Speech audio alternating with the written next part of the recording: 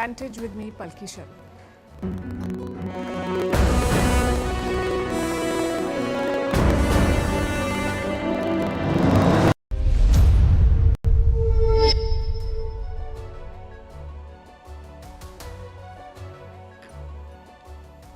Hello, Namaskar. This is Firstpost and you're watching Vantage with me, Palki Sharma.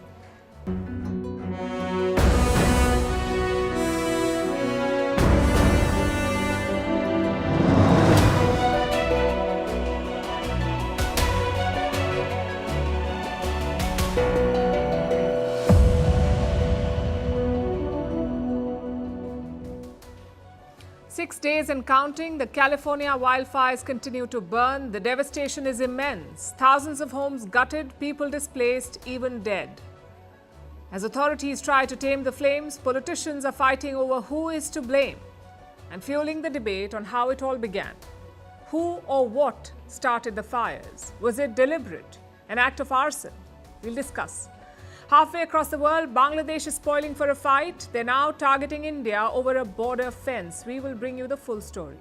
Also looking at the economy, why is the rupee falling and the Indian markets crashing? Is Sweden at war? The Prime Minister does not say no. Why the Venezuelan president has threatened to liberate Puerto Rico from the US with the help of Brazilian forces. Why Thailand wants to legalize gambling and casinos. Why Algeria and France are fighting over influencers. What is the story of the Kumbh tax? And why did Jeff Bezos' dream rocket fail to take off?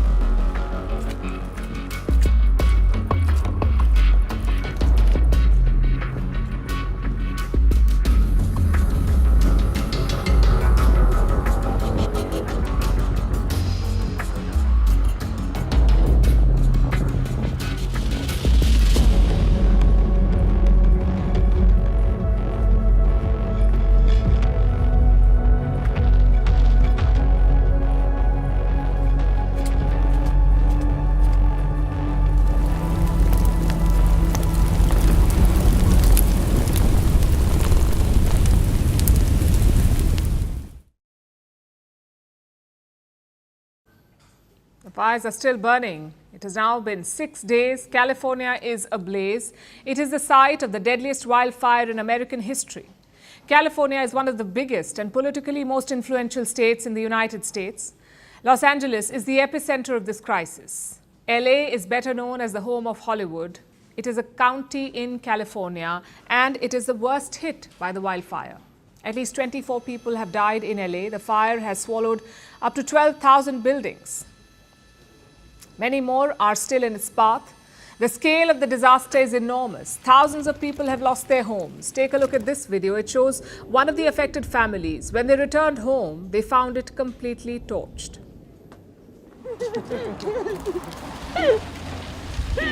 Oh my God. We left it on the sidewalk. I threw it out. What is it? It's a wine It's case. a case for wine. But it's the only thing we have left. I feel broken. I feel lost. I feel devastated. I don't want to have to tell my boys that this was their home and it's gone. The fires have burnt more than 40,000 acres of land. Some 150,000 people have been forced to evacuate. Many celebrities like Paris Hilton and Mel Gibson have lost their homes. Evidently, the fire is not sparing the rich and famous. It is engulfing their expensive property, making it the costliest blaze in US history. The overall losses have surpassed $250 billion. For the victims, this may only be the beginning of their ordeal. Like I said, thousands of homes have been destroyed. That loss alone of homes could touch $20 billion. Obviously, homeowners are anxious. They're not sure if insurance would cover this disaster. It is a full-blown crisis, one that the world is watching closely. The US is the richest, arguably best equipped country in the world, yet it is not being able to contain a wildfire. World leaders are offering help, and this list is quite interesting. Mexico and Canada, two countries with which incoming President Trump has picked a fight, are sending firefighting teams. Even Ukraine's President Zelensky has made an offer. Listen to this. The situation there is extremely challenging, and Ukrainians can help Americans protect lives. We already have 150 firefighters prepared.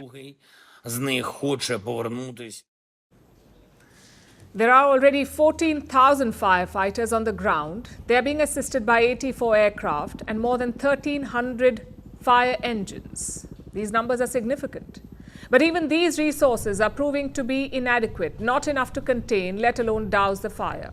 The fear is it could take weeks to do that, to bring the situation under control. Take a look at this video. It was shot from a plane supporting the firefighting efforts on the ground. Just look at the scale of the crisis.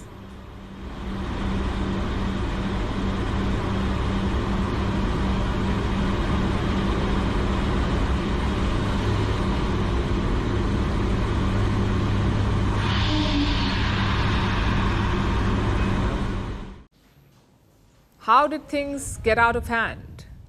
Was it just the weather? Or has California been failed by its leaders? As the blaze continues, a political firestorm has also erupted. The Republicans are targeting the Democrats. They're taking aim at Gavin Newsom. He is the governor of California, a Democrat and a future presidential hopeful. A lot of political observers believe that Gavin Newsom is hoping to run for president in the next election cycle, that's 2028. But this crisis could derail his plans. President-elect Donald Trump is attacking him, and I must add here that Trump has had a long-standing feud with Gavin Newsom. So he's not going to pass up the opportunity to attack Newsom. Trump is targeting his team. He says, and I'm quoting, "Incompetent officials are managing the crisis." In response, Newsom has invited Trump to visit California and see the ground situation for himself. Newsom is facing attacks from Elon Musk too, one of Trump's closest allies and the owner of social media platform X, which he has weaponized again. Musk has unleashed a flood of posts on the wildfire. One of them claimed that the Democrats have, and I'm quoting, "the Democrats have decriminalized looting." We told you about this last week. Looters are taking advantage of the situation. They're ransacking abandoned homes. Newsom himself responded to Elon Musk's post. He said all looters will be arrested and prosecuted. More than 20 people have been arrested so far, but there's still lawlessness, and Musk has been relentless. He says bad governance and not climate change is to blame for this fire. Now, to be fair, it's a bit of both. Climate change is a real and escalating threat. It has made the crisis worse, but the Democrats are not without blame. Bad governance, especially at the local level, is very much an issue. There are reports of fire hydrants running dry and water shortages. The water issue is something happened there. I mean, there was no water, not enough water. You turn on the hydrants and there's drips and drops coming out. So they have to figure that out. How the heck did that happen? I mean, our dam system is falling apart. We just don't have the resources anymore. And, nobody wants to spend the money at the right time in the right place. And then by the time you look at it again, it's 5 times more expensive to do the thing. To make matters worse, when the wildfires began, the mayor of LA was missing in action. Her name is Karen Bass. She was in Ghana with the presidential delegation. An investigation is now underway into the water shortages. The mayor says that she will look into the lapses. At this point, though, the first priority would be to bring the fire under control.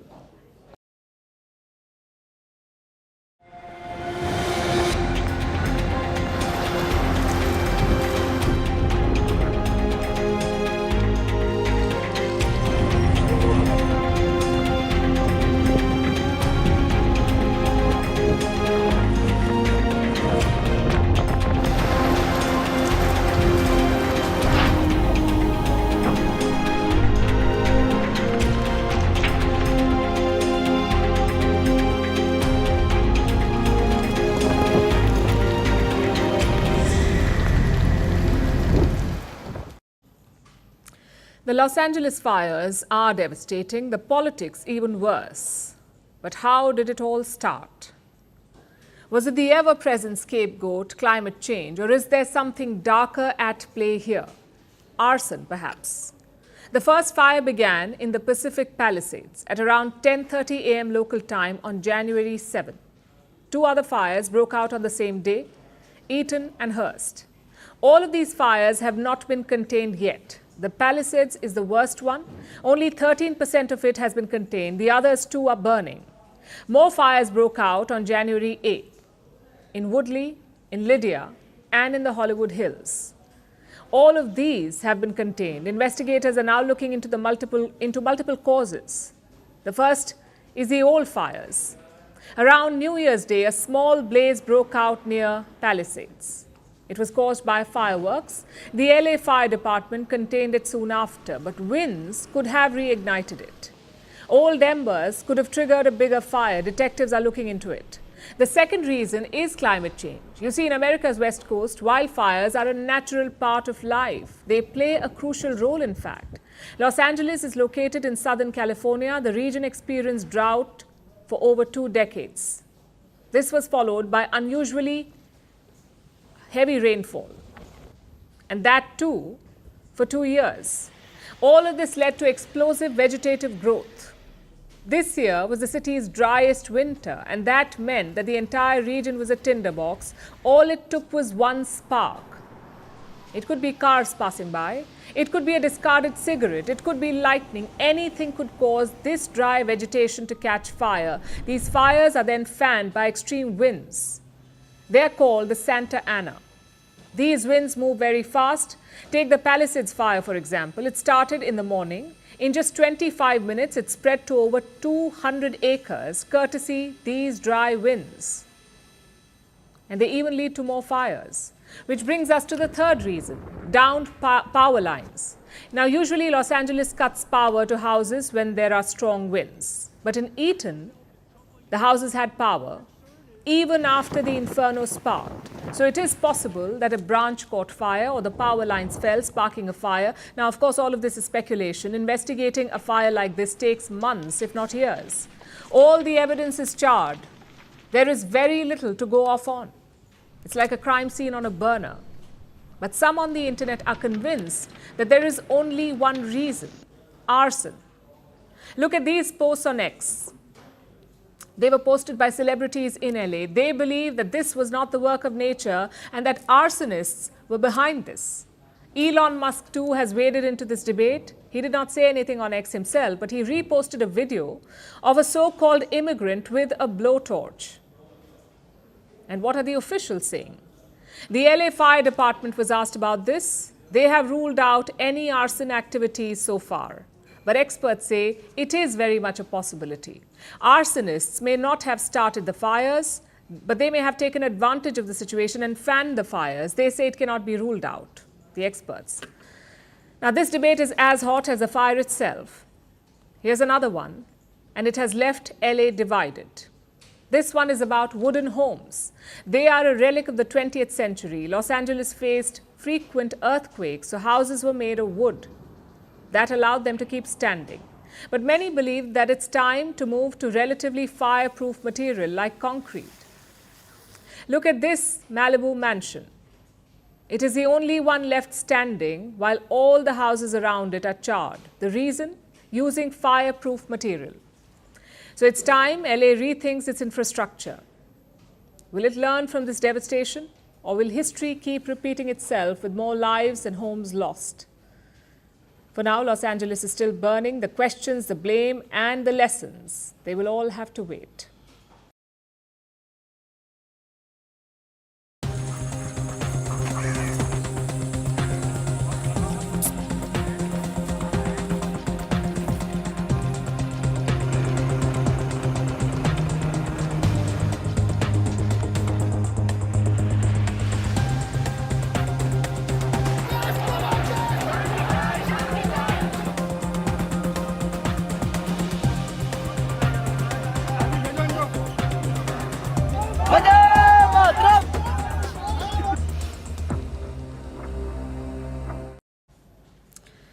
Provocation at the border, top envoys summoned and tensions escalating. I know it sounds like India and China from 2020, but it's actually India and Bangladesh. The trouble began early on Sunday. Dhaka's interim Home Minister accused India of provocations. He said India was building fences at the border at around 5 different places. He also said that Bangladeshi forces intervened, that they stopped the Indian construction.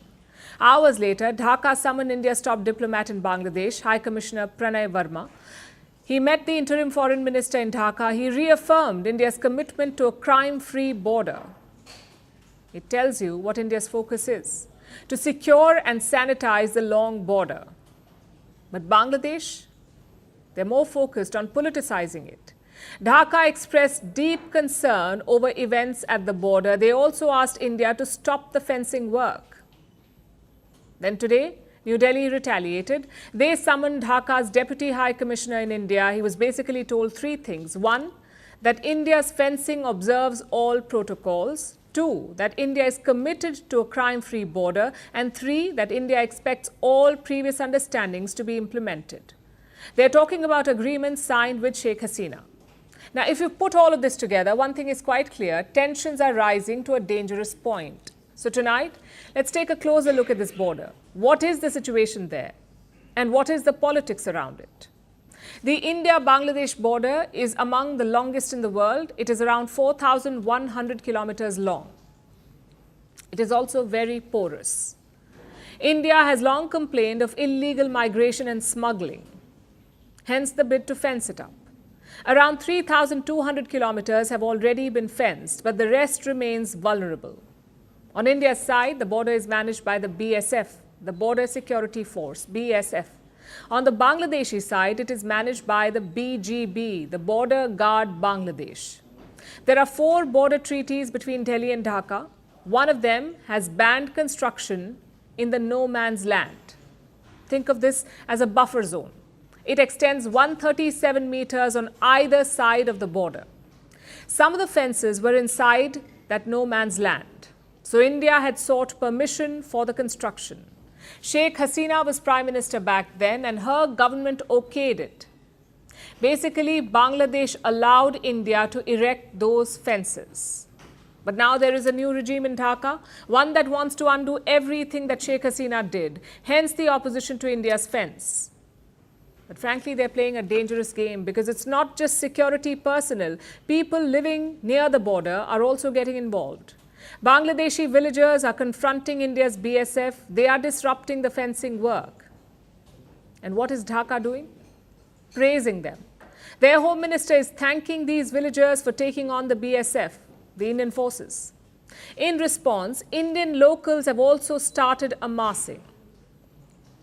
Take a look at this video. It shows men with sticks and knives at the border.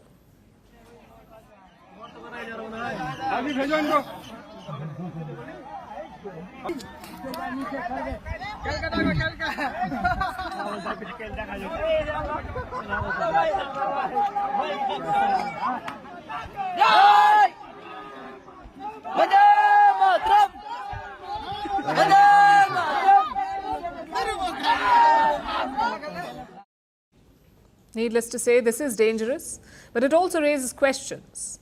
Doesn't Dhaka trust its own border force? If it does, why outsource security to random villagers? And why walk back on commitments? Yes, Sheikh Hasina has been ousted, but that does not nullify agreements made by her as Prime Minister. The thing is, Dhaka is spoiling for conflict. Their border guards report to the interim Home Minister. His name is Jahangir Alam Chaudhry. He actually headed the border force from 2001 to 2006, and he picked many fights with India. He once accused India of harboring anti-Bangladesh terrorists. He also blamed New Delhi for a grenade attack in 2005. So frankly, this flare-up is not surprising. It's probably what he was picked for. But the Home Minister should get his priorities right, maybe focus more on internal matters. For example, the attacks on minorities in Bangladesh. Bangladesh police have prepared a report on those attacks. They have recorded around 1,400 incidents.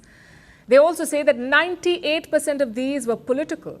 Only 1.6% were communal. Dhaka is trying to say that Hindus were not targeted for their religion, they were targeted for supporting Sheikh Hasina. Just one question though, how did they find this out? Did they read the minds of the attackers or did they hypnotize them to reveal their true motives? This report is a laughable cover-up. It justifies violent attacks on Bangladesh's minorities. It passes off religious violence as political vendetta. It also shows Dhaka's reluctance to admit facts. Instead, they're busy poking India at the border. There is little hope from the interim regime, but Indian and Bangladeshi border forces do meet regularly to sort out differences. Let's hope that their professionalism upholds peace. Now let's talk about the Indian markets. They're clearly feeling the Monday blues. There was a massive crash today. Both the Sensex and the Nifty fell to a 7-month low. They dropped by over 1%. No relief for the Indian rupee either. It's recorded its biggest slide in 2 years. $1 is now worth almost 87 Indian rupees. For Indian investors, 2025 has started on a rough note. Recent weeks have been all about dips in the markets. The overall sentiment is bearish, but what is causing this weakness? It is a combination of both domestic and global factors. Let's start with what's happening at home. Last week, we received some news about the Indian economy. The government has downgraded its forecast, its growth forecast. India will grow at 6.4% this year. That's what they've said. That is the new projection for the current financial year, the one that ends in March 2025. 6.4% is the slowest pace of growth in 4 years. The earlier projection was between 6.5 and 7%. Now remember, 6.4% still makes India one of the fastest growing major economies in the world, but this dip is worrying nonetheless. The Indian economy is showing signs of weakness. In the second half of 2024, inflation was high, investment was sluggish, and India's trade gap grew wider. Trade gap is the difference between imports and exports. When this gap grows, it's a sign of sluggish growth. It shows that a country is importing more but exporting less. This is also called a trade deficit. A higher trade deficit can be a bad sign for the economy. Indian corporates too seem to be struggling. We're talking about India's listed companies, those which trade on these stock exchanges. At least 45 listed companies could see their profits drop by double digits. This is for the third quarter from October to December 2024. Indian companies are complaining about weak demand, meaning fewer customers are buying their products. As a result, foreign investors have pulled their money. So far, they have withdrawn around $2.5 billion from the Indian markets. This is just for January, and we're not even halfway through the month. So that's the challenge at home. The Indian economy is also facing challenges from overseas. The US economy is showing signs of strength. Last week, we got fresh jobs data. America's unemployment rate fell to 4.1%, which is the lowest in 11 months, and this has surprised investors. We saw the labor market report from the U.S. on Friday. It was unexpectedly strong. The unemployment rate has fallen and more new jobs have been created than expected. After Friday's strong labor market report, most major U.S. banks now only expect the Fed to cut interest rates in May or June.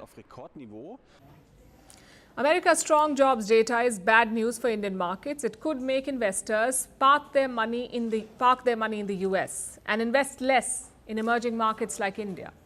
The trend also puts the rupee under pressure. India's Reserve Bank, or RBI, has tried to defend the rupee.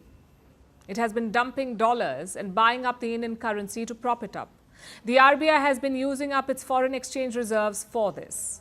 In the beginning of this month, the bank spent around $6 billion to defend the rupee, but the challenge persists.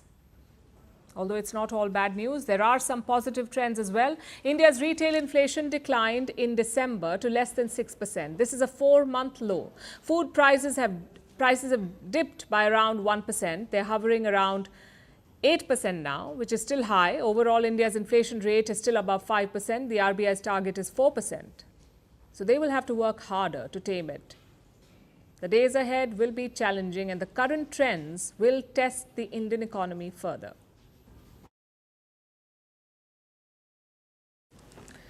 Is Sweden at war? The country's prime minister is giving mixed signals. He says Stockholm may not be at war, but there is no peace either.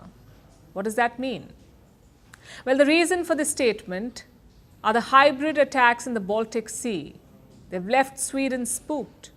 This is a country that was known for its peaceful stance for more than 200 years, but it is facing a new reality now with the war in Ukraine raging on and Russia's aggressive posture looming large.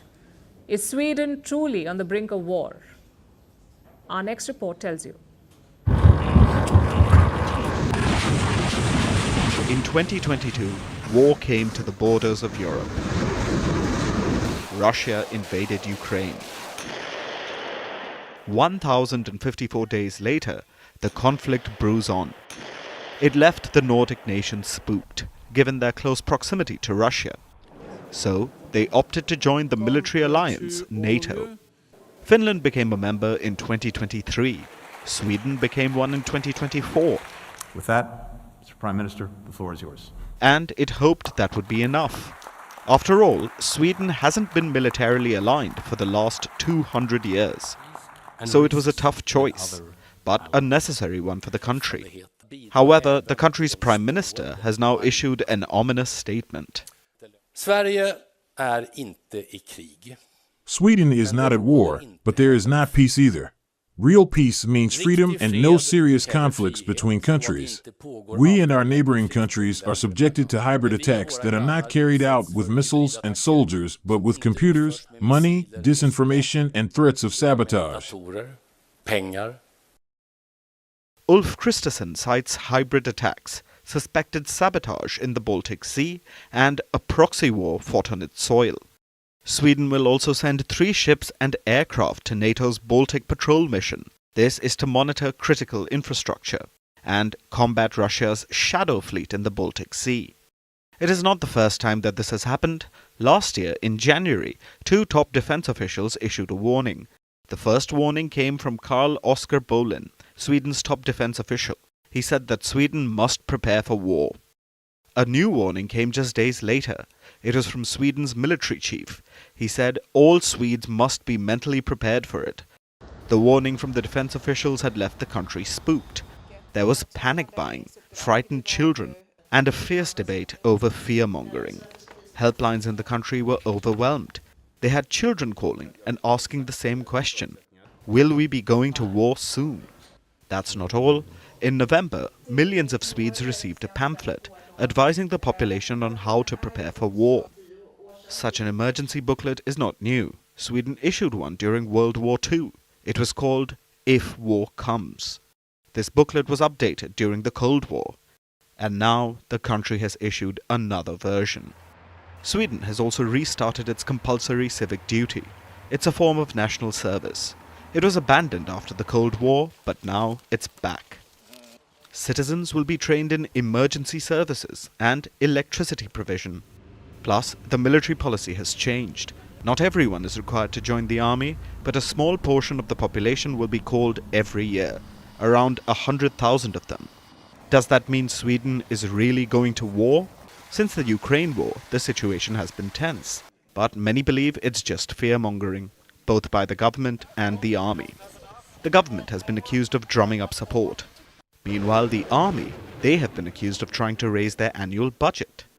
So, is Sweden on the brink of war, or is this a nation trying to balance preparedness with peace in uncertain times? Of course, war is always a possibility, especially in a volatile region. But as the world watches, one thing remains certain. The peace Sweden has treasured for 200 years is being tested like never before. Our next story is about Nicolas Maduro, the disputed president of Venezuela. Half the world rejects his presidency, the West mostly. They say he stole the election and therefore he isn't legitimate. Maduro does not really care about that though. He's happy to irritate the West. In fact, he just took it up a notch. Maduro has threatened to quote-unquote liberate Puerto Rico from American control with the help of Brazilian troops. That's a bold thing to say. Quite the way to kick off a new presidential term. Before coming to the threat, let's look at the build-up. Maduro was just sworn in on Friday for his 3rd consecutive term, another 6-year term as president. And this act incensed the West. the US in particular. Washington responded with the usual slew of sanctions. They added 8 more Maduro supporters to the list, bringing it up to 187 individuals. 187 supporters of Nicolas Maduro sanctioned by America. They also targeted the man of the hour himself. The US has raised the bounty on Maduro to $25 million for his arrest or conviction. They first put a bounty on Maduro back in 2020 after American courts convicted him on charges of narco-terrorism, basically for excessive drug trafficking. The US claims that Maduro intentionally sends drugs to their country to destabilize it.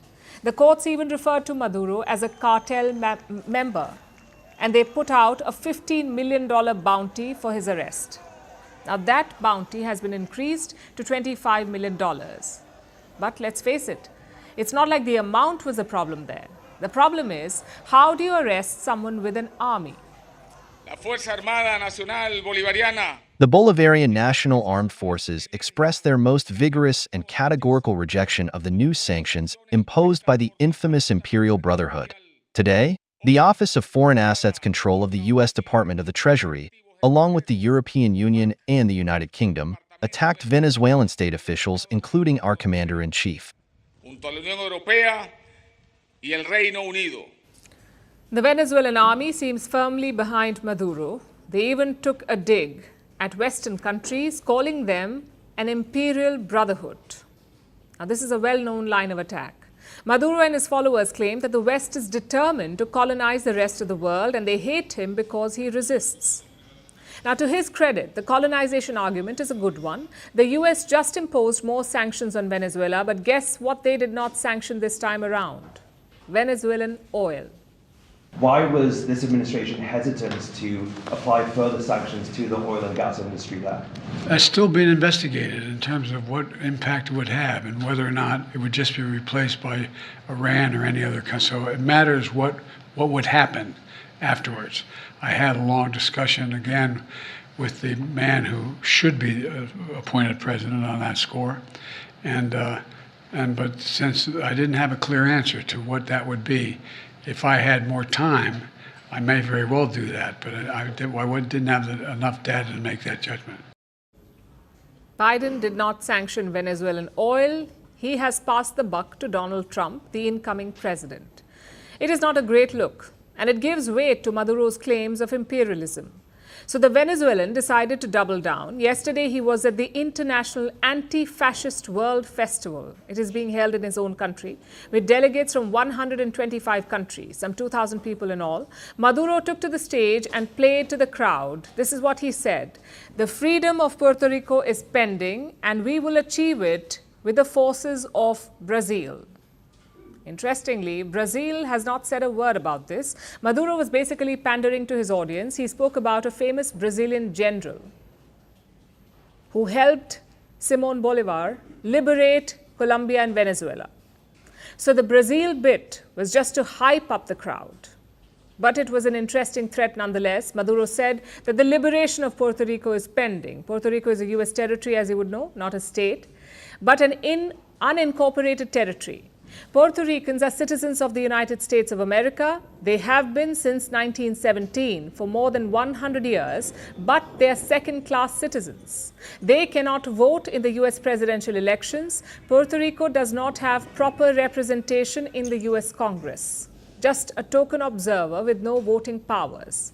As a fig leaf, some people on the island do not pay federal income tax. Some people, not all. And that's just income tax. All Puerto Ricans pay other taxes and custom duties, and they are subject to laws passed by the US. So effectively, Puerto Rico is a modern-day American colony. The US says that this is what Puerto Ricans want.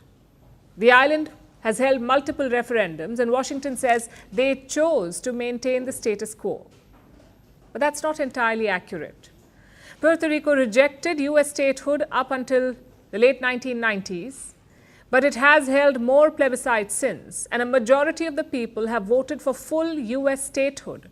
In 2020, it was a clear-cut 52%. Last year, it was even higher at 56%. It is evident that younger generations want Puerto Rico to become a full state, but somehow Washington has always found excuses to avoid this, to keep the island in some semi-autonomous limbo. It is textbook colonialism. Maduro is correct about that. But his threat to invade, to liberate Puerto Rico is hollow. He's not sending his army anywhere. It is too much risk at a time when there's still a lot of resistance to his presidency at home. And to be clear, the US would decimate the Venezuelan forces if they entered Puerto Rico. But even though Maduro was probably joking, he raised an important point. How long will Puerto Rico stay in limbo? How long until they are granted true equality? Until the US rectifies this international embarrassment, opponents of the West will always be able to highlight the hypocrisy. Now let's turn our attention to Southeast Asia, where Thailand is betting big on gambling. They have approved a bill to legalize casinos. This is a controversial move for the Buddhist majority country. It is facing pushback, and it is yet to be voted on in the parliament. But if the bill passes, casinos will be legalized in the kingdom, and Thailand will join a number of nations who are trying to legalize gambling. So what's behind this growing trend? Why does Thailand want to make the gamble, and will it pay off? Here is a report.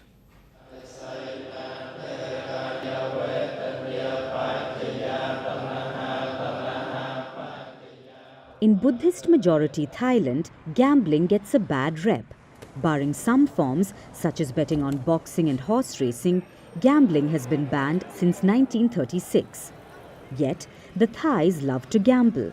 60% of them do it regularly. So, big money is changing hands, but the government is losing out on it. The Southeast Asian country wants to change this, so Thailand is betting on gambling. They have approved a controversial bill to legalize casinos. The bill is yet to be voted on in the parliament.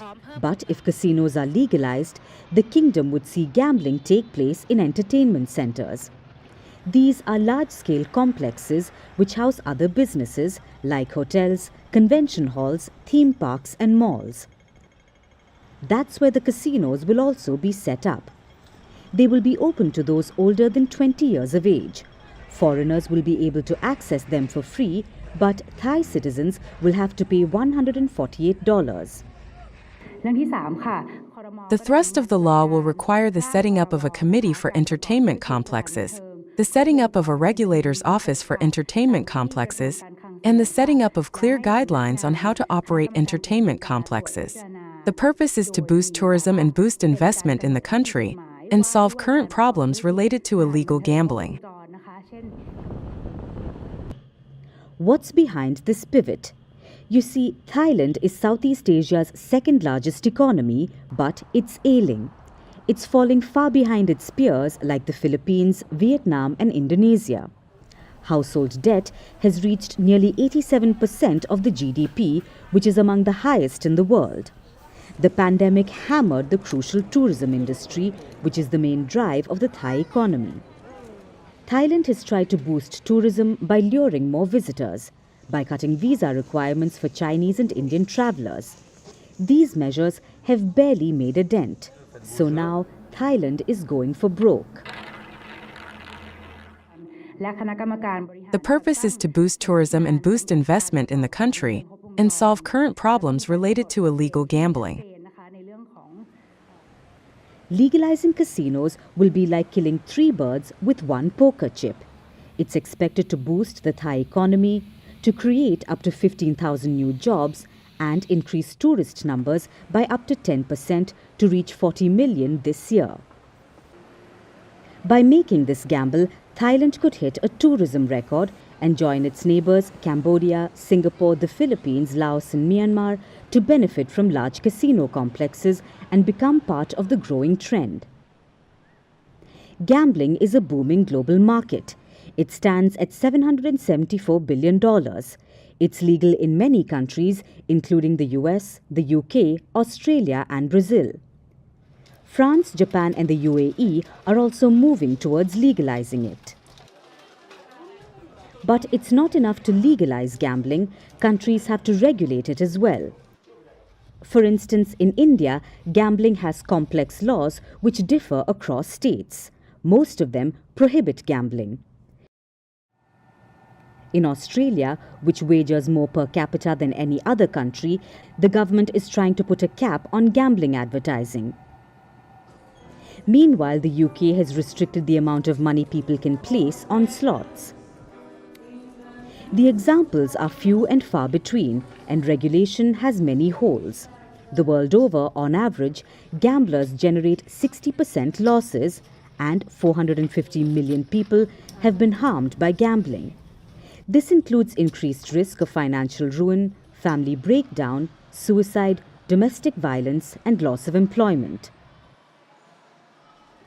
So, while successive Thai governments have sought to legalize gambling, they have faced pushback and criticism. But will this time be any different? Can gambling be Thailand's ace in the hole? All bets are off.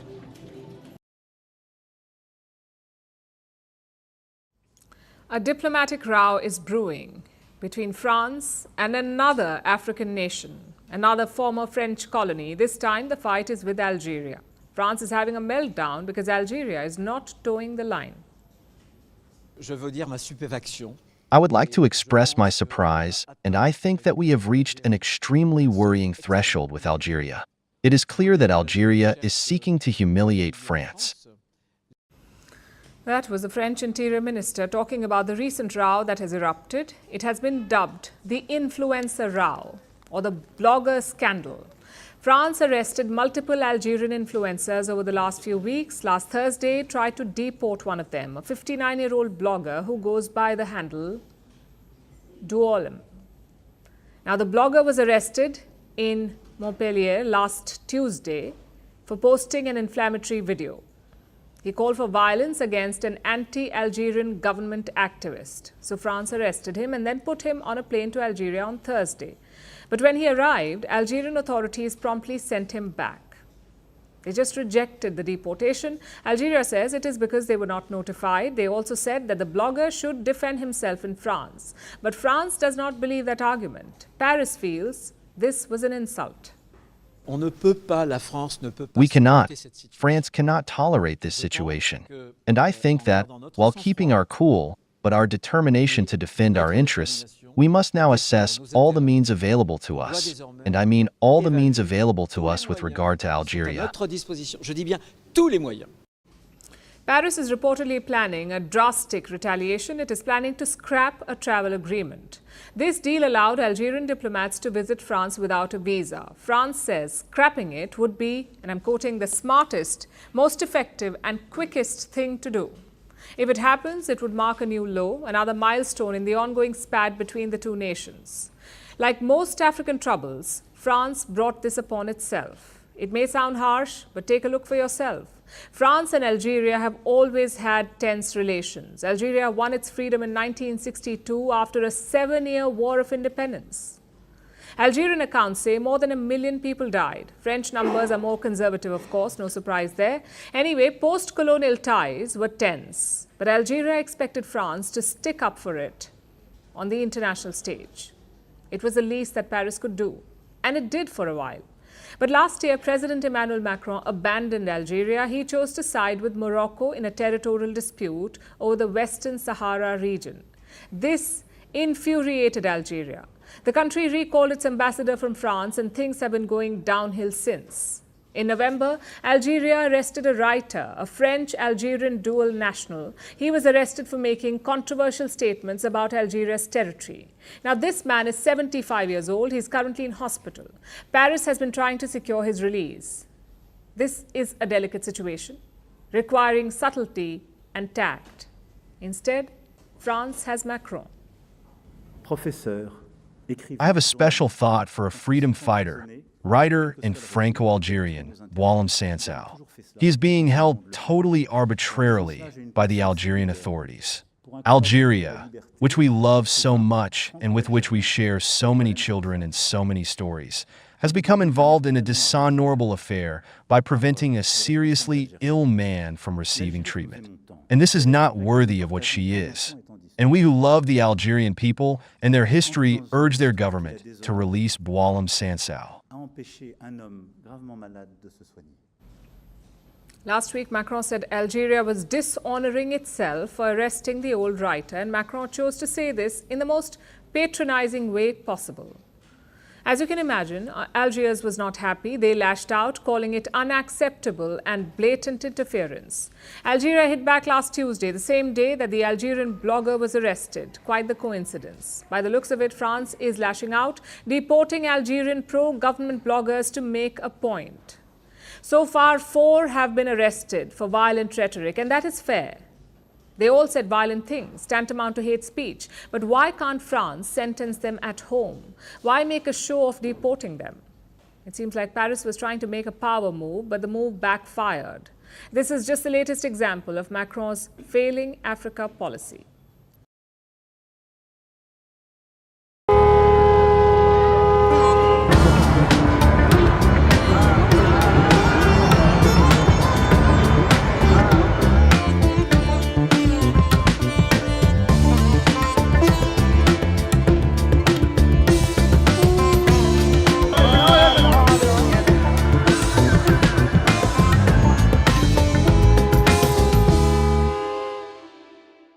The Kumbh Mela is officially underway in Prayagraj. I'm sure you've seen the headlines, the largest gathering of humanity, 600 million people to attend, and the first Mahakumbh in 144 years. It is a high-tech festival this time. You've got underwater drones, AI cameras and aerial surveillance.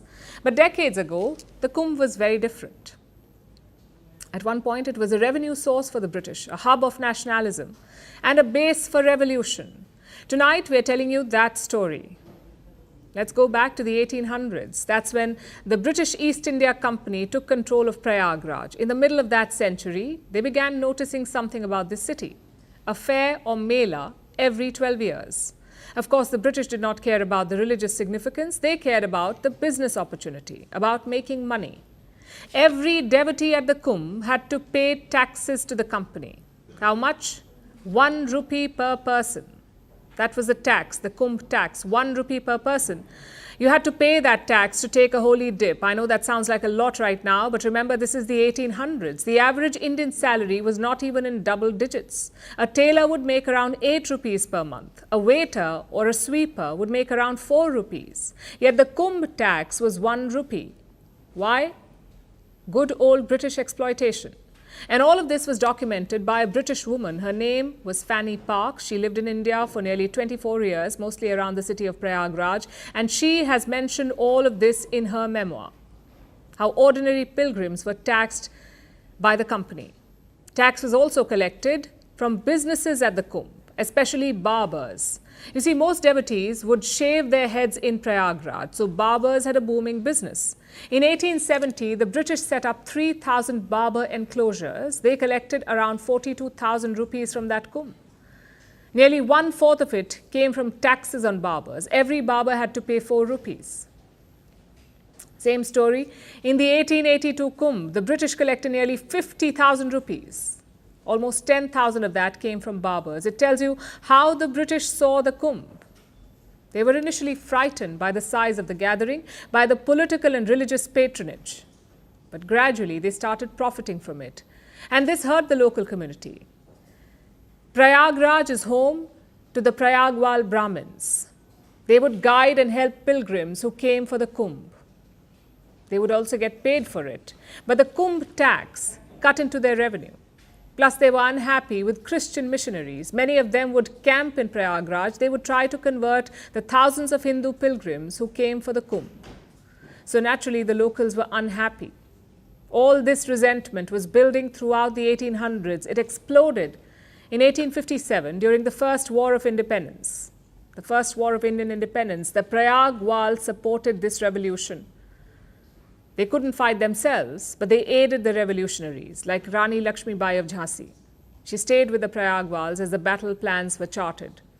Thus began the Kumbh's link to Indian nationalism. It continued in the 20th century as well. Mahatma Gandhi attended the Kumbh Mela in 1918. He also took a dip in the Ganga. The British were clearly worried about this visit because they tracked him through intelligence reports.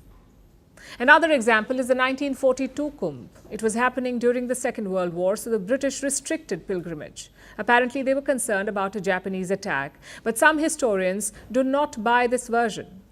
They point to another possible reason, the Quit India movement. It was gaining traction around the same time, so historians say maybe the British wanted to avoid such a big gathering.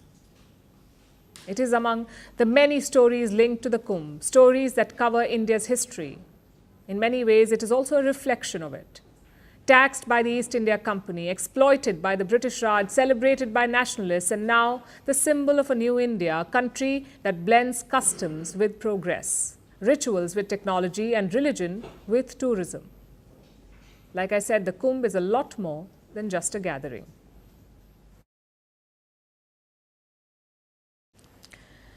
There is a new rocket. It is called New Glenn, and it has never flown before. So this morning, it waited on a launch pad in Florida. The countdown clock started, but it was reset. Then it was reset again and again. 2 hours and 9 minutes later, the launch was called off. Now, New Glenn will have to wait a little longer, and so will Jeff Bezos, the founder of Amazon, who also owns a space company called Blue Origin, and this rocket we just spoke about belongs to Blue Origin. It has been competing with Elon Musk's SpaceX for years, but Blue Origin has not been able to match its rival, which dominates the space market. Today, Bezos wanted to change that. So why did he fail? What does New Glenn aim to achieve? And can Blue Origin give SpaceX a run for its money? Here is a report. This morning, a rocket as tall as a 32-story building sat on a launch pad in Florida. Loaded with propellants, it was ready for takeoff, hoping to head to space for the first time. But it wasn't to be. This is New Glenn. It's built by Blue Origin, the rocket company that Amazon's Jeff Bezos founded a quarter-century ago. Today was their D-Day, their inaugural high-risk, high-stakes mission. Their new rocket's debut launch. But just 6 minutes before it was set to blast into space, the launch was called off. Why? Over a few anomalies. Okay, we've just been getting an update from Mission Control. We are standing down today's launch attempt to troubleshoot a vehicle subsystem issue that will take us beyond our launch window. We are reviewing opportunities for our next launch attempt. Blue Origin has not shared many details about the issue or how long they plan to examine the snag for, or even when the next launch attempt would be. But one thing is clear, it's a setback for Blue Origin. Since he was a child, Bezos has been a fan of science fiction. He's talked about moving humanity to space. He has channeled billions of dollars to turn his dreams into reality. But since Blue Origin was founded in 2000, its accomplishments have been modest. The company has launched to space before, but not to orbit. And its successes have long lagged behind Elon Musk's SpaceX. This is the main reason why Bezos stepped down as Amazon chief in 2021. He wanted to focus on Blue Origin and especially New Glenn.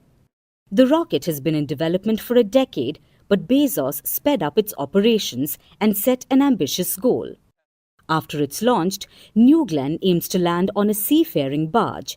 Its first stage booster plans to land on a platform in the Atlantic, which is a maneuver mastered by Musk's Starship last year.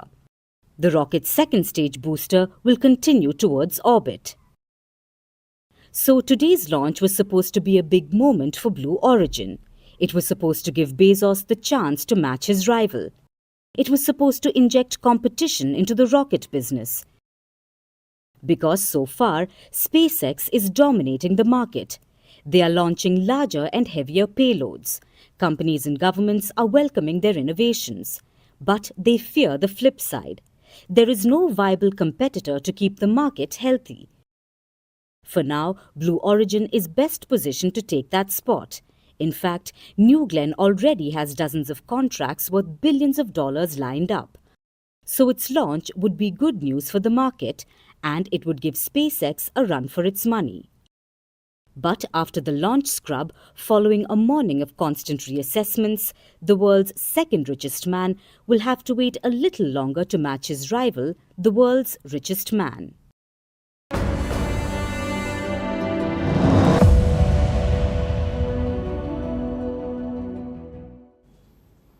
When it comes to making headlines, Pakistan International Airlines, or PIA, never fails to reach for the skies, sometimes with planes and sometimes with pure chaos. Their latest ad campaign, it's a masterpiece on who on earth approved this. The PIA announced the resumption of flights to Europe with a tagline, "Paris, we're coming today." But it's the picture that has everyone buckling their seatbelts, because nothing says "Welcome back to Europe" like a plane hurtling towards the Eiffel Tower. Talk about aiming high and terrifyingly close. It's left the internet asking, is this a threat?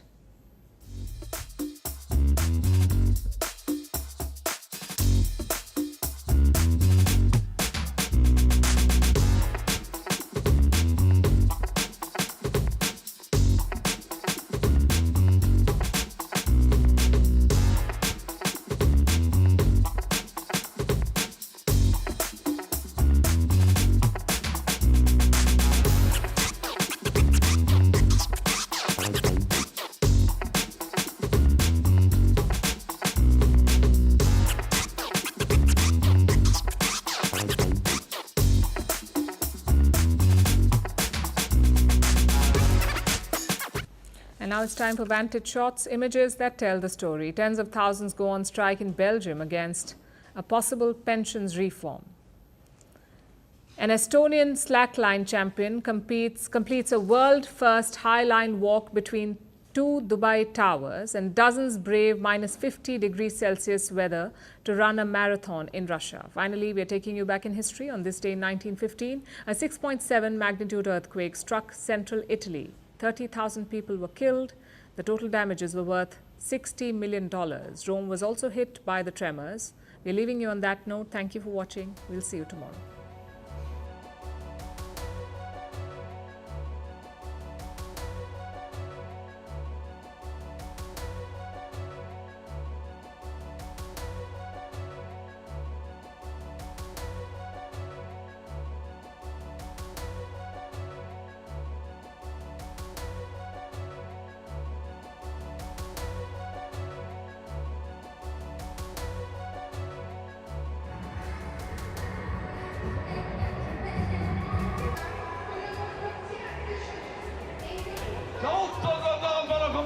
van de mensen.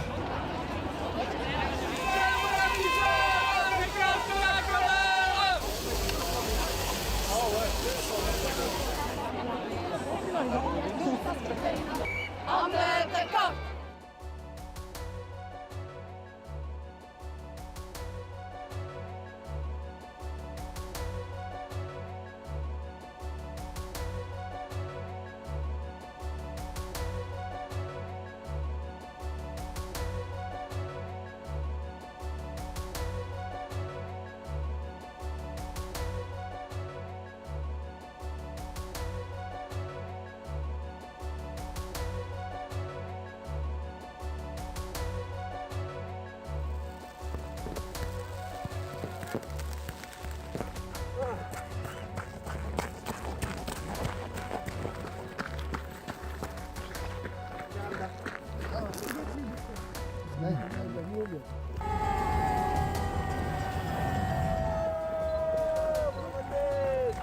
Alexander Mayeda.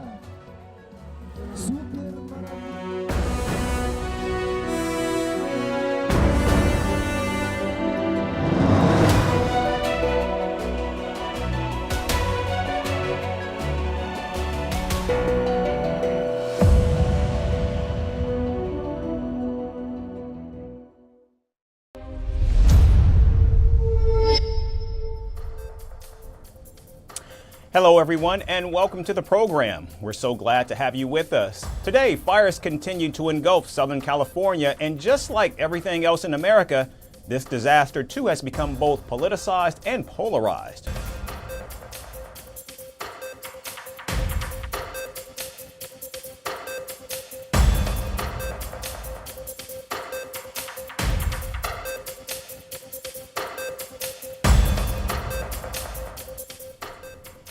We begin in the United States, where the death toll from massive wildfires causing destruction across Los Angeles, California has reached nearly 25.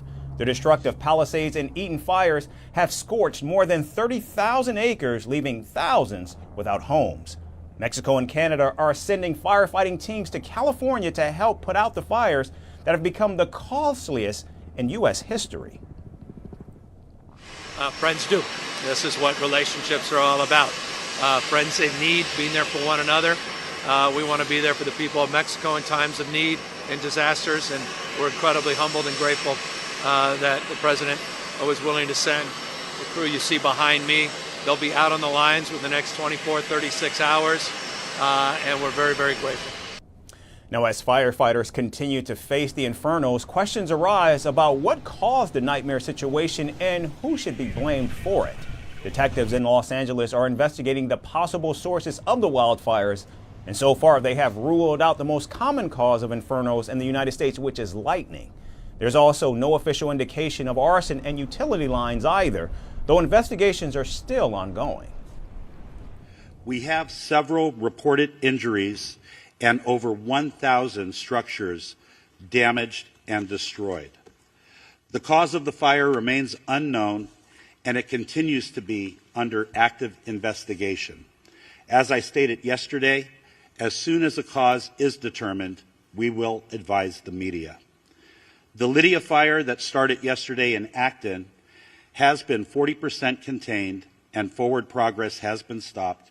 It is limited to 348 acres. Experts say climate change has played a key role in driving these blazes. Notably, much of the western United States, including California, saw a decades-long drought that ended just 2 years ago. Now, this made the region vulnerable to whiplash, a term used to describe extremely rapid swings between dry and wet periods. In fact, just 2 years ago, California's wet weather brought a huge growth of vegetation that dried out last year. The vegetation was ready to burn in the latest wildfires across Los Angeles. Elevated critical fire weather conditions are predicted to begin this evening and continue through Wednesday. Moderate to locally strong Santa Ana winds will affect Los Angeles County today and tomorrow, and again Monday through Wednesday. The Los Angeles County Fire Department will be prepared. These winds, combined with low humidities and low fuel moistures, will keep the fire threat in Los Angeles County high. Meanwhile, controversy has erupted over the city's preparedness. On Sunday, incoming President Donald Trump launched a new round of criticism against President Joe Biden and California's Governor Gavin Newsom, holding them responsible for the wildfires.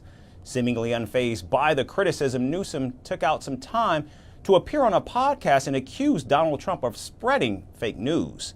The governor, who is facing flack over a water crisis amid the wildfires, also called for an independent investigation into the issue.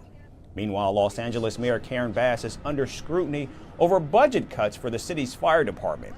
The city's fire chief, Kristen Crowley, has publicly criticized Bass for budget cuts and layoffs that made it difficult for firefighters to do their jobs. Nearly 100,000 residents have also signed an online petition calling for the mayor's resignation.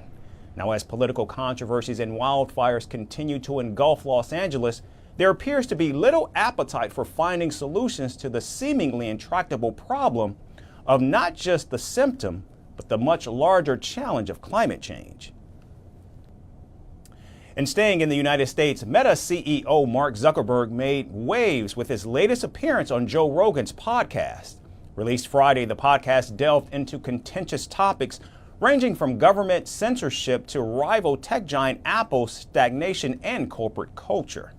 Zuckerberg accused the Biden administration of overstepping boundaries during the COVID-19 pandemic by pressuring Facebook to censor content discussing vaccine side effects. He revealed that officials pushed Facebook hard to remove posts, even those that were true, to control the narrative. While they're trying to push that program, they also tried to censor anyone who was basically arguing against it. And they pushed us super hard to take down things that honestly were true. When it went from 2 weeks to flatten the curve, in the beginning it was, There weren't enough masks. Masks aren't that important. To then it's oh, no, you have to wear a mask. Everything was shifting around. It just became really difficult to kind of follow. The Meta CEO also commented on the broader issue of government interference in tech platforms, calling it brutal and arguing that Washington should support its companies instead of attacking them. Now, despite these clashes, Zuckerberg hinted at optimism about a potential Trump administration return, stating that Trump only wants America to win. I think it's a strategic advantage for the United States that we have a lot of the strongest companies in the world, and I think it should be part of the U.S. strategy going forward to defend that. And it's one of the things that I'm optimistic about with President Trump is, I think he just wants America to win. And shifting focus, Zuckerberg launched into a critique of Apple, alleging the tech giant has been sitting on its success since the first iPhone launched back in 2007. He even accused Apple of prioritizing profit over innovation, citing declining iPhone sales and restrictive practices. Apple has used the iPhone to impose a lot of arbitrary rules. It feels like they haven't really invented anything groundbreaking in a while. Steve Jobs introduced the iPhone, and now they're just sitting on it 20 years later. Zuckerberg also didn't shy away from controversial cultural topics either. He lamented the rise of culturally neutered corporate environments and argued for a balance between masculine and feminine energies in the workplace. Masculine energy, I think, is good, and obviously society has plenty of that, but I think that corporate culture was really trying to get away from it. If you're a woman going into a company, it probably feels like it's too masculine. There isn't enough of the energy that you may naturally have. You want women to be able to succeed and have companies that can unlock all the value from having great people no matter what their background or gender. The tech billionaire also addressed Meta's evolving policies, which include relaxing moderation rules on sensitive topics like gender and immigration, halting third-party fact-checking in the United States, and scaling back diversity initiatives. It's like you want feminine energy, you want masculine energy. I think that that's all good. But I do think the corporate culture sort of had swung toward being this somewhat more neutered thing. While the Joe Rogan podcast offered a candid view of Zuckerberg's growing discomfort with traditional media, his critiques and policy shifts signal a bold repositioning of Meta in a world increasingly polarized by politics, technology, and cultural change. As Zuckerberg bends the knee to the incoming Trump administration, it begs the question if his decisions are positioning the company long-term well after MAGA has exited the political scene. And moving to South America, Venezuelan President Nicolas Maduro says he will invade Puerto Rico to liberate it from the United States. Maduro, who took the oath for a contested third term on Friday, added he would include help from Brazilian troops for a successful invasion. He made the remarks during the closing ceremony of the International Anti-Fascist World Festival in Caracas. The independence of Puerto Rico is still pending, and we will achieve it with the forces of Brazil and the Abreu e Lima Battalion leading the way. Now, Puerto Rico is not an independent nation, but a U.S. territory. In fact, it's a self-governing group of islands in the Caribbean that was a Spanish colony before 1898. Now, during the Spanish-American War, Puerto Rico was invaded and it subsequently became a territory of the U.S. In 1952, Puerto Rico finally attained a full measure of self-governance, though it remains a U.S. territory. Now, Maduro's proposal involving Brazil also sparked reactions among critics who say Maduro wants to establish himself as a leader in Latin American unity. Venezuela's relations with Brazil have deteriorated over the past year, with Brazilian President Lula da Silva expressing concern over Maduro's contested victory in the presidential election. Their ties were strained even further when Brazil blocked Venezuela's bid to join the BRICS. Meanwhile, Nicolas Maduro's swearing in has attracted more sanctions on senior Venezuelan officials from the United States, Canada, the United Kingdom, and the European Union. President Joe Biden's administration has even increased the reward to capture Maduro to $25 million. La Fuerza Armada Nacional Bolivariana. The Bolivarian National Armed Forces expressed their most vigorous and categorical rejection of the new sanctions imposed by the infamous Imperial Brotherhood. Today, the Office of Foreign Assets Control of the U.S. Department of the Treasury, along with the European Union and the United Kingdom, attacked Venezuelan state officials, including our Commander-in-Chief Venezuela President, Nicolas Maduro. The country's opposition says their leader, Edmundo Gonzalez, who is recognized as Venezuela's president-elect by many countries, will return to the nation. Edmundo vendrá a Venezuela a juramentarse. Edmundo will come to Venezuela to be sworn in as constitutional president of Venezuela at the right time, when the conditions are right. Maduro consolidated the coup d'etat and the violation of our constitution. It is time to do what is necessary to restore it. Now, it's worth noting that Maduro has offered a $100,000 reward for Gonzalez's arrest, and he will put him in jail as soon as he returns to Venezuela. Now, only time will tell what Venezuela's next 6 years will in fact look like under Maduro, who has pushed the nation into a deep economic and social crisis in the past 12 years. And Elon Musk has once again plunged headfirst into controversy, this time disrupting Germany's political scene. The tech billionaire hosted Alice Weidel, leader of the far-right Alternative for Germany, on his platform X. While Elon Musk called for Germans to rally behind the AfD, Weidel sparked backlash by labeling Adolf Hitler a socialist. Now, with the AfD under scrutiny for alleged extremism and the European Commission investigating Elon Musk's platform, tensions are running high. As Germany prepares for its February elections, stay tuned for our next report. Elon Musk loves chaos. It is his brand, his style, his way of operating. But his latest stunt, hosting far-right German politician Alice Weidel on X, takes things to another level. In a live stream watched by hundreds of thousands of people, Weidel casually claimed that Adolf Hitler was a socialist and even a communist. And historians were quick to respond, calling it absolute nonsense. The biggest success after that terrible era in our history was to label Adolf Hitler as right and conservative. He was exactly the opposite. He wasn't a conservative. He wasn't a libertarian. He was a communist, socialist guy. Now let's get one thing straight. Hitler was neither a socialist nor a communist. In fact, he hated both. His regime brutally targeted leftists, jailing and killing communists and socialists in the early days of Nazi rule. Socialism, at its core, promotes equality and collective ownership. Hitler's ideology, meanwhile, thrived on racial hierarchies, anti-Semitism, and genocide. Hitler fought Marxism fiercely and brutally right from the start, and the first victims to be imprisoned, tortured, and killed in the concentration camps in 1933 were leftists, communists, social democrats, and socialists. But here's the real problem. Musk didn't push back on Weidel's falsehoods. He praised her instead, calling her very reasonable and urging Germans to support the AfD. I think Alice Weidel is a very, very reasonable person, and hopefully people can tell just from this conversation, like, nothing outrageous is being proposed, just common sense. In fact, I, as I've said publicly, I think only AfD can save Germany. And I just want to be very clear about that. Only AfD can save Germany. End of story. And people really need to get behind the AfD, and otherwise things are going to get very, very much worse in Germany. Now, this wasn't just another controversial live stream.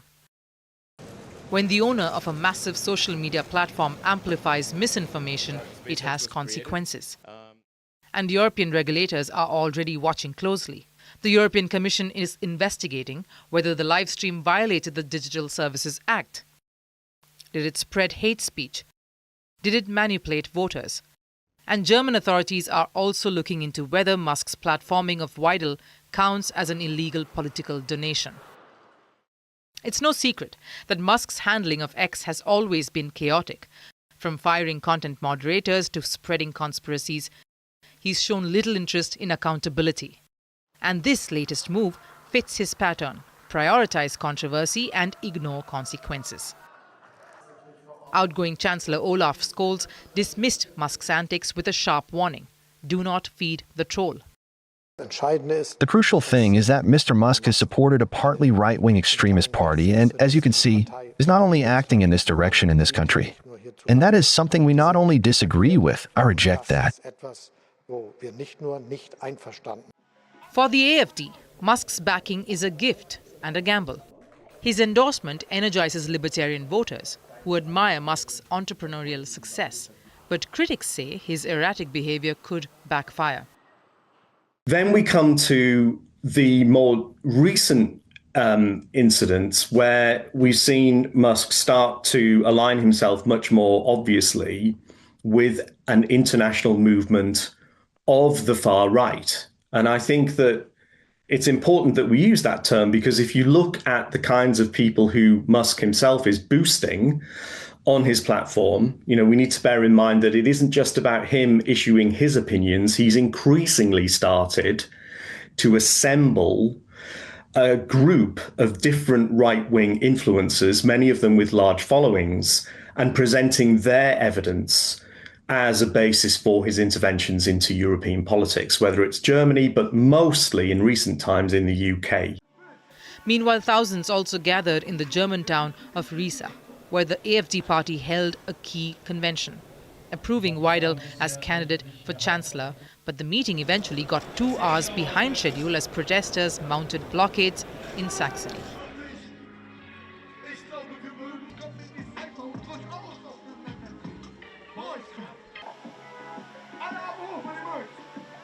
From meddling in British politics to shaking up Germany's election campaign, Musk has once again positioned himself as the center of a storm. His next move is anyone's guess. But for now, Germany's political establishment is left grappling with the chaos that he's unleashed. And our final story is about donuts missing in action in America. In a turn of events that has left donut lovers scratching their heads, several Dunkin stores across Nebraska and New Mexico were mysteriously devoid of their signature pastries. The shelves barren and no explanation in sight, customers were offered a meager alternative: Munchkins, the donut holes that never really quite hit the spot. And the shortage has sparked confusion and disappointment, raising questions about Dunkin's ability to deliver the sweet treats that made it a household name. While Americans wait for the donuts to return, here's our report on the missing snacks. Americans and donuts. It's a love story as old as time, or at least as old as breakfast. Donuts have long been the go-to comfort food. There's something magical about the perfect circle of fried dough, dusted with sugar or oozing with frosting. It's basically happiness with a hole in the middle. But in a plot twist nobody saw coming, Dunkin, the very brand that helped fuel this donut addiction, has left Americans in donutless despair. Yes, you heard that right. A donut shortage has hit select stores in Nebraska and New Mexico.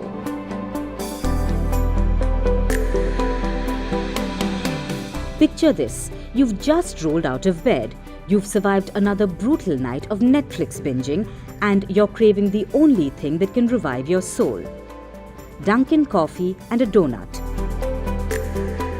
You stroll into a Dunkin' store for your circular treat, only to be greeted by an ominous sign that reads "No donuts today" due to a manufacturing error. The disappointment hits harder than the caffeine ever could. This was the reality for countless donut aficionados in Omaha, Lincoln, Grand Island and Albuquerque in New Mexico. And while some locations offered munchkins, also known as donut holes, let's be real, there's no substitute for the real deal.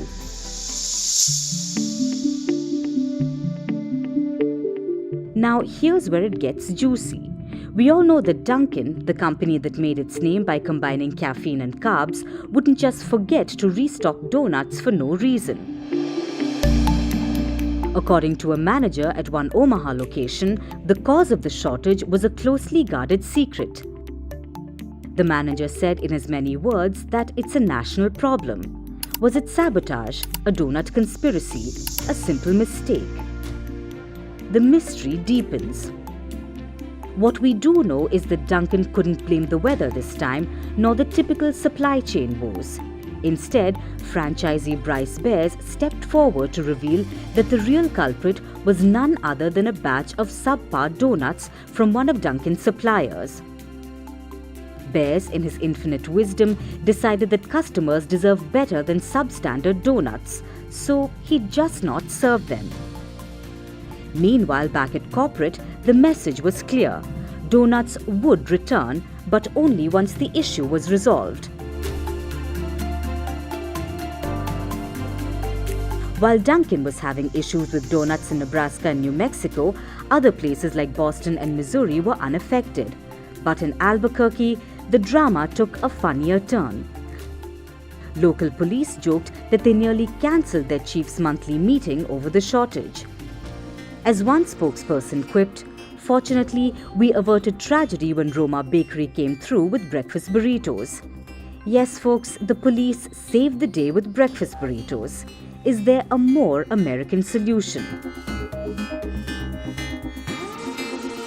For now, Dunkin has promised that their donut shelves will be stocked again soon. But let's be real, this whole debacle leaves us wondering, is Dunkin still the donut icon we know and love, or has it become just another coffee shop trying too hard to be trendy? That's our show for today, everyone. Thanks so much for tuning in. We look forward to seeing you right back here again tomorrow. Thanks again for watching. Donald Trump's return to the Oval Office is imminent. He will soon take the oath of office and once again lead the nation. God spared my life for a reason. President-elect Donald Trump's first priority tackling illegal immigration and securing the nation's borders. We're going to fix our borders. The incoming administration has prioritized the Russia-Ukraine war. Can they succeed in ending one of the world's most challenging conflicts? I will have the horrible war between Russia and Ukraine settled. And as he returns to the White House, will Donald Trump resume a bruising trade war with the world's second largest economy, China? If China or some other country is behaving badly, we have things called tariffs. All of this and more right here on Firstpost America.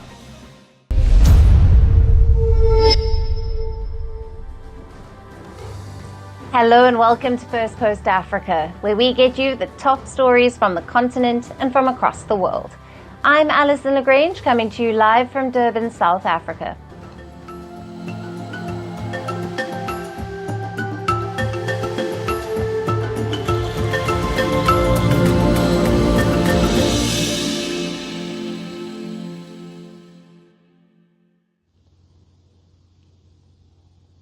Hello and welcome. We begin with the latest from the Horn of Africa. Neighbours Ethiopia and Somalia, who had cut ties over a port deal that caused a year-long dispute, have now agreed to restore full diplomatic relations. Over the weekend, Somalia's President Hassan Sheikh Mohamud had made an unexpected visit to Ethiopia's capital Addis Ababa, and he met with the Ethiopian Prime Minister Abiy Ahmed. Now, the leaders committed to restore and enhance bilateral ties through full diplomatic representation in their respective capitals. They also vowed to expand infrastructure linkages to boost trade and investment. Some Ethiopian officials also described the visit by the Somali leader as a boost to their brotherly relations. However, this latest peace push comes after months of threats and tensions. Ties between the two Horn of Africa nations deteriorated after Ethiopia last year signed a deal with Somalia's breakaway region, Somaliland. Somaliland seeks independence from Somalia, but no country so far backs its claims. But Ethiopia agreed to do so as it signed a deal with the territory. As a part of that agreement, the landlocked country would gain access to Somaliland's port and also permission to build a naval facility along its coastline. In exchange, it would recognize Somaliland as a separate nation. However, the deal provoked a fierce response from Somalia, which accused its larger neighbor of attempting to annex its territory. and launching an attack on its sovereignty. It then expelled the Ethiopian ambassador in Mogadishu and recalled its representative in Addis Ababa. Since then, Somalia's close ally Turkey had worked to ease tensions. It has mediated talks between the two neighbors, which culminated in the Ankara Declaration brokered by Turkish President Recep Tayyip Erdogan last month. Somalia's president and Ethiopia's prime minister had then pledged to resolve their differences. The year-long diplomatic standoff also risked undermining security cooperation between Somalia and Ethiopia in their fight against al-Shabaab, the al-Qaeda affiliate that seeks to overthrow Somali government. Now, amid the rift, Somalia announced plans to expel Ethiopia from a UN-backed peacekeeping mission fighting the group, in which Ethiopian troops play a significant role. But now it says that the obstacles to Ethiopia's participation in the new mission have been overcome, and the final stage of the composition and size of Ethiopian forces is expected to be sorted out shortly.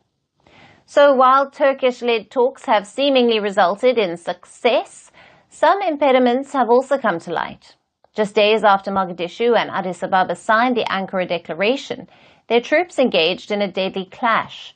Somalia accused the Ethiopian forces of attacking its troops in a border region, highlighting that bilateral tensions are not yet solved. Then some foreign partners could also derail the talks. For example, Egypt, a rival of Ethiopia, has now forged closer ties with Somalia, while the Somali president made the abrupt visit to Ethiopia over the weekend. The country's foreign minister attended a meeting in Cairo with Eritrea and Egypt. Now, both of these nations have troubled relations with Ethiopia and have forged an alliance to counter it. The Egyptian minister declared that it will not accept any military or naval presence in the Red Sea from non-bordering countries, and these comments are seen as a reference to landlocked Ethiopia, which is trying to gain sea access through Somalia. So, will ties with Egypt create trouble for Somalia-Ethiopia rapprochement? Or is it really the end of the ongoing dispute in the Horn of Africa region? Now, for more on this, we have with us Matt Bryden, a strategic advisor at Sahan Research, who is joining us live from Nairobi, Kenya. Thank you for being with us. Thank you. I think you've done an Matt, what are the key job. factors that led to Ethiopia and Somalia to resolve their year-long dispute over Ethiopia's port deal with Somaliland? And furthermore, what compromises were made by both sides? Well, first, I think you've done an excellent job of laying out the challenges, the multifarious, diverse interests and actors in this equation, which makes it so complicated. But in response directly to your question, what's been agreed is, I think it's a very welcome step. It represents diplomatic rapprochement between the two countries. And importantly, I think it represents a change of tone, where Somalia and Ethiopia are no longer accusing each other of various hostile and adversarial acts. But I think we have to be really cautious about the substance and whether politically and anything has really been agreed. Fundamentally, Ethiopia has made no major concessions. It hasn't withdrawn the memorandum of understanding with Somaliland, and it is still clearly a strategic objective of Prime Minister Abiy Ahmed's government to have commercial and military access to the sea, and particularly the Red Sea, Gulf of Aden. Yeah. On the Somali side, Somalia has not yet actually consented to Ethiopian troops remaining as part of the African Union peacekeeping mission there. In principle, Somalia has said that it's willing to do so, but it says, technically speaking, all of the slots for peacekeepers have now been filled, and it's very difficult to accommodate Ethiopia's presence of more than 3,000 troops under the mission's umbrella. And so basically, we are where we started before the Ankara Declaration, mediated by Turkey. and the two sides remain very far apart in the implementation of this statement of principle and intent to improve their relations. Right. And how will the restoration of full diplomatic ties between Ethiopia and Somalia impact the stability and the economic development of the Horn of Africa region, especially in the context of Somaliland status? Well, the restoration of full diplomatic ties, I think we need to decode that somewhat. Really what it means is that Somalia will restore its ambassador to Addis Ababa, and Ethiopia will be permitted to send its ambassador back to Mogadishu. It also means that Ethiopia will be permitted to reopen its consulates in Garowe, in the northern Somali province of Puntland, and in Somaliland's capital, Hargeisa. Now, these so-called consulates never closed, despite the federal government of Somalia's orders that they should do so. So nothing really changes there. Again, it's a de-escalation of the hostilities at a diplomatic level, and that's a welcome thing, and it opens the door to more concrete understandings. But if we look fundamentally at what it means for the region, Ethiopia seems to be still committed to the MOU, the memorandum with Somaliland, which it hasn't withdrawn. And that is going to be the prime point of contention between Addis Ababa and Mogadishu. There's also the issue of Ethiopian troops in Somalia, which you referred to, and clashes with Somali government forces. That's of a lesser order, but it's still something that's going to need to be addressed if these two countries are going to see eye to eye. Right, Matt, thank you so much for being with us on Firstpost Africa, for your valued analysis and insights there. Thank you.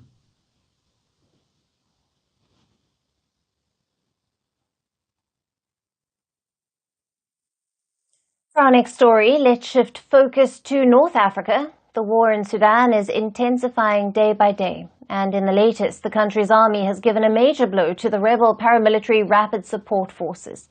Sudan's army has taken back control of a strategic city in the east, which was under the grip of the Rapid Support Forces, or the RSF, for over a year.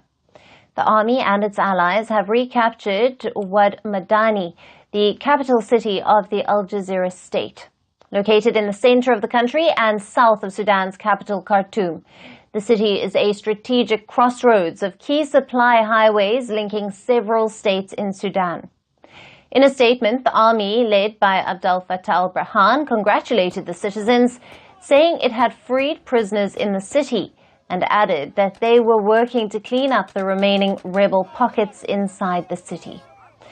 In a video posted by the army on social media, Sudanese troops could be seen inside the Wad Madani city, which has been under the RSF's control since December of 2023. Today is January 11th, 2025. We are now inside the city of Madani. We told you, Janjaweed, you will not be able to do this. You ran away like women. This is the street that takes you to the market. And this is Nile Street. We salute our brother staff commander Abdul Bakietra. Madani is free. God is great. Visuals from Wad Madani and other cities across Sudan showed that citizens and members of the Sudanese armed forces were celebrating on the streets post the recapture of the city.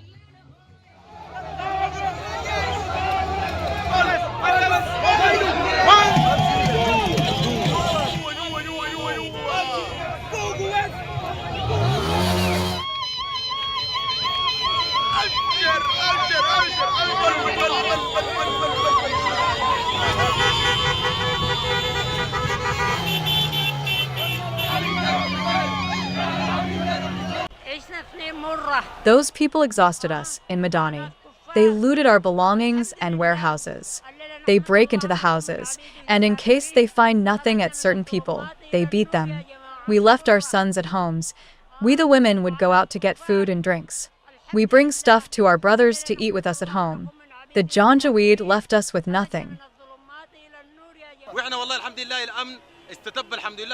Safety is restored, thank God, with the control of the armed forces and all its allies inside Al Jazeera state. We are talking to you from inside Madani. We tell any person, thank God, that this city is safe, people can go back to their homes. They can come safely, thank God. Mohammed Hamdan Dagalo, the head of the RSF, accepted the defeat of his paramilitary force and said it had lost control of the key Al Jazeera city. However, he added that the RSF, which is accused of committing genocide on citizens, would reclaim the city soon. Reports suggest that the RSF leader, also known as Hemedti, has attributed the defeat to what he described as the Sudanese army's reliance on Iranian drones and fighters from Ethiopia's Tigray region. Now, Sudan has been grappling with a deadly civil war since mid-April 2023. A power struggle has erupted between the Sudanese army and the paramilitary RSF, who have been vying for control over the territory. The conflict has led to over 28,000 lives reportedly being lost. The fighting has created one of the world's largest humanitarian crises, with over 12 million people being displaced and parts of the country seeing extreme hunger or famine. The crisis has also led to over 3 million people fleeing across the Sudanese border. In recent months, the army, which has also been accused of war crimes, has stepped up its efforts to regain the control of major parts of the country, giving major blows to the RSF, which previously had the upper hand. The RSF has lost control of many areas in Khartoum, the capital's sister city of Omdurman, and the eastern and central provinces. Over the last few months, the army has also increased its efforts to regain control of Al Jazeera state, which has seen some of the RSF's bloodiest attacks on civilians, as well as the burning of fields, looting of hospitals and markets, and flooding of irrigation ditches. So a victory in Al Jazeera would be the army's biggest breakthrough since it seized control of the capital's twin city of Omdurman nearly a year ago. But for now, the RSF still retains control of most of Al Jazeera state, and this as well as nearly all of Sudan's western Darfur region and large parts of the country's south. On the other hand, the army controls the north and the east of the country, as well as parts of the capital. But with this latest blow to the RSF in Al Jazeera state, it remains to be seen whether the warring parties would now finally come to the negotiating table and end the crisis, or continue to fight and worsen the situation for millions of people in Sudan.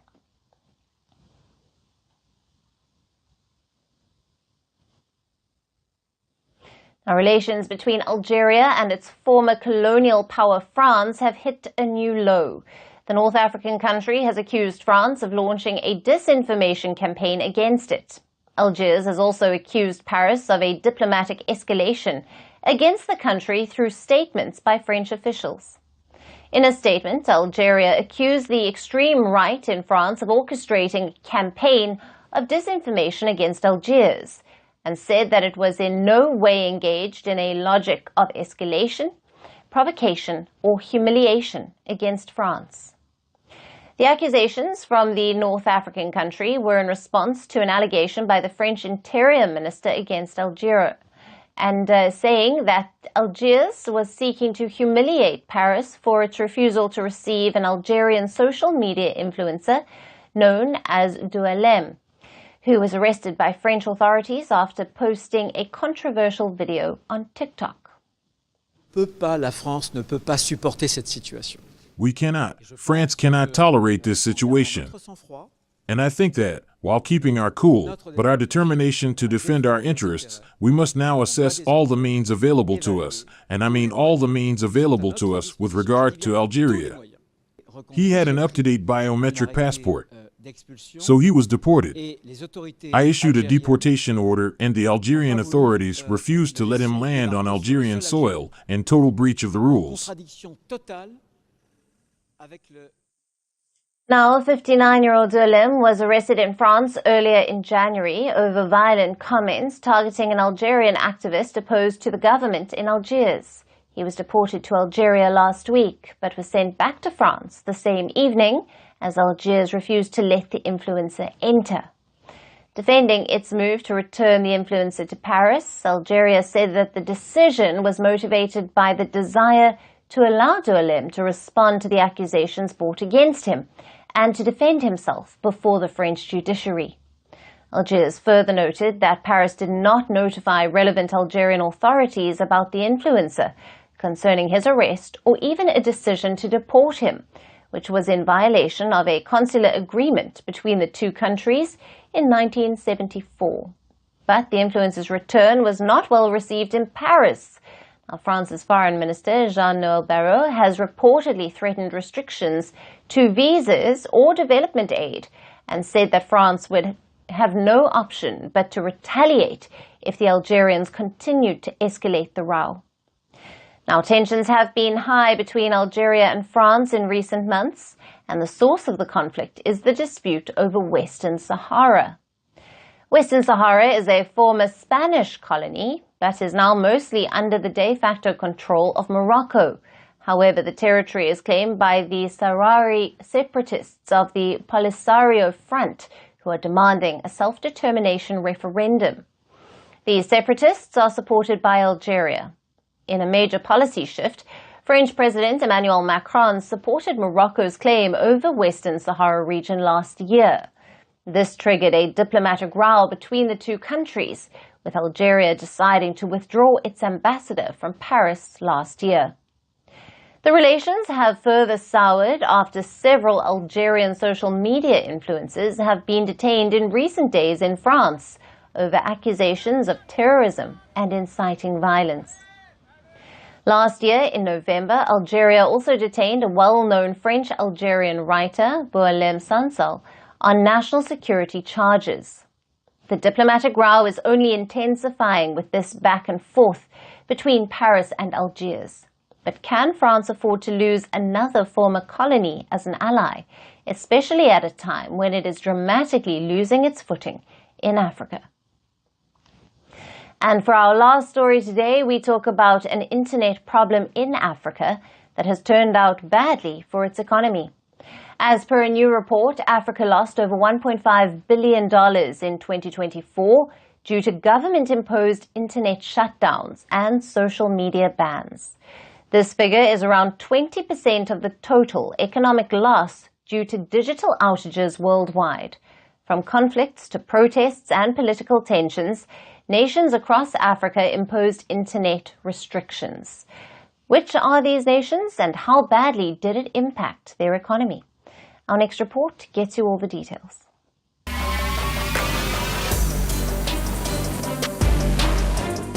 The internet is the lifeblood of the modern world. It connects over 5.5 billion users who have access to a plethora of opportunities online, making their lives easier. But what if the internet suddenly disappeared? One wouldn't just lose out on the latest trends and buzz, but a digital outage has some devastating consequences. Today, businesses worldwide rely on the internet. Key services like healthcare and education depend on it. So an internet blackout would not just disrupt key operations, but also cost billions of dollars, probably by the second. 2024 witnessed several such outages. Some occurred due to technical glitches, but some were imposed deliberately by the governments to restrict internet freedom in their nations. These restrictions have also hurt nations economically worldwide, including in Africa. Africa lost around $1.56 billion to government-induced shutdowns in the past year. This is according to a new report by 10VPN, an international VPN review website. Africa's loss is 19% of the total $7.69 billion that was lost due to internet shutdowns all around the world. According to the report, there were a total of 28 internet shutdowns across 28 countries in 2024. 12 of these were in African countries. These include Sudan, Ethiopia, Kenya, Algeria, Guinea, Mauritania, Senegal, Mozambique, Chad, Mauritius, Tanzania, and Equatorial Guinea. Sudan is the African country that lost the most due to digital blackout. It lost a whopping $1.12 billion. Total internet shutdowns in the country lasted for more than 12,707 hours. That's over 529 days. These shutdowns in the country were imposed mainly due to a prolonged conflict. Sudan has been reeling from an almost 2-year-long civil war between the army and the paramilitary forces. Both sides have used network disruptions to control information flows in areas held by the opposing faction. But the restrictions have worsened the suffering of millions, cutting them off from assistance when they need it the most. While the conflicts continued throughout the year, 2024 was also a year of protests in Africa. During violence and chaos, the government imposed restrictions on the internet, which was used as a tool to mobilize rallies. For example, in Kenya, where young people were on a march against the Ruto government, the East African nation lost $75 million as it shut the internet in response. Then in Ethiopia, amid an escalation in violence between federal forces and regional militias, mobile internet connectivity was restricted. This cost the Horn of African nation around $211 million. While countries like Ethiopia have imposed such restrictions in the past as well, 2024 saw some African nations imposing them for the very first time. Like the island of Mauritius, which banned all social media platforms ahead of general elections. This was done in the wake of a shocking scandal where secret recordings of phone calls by politicians, journalists, and even foreign diplomats were leaked online. The social media ban sparked widespread outcry from the business community and is also considered one of the reasons the party imposing the ban lost the elections. Election-related troubles also led to internet blackouts in southern Africa's Mozambique, where unrest has been ongoing after the disputed October elections. While nations across Africa imposed internet restrictions, globally, Asia led in terms of internet shutdowns in 2024. The continent lost $4.64 billion, affecting 331.3 million people. This was followed by Africa with $1.5 billion in losses, impacting 111.2 million internet users. Though the global economic impact of internet shutdowns decreased by 16% compared to 2023, the duration of shutdowns increased by 12%. While such shutdowns have huge economic repercussions, they also have human costs. As the internet becomes an integral part of our lives, it is also vital for governments around the world to not impose any restrictions without weighing in the consequences. And that's it on the show for today. We will see you again tomorrow at the same time. Thank you for watching, and goodbye.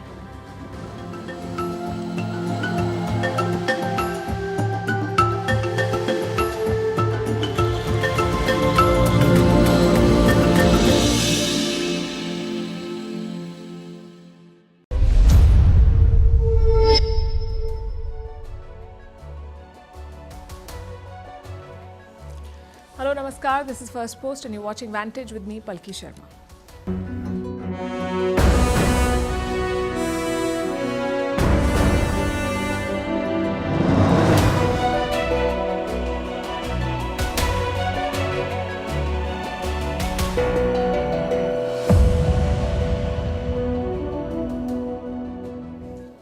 We begin with California wildfires. 1 week of devastation and the worst may be yet to come. They're bracing for strong winds that could fan the flames, and despite the best resources and help from neighbors, the US is struggling. Meanwhile, the affected people have been dealt a double whammy, loss of home and no insurance cover. We'll tell you why insurance companies are dropping policies in LA. Also in focus, will Donald Trump end the Gaza war before taking office? Will Tik Tok be sold or banned in the US, and who will buy it, Elon Musk or Mr. Beast? Can Trump buy Greenland? A new bill is being introduced in the US Congress titled Make Greenland Great Again. Why is Pakistan still a major non-NATO ally of the US? What is Joe Biden's latest move to secure America's chip dominance? How the Mahakumbh has boosted travel in India? How Djokovic debuted former rival and now coach Andy Murray? And what's the future of jobs? A new report says almost 40% skills will be obsolete.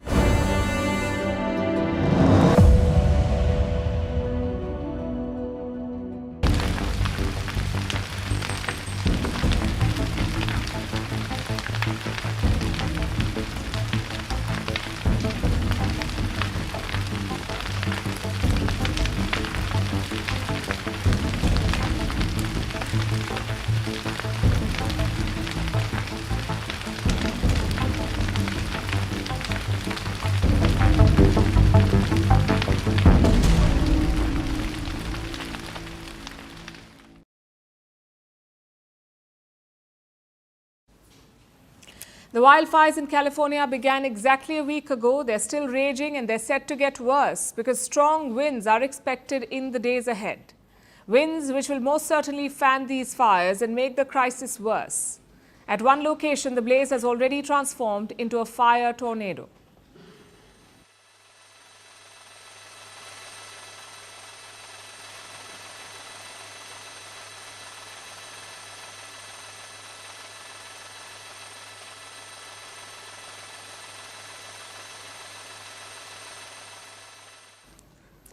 The situation could deteriorate further. Los Angeles is bracing for even more destruction. It is the second largest American city, also the home of Hollywood. It is being torn apart by the blaze. The scale of devastation is massive. More than 12,000 structures have been destroyed. So far, at least 24 people have died. Another 23 are missing. The economic losses have soared to $275 billion, and it is not over yet. Two of the biggest wildfires in LA are still burning. The first one is the Palisades. It is the largest wildfire burning over 23,700 acres of land. Only 14% of this fire has been contained. It still poses a threat to residential areas. The second one is in Eaton. It has scorched more than 14,000 acres. It is 33% contained. Compared to others, this fire is now spreading slowly, but the days ahead will be challenging because experts are predicting strong winds in LA with speeds exceeding 100 kilometers per hour. Local officials say these winds could be as strong as a hurricane. The National Weather Service is predicting close to hurricane force level winds, and so we're making urgent preparations. So the worst is yet to come. Strong winds could make the wildfires even more intense. They could spread, and the firefighters will face more challenges. Planes and helicopters which spray water and flame retardant won't be able to fly. Plus, new wildfires are already breaking out.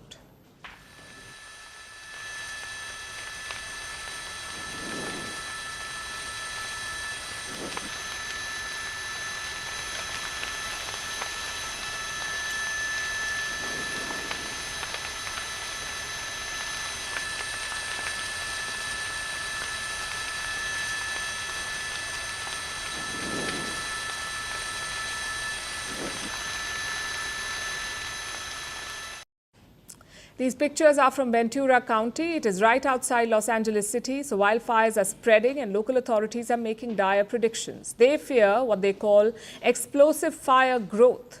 Locals in the line of fire have been asked to stay alert and be prepared for evacuation. 150,000 people have already been displaced. More could follow soon. Those in the line of fire are obviously a worried lot. It's been very traumatic waking up every morning not knowing if our house is still going to be standing. I'm really worried. My landlord tries to update us every day and he's been saying that it definitely could change. We are, receiving emails or texts every day to see what the status is. 1,400 fire engines are operating in LA along with more than 14,000 firefighting personnel. But even that is proving to be inadequate. Los Angeles is getting help from overseas. Firefighters from Mexico have started to arrive. 72 of them are now assisting the local authorities. Canada too is sending help.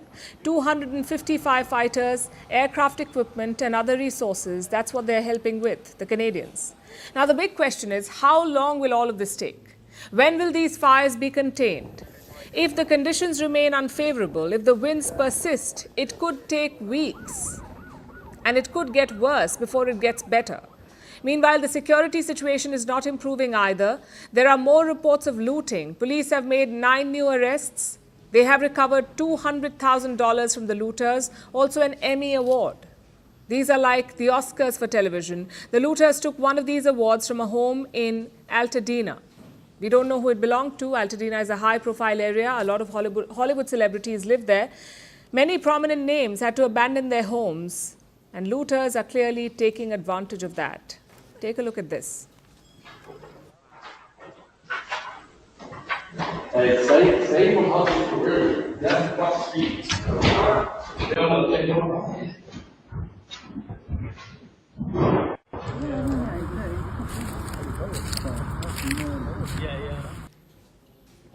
The local police says they caught the looters. and that they will crack down hard on anyone involved in unlawful activities. But the way things are going, these assurances ring hollow. The wildfires in California have turned into a full-blown security and civic crisis. Los Angeles is living through its worst nightmare.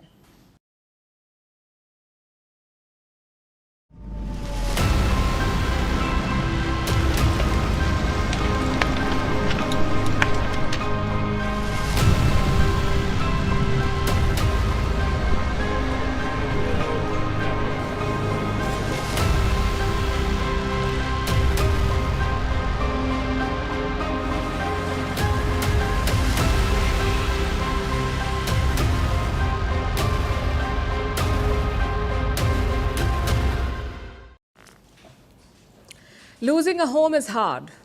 Losing a home to a wildfire is heartbreaking. But losing a home to a wildfire without insurance, that is life-shattering. And in Los Angeles, it is a grim reality. LA is battling devastating fires. Yet just months ago, thousands had their insurance cancelled. Why is that? Why are so many homes in LA uninsured? To understand that, let's look at State Farm. State Farm is a major US property insurance provider. It is also the biggest insurer in the region. In Los Angeles, in this place alone, State Farm covers around 250,000 homes, 250,000 homes. But here's the problem. Last year, State Farm began pulling back. It cancelled 30,000 insurance policies. In Pacific Palisades, 1,600 policies were dropped. Now, this neighborhood has around 9,000 residential units. The median value of a house is around $3.1 million, so it is an expensive neighborhood. And this matters because now these expensive homes have been gutted. Pacific Palisades is one of the areas hardest hit by the wildfires. It's been nearly wiped out, so all those expensive homes are gone without an insurance cover. And State Farm is not the only one. Other major insurers are also stepping away, leaving thousands of people vulnerable in wildfire-prone areas. Between 2020 and 2022, insurers refused to renew 2.8 million policies, 2.8 million. Over 500,000 were in Los Angeles. Those who did not get their policies cancelled had it even harder. Let me show you this report from the LA Times.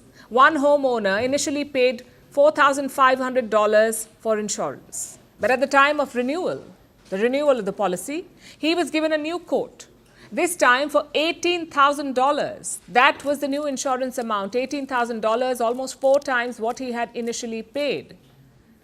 So it is between the devil and the deep blue sea, either cancelled insurance or exorbitant rates. What explains this trend? In recent years, insurance companies have changed the way they work. Most of them use sophisticated modeling and even artificial intelligence. They can map out the risks of wildfires. Usually, insurance companies cannot cancel policies arbitrarily, but if the risk rises significantly, policies can be dropped. And climate change has increased the risk of fires. So in Los Angeles, policies were dropped like flies. From a company's point of view, the idea was to maximize profits. They don't want to pay for damages. They don't want to bear the cost of disasters like the current wildfires in Los Angeles. Take State Farm, for example. In 2022, its losses were $6.7 billion. In 2023, it was around $6.3 billion. So scaling back policies meant fewer losses. But where does this leave the residents? Many of them had only one resort, the FAIR plan, FAIR. It stands for Fair Access to Insurance Requirements. FAIR is funded by California's private home insurers. It offers only limited coverage, yet thousands of people opted for it. In 2020, 1.4 million residents depended on FAIR. That number went up to 2.7 million in 2023. So more and more people are resorting to this insurance. And this has left the insurer in trouble. It faces a potential loss of $311 billion.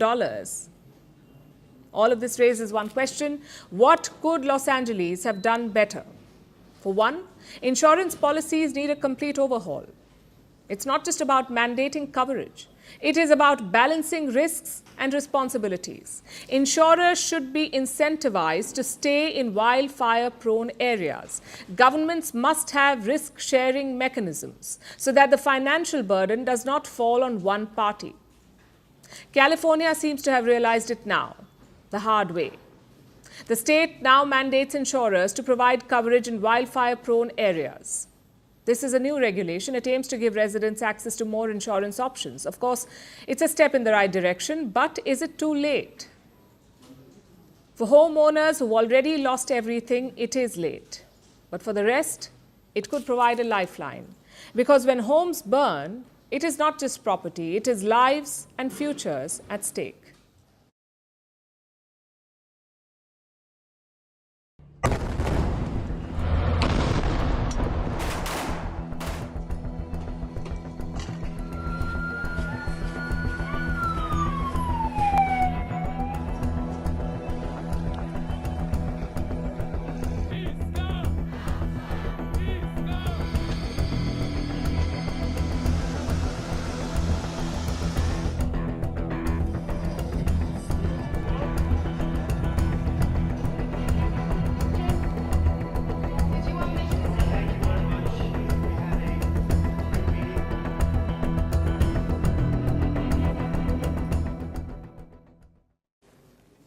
Donald Trump is not president yet, but he's already impacting global politics. You can see that in West Asia. For months, Israel and Hamas had rejected a ceasefire. They refused to stop fighting or free the hostages. But now there's a breakthrough. A truce deal has been finalized in Doha. The final draft has been presented to both sides. Hamas has already approved it. It's only a question of when Israel does the same. Reports say it could come in hours or days, most likely before January 20th. That's when Donald Trump will officially take charge. Of course, Joe Biden does not like that narrative. He spent most of 2024 calling for a truce. But both Hamas and Israel ignored him. Now he's claiming credit for it. On the war between Israel and Hamas, we're on the brink of a proposal that I laid out in detail months ago, finally coming to fruition. I have learned many years of public service to never, never, never, ever give up. We're pressing hard to close this. Let's take a closer look at this truce. It is the first step towards ending the fighting, sort of like a precursor to a peace deal. On day one of the agreement, Hamas will free 3 hostages and Israel will pull out from Gazan cities. 7 days later, Hamas will free 4 more hostages and Israel will allow Gazans to return to the north, to their homes. This process will continue for 42 days. Hamas will free 34 hostages in total. In return, Israel will also free Palestinian prisoners. Reports say around 1,000 of them. If this first phase goes well, the talks will continue. There are 2 end goals here. 1, for Israel to completely withdraw from Gaza, and 2, to decide Gaza's post-war future. Who will rule the Strip? And who will fund the reconstruction? This is the deal on the table, basically. But why is Trump getting credit for it? Why not Joe Biden? Well, Trump's envoy was in Doha for the talks. His name is Steve Witkoff. On Friday, he contacted Benjamin Netanyahu's office. He wanted to meet the Israeli Prime Minister. Netanyahu's office said that he was in the middle of Shabbat. It's a holy day for Jews around the world. So they suggested a meeting on Saturday night.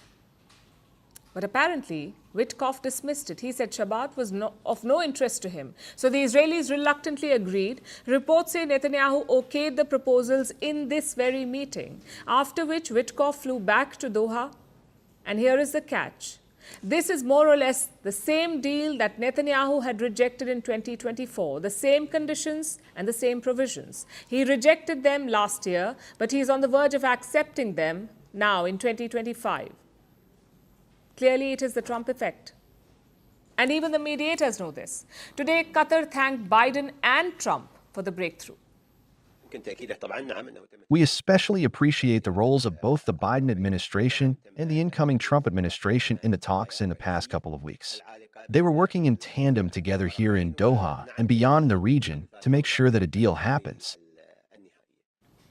Israeli officials have also been surprised by it. Trump and Netanyahu are great friends, so Israel expected a long rope from the incoming US president. But Trump has other ideas. He's more focused on Ukraine, Greenland and Panama.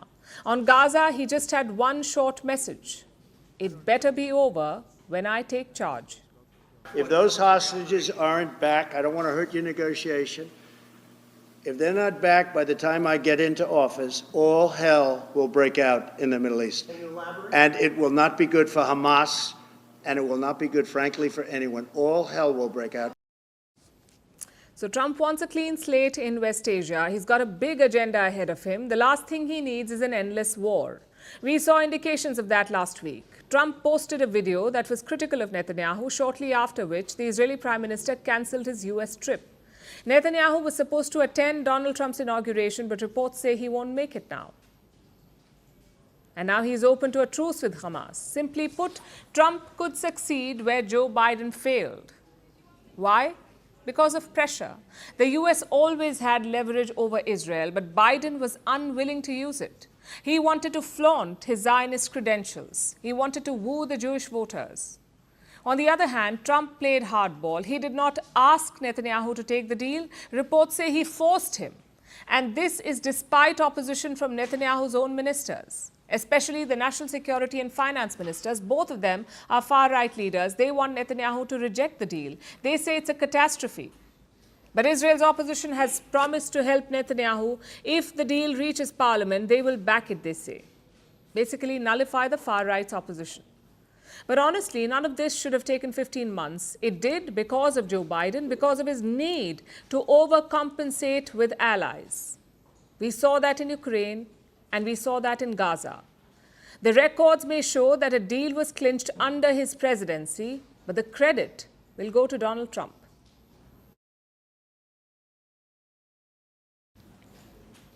Our next story is about TikTok. It is facing a ban in the US. On January 19th, it will run out the clock.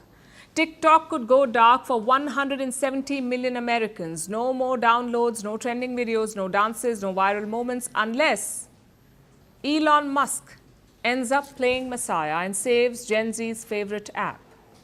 Can he do it? And will he? You see, TikTok is owned by ByteDance, which is a Chinese company. There are concerns about national security. So the US wants to ban it. Donald Trump lit the fire during his first term in office. Joe Biden kept it burning, and finally the US government gave TikTok an ultimatum: sell to a US-based entity or face a total ban. Those were the two choices. TikTok chose the ban. It refused to sell. But now, as the deadline draws closer, it may be having second thoughts. That's what a new report says. The buzz is that they're considering selling TikTok's US operations. And guess who might be in the buyer's seat? Elon Musk. The Tesla CEO is no stranger to the world of social media. In 2022, he bought Twitter for $44 billion. He soon rebranded it as X and flipped the script. Could TikTok be next? Its US operations are valued at around $50 billion, which is a Musk-sized price tag. There was one scenario reportedly being floated. Musk buys TikTok, he merges it with X, and this creates one super platform. It sounds very Elon Musk. But here's the thing. What looks good on paper does not always translate in reality. TikTok has vehemently denied this. The company says it is not selling. It has called the report pure fiction. But the buyer's list has another name now. Mr. Beast, the world's most popular YouTuber with around 340 million subscribers. Mr. Beast put up a post on X. He says he will buy TikTok before it gets banned. It sounds like wishful thinking at the moment. But where does it leave TikTok? For now, Americans have just 5 days until the ban, and this uncertainty has sparked a new phenomenon, the rise of TikTok refugees. That's what they're calling themselves, TikTok refugees. These social media users are scrambling to find their next digital home. TikTok is trying to push users to Lemonade, which is their own sister app. But many users have found another Chinese app, Xiaohongshu. It translates to the little red book, although it's going by its English name, the Red Note. It is a Chinese social media app. The Red Note was launched in 2013 as a shopping guide, but it has evolved since. Now it's almost like a lifestyle Bible. Imagine a mix of Instagram, Reddit, and Pinterest. That's what it is. You can share photos, you can live stream content, you can talk about your shopping experience. Plus, there is an in-app shopping interface. In 2021, the app was valued at $20 billion. In 2024, it posted a profit of $1 billion. And Americans seem to love it, so much so that it has topped the US App Store. There are already 63,000 posts on this app with one recurring theme: TikTok refugees. The irony, however, is not lost on anyone. TikTok faces a ban over Chinese interference, even with its separate US operations. Yet here we have Americans flocking to Red Note, another Chinese app which is based entirely in China. The situation has fueled a wave of memes. Users are pointing out the obvious. If anything, Red Note is more problematic. In 2022, the Taiwan government banned it from official devices. They cited national security concerns. So the US is already struggling with one popular Chinese app. Can it afford to have another one captivate its youth? And the story does not end there. What we're seeing here is part of a larger trend. It's part of the global tech wars, where apps are not just apps anymore, they're battlegrounds. This war is about technology. It's about who owns your data. TikTok may be banned in the US, or it may rise like a phoenix with a rebrand. But where do we draw the line? Will this change the way we think about tech, security, and trust in an interconnected world? That's what remains to be seen.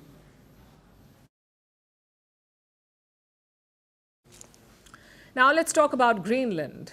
It's the largest island in the world, located right next to Canada at the edge of the Arctic. Greenland is a semi-autonomous territory, but officially part of Denmark. And it is in the news again for one reason: because Donald Trump wants to buy it.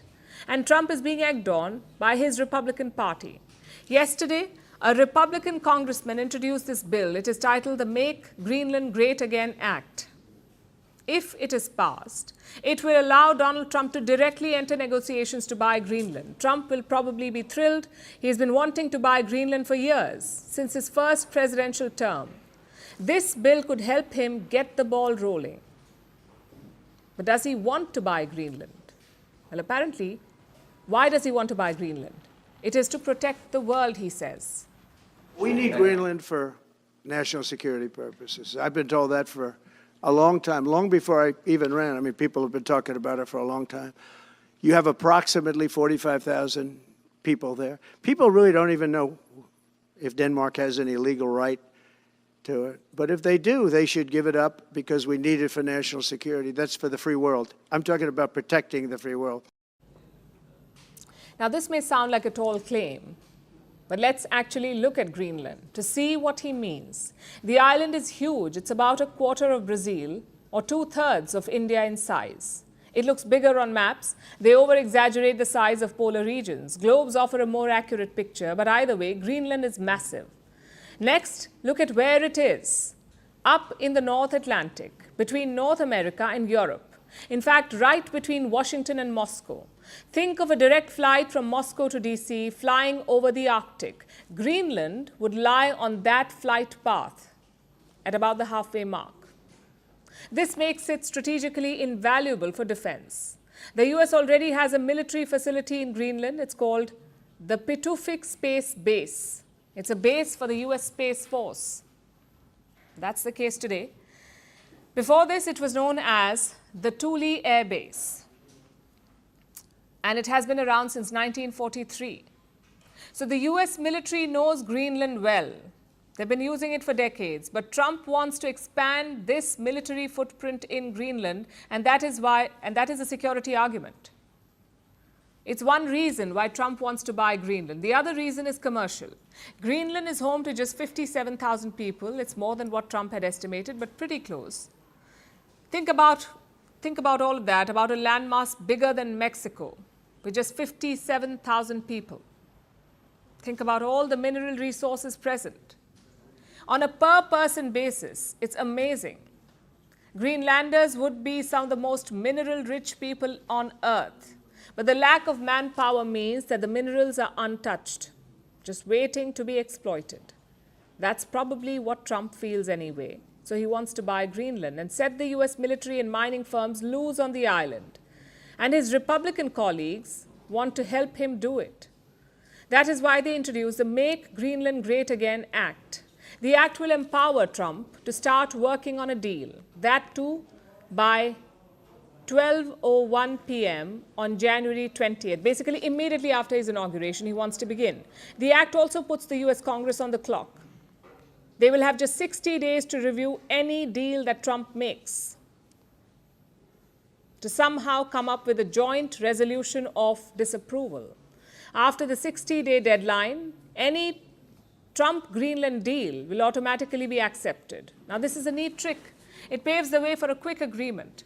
The US Democratic Party does not have the numbers to veto anything, so effectively, Trump can buy Greenland on whatever terms he chooses. Well, as long as Denmark and Greenland accept. And that's the real hurdle here. The US has tried to buy Greenland before, in 1867, in 1910, and as recently as 1946. Denmark rejected the idea all 3 times. It has sold other territory to the US. Most famously, it sold the Danish West Indies to the US in 1917. Today, they are known as the US Virgin Islands. Denmark sold them for $25 million back in 1917. That's about $600 million today. So Denmark has made deals with the US in the past, but things are quite different now. It isn't the age of colonialism anymore. Greenland has been granted autonomy and the right to self-determination. By law, the island is free to choose independence. They just need to hold a referendum. So for Denmark, Greenland is not theirs to sell. And when it comes to the question of independence, I would like to reiterate that in our eyes, it is a decision that starts and ends in Nuuk and in Greenland. Greenland belongs to the Greenlandic people and no one else. As for the island itself, what does Greenland think? Take a look. We don't want to be Danes. We don't want to be Americans. We want to be Greenlandic. And of course, it is the Greenlandic people who decide their future. Greenland's Prime Minister is ready to talk to the US, even work together on mineral extraction and increase trade. But that's about it. It does not seem like Greenland is willing to become a US territory, no matter what Donald Trump says or what bills make their way through the US Congress. Our next story is about Pakistan and the US, and you have to admit, this is an odd pair. They don't really seem to have much in common, yet somehow they are allies, close military partners. The US has even designated Pakistan as a major non-NATO ally. Yes, I'm not joking. That's really the case. Thankfully, some people do understand how ridiculous this is. Every other year, one US congressman comes up with a bill to scrap Pakistan's major non-NATO ally status. His name is Andy Biggs. He's been trying to get this bill passed since 2019, and so far he has always failed. But will he finally get his wish this year? Our next report explores.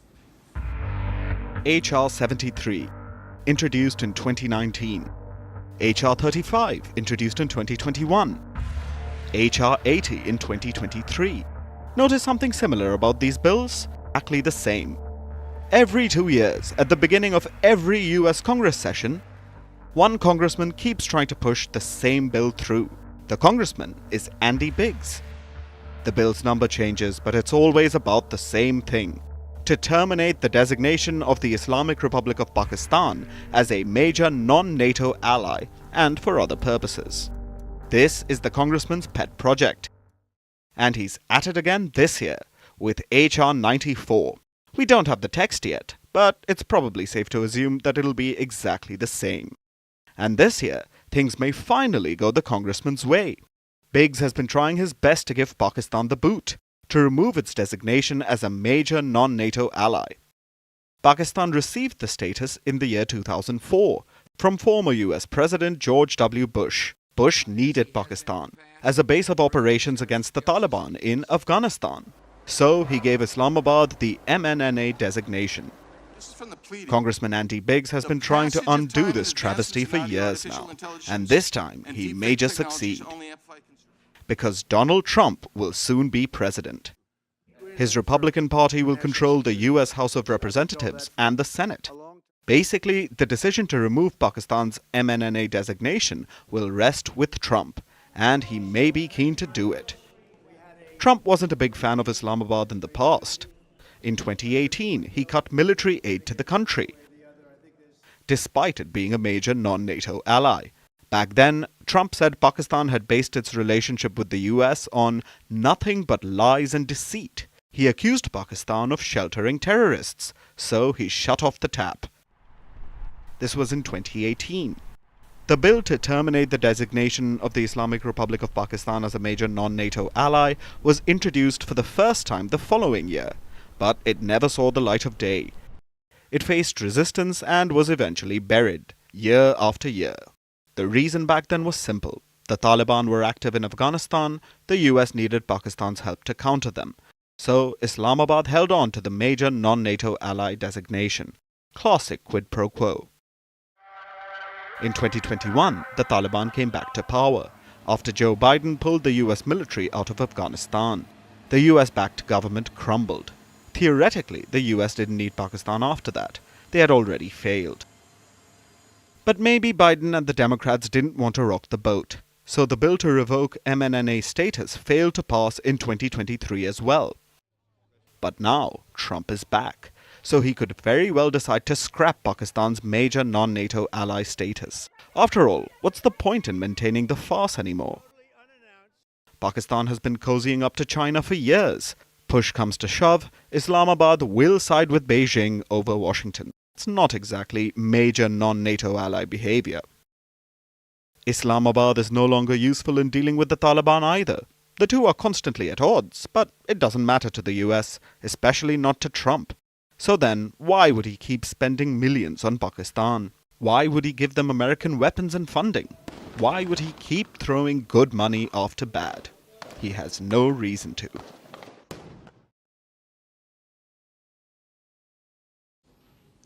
The chip race is heating up again. Joe Biden has fired a parting shot at China, a final round of export curbs. The idea is to keep advanced chips away from Chinese hands, especially chips used for artificial intelligence. But not everyone is happy. US chip giant Nvidia has slammed Biden's move, and so have allies in Europe. So what's so controversial about these new curbs, and will they extend America's chip dominance? Let's break it down. Biden's new policy creates 3 tiers of countries. The first are allies like Australia, Japan, and South Korea. These countries face no curbs. The second are rivals like China and Russia. These countries are already banned from buying US chips. Biden has simply extended that ban or expanded that ban. And finally, the third tier. This includes countries in West Asia and Europe. China has often bought and smuggled American chips from these countries, so the idea is to cut them off. They're not banned from buying US chips, but their imports will be capped. In total, some 120 countries have been curbed. It tells you how expansive this move is. China has naturally criticized Biden's decision. They say the US is undermining market rules. I would like to stress that the United States had generalized the concept of national security, politicized and weaponized economic and technological issues, and misused export controls to maliciously suppress China. These actions severely undermine market rules and the international economic and trade order. The rules won't apply immediately. The incoming Trump administration has been given 120 days. They can study and listen to concerns in this time. If they like it, the curbs will be imposed. If not, they can scrap it. Nvidia will be hoping for the latter. Their shares fell nearly 2% on Monday. And listen to what the company said. While cloaked in the guise of an anti-China measure, these rules would do nothing to enhance US security. Rather than mitigate any threat, the new Biden rules would only weaken America's global competitiveness, undermining the innovation that has kept the US ahead. Nvidia's concern is clear. If this policy is imposed, it would shrink their market. Only 18 countries could freely buy US chips. Everyone else would be curbed. Reports say that that's 80% of the market gone. So what is Nvidia doing? They're sweet-talking Donald Trump. Let me quote the company again. The first Trump administration laid the foundation for America's current strength and success in AI. We look forward to a return to policies that strengthen American leadership, bolster our economy, and preserve our competitive edge in AI and beyond. It's a good attempt, but Trump may not help. He started this export curb policy in his first term. Biden merely expanded it. If anything, Trump 2.0 will ramp up the export restrictions, so NVIDIA may not get any relief. But let's focus on the bigger picture here. On the state of the chip and AI race. As of now, the US has a technological edge. Their goal is to retain that lead to make sure that China does not catch up. The Biden administration has made the investments to ensure we have the lead in AI right now. But if it's China, not the United States, determining the future of AI on the planet, I think the stakes of that are just profound. And so I hope that the new administration, because this shouldn't be a partisan issue at all, sees that challenge and that opportunity and seizes it so that it's America making technology work for us rather than adversaries make technology work against us. But China is catching up. Last month, a Chinese startup unveiled a DeepSeek V3. That's what it's called. It's a large language model like ChatGPT. DeepSeek V3. It's like ChatGPT, maybe even better than it. Some reports say that DeepSeek outperformed ChatGPT and Meta's Llama. That too without NVIDIA chips. Most AI models are trained on chips made by NVIDIA. They're considered the gold standard. But China cannot buy these advanced NVIDIA chips, yet they're making powerful models. The question is how? For starters, Beijing has a chip stockpile. They have amassed advanced chips through smuggling networks. And secondly, they're making chips at home. Huawei is leading this Chinese campaign. Big firms like Alibaba and Baidu are also investing. And that's the thing about China. If they set a target, it becomes a national mission. It's all hands on and institutions on deck. You get subsidies from government, you get easy investments, fewer regulatory issues, and full political support from the regime. We saw that in the electric car race. The West had a technological edge in the 2000s, but China is now pulling ahead. Clearly, the US is worried about a repeat, which is why Joe Biden has announced these last-minute curbs. Still, there is no guarantee of success. Best case scenario, China falls behind in the AI race. Worst case scenario, it boosts China's domestic AI industry. Countries that cannot buy from the US may end up approaching the Chinese. So the key is to find a balance, a policy that looks at security and innovation.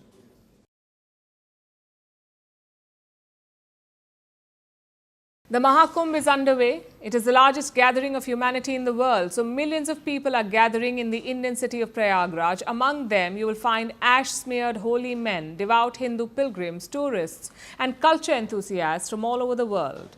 They're charging into the icy waters of River Ganga and by proxy boosting the Kumbh travel economy. According to reports, bookings for flights to Prayagraj have surged by 162%. Bookings for train by 187%, and for hotels, there is a 10-fold jump. This is an unprecedented boost. What's behind it? And what does it mean for India? Here is a report. The largest gathering of humanity is underway. The Mahakumbh, the first in 144 years. And it is being held in India's Prayagraj. Excited, but also humbled by this because it is a very profound moment. I mean, it's not swimming, you know, this is something much more serious, much more elemental, essential for the spirit. You know, you see the real India, and the true power of India is their people. And look around, it's thousands of people, and the vibe I cannot even transfer. I'm shaking because of the vibe of people, of holy place. 600 million people are expected to attend. Many of them are Hindu pilgrims, but many are tourists or culture enthusiasts. People from all walks of life, from India and abroad, who are visiting this sacred city. And this includes celebrities, from Laureen Powell, Steve Jobs' wife, to actors Richard Gere and Amitabh Bachchan. Prayagraj has become a top travel destination, and travel demand is surging to unprecedented levels. Flight bookings are soaring. According to a travel platform, Prayagraj has seen a 162% increase in flight bookings compared to last year. And let alone the Prayagraj airport. Nearby airports are experiencing a surge as well. Take, for instance, the Varanasi airport. There, bookings are up by 127% and for Lucknow airport by 42%. Airfares are increasing as well. From cities like Jaipur, Bengaluru, and Mumbai, they have surged nearly threefold compared to last year. As tourists are flocking to Prayagraj, the government is beckoning them with welcome changes. They have announced 20 new flight connections for the Maha Kumbh. The Prayagraj airport is undergoing improvements. It is upgrading to accommodate more passengers. Speaking of improvements, India is running 3,000 special trains, on top of the 10,000 regular trains to Prayagraj to accommodate the passengers. After all, train bookings are witnessing an increase as well. According to experts, they have surged 187% compared to last year. 57% of them are by solo travelers, and 39% by women. It's been a life-changing experience and once-in-a-lifetime experience. I'll never forget this forever. And it was very organized till the point we had to take the bath. Then it was maddening. But we finally did it. I feel that it's very peaceful. I feel even with a lot of people, every people is pulsing, the Kumbh Mela. We can really feel the Kumbh Mela inside the bodies. And this energy can be felt by hotels as well. Prayagraj has turned into a tent city, with more than 150,000 tents and 25,000 accommodations arranged for visitors. And for the first time, the complete tent city is available on Google Maps. Fueled by ease of access, bookings in Prayagraj have jumped 10 times compared to last year, and hotel prices are on the rise. There are about 80 luxury accommodations, where room rates are reaching as high as 40,000 rupees, or $462 per night. The Maha Kumbh is a grand showcase of India's cultural heritage. With luxury tents and enhanced air connectivity, giving it a lift, this mega event is a big boost to India's tourism.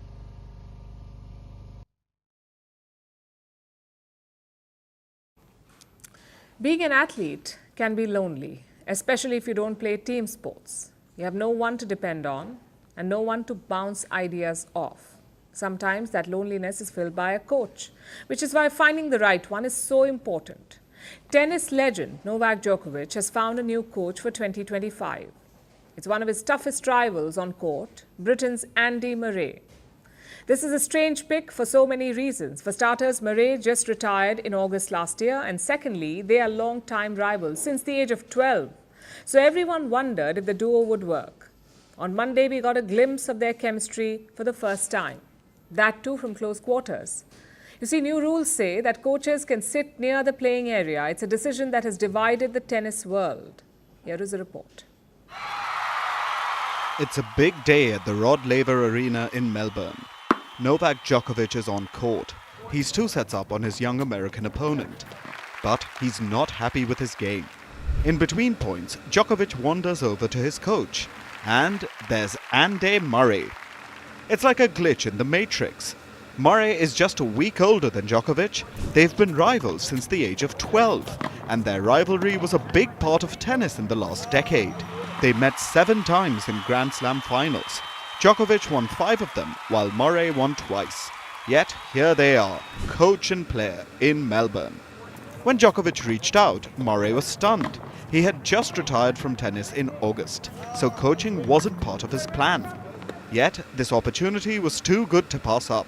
Murray agreed to join Djokovic on a trial basis, Melbourne being that trial. Monday was their first outing on court. Usually, the coaches are seated in the stands above. They're not supposed to offer advice or suggestions. It's a rule that set tennis apart. In football, you see managers shouting instructions from the sidelines, even making changes to the playing 11. In cricket, you see coaches sending messages to the pitch, sometimes using water boys as messengers. But in elite tennis, none of that was allowed. In-match coaching was banned. Not anymore, though. In 2024, the International Tennis Federation said that coaching is fine. At the Australian Open, they've gone a step ahead. Coaches are not seated in the stands anymore. They're seated courtside. The coaches have access to real-time game data. They can also shout instructions and offer suggestions.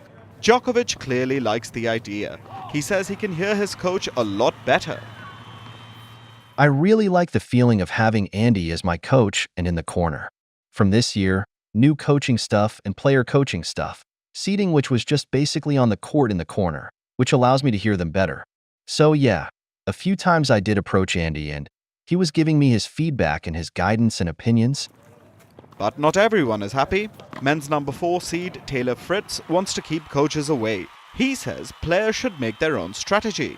Women's number 1 seed Aryna Sabalenka has a different issue. She feels the courtside seating is too small. Right now, only 4 people can sit there. Sabalenka says make it 8 because she wants her whole team to be there. Such problems were bound to emerge. After all, this is a radical change in tennis rules. If coaches have real-time data, they can formulate strategies accordingly. For example, say player X is missing a lot of backhands in the match. The coach can see that data on their screen. They can also relay it to the player. This already happens in most sports. Coaches are involved, yet detached from the action, which gives them a unique perspective. But perspective alone cannot win you matches. Murray can ask Djokovic to target his opponent's backhand, but Djokovic will have to do the striking himself. On Monday, he did. But let's see if this partnership leads to something bigger. Perhaps Grand Slam number 25 for Djokovic?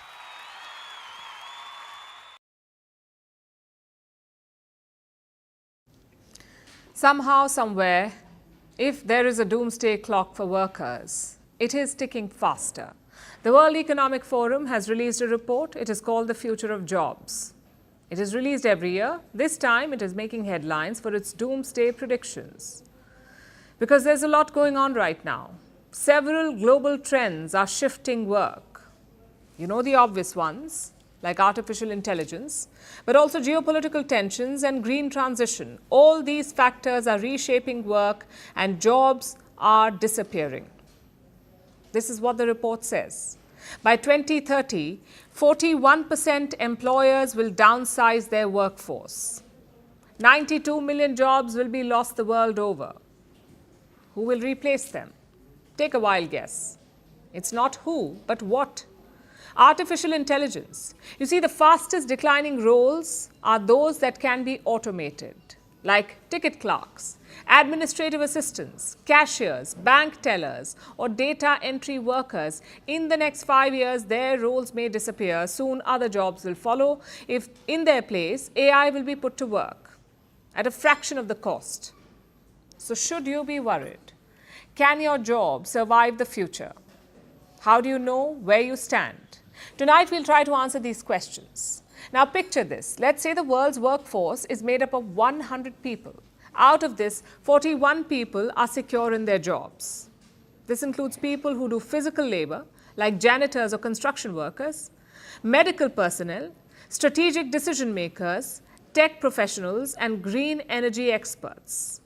Your big data specialists, fintech engineers, EV specialists, energy engineers. They don't need to worry a lot at this point. But out of the pool of 100, 59 workers need training urgently because 29 can continue in their current roles only if trained, 19 will have to be redeployed to a different role, and 11 will have to leave their job. This scenario is not made up. It is based on data for the next 5 years. So this is the future of work until 2030. Where you fall in this pool can tell you a lot about where you stand. And if you don't like the result, if your chances are not too good, remember, all is not lost. There is a silver lining. In the next 5 years, jobs will be lost, yes, but this change will offset job growth as well. By 2030, 78 million jobs will be created. So whether you want to look for a new job, or switch careers, or stay where you are, do know this. Across industries, skill demands are evolving. On average, 39% skills will become outdated in the next 5 years. 39%. And this makes sense. The world is changing rapidly. We need new skills for the new world. So how do you gain them? By upskilling. In recent years, it has become a tech bro buzzword, but experts say it is also a force for good. Upskilling alone can help create jobs. According to the World Economic Forum, more than 5 million new jobs by 2030. It can boost global GDP by more than $6 trillion. And most of all, it can future-proof you. Upskilling creates effective workers. It tells you how to stay relevant, stay competitive, no matter which industry you belong to. Let's say you work in oil and gas. If you want to upskill, it is not a bad idea to learn more about electric vehicles or green energy. If you work in marketing, maybe spend more time on Instagram and Tik Tok, see how consumer trends are emerging. If you are an HR professional, learn how AI tools can make recruitment practices more efficient. So look at your current role, look at broad industry-wide trends, then look at the skill gaps that you need to fill and chart your course. It is the future-forward approach. It is tailor-made for you, by you, so take it. Because the world is changing quickly and it is going to be a roller coaster ride, so you may as well be in the driver's seat.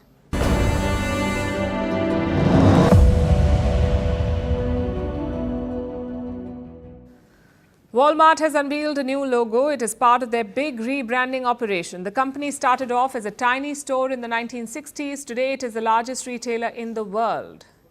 So Walmart wanted their logo to reflect that. Just one problem though, the new logo looks exactly like the old one. Don't believe me? Take a look. The logo on your left is the old one. The logo on the right is the new one. Walmart says they have made two major changes, used a thicker font and darkened the blue shade. It's left the internet scratching its head. Social media users are asking, did someone actually get paid for this?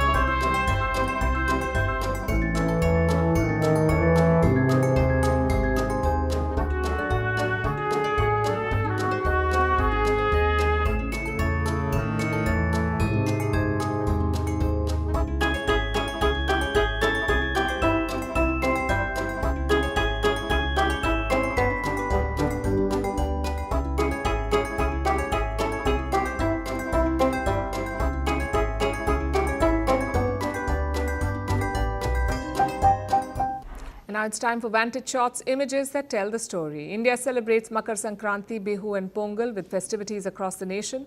North Koreans take part in mass exercises for the nation's first sports day of the year. And a Trump lookalike who sings to sell pudding in Pakistan has become a viral sensation. Finally, we're taking you back in history on this day in 2011. The Arab Spring ousted Tunisian President Zine al-Abidine Ben Ali. His regime was marked by corruption and repression. He faced massive protests after the self-immolation of a street vendor protesting police harassment. Ben Ali fled to Saudi Arabia after 23 years in power. We're leaving you on that note. Thank you for watching. We'll see you tomorrow.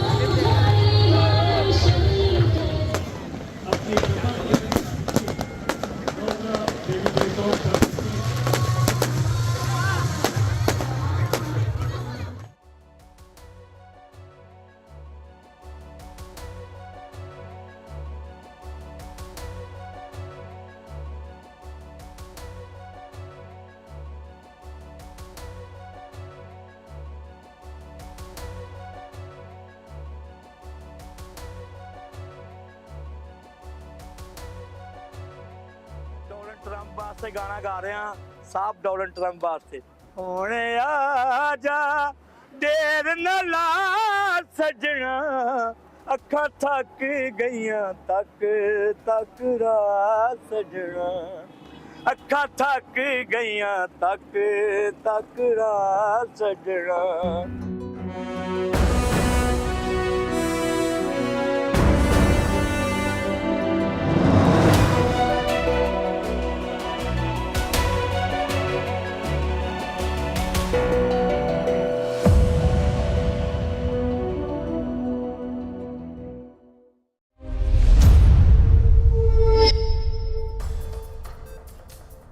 Hello everyone, and thanks so much for joining us. Today on Firstpost America, we're counting down the days until Donald Trump makes his historic return to the White House. We've got the latest on the incoming First Lady Melania Trump's interview about what she thinks about her return to Washington.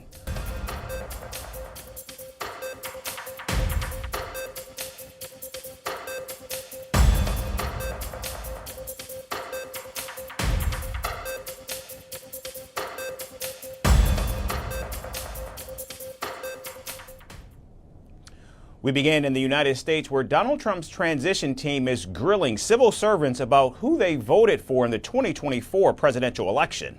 Now, according to reports, they're specifically interrogating White House national security staff about their loyalty to the incoming president.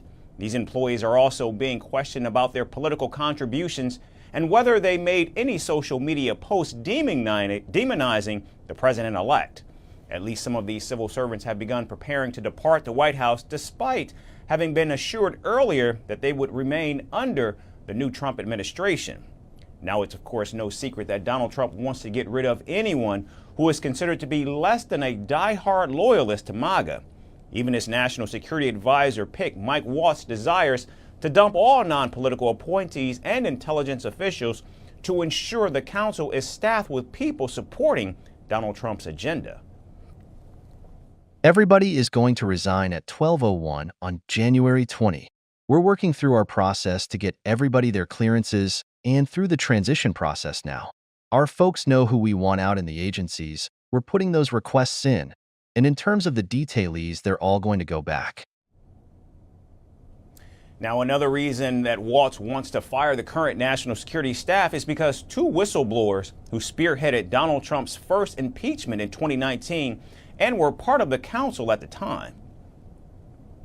The folks that we're bringing in are 100% aligned with the president's agenda.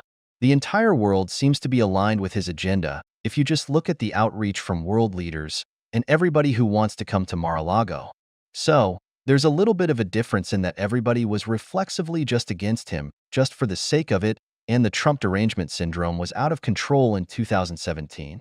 A mass removal of national security and foreign policy experts could deprive Donald Trump of his considerable expertise required to tackle challenges in Ukraine, the Middle East, and beyond.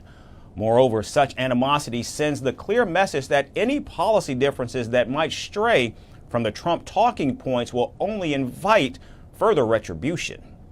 You'd have underqualified people coming in and inexperienced people coming in and making these same decisions. And probably making them based on a political decision more so than a science-based decision or historical or institutional memory position. And things fall apart very quickly when that happens. Meanwhile, current White House National Security Advisor Jake Sullivan has argued against the dismissal of the current staff. He says civil servants should at least get through the early phase of the new government. When they are selected to come over, they're not selected based on their political affiliation or their policy opinions. They're selected based on their experience and capacity. And so we have a real diversity of people in terms of their views, their politics, their backgrounds. The common element of all of it is we get the best of the best here. Now, as the Trump administration readies itself for day one, it's becoming increasingly clear the next commander-in-chief prefers loyalty over competence. But given the numerous foreign policy and national security challenges facing the incoming administration, it's also clear loyalty only goes so far in a crisis. And staying in the United States, Melania Trump intends to live mostly in the White House once she returns as the First Lady on Monday. Now, this is contrary to previous reports which speculated that the president-elect's wife would not move to Washington. In an interview with Fox News on Monday, the incoming president's wife said she is already packed for the transition. I have the plans. I could move in. I already packed. I already selected the furniture that needs to go in. So it's very different transition this time, second time around. I will be in the White House. And when I need to be in New York, I will be in New York. And when I need to be in Palm Beach, I will be in Palm Beach. But my first priority is, to be a mom, to be a first lady, to be a wife, and once, on January 20th, you serve the country. She also took a dig at the Obamas, saying moving into the White House in 2017 was challenging because some of the information was upheld by their administration. Now, it's worth noting that Melania Trump remained absent from her husband's side for much of the re-election campaign last year. She was not seen throughout Donald Trump's hush money trial in New York as well. Her only public statement about Donald Trump was when the president-elect survived the first assassination attempt back in July. After rumors began spreading about their separation, Melania Trump suddenly reemerged in October to promote her memoir. In the rare public showing, she also talked about her upcoming documentary on Amazon Prime. Melania Trump also made a major revelation during the sit-down. I don't always agree with what my husband is saying or doing, and that's okay. I give him my advice, and sometimes he listens, sometimes he doesn't. The former model reflected on her first 4 years in the White House, saying the people of America did not accept her at the time. I just feel that people didn't accept me. Maybe they didn't understand me the way maybe they do now. And I didn't have much support. Maybe some people see me as just a wife of the president, but I'm standing on my own 2 feet, independent. I have my own thoughts. I have my own yes and no. The soon-to-be First Lady also expressed delight over the upcoming documentary, which will follow her day-to-day life as she returns to the White House. The film is set for a theatrical and streaming release later this year. My life is incredible. It's incredibly busy, and I told my agent, I have this idea, so please go out and make a deal for me. Now, it's uncertain whether Melania Trump will in fact stay in the White House full-time, but like her husband, she's made the return to Washington a money-making opportunity. And our next story is about the latest controversy swirling around Leonardo DiCaprio. As wildfires ravage parts of Los Angeles, the Oscar-winning actor has decided to flee Hollywood on a private jet. While thousands of residents scramble to evacuate the area, the A-list star, accompanied by his model girlfriend and his family, boarded a luxury jet bound for Mexico. DiCaprio, the self-proclaimed environmental warrior, has spent years preaching about climate change and sustainability. However, critics have been quick to point out that the same man who lectures about carbon footprints might need to rethink his own. Here's more from Tinseltown. Leonardo DiCaprio, an Oscar-winning actor, climate change advocate, and apparently part-time jet setter, has found himself in the middle of yet another controversy. While parts of Los Angeles remain engulfed in wildfires, DiCaprio, along with his model girlfriend Vittoria Ceretti, his father George, and his stepmother, hopped on a private jet bound for Cabo San Lucas, Mexico's top tourist destination. In the midst of raging wildfires in Los Angeles, DiCaprio decided it was best to take the scenic route via his private jet. With flames consuming acres and acres of land, DiCaprio and his glamorous entourage were seen boarding a jet for a quick getaway to Cabo San Lucas. Forget fighting fires. Leo's headed for the beach, likely with a pina colada in hand. After all, what's more eco-friendly than contributing to the carbon footprint of an entire island while trying to escape the chaos you have spent years preaching about? The move raised eyebrows, particularly for someone so vocally passionate about climate change. DiCaprio's foundation has pledged millions towards sustainability and climate action. His Instagram is a curated gallery of eco-conscious posts. And yet, there he was, soaring above the flames in a jet. DiCaprio has certainly made a name for himself as an environmental advocate, taking to stages around the world to speak about the climate crisis. His COP26 appearance was hailed as a win for the environment. After all, he did choose to fly commercial, a rare feat for a man of his stature. Yet, let's not forget the numerous times he's been caught flying around the world in private jets, from New York to Cannes, often in the same breath that he lectures the masses about the perils of carbon emissions.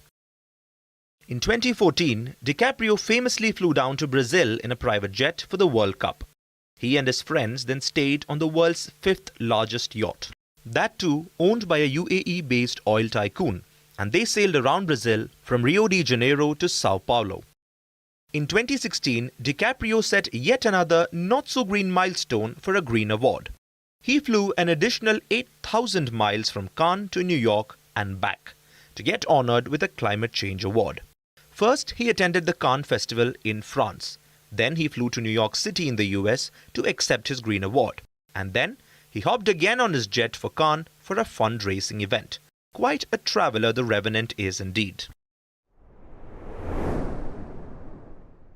There is no denying that DiCaprio's heart is likely in the right place. He advocates for electric cars, takes the occasional bike ride, and even rides a Prius. But when your carbon footprint has been inflated by an endless series of private flights, yacht trips and multiple homes, it's hard not to feel a little skeptical. After all, preaching climate change from the comfort of a private jet feels a tad off-brand. Let's face it, DiCaprio's attempts at eco-heroism often seem more like a PR stunt than genuine effort. For every tree planted, there's a jet engine burning through gallons of fuel. For every climate summit speech, there's a yacht somewhere idling in the harbour. In the end, Leonardo DiCaprio's private jet fiasco is just another chapter in the ever-growing saga of celebrities who preach one thing but do another. And now to the Middle East, where negotiations between Israel and Hamas are reportedly on the brink of a historic breakthrough. Officials say a potential deal to release hostages and end over 15 months of conflict in Gaza has never been closer. Progress was made. We see some progress in the negotiations.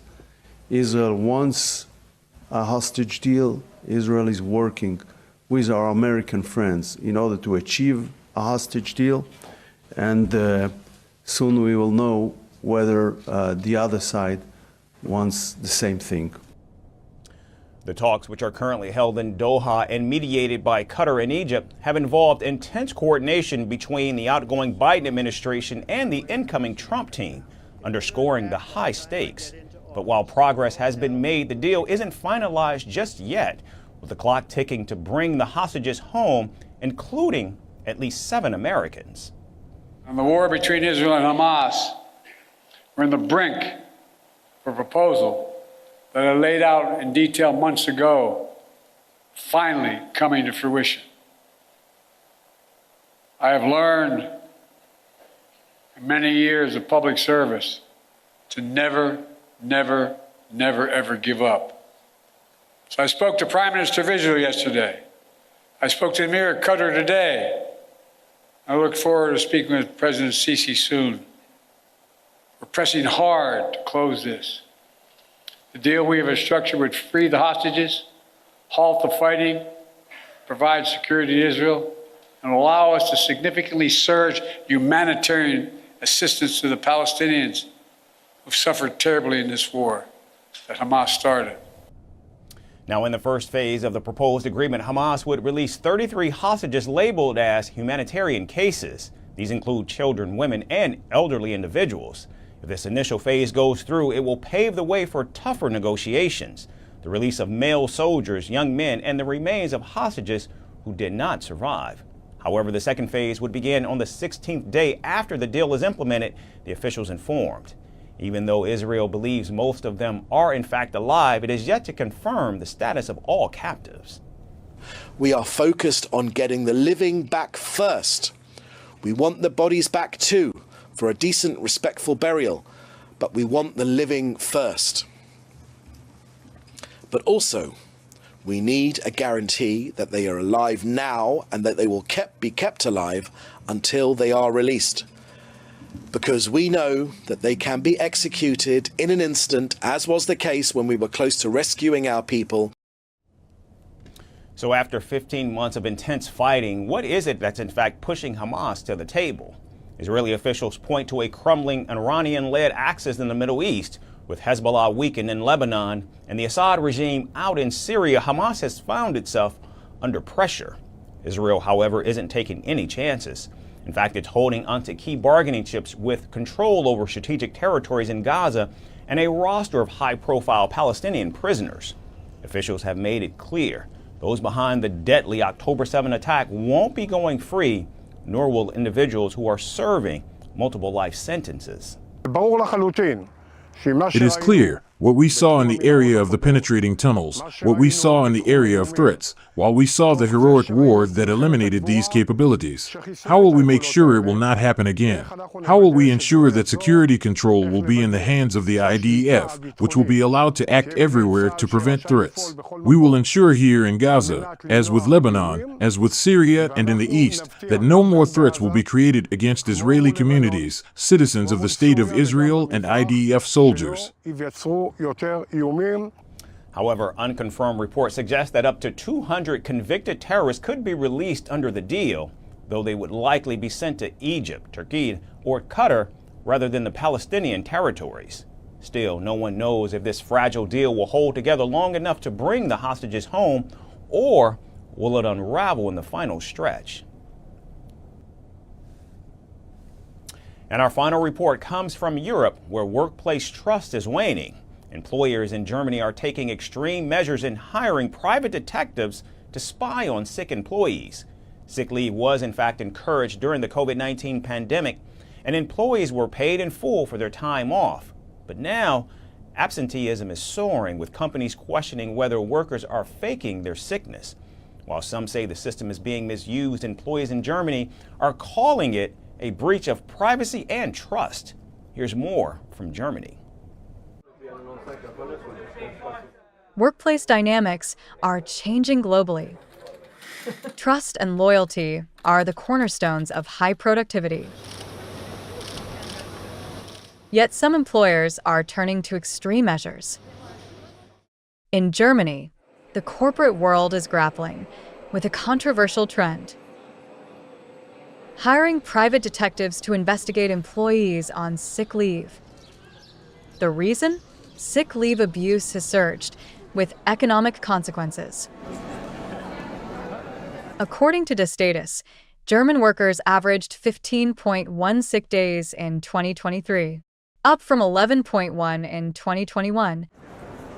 And post-pandemic policies seem to have played a role. During COVID-19, employees could obtain sick leave over the phone for mild symptoms. The system, initially a necessity, is now reportedly being misused. And workers fake symptoms like coughing to secure leave, raising concerns among employers. The result? Companies are seeking outside help. Private detective agencies near Frankfurt are booming. Their job? To verify if employees on long-term sick leave are genuinely unwell. But why are employers going to such lengths? Because in Germany, employees on sick leave receive full salaries for 6 weeks. After that, health insurers pay sickness benefits. But extended sick leave creates financial strain on employers. And for some, hiring a private investigator is seen as an investment. There are just more and more companies that do not want to put up with it anymore. If someone has 30, 40, or sometimes up to 100 sick days in a year, then at some point they become economically unattractive for the employer. Shocking findings by detectives revealed that employees supposedly unfit for work were caught helping family businesses or renovating homes, while others used sick days for vacations or personal projects. But success isn't guaranteed. Even when evidence is gathered, dismissals can backfire. For instance, one case in Italy saw a bus driver reinstated after being caught playing the piano during leave. The court ruled it therapeutic for his anxiety. Experts warn that spying won't solve the root issues. Rising sick leave often stems from genuine problems, post-pandemic mental health challenges, respiratory illnesses, and workplace stress. These factors need holistic solutions, not just surveillance. While the ethical dilemma remains, Germany's approach raises questions about fairness, privacy, and the limits of corporate control. So, what's next for German workplaces? Will the detectives win out, or will trust prevail? The answer remains as elusive as the workers under surveillance.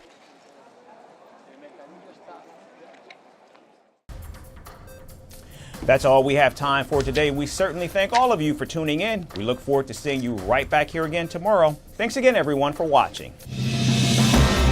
Donald Trump's return to the Oval Office is imminent. He will soon take the oath of office and once again lead the nation. God spared my life for a reason. President-elect Donald Trump's first priority tackling illegal immigration and securing the nation's borders. We're going to fix our borders. The incoming administration has prioritized the Russia-Ukraine war.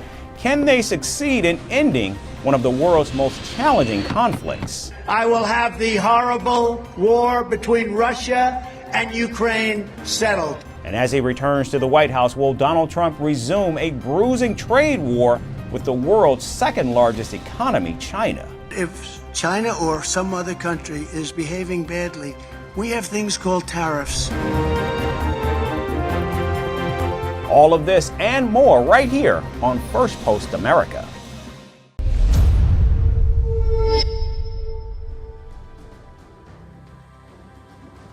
Hello and welcome to Firstpost Africa, where we get you the top stories from the continent and from across the world.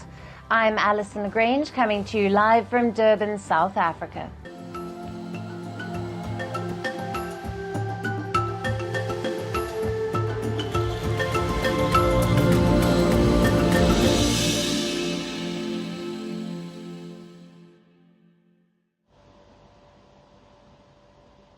Hello and welcome. We begin with South Africa, where an abandoned gold mine has turned into a site of shock and horror. Several bodies have been recovered from the mine in the country's northwest province, where hundreds may be trapped and at least 100 may have already died. Those trapped are illegal miners who are facing a crackdown by the South African government. For months now, they have been stuck at the Stilfontein mine, about 140 kilometers southwest of Johannesburg. They remain trapped as authorities continue to block their food and other essential supplies since October last year. In order to force them out and to make arrests, it's a part of a government plan called Operation Vala Umgodi, which means closing the holes to arrest the illegal miners. Now, one South African minister has controversially put it as a way to force gang leaders to allow miners to resurface by smoking them out. As per reports, some 4,000 miners were initially stuck underground. Hundreds are thought to be still in the mine, while more than 1,000 have surfaced in the past few months. Officials have claimed the men are hiding underground to avoid arrest, but the operation to curb illegal mining has divided South Africa. Many critics have expressed the human rights concerns of the tough approach. Last week, the High Court in Pretoria intervened. It ordered the authorities to rescue the trapped miners, also mandated the uninterrupted delivery of food, water, and medical aid, and to prevent further loss of life. After this, the authorities began the operation to retrieve the illegal miners. But during the process, they unearthed a lot of unexpected and rather disturbing things. Several videos have emerged showing scores of illegal miners in dire conditions. One of the videos shows corpses wrapped in makeshift body bags. Another video from the site shows the emaciated figures of some miners who are still alive. The trapped miners can be heard calling for help. Now, these videos have been made public by a South African advocacy group who have been at the forefront lobbying for the rescue of the miners. The group says between 400 to 800 miners are still trapped and at least 100 have died underground. The government has not confirmed the number. As of now, at least 18 bodies have been recovered and around 26 illegal miners have come out alive. The first load with 7 miners who are alive has surfaced. Their state is very dire, and I think that you already know. The reality is they are completely emaciated, completely dehydrated, in a very dire state physically, and it is very clear to us that they would require urgent medical attention just in terms of their physical condition. Earlier, one of the miners who made it out alive claimed those trapped underground were eating cockroaches and toothpaste mixed with salt. One report also claimed they have turned to cannibalism and are eating the flesh of those who died. Now, these illegal miners are among thousands who operate in abandoned mine shafts in mineral-rich South Africa. These illegal miners are locally called zama-zamas. That loosely translates to take a chance. Now, they work in closed or non-operational mines to extract minerals like gold, iron ore, coal and manganese. Zama-zamas reportedly operate in some 6,000 disused mines. They tend to remain in the mines for long periods, over months sometimes, looking to hit gold and make money. They rely on help from contractors outside who pull them up for a fee. Now, these contractors also supply them with essential supplies. However, most zama-zamas are undocumented migrants from neighboring nations like Zimbabwe, Lesotho and Mozambique. Many are believed to be exploited by criminal gangs. The ongoing standoff between the illegal miners and South African government has revealed the challenges facing the country's mining industry. South Africa was once the world's top gold producer, but aging infrastructure and policy-making failures have forced many commercial operators to shut. These mines have now become sites of turf wars between violent gangs competing to smuggle the precious metal. Around 25 tons of gold from South Africa is believed to be smuggled to countries like the United Arab Emirates and Switzerland annually. But as South Africa decides to take a hardline approach on illegal mining, its ways have met with severe backlash from human rights groups. Going forward, what would Pretoria's approach be to safeguarding its mining industry? Now, for more on this, we have with us Mamatlewe Sibi, who is the president of General Industries Workers Union South Africa and is joining us live from Potchefstroom in South Africa. Thank you for being with us. Thank you very much, Alison.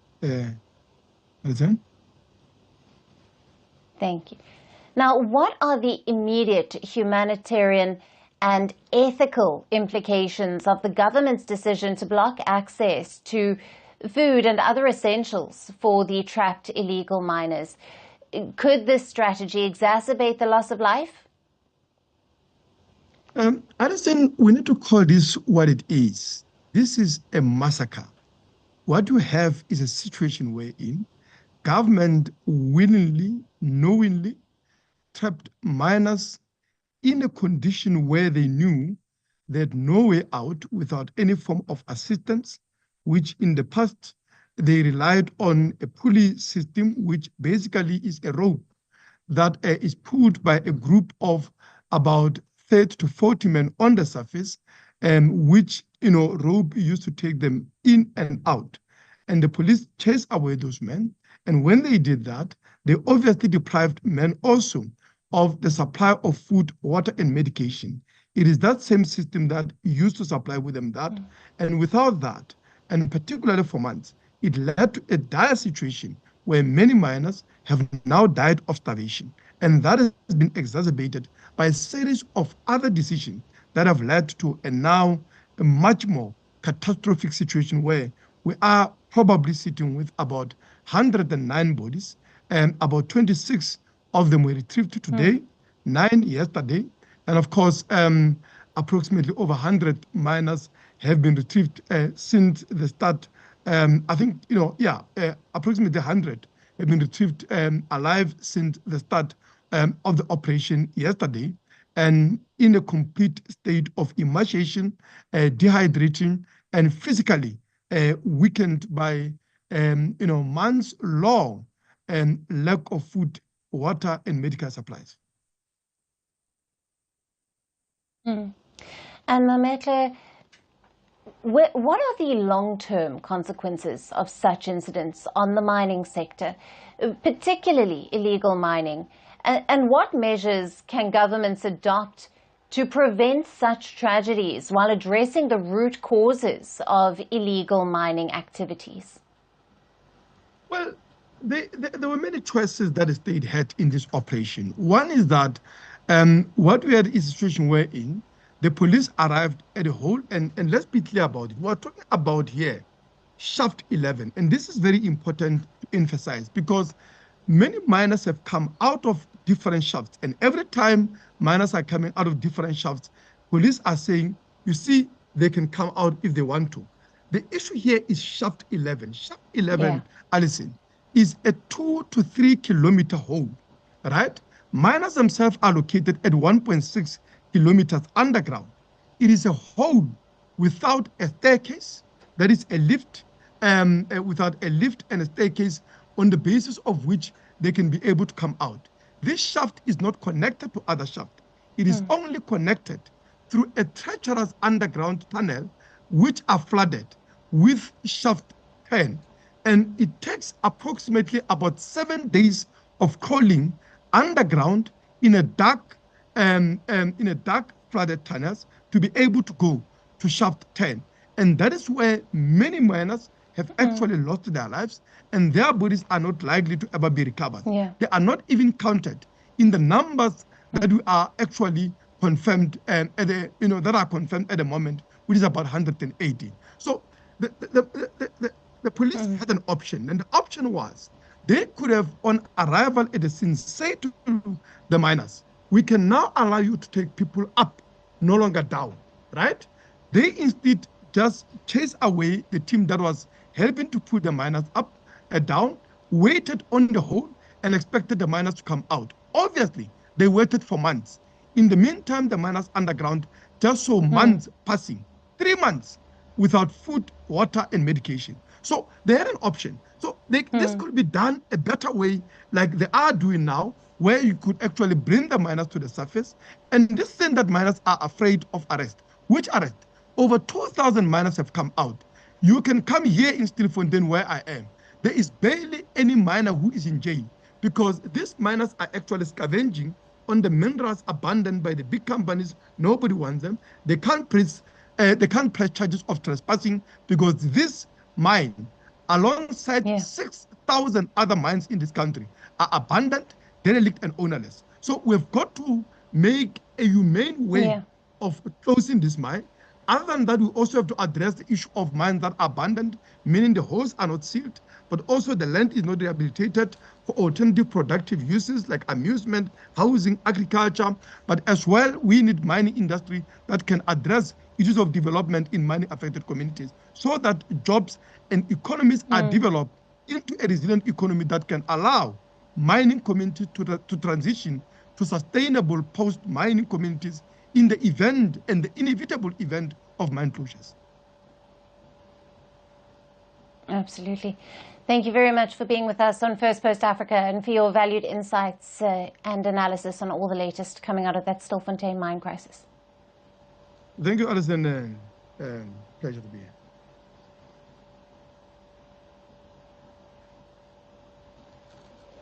And turning our focus now to the Horn of Africa region, Somalia's breakaway region, Somaliland, has appointed a new ambassador to Taiwan. In a social media post, Somaliland said that the president had appointed Mahmoud Adangalal as the representative of Somalia's breakaway region to Taiwan. This comes as Hargeisa and Taipei are determined to break their isolation and deepen their ties. Somaliland has been a self-governing region of Somalia for more than 3 decades, but its independence has not been recognized by Mogadishu or any other foreign government. Similarly, Taiwan has also faced difficulty in getting full recognition as China has claimed sovereignty over it. Now, both of these self-governing territories have enjoyed warm relations since 2020, after the two sides established representative offices in each other's capitals. Both have partnerships in trade, education, health, and several other development initiatives. Now, in a special gesture, Taiwan's Deputy Foreign Minister also visited Hargeisa in December to attend the inauguration ceremony of Somaliland's President, Abdirahman Mohamed Abdullah.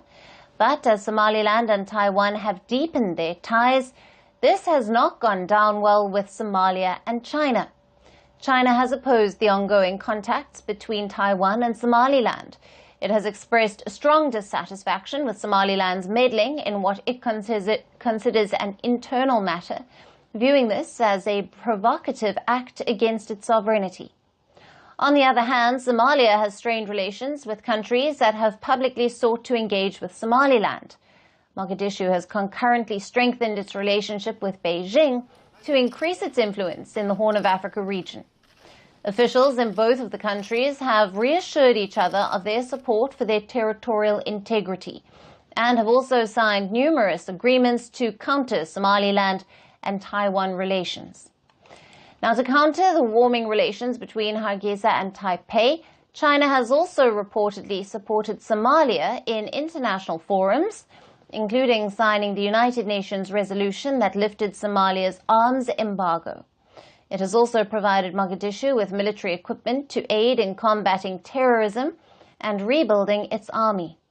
China has also donated tons of food aid to enhance its visibility and support for Somalia. Yet, despite the strong statements from China and Somalia, Somaliland and Taiwan have continued to bolster their diplomatic ties.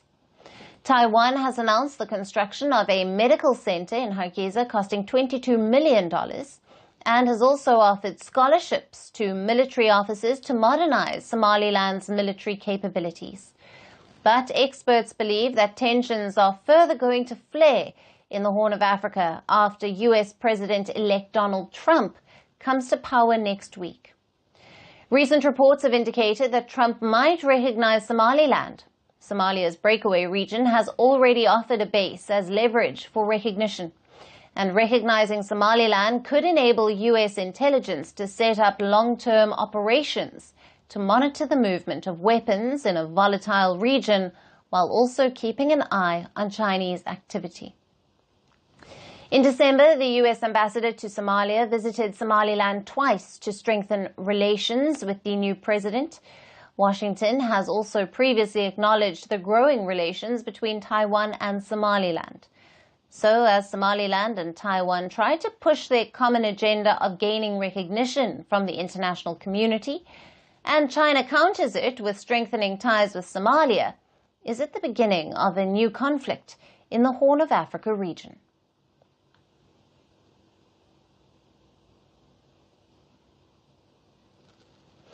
Shifting focus now, a prominent Tanzanian activist who was kidnapped and released in Kenya over the weekend has now blamed the Tanzanian government's role behind her abduction. A well-known Tanzanian journalist and activist, Maria Sarungi Chehai, was kidnapped by 3 armed men on the streets of Kenya's capital Nairobi on Sunday. She says she was dragged out of her taxi into their vehicle. They choked and handcuffed her and demanded access to her mobile phones while speeding out of the city. After a long time on the road, her captors stopped the car and appeared to be holding discussions with a superior. Now, Chehai, who has been critical of Tanzanian President Samia Suluhu Hassan, went into exile in Kenya 4 years ago after learning she would be arrested. She blames the government for her abduction in Nairobi. I am sure that the abduction, part of the abduction was to get access to my devices and to get access to the activities that I do online, which include, of course, sometimes doing whistleblowing, but also doing a lot around abductions in Tanzania. So that is the first thing that I really felt that they really wanted.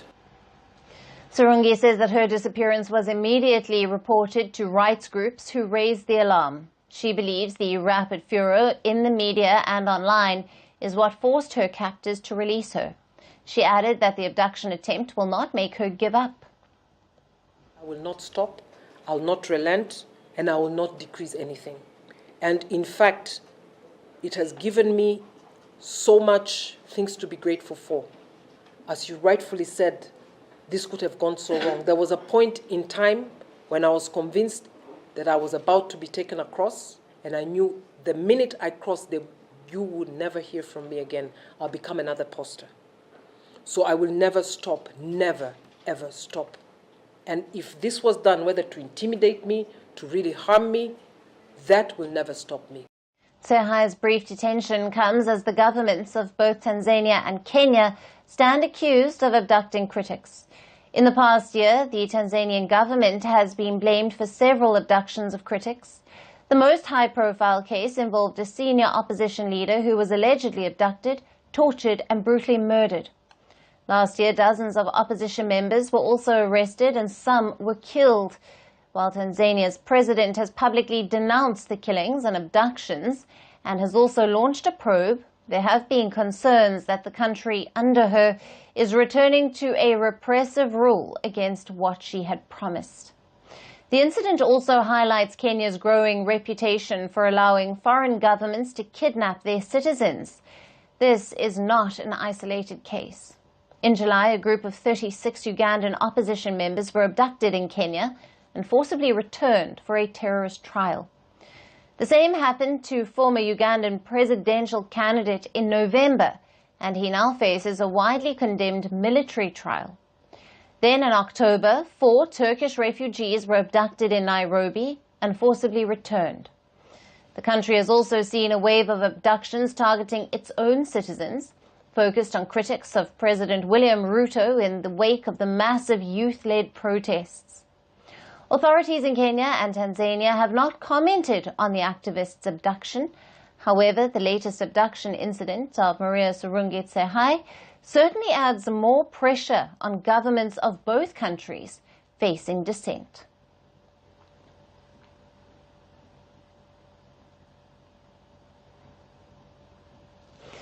Our last story for the day is from Mali. The West African country's military junta has tightened their grip on foreign companies that are mining gold. Their latest target, Canada's Barrick Gold. Malian authorities have seized tons of gold from a mining site operated by Barrick Gold as the junta-ruled nation looks to get a fairer distribution of revenue from its mining sector. This has left the Canadian firm scrambling to protect its operations in the country. We bring you more details in our next report.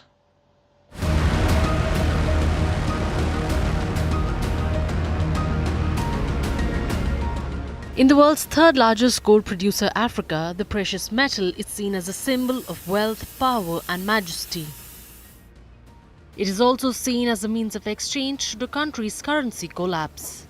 Many countries in the continent, such as Mali, Ghana and DR Congo among others, have seen companies from the West set up their mining operations to get hold of this difficult-to-extract metal whose prices have increased in recent months. But a growing anti-West sentiment, especially in the West African country of Mali, has made it difficult for foreign mining companies to operate.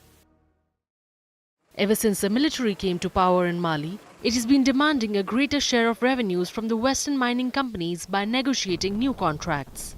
This is to bolster its government revenues as prices of the precious metal rally to record highs, and its latest target is a Canadian company called Barrick Gold. Authorities in Mali, Africa's second largest gold producer, have started enforcing a provisional order to seize gold stock at a mine operated by Barrick Gold. Around 3 metric tons of gold has been flown out by the Malian authorities from the company's Loulo-Gounkoto mining complex in western Mali over the weekend, which reports suggest is valued at $245 million. Loulo-Gounkoto accounts for around 14% of Barrick's 2025 estimated gold output. This prompted the company to suspend mining operations in Mali's Loulo and Gounkoto mines on Monday. In its letter to the Malian government, Barrick said the seizure of the gold meant it was no longer covered by Barrick's insurance. The company added that it was awaiting official confirmation of the proper receipt by Malian Solidarity Bank, a government entity.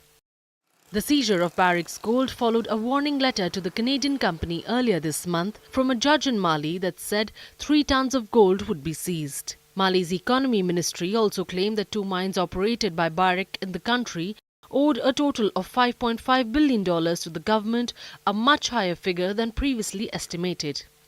To be sure, the company owns 80% of the mining complex in Loulo-Gounkoto, with Mali government owning only 20%. However, this is not the first time that the Canadian company has come under fire from the military-led authorities in Mali. Barrick Gold and Mali have been at odds with each other since 2023 over a contract based on new mining rules. The row has escalated several times, with Mali detaining 4 senior executives in November and issuing an arrest warrant for Barrick Gold CEO Mark Bristow in December for charges of money laundering. Reports suggest that Mali, which has struggled for years with jihadi violence and high levels of poverty and hunger, had previously demanded about $500 million in unpaid taxes from Barrick. But the company denied any wrongdoing and said it had paid Mali $85 million in October. Mali has similarly been pressuring other foreign companies too. In November 2024, Australia's Resolute Mining also came under fire after its CEO and 2 executives were detained in capital Bamako. The mining company had to pay $160 million to the government to help resolve the tax dispute. However, this bulldozing on companies has not been limited to Mali. Mali's neighbours Niger and Burkina Faso have also increased pressure on Western companies. Burkina Faso said in October 2024 that the country had planned to withdraw mining permits from some foreign companies and would seek to produce more of its own gold. In Niger, authorities took control of the French nuclear fuels company Orano-Somer uranium mine in December. So as West Africa tightens its grip on mining operations, Western companies are scrambling to protect their operations in the junta-ruled countries. And that's it on the show for today. We will see you again tomorrow at the same time. Thank you for watching, and goodbye.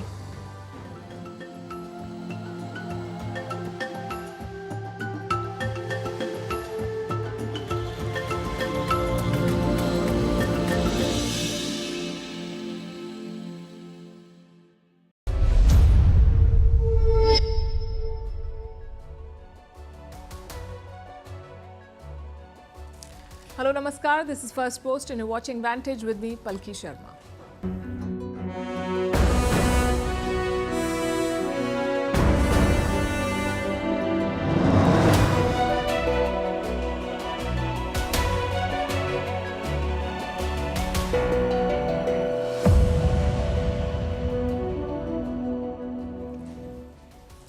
Joe Biden's presidential term ends in 4 days, but instead of packing up to leave, he is pushing last-minute legislation, as if to make up for 4 years and the 570 days that he was away on vacation. He was holidaying for 40% of his time in office. Now he's cracking down on all things Chinese. Yesterday we told you about the chip bans. Today it is car bans. Biden has banned hardware and software made in China in the name of national security. But we dig deeper to find that it's a ploy to secure America's tech hegemony. Meanwhile, China has turned the tables, using American tricks and American surveillance tools to spy on America, including hacking the phones of Donald Trump and Kamala Harris. We'll bring you the full report. Is ChatGPT responsible for the wildfires in California? Why Trump's external tariffs is a misleading claim.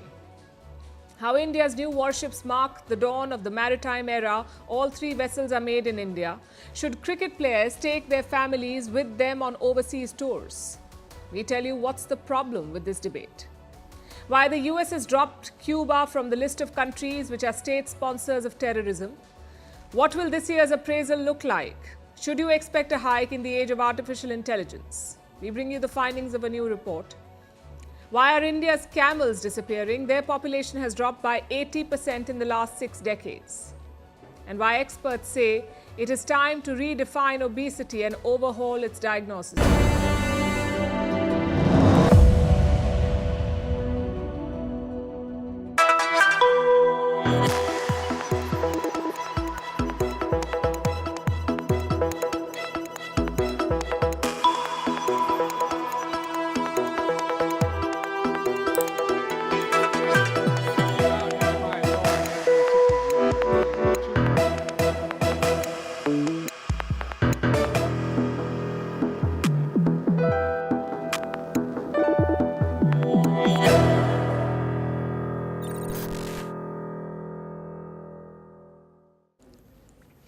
Joe Biden is on a banning spree. He's got just 4 days left as US president and he wants to make the most of it. Every day he's targeting something new. First it was Chinese electric vehicles, then it was China's chip industry, and now it is all Chinese cars. That's right.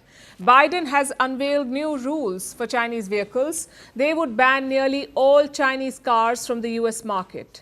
It's a pretty drastic move, but not a surprising one. The US will go to any lengths to preserve its hegemony, whether it's by using military force or diplomatic blackmail or such targeted bans. So tonight, let's take a closer look at US policy. Why are they banning Chinese cars? Where else does US hegemony exist, and how are they preserving it? The new auto rules were announced by the US on Tuesday. They target connected or smart cars, which are basically vehicles with internet. They help you navigate, get real-time traffic data, unlock and lock remotely, and also access games and movies. Sort of like a vehicular smartphone. Such smart cars are becoming popular nowadays. By 2030, they're expected to make up 95% of all cars on the road. So the US wants to keep China away. Say your car has a Chinese Bluetooth system, or a Chinese Wi-Fi connector, or a Chinese autopilot, basically any Chinese software or hardware linked to smart functions, then those cars cannot be sold in the US. The rules won't apply immediately. The software curbs will be imposed from 2027 and the hardware curbs from 2029. They will first apply to passenger cars only, but then they can be extended to commercial ones too. So it's a very expansive move. The question is why? As always, national security. That's the reason Americans love to give. Listen to the US Commerce Secretary. Cars today aren't just steel on wheels, they're computers. They have cameras, microphones, GPS tracking, and other technologies that are connected to the internet. Through this rule, the Commerce Department is taking a necessary step to safeguard U.S. national security and protect Americans' privacy by keeping foreign adversaries from manipulating these technologies to access sensitive or personal information. Now, there is some truth here. Smart cars can be a privacy nightmare. They collect all kinds of data from drivers. In theory, this data can be shared with the Chinese regime. So yes, it is a privacy concern. Having said that, we cannot look at this move in isolation. Look at everything leading up to it. Last year, Biden raised tariffs on Chinese EVs. This year, he put China's largest battery maker on a blacklist. And this week, he tightened chip supply to China. If you add all this up, one thing becomes clear. This is not about privacy. This is about preserving American hegemony, protecting their dominance in key sectors. And the strategy is pretty clear. Squeeze out the competition using pressure. A clear example of that is TikTok. Most other social media platforms are American, but TikTok is owned by China. So what did the US do? They're forcing China to sell the platform. Again, the same excuse, that of national security. Another example is undersea internet cables. Most of them are laid and repaired by Western companies. But in the last decade, China jumped in. In 2018, Meta and Amazon decided to lay cables in Southeast Asia. They also roped in China Mobile and US meddling. Washington put pressure on Meta and Amazon, so by 2021, China Mobile was out of the deal. Why? The same national security excuse. And don't get us wrong here, China does pose a national security risk. They are known for hacking and espionage. But guess what? The Americans do the same thing. Let's go back to TikTok. The US accuses them of sharing data with China's government. But America does the very same thing. Look at numbers from 2013 to 2022. The US made 3.3 million requests for user data. 3.3 million requests. Basically, they asked tech giants like Meta and Apple to give personal information. America was #1 on that list. They requested twice as much as the European Union. So what moral authority do the Americans have? The same US also spied on its own allies. They snooped on European leaders from 2012 to 2014. Chances are they're still doing it. Yet the US claims to defend freedoms and privacy. Today their target is China. Tomorrow it could be India or Japan. Basically anyone who gives competition to the Americans. So what's the solution? Ideally, we need neutral alternatives. If not, at least homegrown ones. Many countries have already started doing this. Take data centers, for example. US tech giants store most of their data in America, but recently countries have started fighting this. They're asking tech giants to store data locally. And this is just one example. The US has created dozens of systems to serve their interest in the economy, in communications, and in defense. It will take a global campaign to weaken it, and the US knows that will never happen. So America is trying to block China. It doesn't want Americans to use Chinese apps and cars, and it doesn't want China to get access to American technology. But what if China manages to steal America's secrets?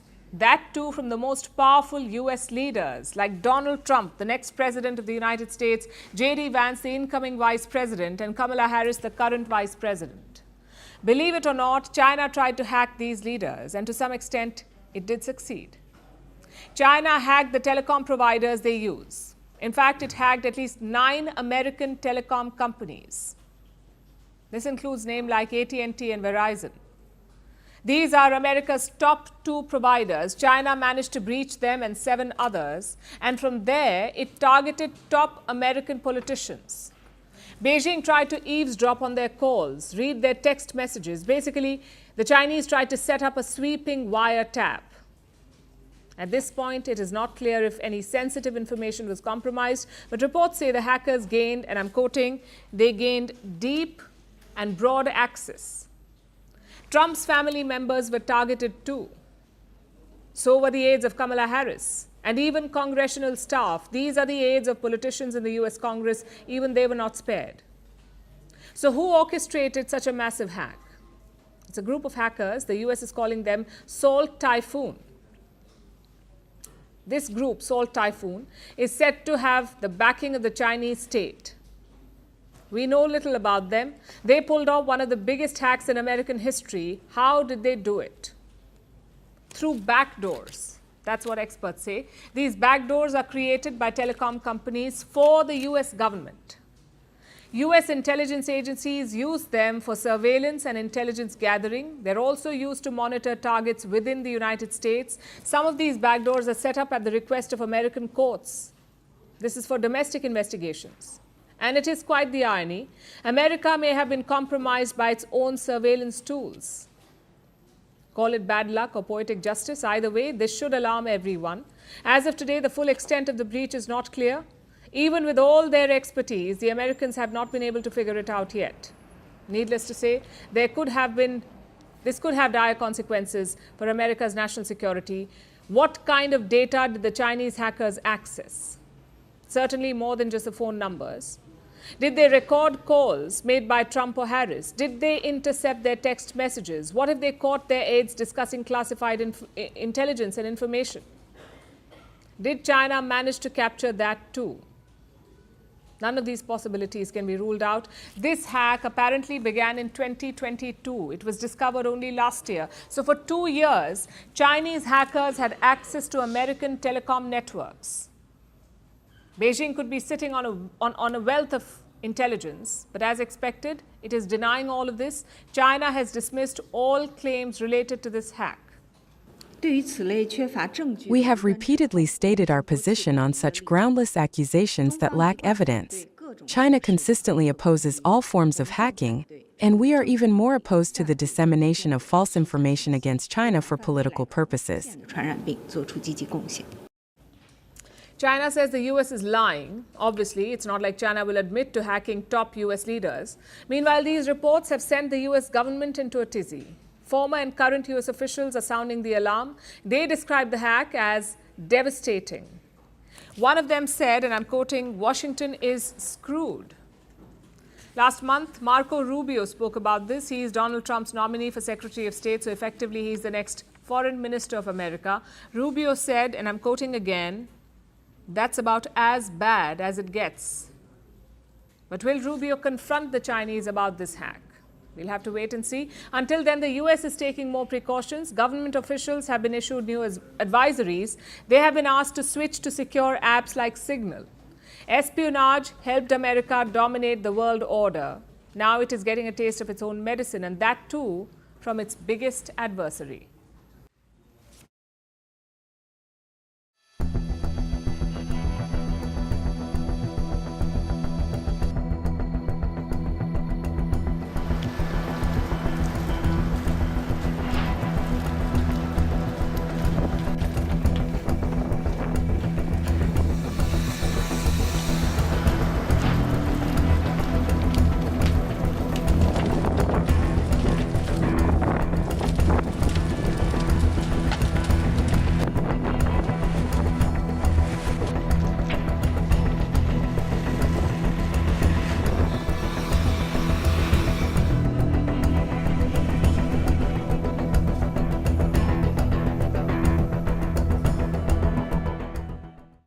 Los Angeles continues to battle devastating wildfires. Over a week has passed, yet the inferno is still spreading.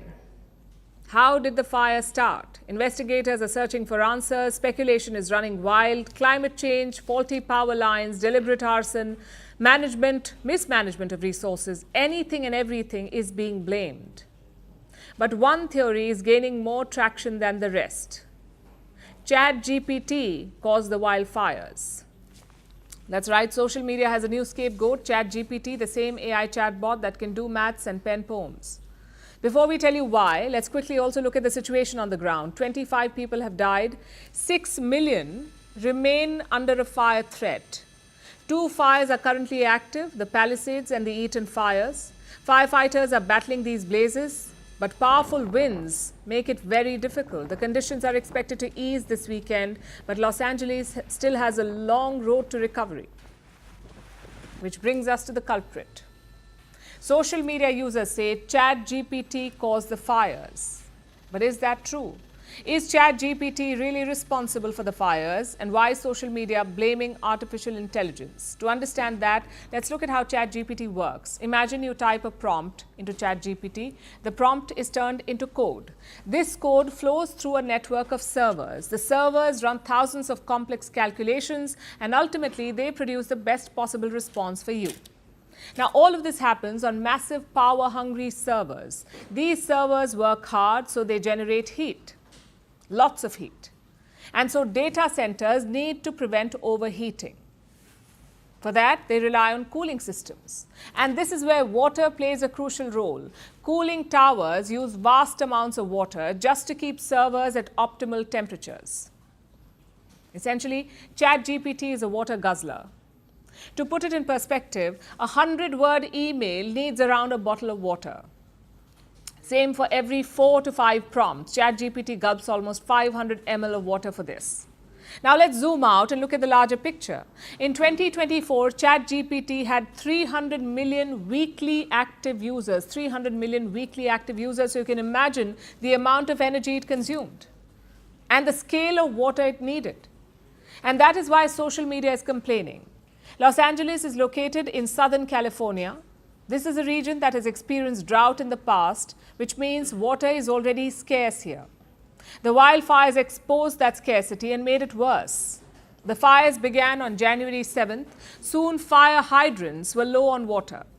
The LA Fire Department was panned, and that's when social media started connecting the dots. ChatGPT relies on water. Los Angeles is running out of water. So naturally, ChatGPT must be to blame. The fact is, this theory holds little water. The fire hydrants ran dry because of overwhelming demand. On top of that, the municipal water system is poorly designed. It cannot handle the demands of fast-moving wildfires. So this is not an AI problem. This is an infrastructure problem. But that does not let ChatGPT off the hook entirely. Yes, it is responsible for, not responsible rather, for this particular fire, but it is very much part of a bigger problem. Our planet is heating up. Extreme weather events are becoming increasingly common, like these wildfires in Los Angeles. Addressing this crisis needs collective action. You need to conserve natural resources like water. Instead, you're building more AI data centers that use gallons of water and electricity to write emails. So you can see where the problem is. The crisis in LA is a wake-up call. It's not just about the technologies we use today, it's about how we manage the infrastructure that supports this tech. AI companies will also have to do better. They must find other cooling alternatives or move data centers to cooler climates.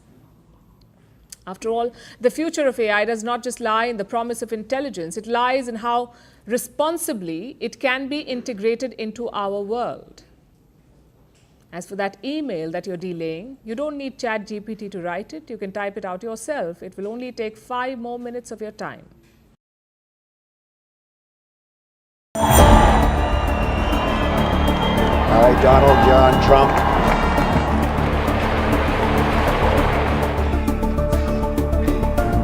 And I'm doing the same thing with China. We're going to tariff the hell out of them. And we're going to put very serious tariffs on Mexico and Canada.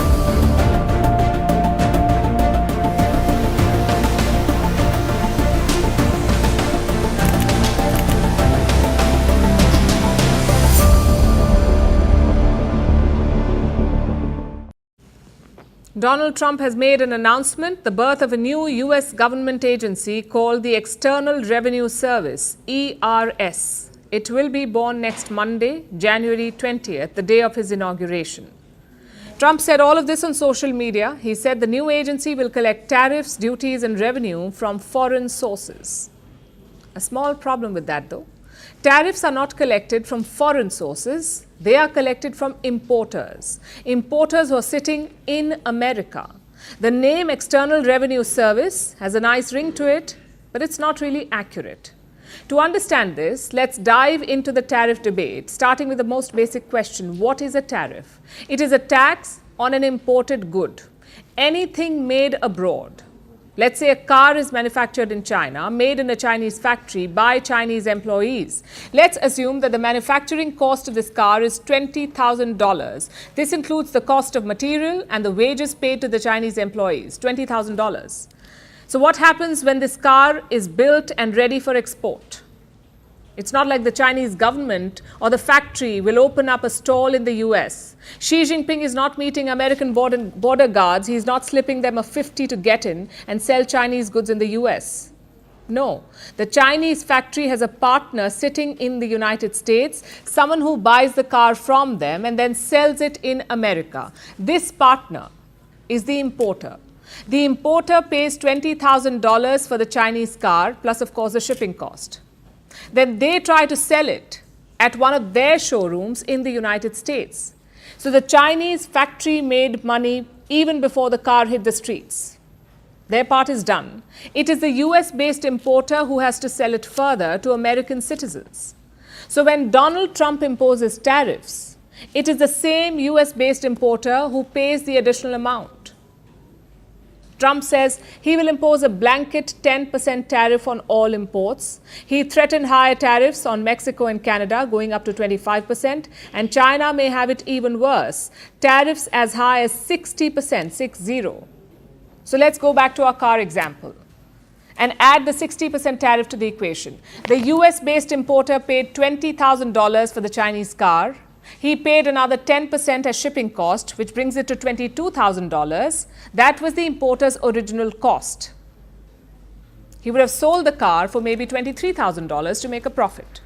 But now the importer has to pay a 60% tariff as well. So $20,000 for the car, $2,000 for shipping, and then a whopping $12,000 in tariffs, coming to a total of $34,000. If the importer still wants to keep his profit the same, he needs to charge $35,000 for his made-in-China car.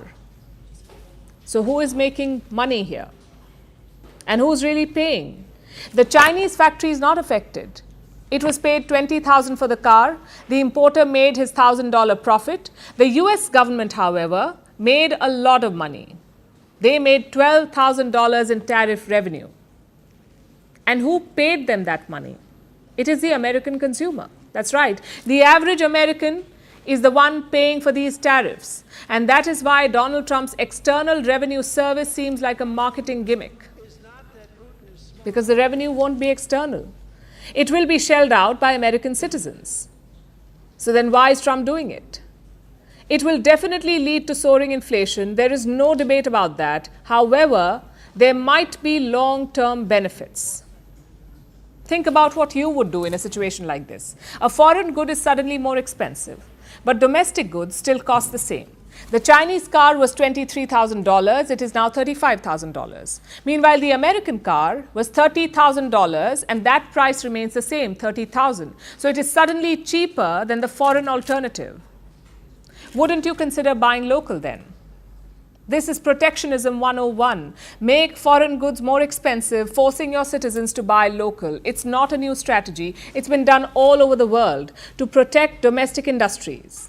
America has lost a lot of its manufacturing jobs over the years. It has outsourced operations to foreign countries, to places like China, where they don't have to pay employees that much. The wages are lower. But with tariffs, China loses that cost advantage. American companies won't have much to gain by manufacturing goods abroad, so they might as well move back to the US, and this is why foreign nations are spooked by Trump's tariffs. Because demand for their exports will go down. Companies might relocate to the United States. They might move back home. So the foreign nation will be left with an empty factory and mass layoffs. That is why tariffs are a threat. Not because they will have to pay added fees, but because of the long-term ramifications. Those are the pros and cons of tariffs in a nutshell. But I should add something here. Moving manufacturing jobs takes time. It does not happen overnight. So at least in the short run, Americans will have to deal with rampant inflation. And don't think that there won't be any retaliation, because America exports goods too. If it imposes a blanket tariff, if every other nation is targeted, then there will be reciprocal tariffs, leading to a global trade war. Everyone could start opting for protectionism, changing the global economic order as we know it.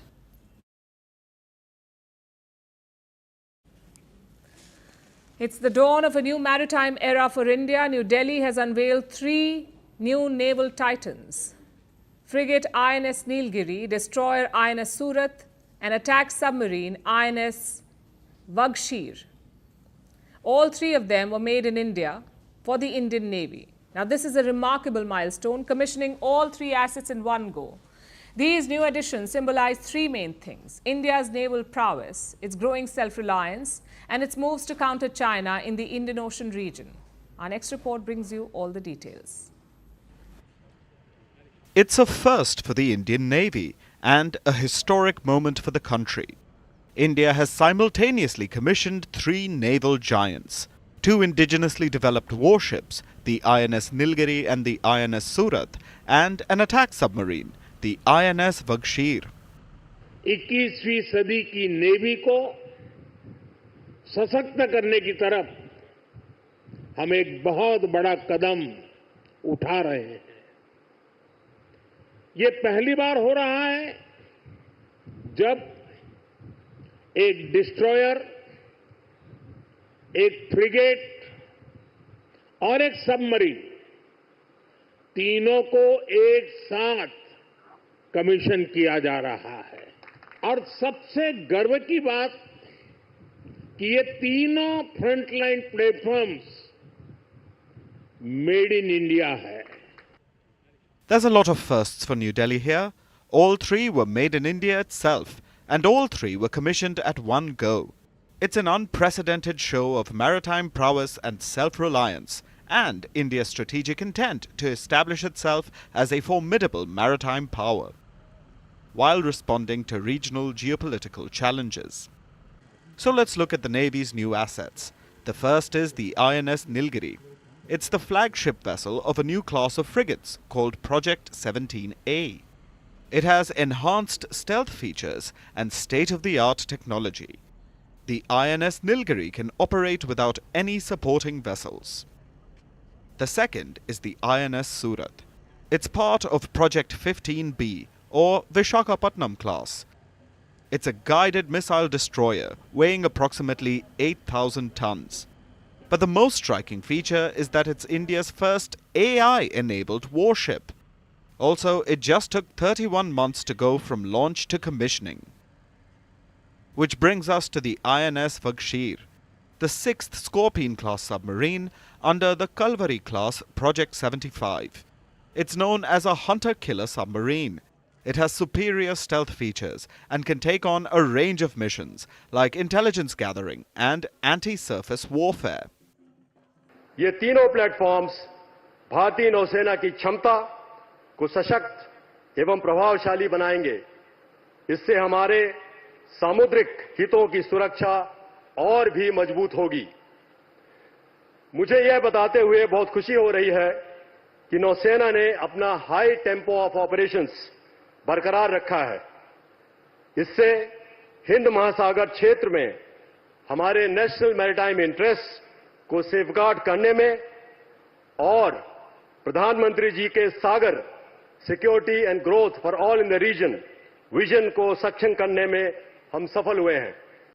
This is a push by India to upgrade its naval assets, especially those from the Soviet era, and the government has spent a lot of money on it.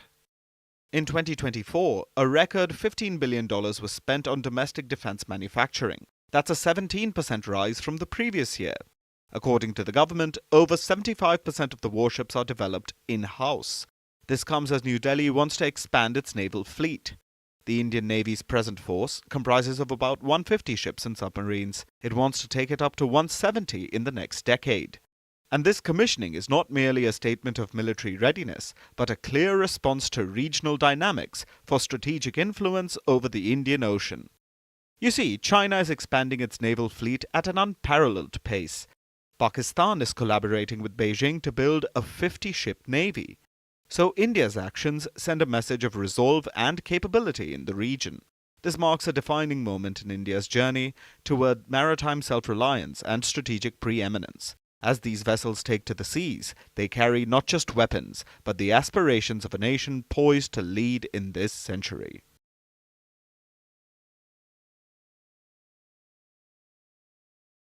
Indian cricket bosses are making some big changes. We lost the recent series in Australia, so some big names have been dropped. And no, I don't mean the players, I mean their families. The Indian Cricket Board, or the BCCI, wants to limit the presence of families on tour. Suppose there is a long series abroad, more than 45 days in total, then the family can stay for 14 days only. That too after the first 2 weeks. If it's a short tour, they can stay up to 1 week. Now, just to be clear, these rules existed before the pandemic too, but during lockdown, they were relaxed. The game was being played in a bubble, so players could take their families along. The pandemic ended, but this practice carried on. Now, the BCCI says not anymore. It's time to limit family time on tours. The question is this the right call? Let's look at the timing and context first. India has just lost an important series in Australia. Days later, you decide to curb the presence of families. Naturally, people will draw links. It looks like you're blaming the families for the poor result. And it's quite common in India. When players fail, their partners get the blame. We have seen that with Virat Kohli and Anushka Sharma. When Kohli does not get runs, social media erupts, and one section always blames his wife. The BCCI is giving ammunition to such people, whether on purpose or not. Which brings us to the larger question. Should families accompany players at all?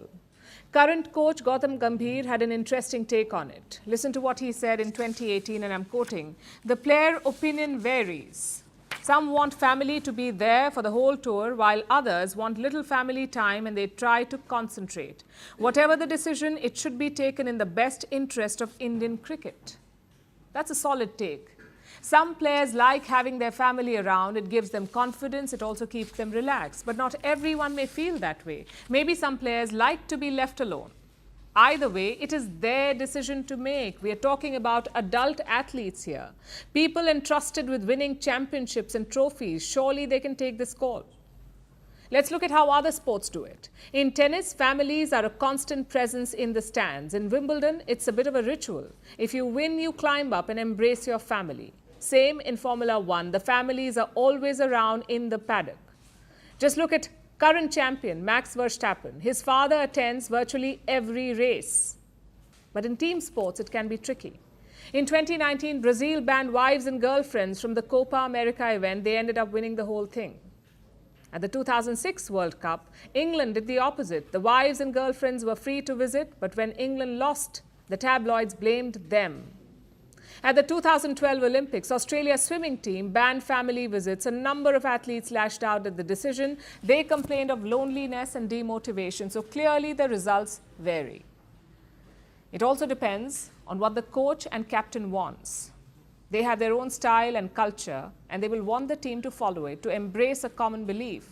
Now, we are not saying forget all that. We are saying do not forget the larger picture.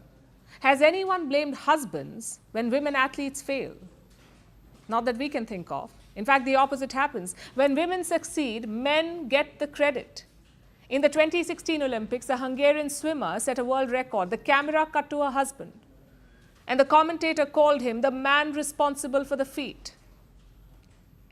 Same year, the Chicago Tribune dropped this pearl. Look at the headline. Wife of a Bears' lineman wins a bronze medal today in Rio Olympics. Unfortunately, this is the world we live in, and decisions must account for that. You cannot depict partners as a distraction, as something that hurts results. If you do, you're setting a dangerous precedent. If players fail, blame them. Blame the board, the coaches, and the support staff. But if you are blaming the family, you're clearly clutching at straws. Our next story is about Cuba. It's an island nation in the Caribbean Sea, and it has been a thorn in America's side for decades. The US views Cuba as an enemy nation, and it has tried everything to destabilize the country. The US declared Cuba a state sponsor of terrorism back in 1982, over 4 decades ago. It was a way for Washington to put pressure on Havana. But yesterday, Joe Biden undid this. He rescinded the state sponsor of terrorism designation with a presidential order. It's a strange thing to do. Just days before the end of his presidency, Biden seems to have created a new dilemma for Donald Trump. Here's our report.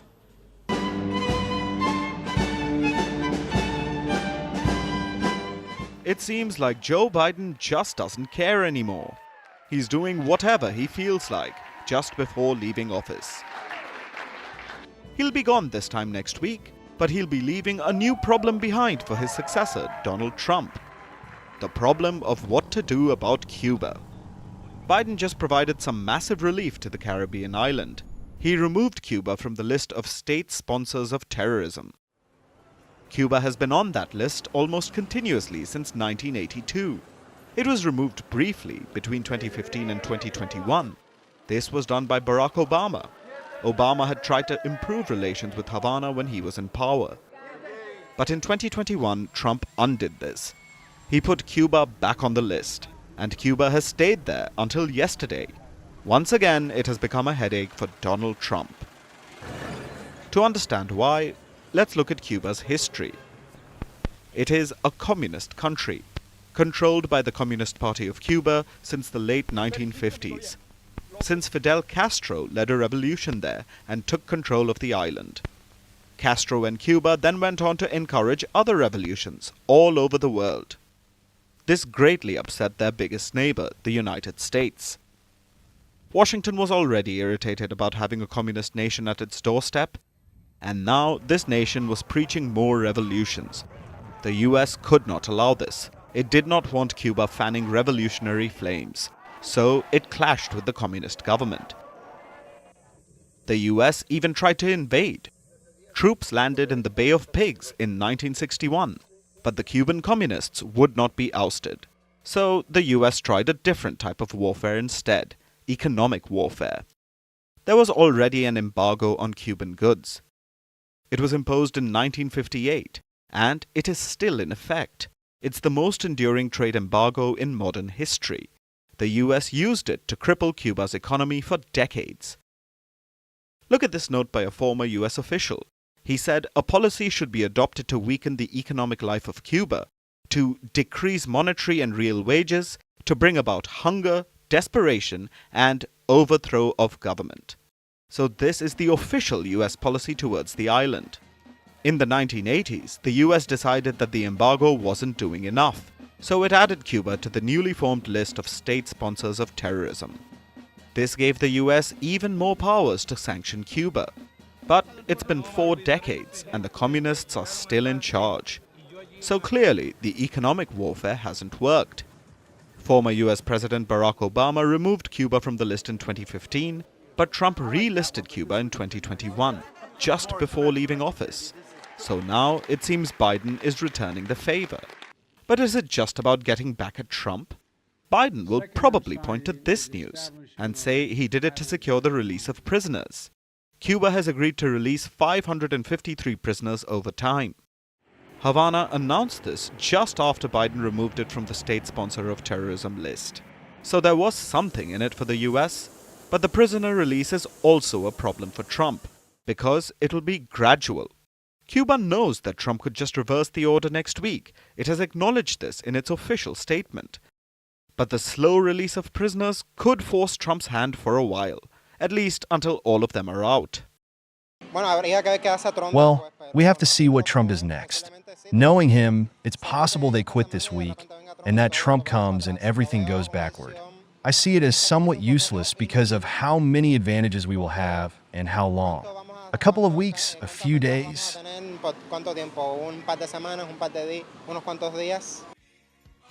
Trump will probably relist Cuba the moment all the prisoners are free. Even if he doesn't, the US still has its embargo, and Cuba's economy will never thrive unless that is gone.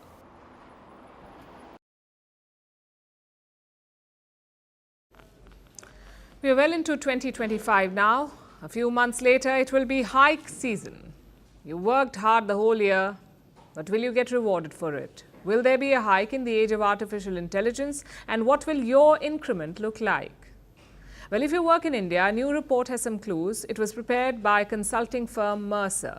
They looked at more than 1,500 companies from India, from the tech sector, from financial services, from consumer goods, and from manufacturing. And what did they find? Overall, salary hikes are expected to be 9.4%. This is the expected average across industries. And the auto sector leads the way. Their average hike is expected to be around 10%. Manufacturing and engineering come second. If you work in these sectors, you can expect a 9.7% hike. Let's answer the obvious question here. Is this good enough? How does it compare to the rest of the world? In Southeast Asia, the hikes are expected to be much lower, between 4 and 7%. And in the US, it is expected to be around 4%. But remember, India's inflation remains a lot higher. If prices rise too much, they negate your salary hike. That's one thing to note. Secondly, what is India's trajectory? In 2023, Indian salaries were expected to grow by 9.5%. In 2024, they were expected to grow by 10%. And in 2025, the projection is 9.4%. So hikes have stagnated in recent years, which is very different from the pandemic era. In 2020, India's expected salary hike was just 8%. So on this metric, things have improved since COVID. The report also has other good news. It says 37% companies plan to increase their headcount in 2025. Basically, they will hire more people. But their type of remuneration is changing. 75% companies are now using performance-linked incentive of PLI. It is exactly what it sounds like. One portion of your compensation will be variable. It is not a fixed pay, it is variable. It will depend on your performance, sometimes your company's performance. If you do well, you get the money. If you don't, you will get only a part of it. The idea is to push employees to work harder, to give them incentive to work. Of course, this is all projection. We'll only know for sure once increment season arrives. Infosys will be among the first of the lot. Their pay hikes are expected to roll out by February. By June, the hike season should end. And there are 3 factors to watch out for. The first is the union budget. Reports say the government is considering an income tax cut. That won't increase your salary, but it will increase your disposable income. You'll have more money in hand, money that you can spend or save. The second factor is artificial intelligence. Around 55% Indian firms have adopted AI. So if employees do not upskill, they could lose out. Their jobs could be taken over by AI. And finally, the third factor, corporate policy. Indian companies have been making more money than ever. Their profits are at a 15-year high. But they've been reluctant to offer corresponding hikes to employees. Will they change that this year? The forecast is not too good. Corporate earnings are expected to be muted in the first few months, so a bumper hike looks unlikely. A lot will also depend on the overall sentiment. India's GDP rebounded quickly after the pandemic, but now there are signs of a slowdown. GDP growth was 8.2% in the last financial year. This time, it is expected to be 6.4%, which would be the lowest in 4 years. All these variables could end up deciding your hike this year. The only way to know for sure is to wait.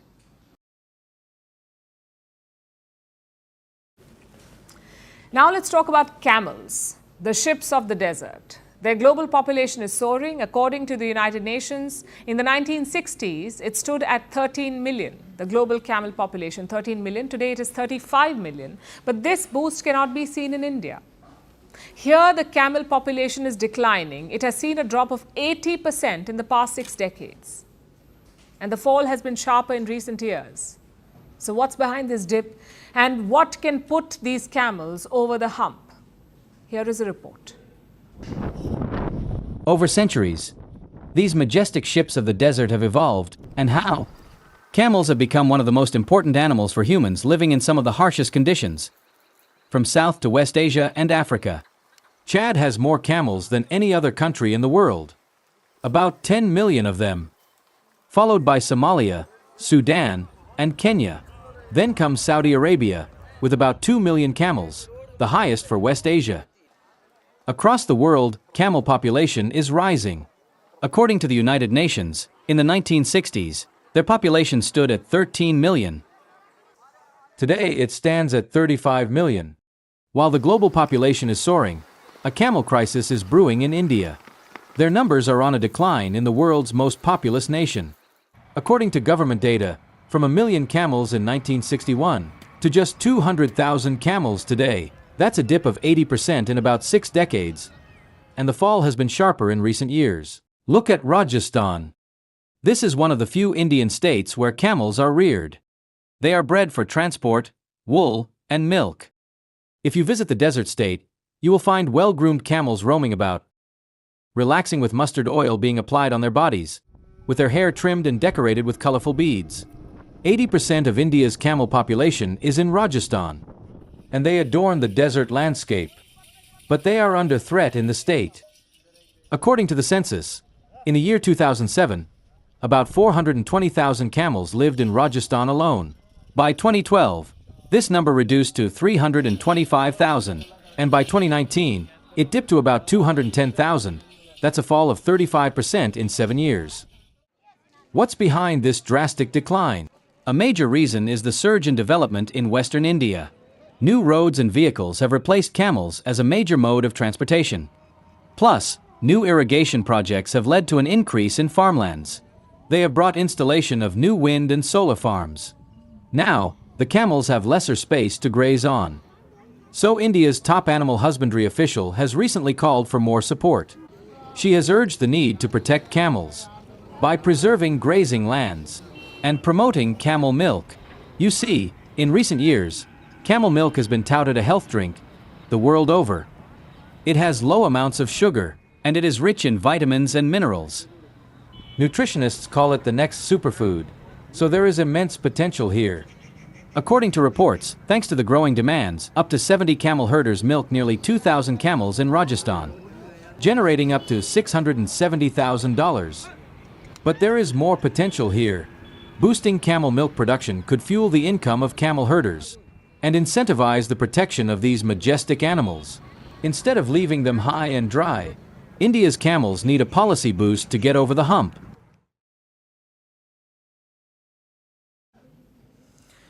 Now let's talk about obesity. It affects more than 1 billion people the world over. It ails some countries more than others. Like in India and the US, nearly 3/4 are overweight or obese. In the UK, nearly 2/3, and in China, half the population is overweight or obese. Obesity is a global epidemic, and it has been one for 30 years now. But here's the kicker. We don't know what obesity is. We don't understand it.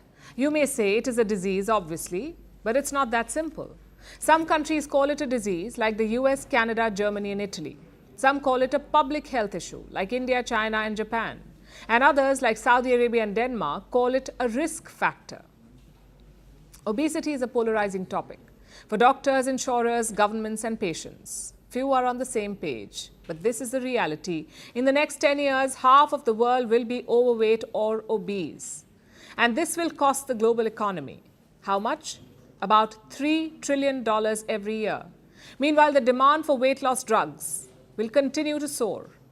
In the next 5 years, they will have a $200 billion market. This is a crisis in the making, so the obesity dispute is coming to a head.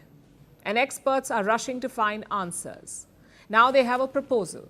A new global report is out. It is supported by more than 50 medical experts. And they propose what they call a radical overhaul, a complete overhaul of how we define obesity and how we diagnose it. Before we talk more about this, before we understand why we need a shake-up, let's understand the problem. So according to the present definition, what is obesity? It is seen as an excess of body fat. We gauge who has too much fat by using the BMI, the body mass index. The BMI estimates body fat based on a person's height and weight. If your height, it is your height divided by the square of your, it is your weight rather, divided by the square of your height. So if you have a BMI of 30, in many countries you're obese. And there is a major problem with this concept. Some people don't have a BMI of 30, but they have excess body fat. And they go undiagnosed because the BMI scale does not think that they are obese. Similarly, some patients have a high BMI, so they're diagnosed with obesity despite having normal organ function and a healthy body. This is the issue with the BMI. For decades, it has been used to diagnose obesity, but the same BMI is at the heart of this new debate. This is what experts say. You see, BMI was never meant to diagnose patients. It only measures the ratio of your height to your weight. It says nothing about your obesity symptoms, your fat accumulation, your fat distribution, your muscle weight, your blood sugar levels. It cannot even determine whether you are healthy or sick. No two human bodies are the same, and the BMI is no way to measure obesity. So now experts want to rethink this standard. They want to go beyond the weight. They want to look at how fat is distributed throughout the body or how excess weight leads to medical complications, from breathlessness while walking to knee pain and organ failure. They want to redefine obesity and acknowledge its reality, because the way it is understood today, obesity makes patients out of people who are not ill and ignore those who need urgent care. We have declared it a disease without really understanding what the disease is. And this has left millions vulnerable. It has left people open to accusations, overtreatment, undertreatment, and mistreatment. So 30 years after declaring obesity an epidemic, medicine is finally doing a better job at figuring out what it is. As they say, better late than never.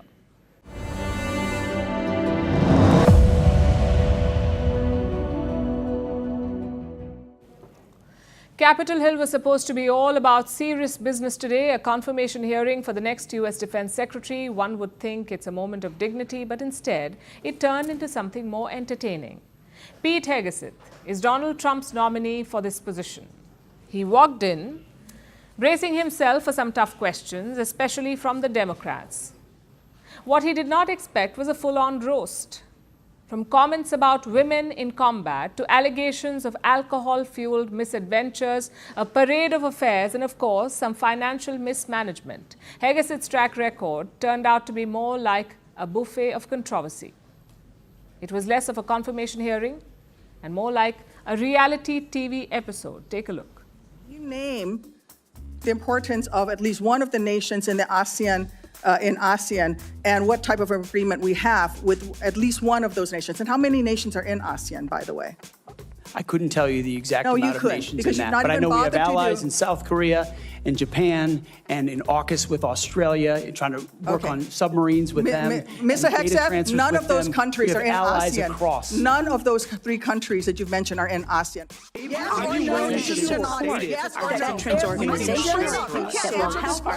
You can't handle the truth. Son, we live in a world that has walls, and those walls have to be guarded by men with guns. Who's gonna do it? You? Many of your work colleagues have said that you show up for work under the influence of alcohol or drunk. I know you've denied that, but you would agree with me, right, that if that was the case, that would be disqualifying for somebody to be Secretary of Defense. Senator, those are all anonymous false claims.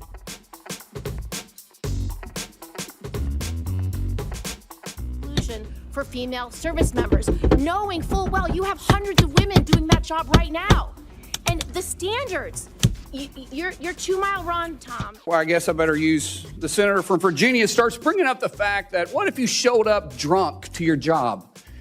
How many senators have showed up drunk to vote at night?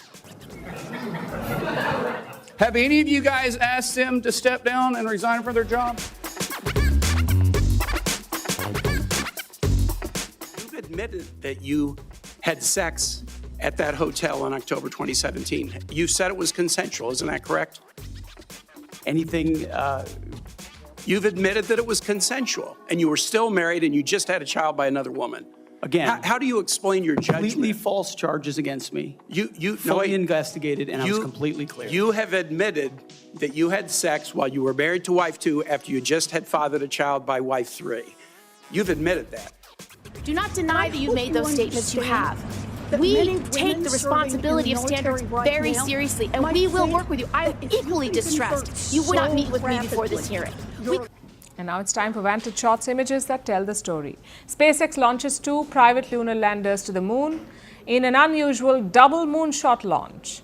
In the US, police drone footage shows the dramatic rescue of a man and his dog from a frozen lake, and a rescued baby gorilla seeks comfort during rehabilitation with baby bottles and soft toys. Finally, we're taking you back in history. On this day in 2001, Wikipedia was launched. It's an online encyclopedia, free for all. The name is a mix of the Hawaiian word wiki, which means quick, and the word encyclopedia. As of January 2025, Wikipedia has 64 million articles in over 300 languages. We're leaving you on that note. Thank you for watching. We'll see you tomorrow.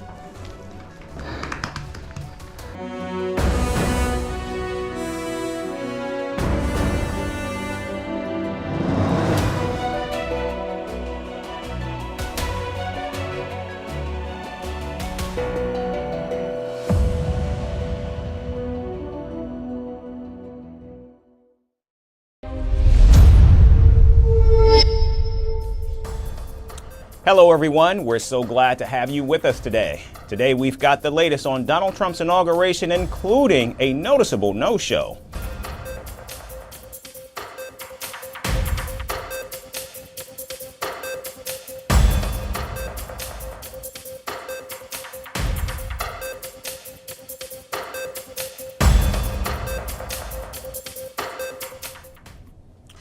We began in the United States, where Donald Trump will be sworn in as the 47th president of the United States on Monday. Preparations for his inauguration are now underway, with several tech titans, billionaires, and world leaders expected to attend the ceremony.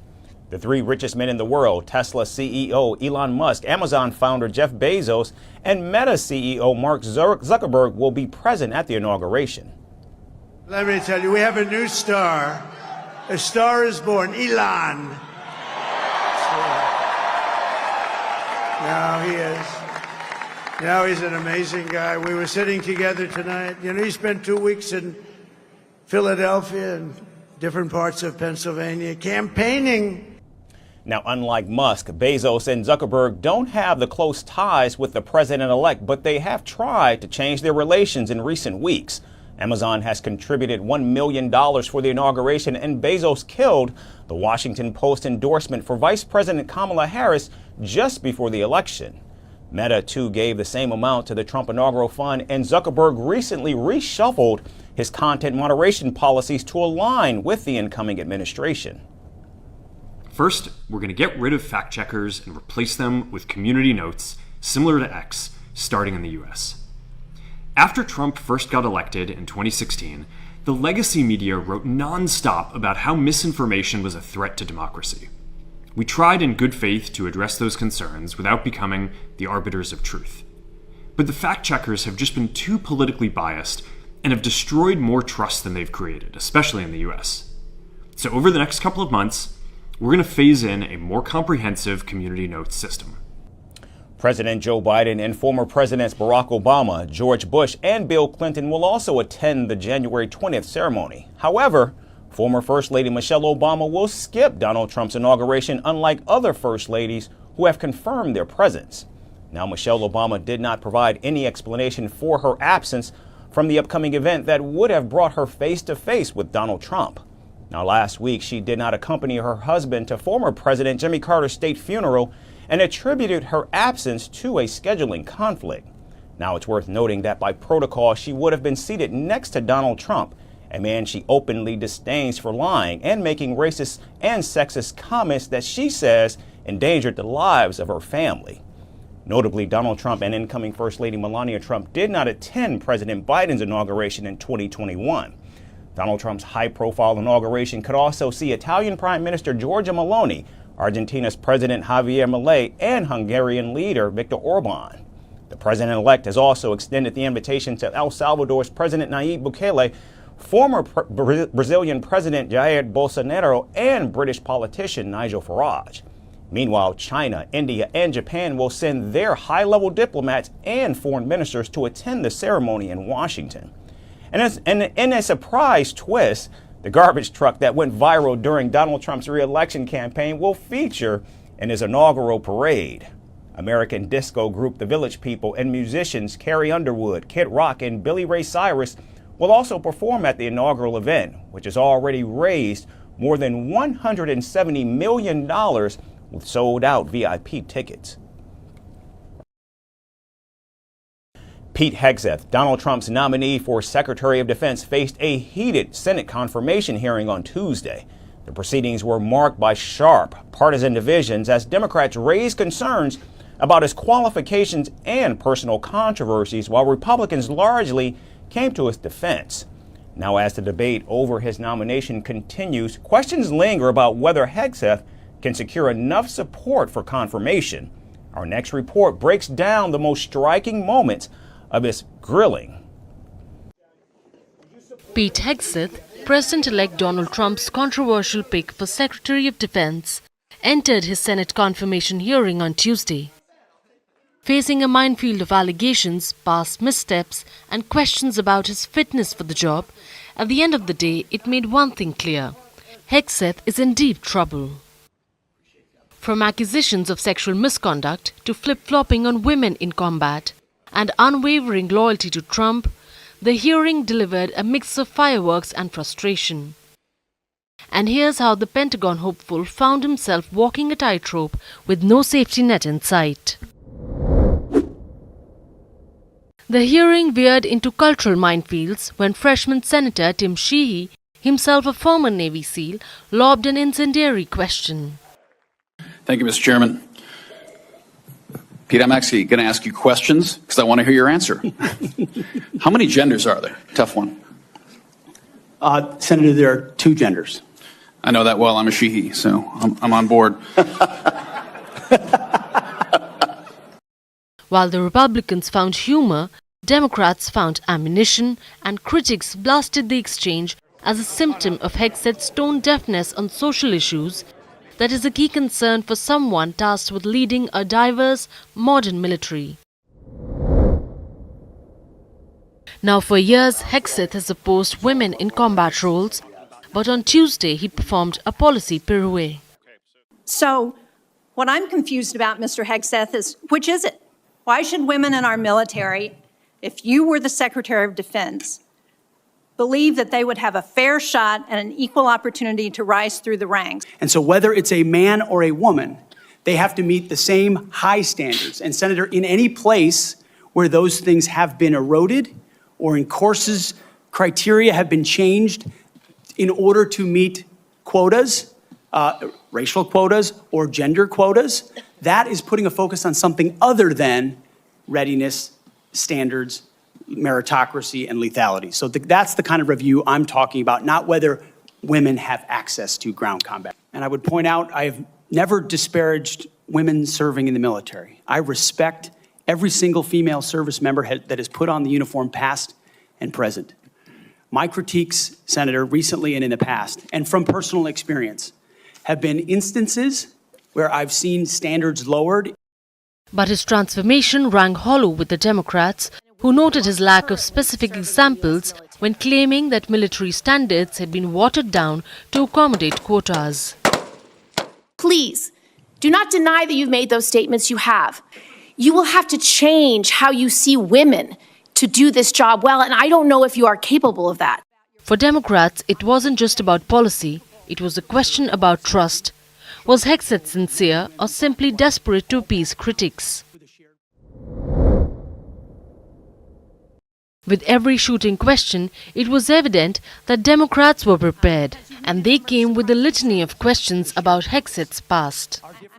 The dark past, which had allegations of sexual misconduct, infidelity, and drunken behavior, but Hegset had no rebuttals. Have you led an audit of any organization, yes or no? Senator, in both of the organizations I ran, we were always completely fiscally responsible. Yes or no, did you lead an audit? And the way yes my or leadership no, has did you been lead an audit? stated, yes or no? Completely what are you afraid of? You can't answer this question. Yes or no, did you lead an audit? Do you not know this answer? Senator, every yes part of my leadership of these organizations yes has or been no, misrepresented. I will take that as a no. What were the findings? So there were no findings because you've never led an audit. What guidance did you give the auditors? None, because you've never led an audit. Yet Hegset deflected time and again and dismissed them as anonymous smears. I'm just asking for true or false questions, true or false answers. An event in North Carolina, drunk in front of 3 young female staff members after you had instituted a no alcohol policy and then reversed it. True or false? Anonymous smears. From praising the president-elect's vote tally to deflecting questions about illegal orders like invading Greenland, Hegset positioned himself as Trump's unwavering defender. As the Secretary of Defense, you will be the one man standing in the breach should President Trump give an illegal order, right? I'm not saying he will, but if he does, you are going to be the guy that he calls to implement this order.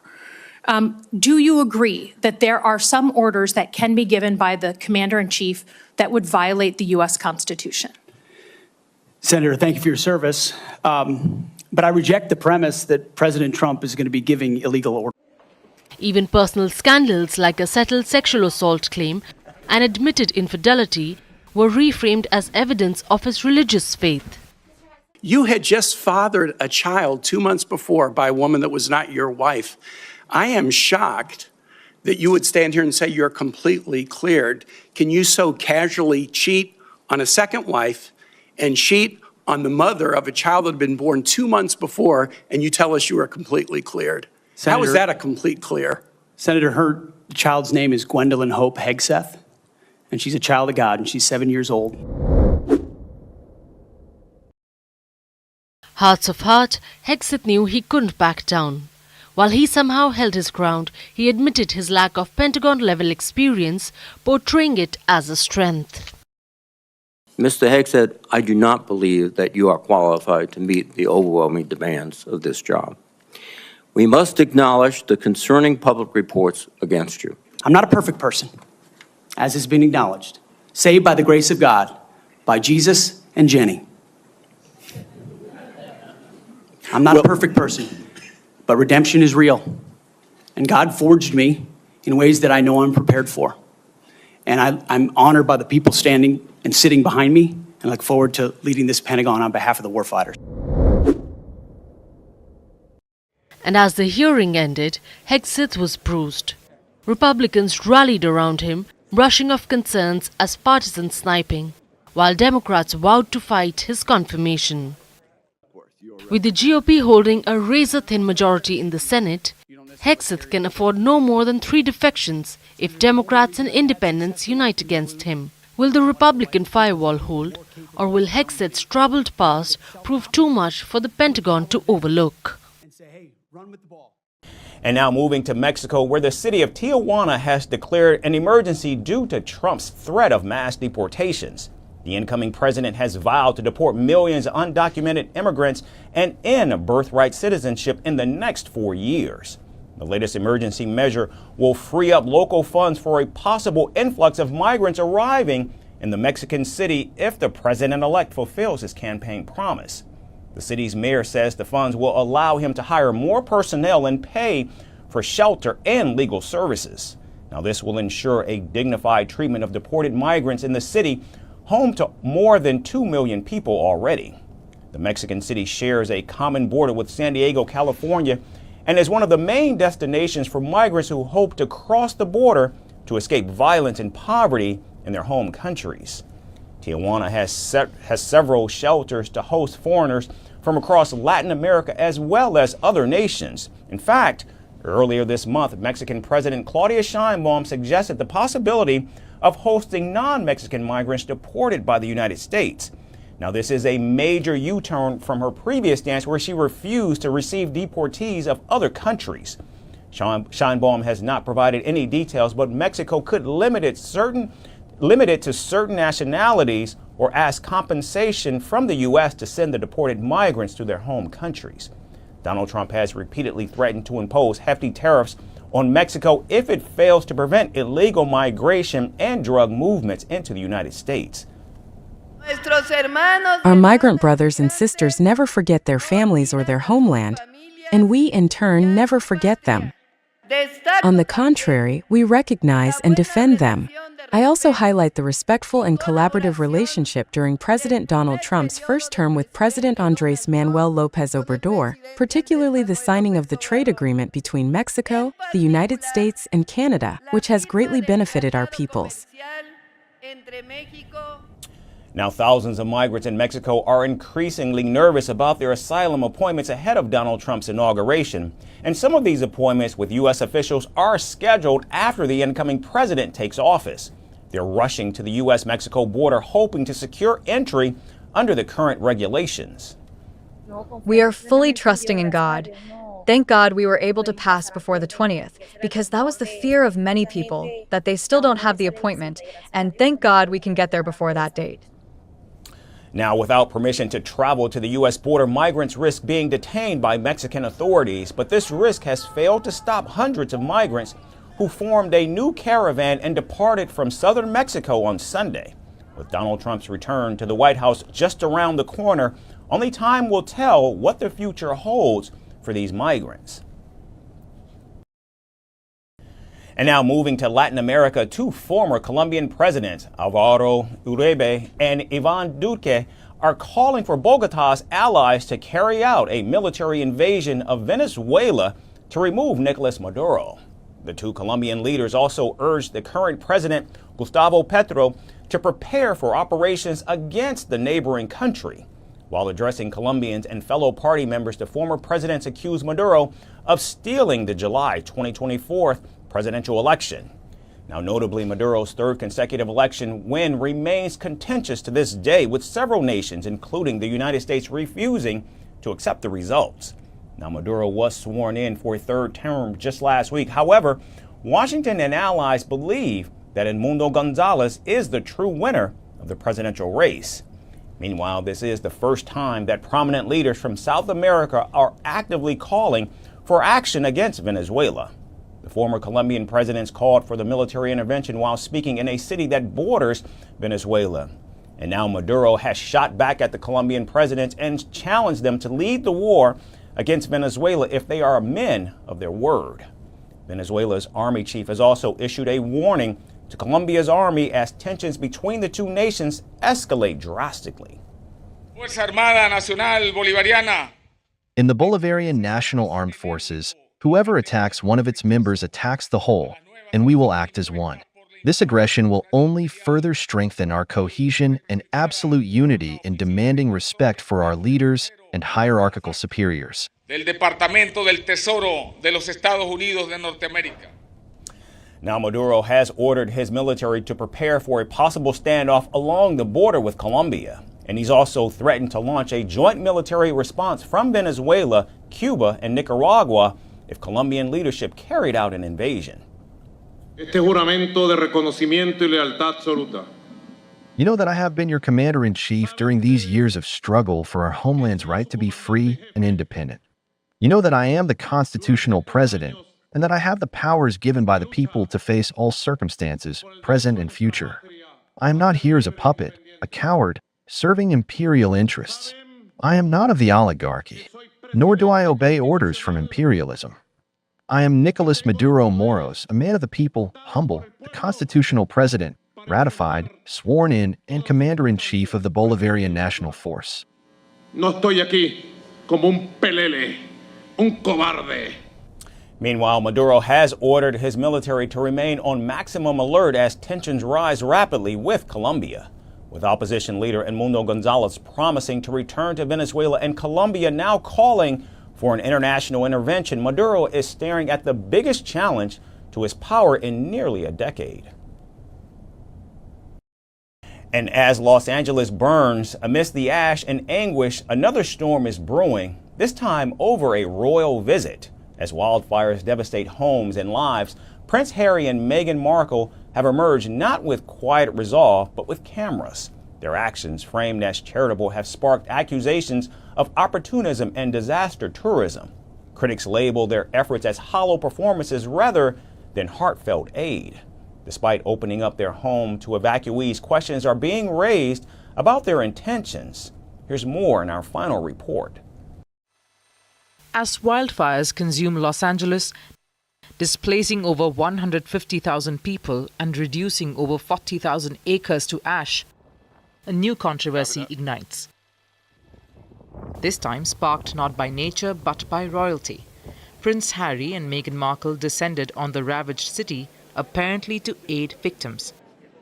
Instead, their presence has sparked accusations of opportunism, leaving many wondering, are they heroes, or is this another chapter in their PR playbook? The Duke and Duchess of Sussex were photographed distributing food and supplies at the Pasadena Convention Center. But their efforts were swiftly branded disaster tourism by actress Justine Bateman, whose scathing critique on X went viral. They are no better than ambulance chasers, she wrote, labeling their visit a repulsive photo op. For locals, the couple's actions felt hollow. Meghan, a Los Angeles native, and Harry, who resides 90 miles away in Montecito, were accused of being tragedy trolls with cameras in tow. Their decision to inspect rubble alongside Pasadena's Mayor Victor Gordo seemed carefully staged, further fueling public skepticism. Now, this isn't the first time the Sussexes have courted controversy during a crisis. Meghan's 2022 visit to Uvalde, Texas, following the tragic school shooting, was widely condemned. Critics slammed her for showing up uninvited, accusing her of exploiting grief for personal gain. The parallels to their wildfire response are striking, with detractors once again questioning their authenticity. While their supporters claim the couple lives by the motto "show up and do good," many see a pattern of carefully orchestrated performances. Meghan's postponement of her Netflix series With Love Meghan amid the fires felt more like brand management than genuine concern. After all, how does delaying a project about yourself help a burning city? Even within Meghan's own family, the criticism is relentless. Her estranged brother, Thomas Markle Jr., called her actions insensitive and self-serving, echoing public sentiment that the couple often makes headlines for all the wrong reasons. To their credit, Harry and Meghan opened their Montecito mansion to evacuees. However, skeptics argue this move was a mere afterthought, overshadowed by the backlash to their public appearances. As Los Angeles smolders, so does public opinion. Are the Sussexes misunderstood humanitarians or masters of spin? Their latest stunt leaves a bitter taste, raising an uncomfortable question. When the smoke clears, will their reputations be in ashes too? That's our show for today. Thanks everyone for tuning in. We look forward to seeing you again tomorrow. Have a great day. Donald Trump's return to the Oval Office is imminent. He will soon take the oath of office and once again lead the nation. God spared my life for a reason. President-elect Donald Trump's first priority tackling illegal immigration and securing the nation's borders. We're going to fix our borders. The incoming administration has prioritized the Russia-Ukraine war. Can they succeed in ending one of the world's most challenging conflicts? I will have the horrible war between Russia and Ukraine settled. And as he returns to the White House, will Donald Trump resume a bruising trade war with the world's second largest economy, China? If China or some other country is behaving badly, we have things called tariffs. All of this and more right here on Firstpost America.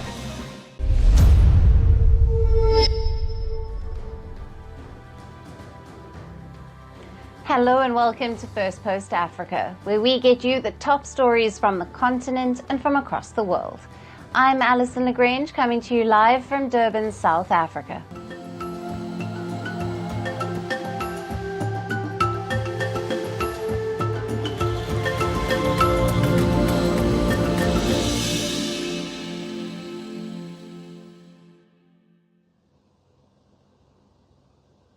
Hello and welcome.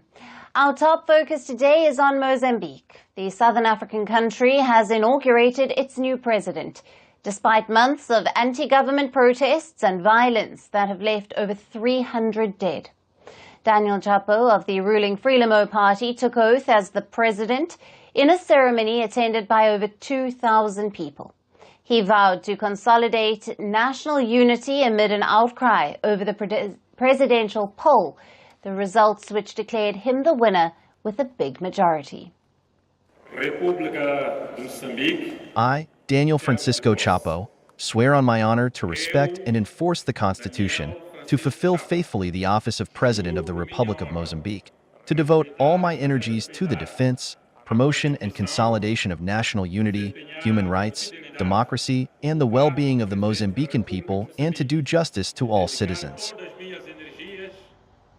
Chapo's victory has extended his Frelimo's party's rule to almost 50 years. But the presidential runner-up and opposition leader Venancio Mondlane says the mandate has been stolen from him. Mondlane, for months, has mobilized protests against the poll result while being in a self-imposed exile. He returned to the capital last week and called for a national strike in the days leading up to the inauguration. He has threatened to curtail the new government with daily demonstrations. So, how will this end? This is a typical example of how this government is not a government of peace, how this regime does not want peace. And if they don't want peace, it means we will not back down because of this. It means this term, if necessary, will be filled with protest 365 days a year. We'll protest every single day. If it means paralyzing the country for the entire term, we will paralyze it for the entire term. Let's see how they plan to govern this. Security was beefed up in Maputo while the inauguration ceremony was taking place. Roads were blocked in the capital. The swearing-in ceremony was expected to be snubbed by foreign heads of state amid the violence. However, neighbouring South Africa's President Cyril Ramaphosa was at the ceremony. A day before the ceremony, the parliamentary lawmakers were sworn in amid relative calm, as streets were mostly deserted amid calls for protests. Still, at least 6 people were reportedly killed in the capital. As per reports, new President Chapo, who is expected to announce his new government this week, could make concessions by appointing opposition members to ministerial posts to quell the unrest. He has also said in the past that he wants dialogue with Mondlane over the election results. Mondlane, after returning from exile, also said he is ready for talks. But analysts say that Mondlane's return could further complicate the situation in the country. Many businesses have been vandalized and looted amid the chaos, while cross-border trade has been disrupted. There has also been an impact on the country's mining industry, risking the loss of trust of foreign investors and firms. And there are still concerns the unrest could spill over to other nations in the region, creating a wider crisis. As opposition vows to paralyze the nation under Chapo's rule, how will the new president navigate the crisis going forward? Now, for more on this, we have with us Wilke Diaz, a political analyst and an election observer. Thank you for being with us. Thank you so much. Wilke, will Daniel Chapo being sworn in amidst the opposition boycott and the nationwide strike threats, what does this mean for the political stability of Mozambique in the coming months? Can Frelimo maintain control without addressing the opposition grievances? So I think the first thing we can say is today the most part of Mozambican people have some hope. To be a very happy day, but in the history of our democracy, it's a very sad day. Very sad day because at the same time we saw the inauguration in the independence place. We also have some people are shooting by the police next, close to the independence place, and other in the other neighborhoods in Mozambique. For now, we have for today 7 people dead, not only in Maputo but also in Nampula province. So this is the one signal, because at the same time we have people in the streets are organized in groups to demonstrate in some parts. For example, if you go to in Maputo, we have in Machava, we have in Wish Cabral, and etc. On these places, we have a part of that group to try to make some demonstration. I think this is the one signal to say Daniel Chapo, maybe he don't have the simple things to take up our debt responsibility during these next years. I think the first thing he need to do is to try to create a condition for one dialogue with the Venancio Mondlane, the opposition leader. I think it's not only Daniel Chapo to make that decision, but also the Frelimo party. It's the one very important element to try to to try to create that condition to dialogue with Venancio Mondlane and the opposition parties. Right. The opposition leader's call for a nationwide strike highlights the significant dissatisfaction with the electoral process. How likely is this to gain traction among the population, and could it lead to a broader movement against the government?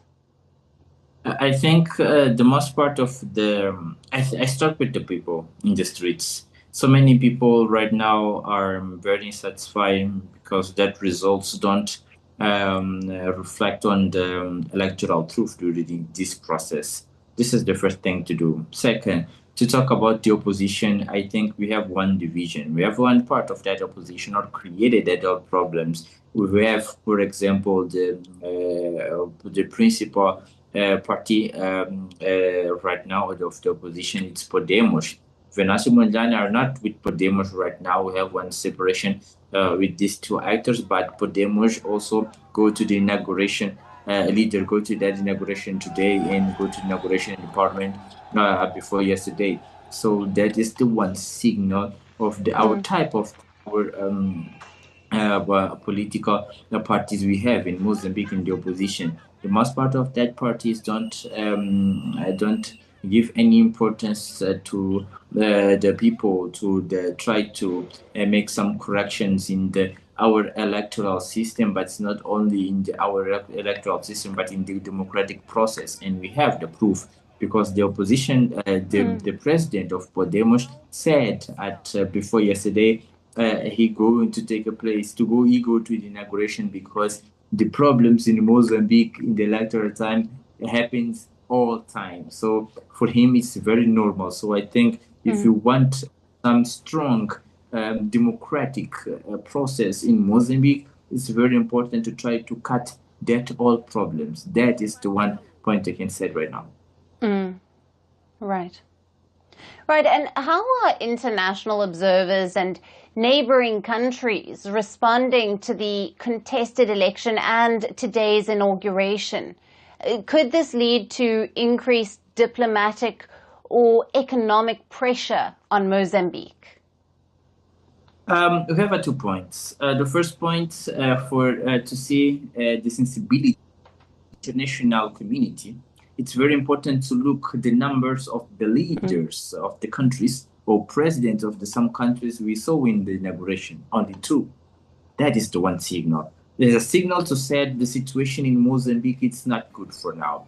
A second thing we can say right now, it's we don't see, for example, we not see some ambassadors in the inauguration today, for example, of some countries. This is one response of the civil society action also, because we try to show what's happening in Mozambique. The electoral fraud is not the electoral fraud, but it's the violation of human rights inside of this whole process. And we share some letters for that leaders. And it's not only thing to do. We put yesterday one action in the African Court, African Commission of Human Rights in African Court. In the other part, we put one other actions to the African Union to try to stop, for example, to not recognize that a new government, to try to have some new elections. It's not for defend Podemos, Venezuela, or Daniel Chapo. The only thing most important for us is the electoral truth. And this is why I said it's very important, the difficult process, because we have some leaders have some sensibility of this and other not. Because if you look, for example, in our region here in SADC, we have only one president, and this is the one reflection of the impact that a problem created in all our region. Right. Well, thank you very much for being with us on Firstpost Africa and for your valued insights and analysis on all the latest coming out of Mozambique. Thank you so much.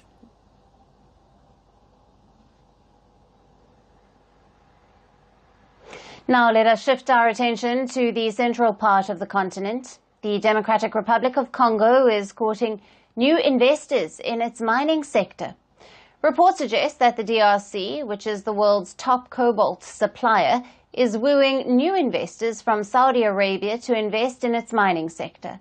This is to help the Central African country to diversify and reduce its over-reliance on Chinese companies that are dominating the mining industry in the country. In an interview with Reuters news agency, Marcelini Palaku, who is a senior government official, said that the Chinese investors dominate the mining sector, which is now presenting a risk to the country's economy. Now, Paluku had added that the DRC was now trying to diversify its partnerships so the country does not have to rely on one partner. The official also noted that the country was talking to all the parties who are interested in doing business with the country.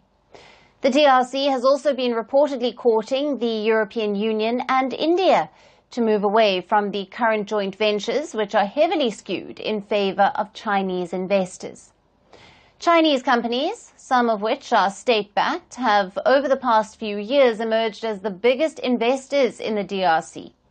This is at a time when the world's second-largest economy has been aggressively looking to pursue copper and cobalt supplies for its rapidly expanding electric vehicle industry.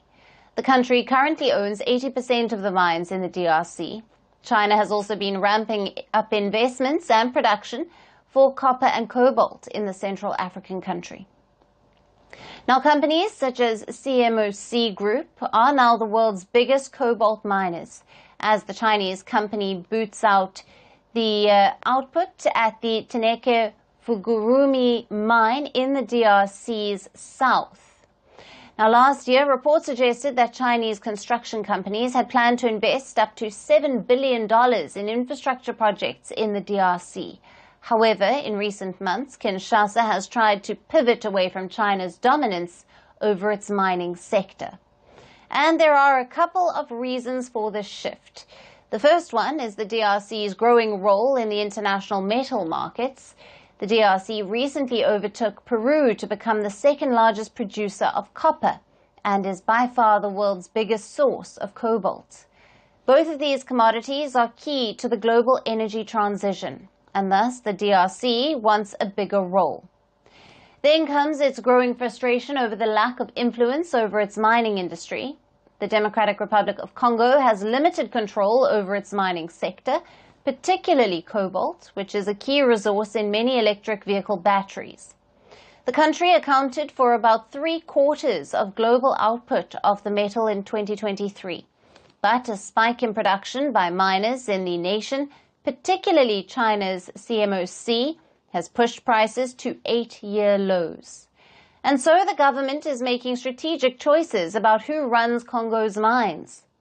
In August last year, Kinshasa opposed a proposal by a mining company to sell its copper and cobalt mines in the Central African country to China's Norin Mining. In recent weeks, the government has also arrested several Chinese nationals who have been involved in illegal mining and smuggling in the country's east, which has been torn apart by a conflict for decades. In October, the DRC's mines minister also said that the Central African country had planned to streamline processes to pay customs and taxes, along with a partnership with the United Arab Emirates. Kinshasa has also planned to revamp a railway line used to transport minerals so that cargoes could more easily be exported from a port along the Atlantic Ocean. So as the DRC moves away from China by courting new investors, is this the beginning of the end of Xi Jinping's China dream in the Central African nation?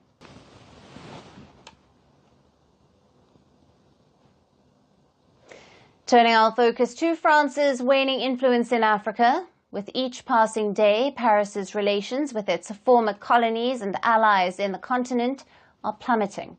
Almost every other day, the former colonial power is coming under fire from African nations for either its actions or statements from officials. The latest one to hit out at France is the West African country Burkina Faso. Burkina Faso's junta chief, Ibrahim Traoré, has said that the French President Emmanuel Macron has insulted all Africans. At a ceremony in the capital on Monday, Traoré, who was recently at the center of a controversy in Ghana, hit out at the recent remarks made by the French president on Africa last week. He also insulted all Africans in his remarks. There was one part that caught my attention, where he spoke of ingratitude. And that ingratitude is a disease that cannot be transmitted to humans.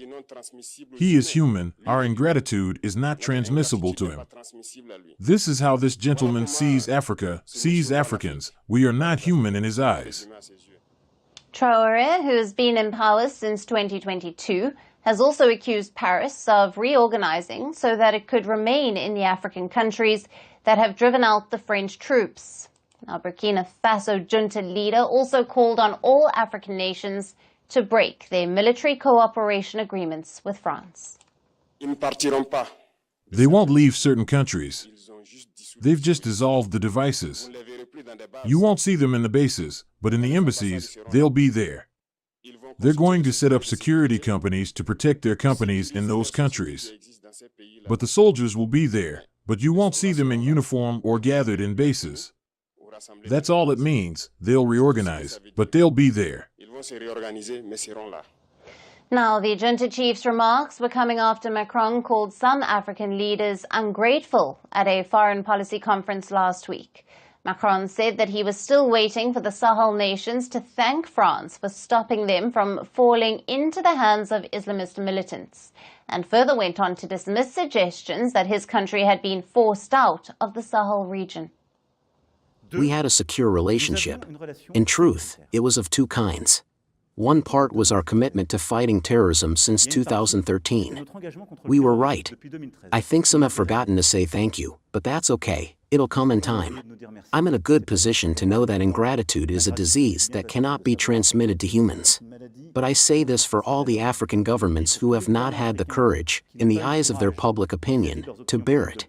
None of them would be in a sovereign country today if the French army had not been deployed in this region.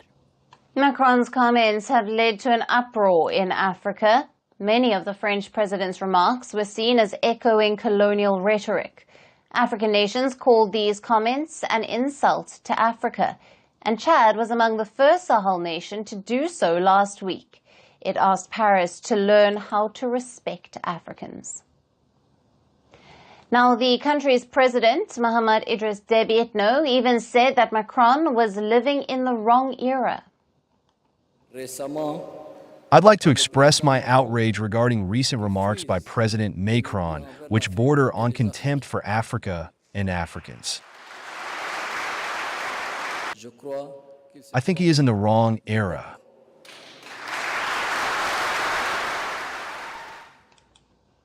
Criticism of Macron's remarks also came from Senegal. The West African country's Prime Minister, Ousmane Sonko, lashed out at Macron, saying that France had neither the capacity nor the legitimacy to ensure Africa's security and sovereignty. Now, France has been facing major setbacks in Africa. African nations have often accused Paris of neo-colonial inclinations, and around 70% of the continent has already kicked out France and its troops that were stationed to fight the jihadist insurgency. It began with the military governments in West Africa. Burkina Faso, Mali and Niger were the first ones to cut ties with France and turn toward Russia. This was followed by Chad, which was France's key partner in the Sahel region. The country abruptly ended key defense and security agreements with Paris last year. Then Senegal and the Ivory Coast joined the France Out chorus and asked Paris to vacate military bases on their territory. Currently, France has troops stationed only in Djibouti and Gabon. France has also been engaged in a diplomatic row with Algeria. The dispute has stemmed from Paris's support for Morocco's claims over the Western Sahara region. The support to Morocco prompted Algeria to recall its ambassador from Paris last year. So, as African countries sharpen their criticism of France and Paris loses key allies in the continent, will Macron be able to win back the trust of the Francophone Africa? Or is this the end of friendly relations between the European power and its former colonies?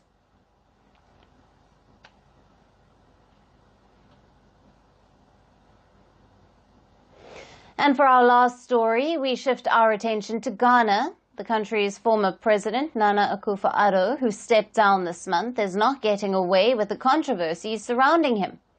A giant statue of Akufo-Addo, which he unveiled himself days ahead of his departure, has now been completely destroyed. But he need not be too disappointed, since Ghana's new government is going to investigate his pet project, a $400 million national cathedral, which the ex-president pledged to build in the glory and honor of God. Watch our next report for more details. In Ghana's resource-rich western region, a giant statue today is in ruins. The statue is of Ghana's immediate former president, Nana Akufo-Addo.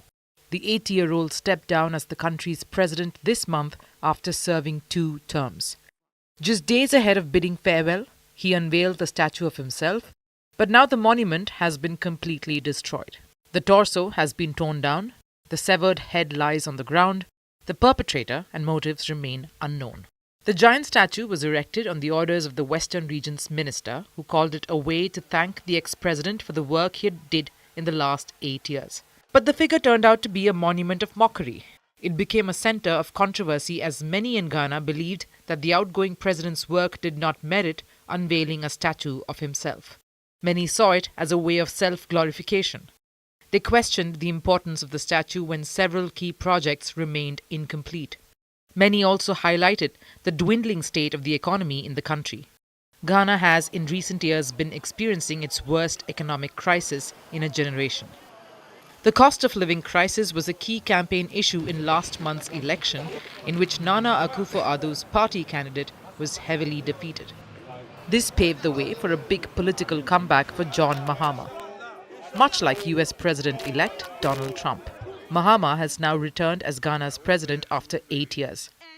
And soon after coming to power, he is scrutinizing his predecessor's deeds. Ghana's new government is going to investigate ex-President Nana Akufo-Addo's pet project. At the center of it is the $400 million National Cathedral, which has sparked a major row in Ghana. It's a multi-denominational monumental undertaking to house religious services and state events.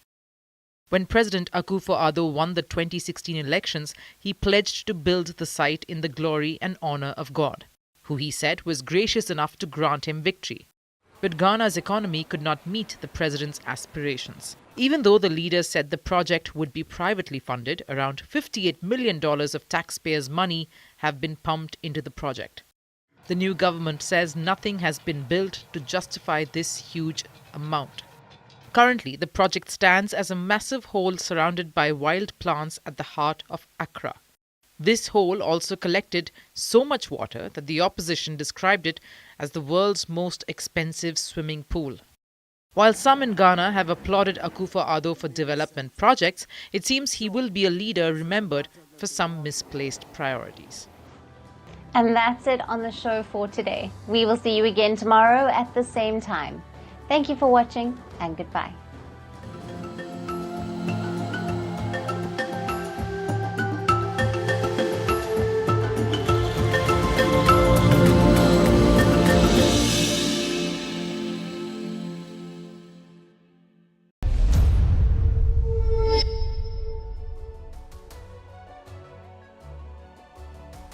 Hello, Namaskar. This is Firstpost, and you're watching Vantage with me, Palki Sharma.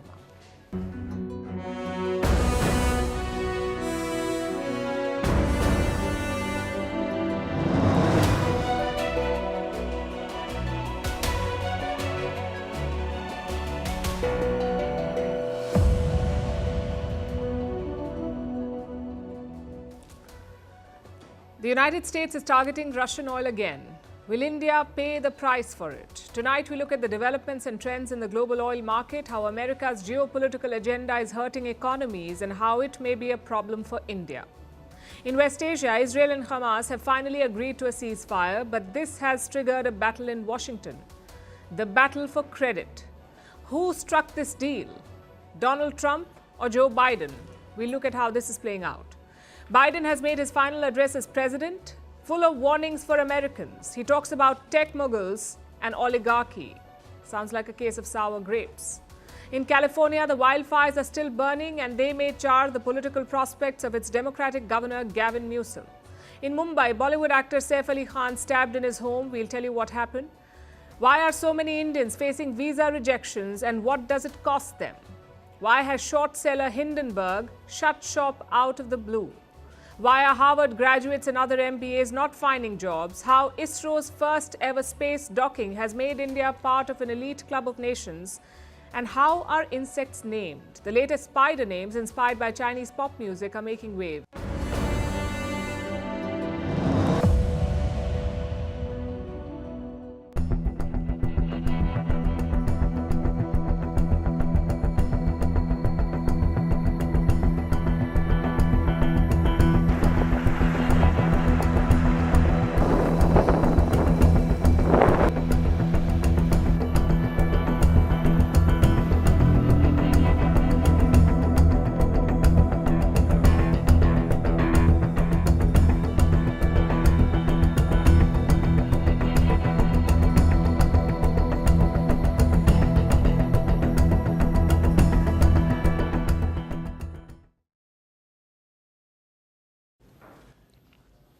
America has done it again.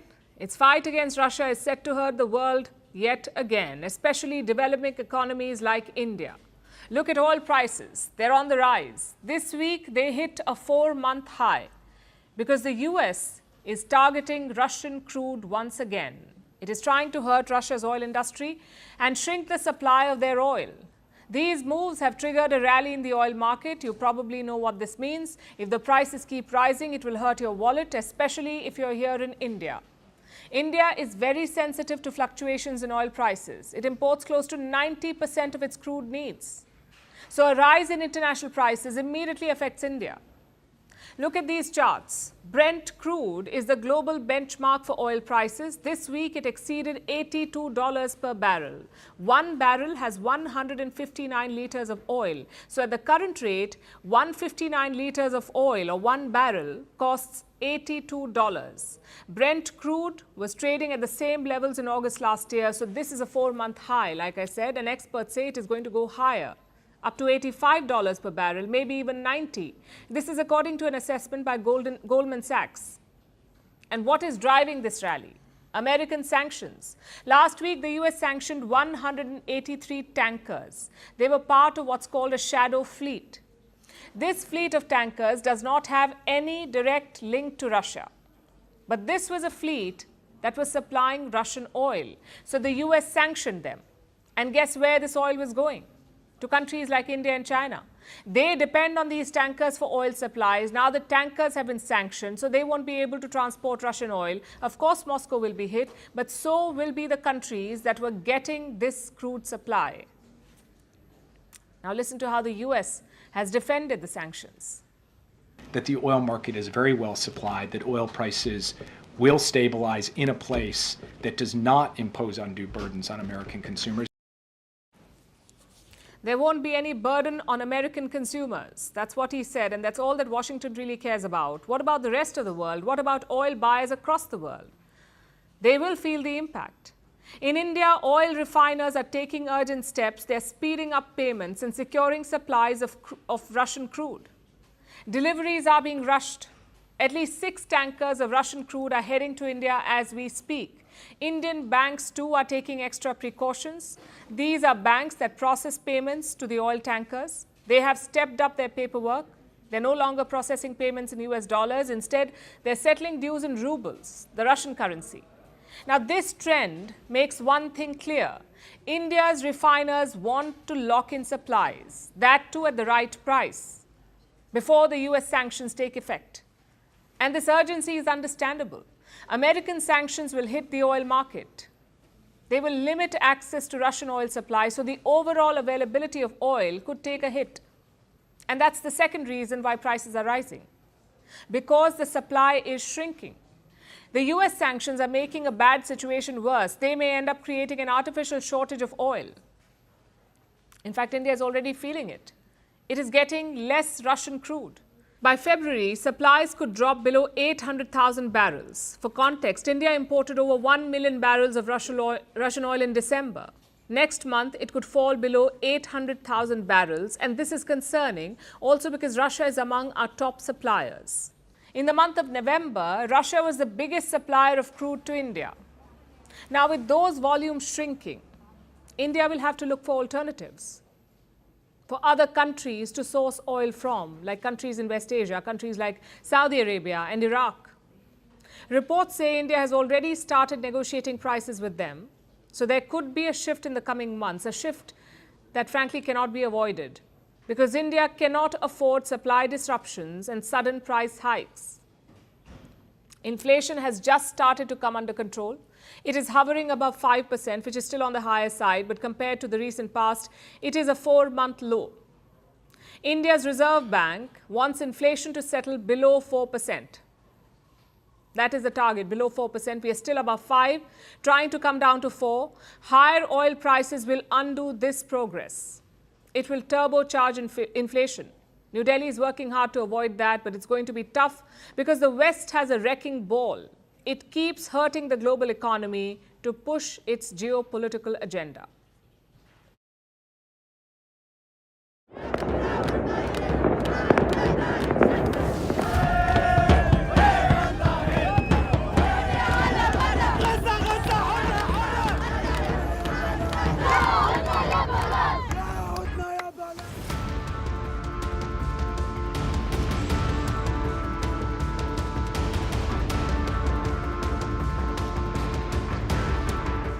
This deal was developed and negotiated under my administration. We could have lost by.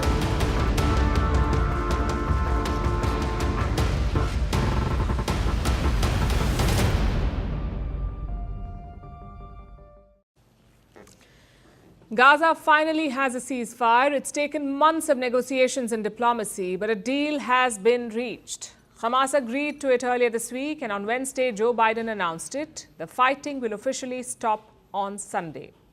After that, more steps will follow. Hamas will free dozens of Israeli hostages, and Israel will gradually pull out of the Gaza Strip. The news triggered celebrations across West Asia. It was a mix of relief and joy. Take a look.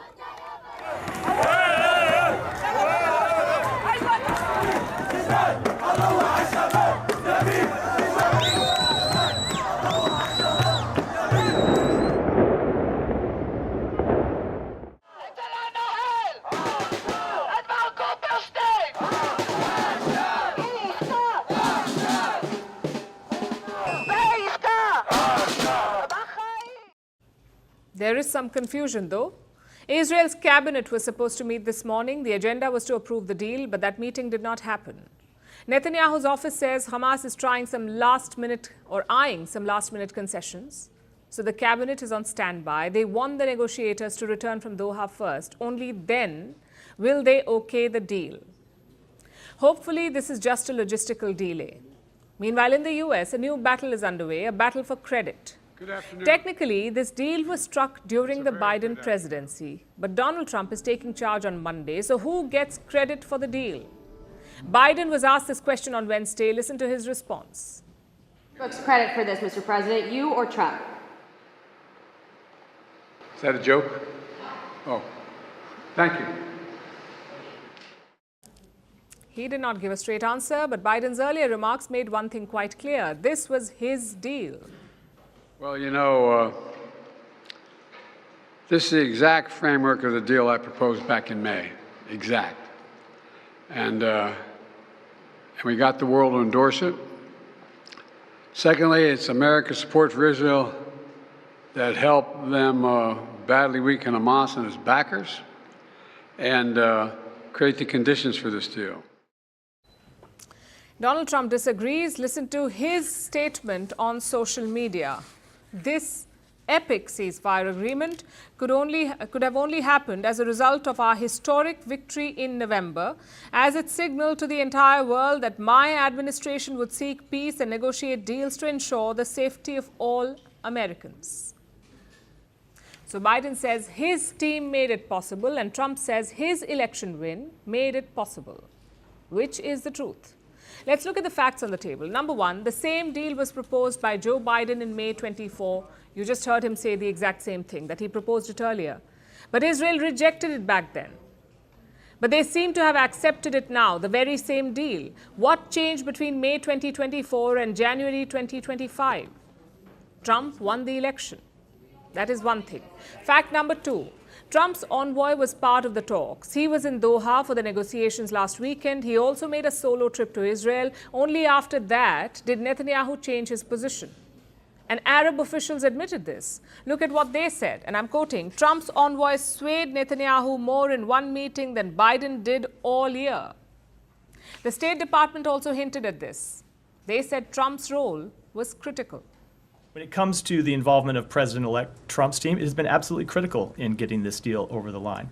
And it's been critical because, obviously, as I stand here today, this administration's term in office will expire in 5 days. Let's look at it this way. Biden could not have struck this deal without Trump. The first phase alone lasts 42 days, and Biden will leave on Monday, so he needed Trump to convince Israel and Hamas to offer them guarantees. Even Benjamin Netanyahu knows this. Once the deal was announced, he called Trump first. Only after that did he call Biden. So how did Trump succeed where Biden failed?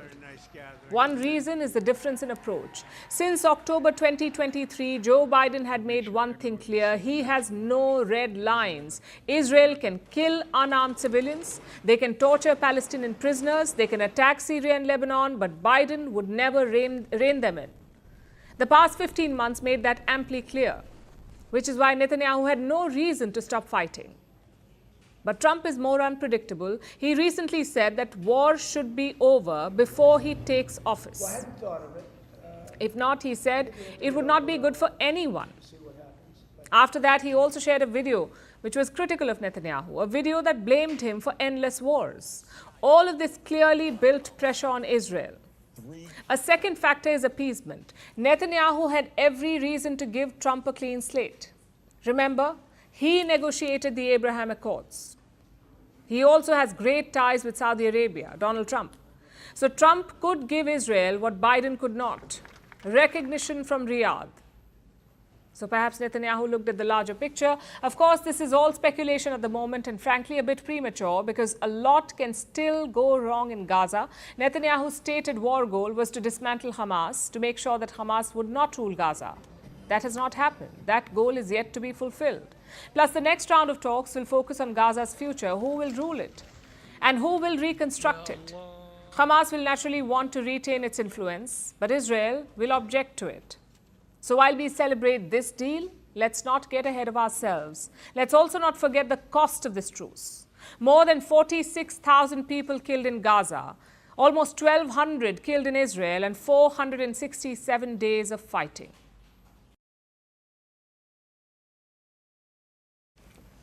Now let's talk about Joe Biden. The outgoing US president just gave his last speech. He addressed the US from the Oval Office for the last time. He used the opportunity to share some advice and fire some parting shots.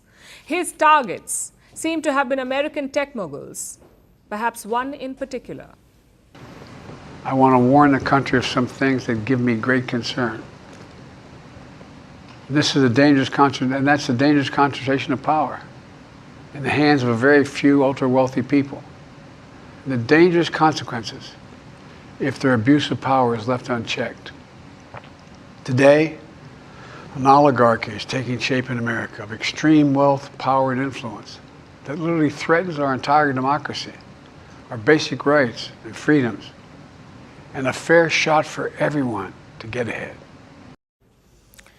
Biden was lamenting the rise of oligarchs, the concentration of wealth into just a few hands, and these rich and powerful mughals controlling things from the shadows. It is a fair warning. Think about how much money goes into US presidential elections, how much your PACs and super PACs control outcomes. PACs are political action committees / lobbying groups. They're very powerful. They control the system through raw financial power.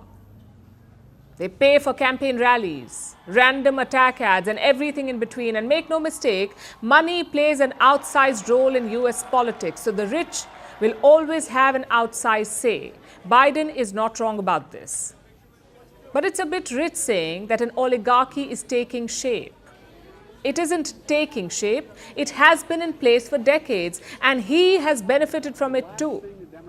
In the past, big tech usually supported the Democratic Party. Biden and his predecessors got cash from the oligarchs, and it helped them make their way to the White House. So the oligarchy is not taking shape. It is just altering its existing form to support Biden's rivals. The best example came during the last election when Elon Musk chose to back Donald Trump. Musk was once a self-professed Democrat, but he jumped ship and tied himself to Trump's rising star. The world's richest man is reaping the rewards. He has been given a shiny new government department called DOGE, the Department of Government Efficiency. Musk will reportedly get space in the Eisenhower building, which is a short walk from the Oval Office. This building houses multiple government departments and the office of the Vice President. Reports say Elon Musk will have an office in the very same building. It definitely raises some questions. After all, DOGE is not an official government agency, not yet anyway. So his office is definitely unusual. But it isn't some watershed moment in American oligarchy. That point was reached long ago. The moment American presidents allowed big oil and big tech to run the show with their incessant lobbying. So by bringing up oligarchy in his farewell speech, Biden just comes across as bitter. Take a look at some of the other things that he said. Americans are being buried under an avalanche of misinformation and disinformation, enabling the abuse of power. The free press is crumbling. Editors are disappearing. Social media is giving up on fact-checking. The truth is smothered by lies told for power and for profit. We must hold the social platforms accountable to protect our children, our families, and our very democracy from the abuse of power. Biden was in power for 4 years. He was the most powerful man on earth. Are you telling me he had no way to hold up companies for spreading lies? Then there was this gem. People should be able to make as much as they can, but play by the same rules. Pay their fair share of taxes. Here's a thought. Instead of complaining about this, maybe Biden should have just raised taxes. How much tax has Elon Musk paid over the years? How much has Jeff Bezos paid? Have they been paying their fair share? If not, why didn't Biden hold them up?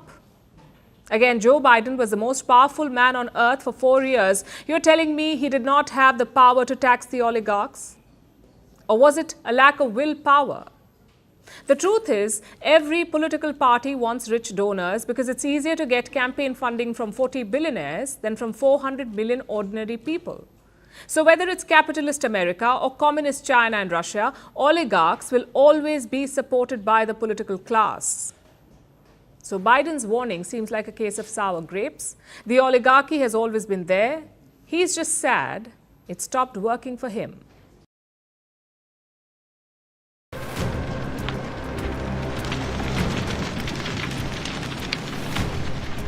When is something going to change?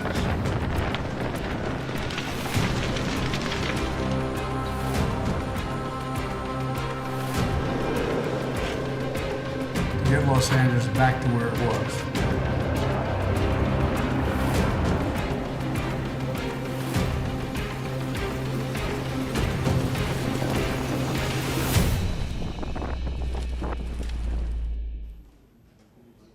There's finally some good news from Los Angeles. The strong winds are dying down, at least for now. It should give firefighters some much-needed breathing room. But they have a very short window. Next week, the winds are expected to pick up again, so it's all about making the most of it. As of now, 5 fires are still raging. The biggest is the Palisades fire. Only 21% of this blaze has been contained. Next is the Eaton fire, which is 45% contained. The other fires are much smaller and mostly put out. Officials have reported 25 deaths so far, plus more than 12,000 structures destroyed. A lot of them were high-value buildings. Look at the aftermath of the fire in Malibu, a beachside city near LA.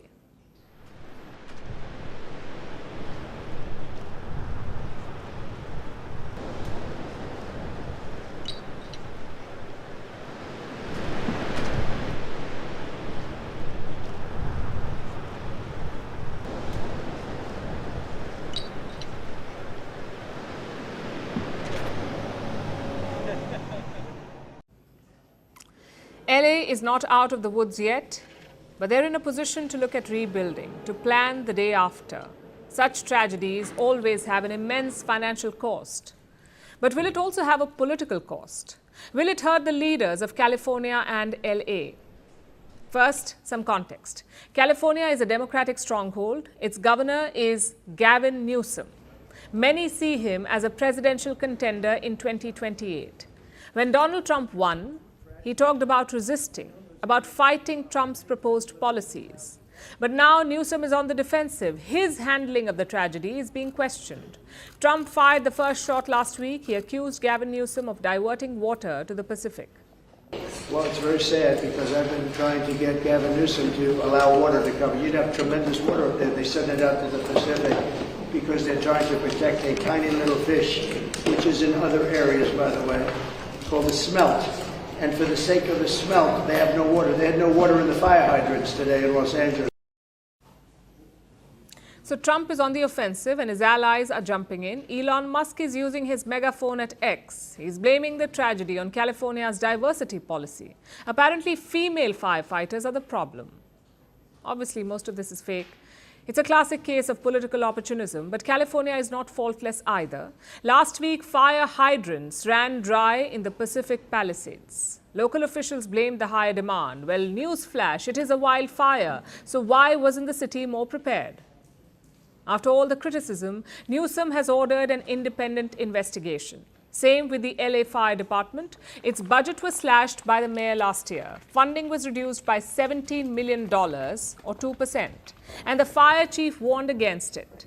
Last month, she wrote a memo to higher authorities. She said the cuts hampered core operations. Data also shows that the LA Fire Force is understaffed. They have just one firefighter per 1,000 residents. Compare that to cities like Chicago or Dallas. They have 2 per 1,000 people. And LA is more fire-prone than either of those cities. A lot of scrutiny is also on the mayor. Her name is Karen Bass. She was out of the country when evacuation started. She was in Ghana for an inauguration. So the Democrats have a lot to answer for. Yes, this disaster was unprecedented, and yes, aid should not be politicized. But Californian officials did not help themselves. The question is, will it hurt them politically?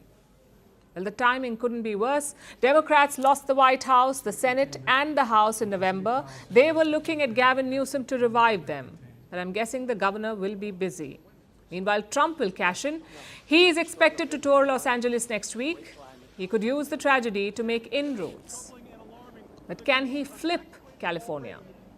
The state had a Republican governor until 2011. Actor Arnold Schwarzenegger. He's a Republican, but he's anti-Trump. And Los Angeles last had a Republican mayor in 2001. So we're talking about a deep blue state. And we know that tragedies can reshape political realities, but it will depend on 2 factors. One is the reconstruction. Newsom is talking about a Marshall Plan style, massive investments and facelifts. If he can deliver on that, he can limit the damage. The second factor is Donald Trump. He's talking about placing conditions on aid to California, which may not sit well with the people. We're talking about one of the richest states in the US. California gives $83 billion more in taxes than it receives. So Trump needs to be careful. He may end up alienating Californians instead of wooing them.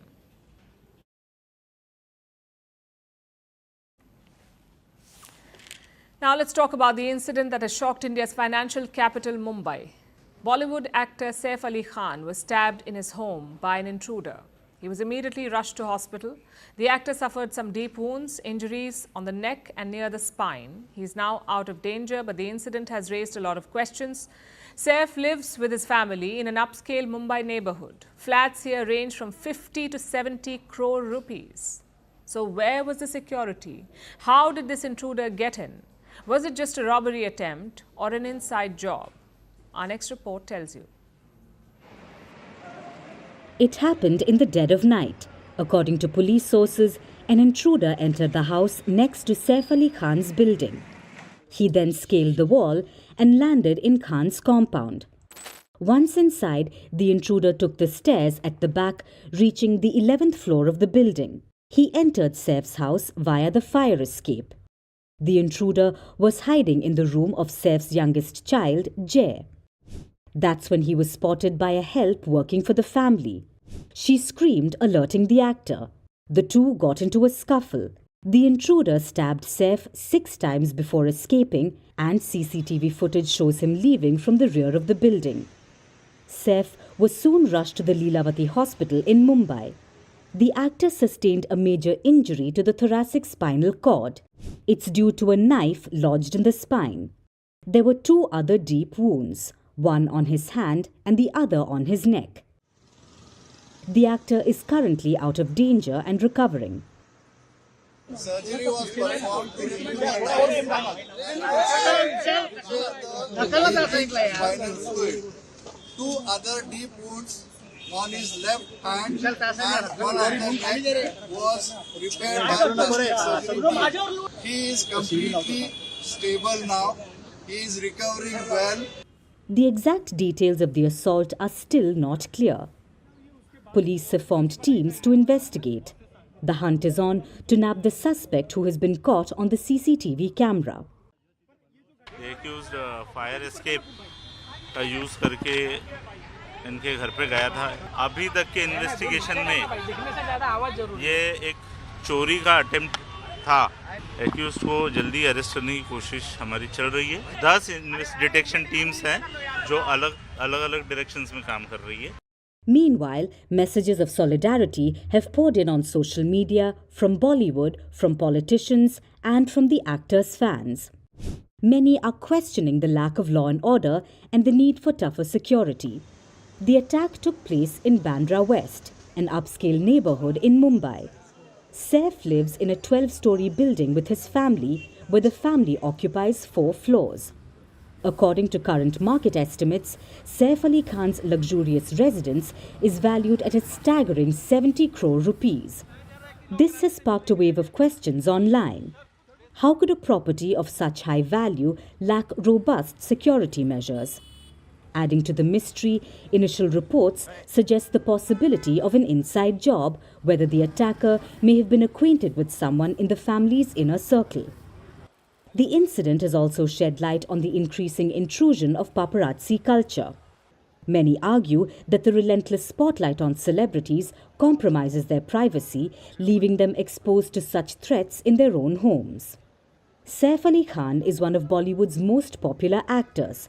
He made his debut in 1993, and since then, he starred in 70 movies and television series. His father was former India cricket captain Mansoor Ali Khan Pataudi. His mother is actress Sharmila Tagore. He's married to Kareena Kapoor Khan, who also comes from Bollywood's most famous family. As the investigation continues, many questions remain unanswered. Who was the intruder? Was this just another robbery gone wrong, or something more sinister? While Saif Ali Khan recovers, the incident has left a deep impact on the city, raising concerns about the safety of celebrities in the heart of Mumbai.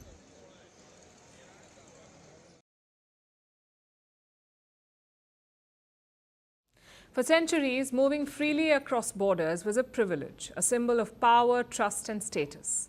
In medieval times, kingdoms stationed gatekeepers at their walls. They decided who could pass through. Today, those ancient sentinels are gone, but in their place stand complex visa regimes, equally arbitrary and exclusionary.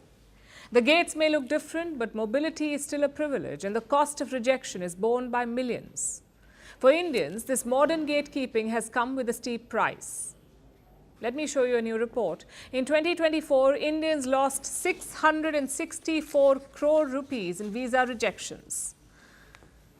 That's around $77 million lost. Leading this list of rejections are a handful of nations. New Zealand rejects 33 out of every 100 applications from India. Australia turns away 30 in 100. The UK says no to 17%. The Schengen area, Europe, denies 16%. In December, this list had a new addition. The United Arab Emirates, or UAE, it's a top travel destination for Indians. 1 in every 4 outbound Indians went to the UAE last year. The rejection rate used to be around 1%, but last month it went up to 6%. And this isn't just about the lost money. It's also about deferred dreams, a planned family vacation, a crucial business meeting, or a life-changing educational opportunity, all crushed under the weight of a denied stamp. So why are these visas rejected? Well, there are many factors. Number one, the post-pandemic travel boom.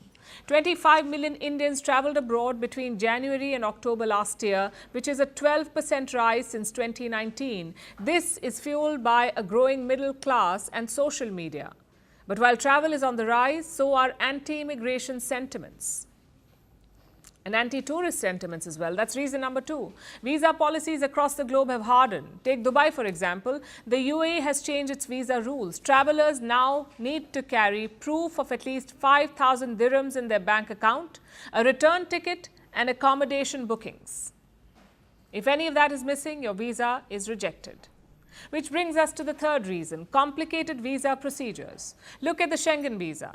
They want a folder of documents so thick it could double up as gym equipment. By the time you're done submitting everything, even your school textbooks will feel like light reading. And let's say you have all these documents. Then it's about getting that visa appointment. For example, the US visa. The average wait time for a US visa appointment is 250 days. I'll repeat that, 250 days for a visa appointment. And finally, let's talk about the elephant in the room, the Indian passport. Every year, the Henley Passport Index ranks passports around the world. The higher your rank, the more powerful your passport. The lower your rank, the more hoops you jump through for visas.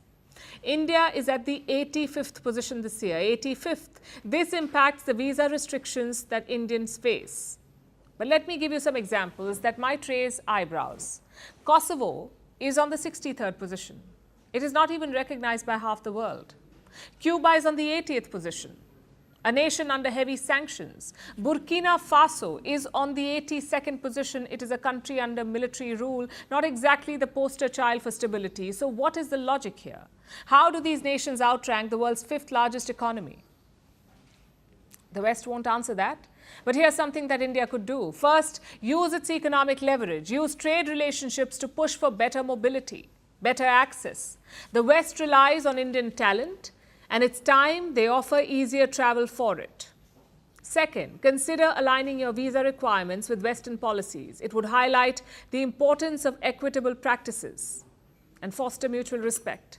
And last, choose visa-friendly nations, the likes of Thailand, Vietnam, and Sri Lanka. Most of them have little to no requirements, and that can save a lot of headache while traveling. Because at the heart of it all, this isn't just about policies or procedures, it's about access and equality. India is rising on the global stage. Its aspirations should not be curbed by a stamp or a bureaucratic maze. Our next story is about Hindenburg Research. It was an investment research firm known for investigating companies and activist short selling. You may have noticed I said it was all those things. That is because as of yesterday, Hindenburg has shut shop. The company was active for 8 years and it was infamous for getting into high-profile spats with corporations all over the world. Here in India, it made an enemy of the Adani group. That's when it became a household name. But Hindenburg's main battleground was the United States. That's where the founder, Nate Anderson, was based. It seems Anderson has finally had enough and chosen to throw in the towel. But why has he quit? And what happens next? Our next report has the details. Back in the day, the name Hindenburg was associated with an airship which crashed and burned. Today, the name Hindenburg is linked to an investment firm, Hindenburg Research. It's a notorious short seller. It investigated companies, made any financial irregularities it found public, and made bets that the company's stocks would tank. Hindenburg would short sell the stocks and reap the rewards if it happened. That was the company's business model. So the name Hindenburg here may have been a reference to the company's stocks crashing and burning. Over the years, Hindenburg took on a host of companies. Some of its fights were successful, like the battle against the Nikola Motor Company. This was an electric vehicle company based out of the US. Hindenburg said it was duping investors. Nikola bought inverters from a supplier, but then claimed to have made them in-house. It released a video of one of their trucks rolling along a highway, but the truck didn't have a working engine. It was just rolled downhill and made to look like it was working. This was definitely fraud, and Nikola's founder was eventually jailed for this. He was sentenced to 4 years in prison. This wasn't the only example of a successful Hindenburg report. They have a list of their victories put up on their website. But there's one case conspicuous by its absence, the case of Hindenburg and India's Adani Group. Hindenburg made a string of high-profile allegations against the Indian conglomerate. This was in January 2023, but that case isn't listed on their track record page, probably because it went nowhere. India found Hindenburg's allegations baseless and even accused the short seller of trying to hurt the Indian economy. So Hindenburg has a mixed track record, and that record came to a close yesterday. The firm's founder, Nathan Anderson, put up this personal note yesterday. Anderson said Hindenburg has been packed up, and he thanked everyone for their support. This has resulted in outright celebrations from detractors and a lot of speculation about the closure. Is it because of all the legal cases Hindenburg was facing? Is it because Donald Trump is about to return? The speculation is endless, and all the reasons will hopefully be uncovered over time. But for now, all we know for certain is what the founder, Nate Anderson, posted. He says there is not one specific thing, no particular threat, no health issue, and no big personal issue. Anderson felt he was missing out. Work was consuming his life. He didn't have time to spend with his family, so he wanted to step back. That's the crux of his message. Whether you believe this or not is up to you. We'll probably get more details in the weeks ahead. But for now, Anderson says he won't be involved in short selling anymore.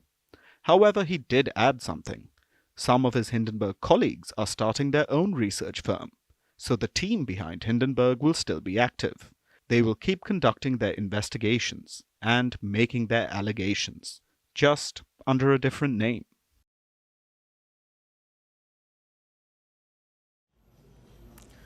A Harvard MBA is among the most coveted. You do that, your life is sorted. Top job at a top company, six-figure salary, and a relentless climb up the corporate ladder. But maybe not anymore. Look at this new report on MBAs. 23% of Harvard students were jobless 3 months after graduating. We're talking about a top B school. Most Harvard students get jobs before graduation, yet 23% were jobless even after it. This number was 20% in 2023 and just 10% in 2022. So clearly things are getting worse. And it's not just Harvard. Most B schools in the US have the same story. At Northwestern Kellogg, 13% graduates were jobless in 2024. That is triple the number from previous years. At Chicago Booth, the same story. A career officer at Harvard summed it up best. Let me quote, "Going to Harvard is not a differentiator. You need the skills to back it up." And this wasn't always the case. In the past, the college was the skill. The hard part was getting into a top B school. After that, your career was sorted. But nowadays, that is not enough. Companies are looking for additional skills and talents. Consider McKinsey, one of the biggest consultancy firms in the world. In 2023, they hired 71 graduates from Chicago Booth. In 2024, they hired just 33. Experts say companies are also changing their hiring strategies. Earlier, they would target campus placements. Come, hire a lot, and go. But now companies do smaller, targeted rounds, that too around graduation. And we're seeing that in India as well. The top B schools here are the IIMs, the Indian Institutes of Management. Earlier, IIMs would report 100% placement in 2 or 3 days, but last year was a reality check. Even 2 months on, placement was not 100%. Only 3 out of 6 old IIMs had completed it, and just 1 out of the 15 new ones. What explains the situation? Mainly 3 factors. The first is artificial intelligence. Most jobs are being affected by the use of AI. Management ones are relatively more insulated, yet you can see the effect, especially in the financial sector. Firms like Goldman Sachs, Morgan Stanley, JP Morgan, and UBS have created AI platforms. These may not replace you entirely, but they do reduce manpower requirements. You need fewer people for the same jobs. That is the first factor, artificial intelligence. The second factor is oversupply. There are way too many MBAs in the market. India alone produces nearly 300,000 every year. Since 2010, India has set up 13 new IIMs. It's a simple rule of demand and supply. More supply equals less price. Which brings us to the final factor, the demand for specialization. That's what the Harvard official also said. You need the skills to back it up. Nobody wants a general manager anymore. They want something extra. Maybe expertise in digital marketing or data science or artificial intelligence. If MBAs have that, good. If they don't, firms can always hire undergraduates. You get the same specialty at a fraction of the cost. So in simpler words, MBAs need to change. If you're thinking about getting one, keep these things in mind. 1, an MBA alone is not enough. You will probably have to upskill over it. And 2, you should definitely think about specialized degrees, degrees with real job prospects. Don't blindly fall for the MBA craze. And 3, keep the costs in mind. A good MBA degree is among the most expensive. If you're taking a loan, there is a risk. Weigh all these factors before you jump on the MBA train.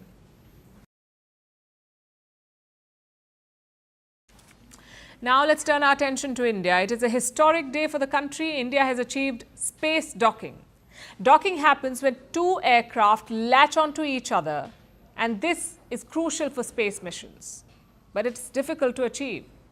So far, only the US, Russia, and China have been able to do it. Now, India has joined this elite club. It has become the fourth nation to achieve space docking, and the Indian Space Research Organization, or ISRO, is one step closer to achieving the country's ambitious space missions. Our next report tells you why. 3, 2, 1, 0. India has achieved a major milestone which cements its place as a global space power. The Indian Space Research Organization has achieved the feat of space docking. This technological milestone underscores the country's space ambitions as it joins an elite group of nations. India has become the world's fourth nation to achieve space docking after the United States, Russia, and China. Space docking is a complex process where two spacecraft are maneuvered into the same orbit. They are brought closer and finally docked, which means that they are joined to each other. These are two fast-moving heavy spacecraft that are brought together in space, and this is not an easy feat. But docking is essential for space missions. It is used to achieve shared mission objectives, it allows for multiple rocket launches, and it is pivotal for future space endeavors. For India, this includes the Chandrayaan-4. It is scheduled for 2027, and this mission is supposed to bring lunar samples back to Earth. This is the first actual Indian mission which will require docking capability, and India is one step closer to it thanks to this docking mission.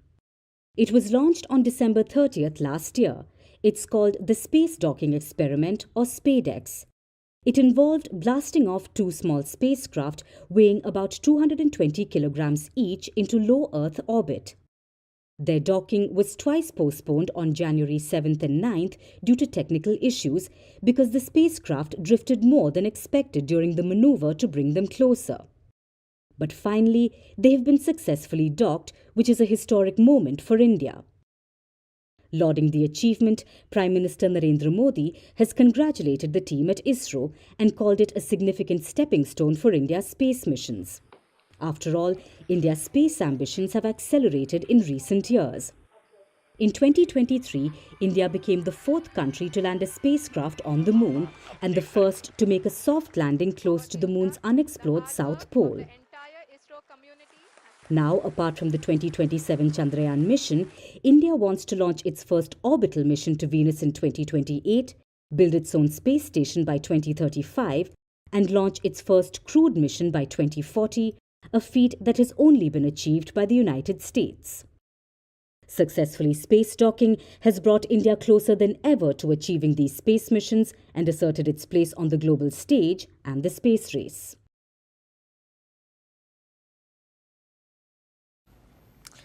What's in a name? That's what Juliet asked Romeo. Too bad she did not pose this question to taxonomists, because then she would have been bombarded with answers. Taxonomy, as you would know, is a science. It is a system to categorize our complex world. Taxonomy deals with naming living organisms, including insects. And it has a new hero, M. Xiaoqi. He's a Chinese scientist. Recently, he discovered new critters, 16 new spider species. And now he's making headlines the world over. Less for this huge scientific feat and more for how he has chosen to name them. Listen to some of the names. Starry Mood Spider, Excuse Spider, Quiet Spider. If these sound like titles a spider would give its breakup mixtape, you're not wrong, because these names are song titles of Jay Chou. If you've never heard of him, he's like the Shah Rukh Khan of Mandarin pop music, the so-called king of romantic ballads. And the scientist has immortalized him with critter names. You see, there are about 10 million insect species on Earth. New species are being discovered almost every day. But so far, scientists have named only 1 million of them, because coming up with an insect name can be a pest. It's a complicated process. Thanks to an 18th century system, it was devised by a Swedish scientist. He formalized naming a species and he listed 3 conditions. First, a double name. Second, in Latin or Greek. And third, describe the organism, like its appearance or behavior or the place where it is found. Take Tyrannosaurus rex. The first part is Greek. for tyrant lizards. That's what it means, tyrant lizards. And the rex is Latin for king. So T-rex means king of tyrant lizards. So be it for a dinosaur or a spider, a name is crucial. It lives on even if the species is long gone. That is why there is a system in place. But today the same system has fueled a huge debate. Many modern scientists see it as gatekeeping. They want to make the names more relatable. They want more people to pay attention. And that is why pop songs have inspired spider names. Why a fly is named after Beyonce. Why a deadly spider is named after Angelina Jolie. Or why many scientists are sidestepping Latin. They want to show cultural diversity instead of a colonial dead language. So new discoveries are increasingly being named in local languages. Like in 2023, a new butterfly species was discovered in southern India. Its name has a Tamil word, which has helped boost its popularity. So there is national pride in names and even rebellion. Like in China, to bug President Xi, in 2016 a beetle was named after him. In similar fashion, in 2005, the beetles made a comeback in the US when researchers named slime mold beetles after former President Bush and his colleagues. But jokes aside, it is not always wise to ignore the rule book. One of the most infamous examples is this tiny blind orange beetle. It is found in Slovenia's caves and it was named to honor you-know-who, Nazi leader Hitler. And now it is stuck with this name, thanks to international regulations which make it nearly impossible to change scientific names. Though if it were possible, no one would be happier than this butterfly. So my point is simple. There is so much in a name, even if it's an insect's name. It can be a soft power. It can put entire cultures on the map. It can be used to speak up. It can be a war cry, at least for our insects. It can help protect them by boosting interest and conservation. Because insects are disappearing. Over the past 5 decades, their numbers have declined by 75%. Of those that remain, 40% could become extinct over the next few decades. And we don't want to live in a world where insects do not exist because their unpaid labor helps feed us. It helps us survive. And it is worth $600 billion for our planet. Sure, their taxonomy could use some fine-tuning, but it is the foundation of research, and if done right, it is the bee's knees for insects.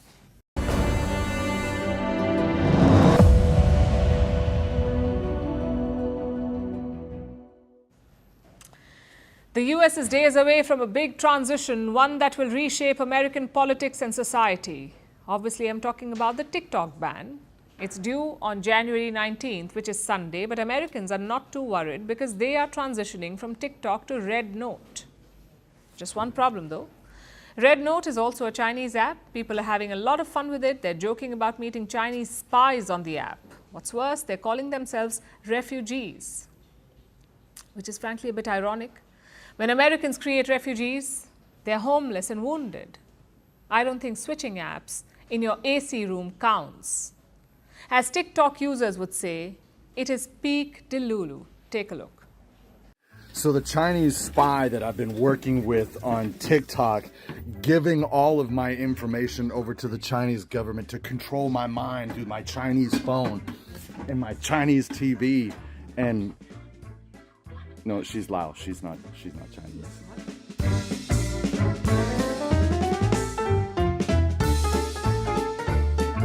As I sit here and record this video with everyone staring at me, it's okay because I'm one of the TikTok refugees and I'm used to this. I just want to thank you for welcoming us to this app.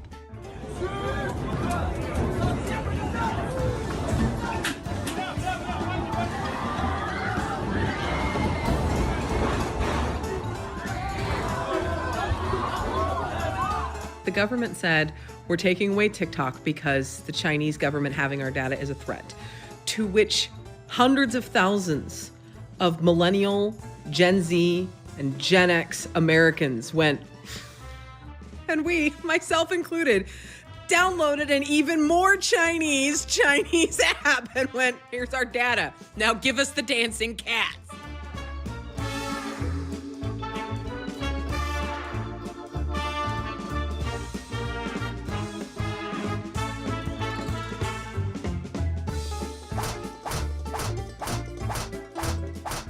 I sort of live in a bubble where I don't fully understand what anyone could do with my data. I'm a middle-aged fat woman in the middle of the country. What are you going to do? Are we concerned that I switch from Kraft cheese to Great Value? I don't understand what importance I have.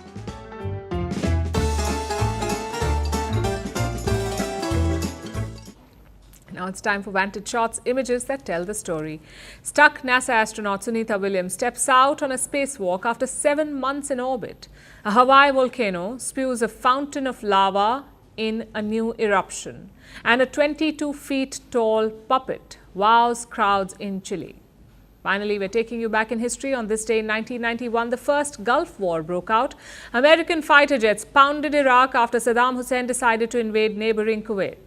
The air raids were followed by a ground operation. Coalition troops successfully drove Iraqi forces out of Kuwait. We're leaving you on that note. Thank you for watching. We'll see you tomorrow.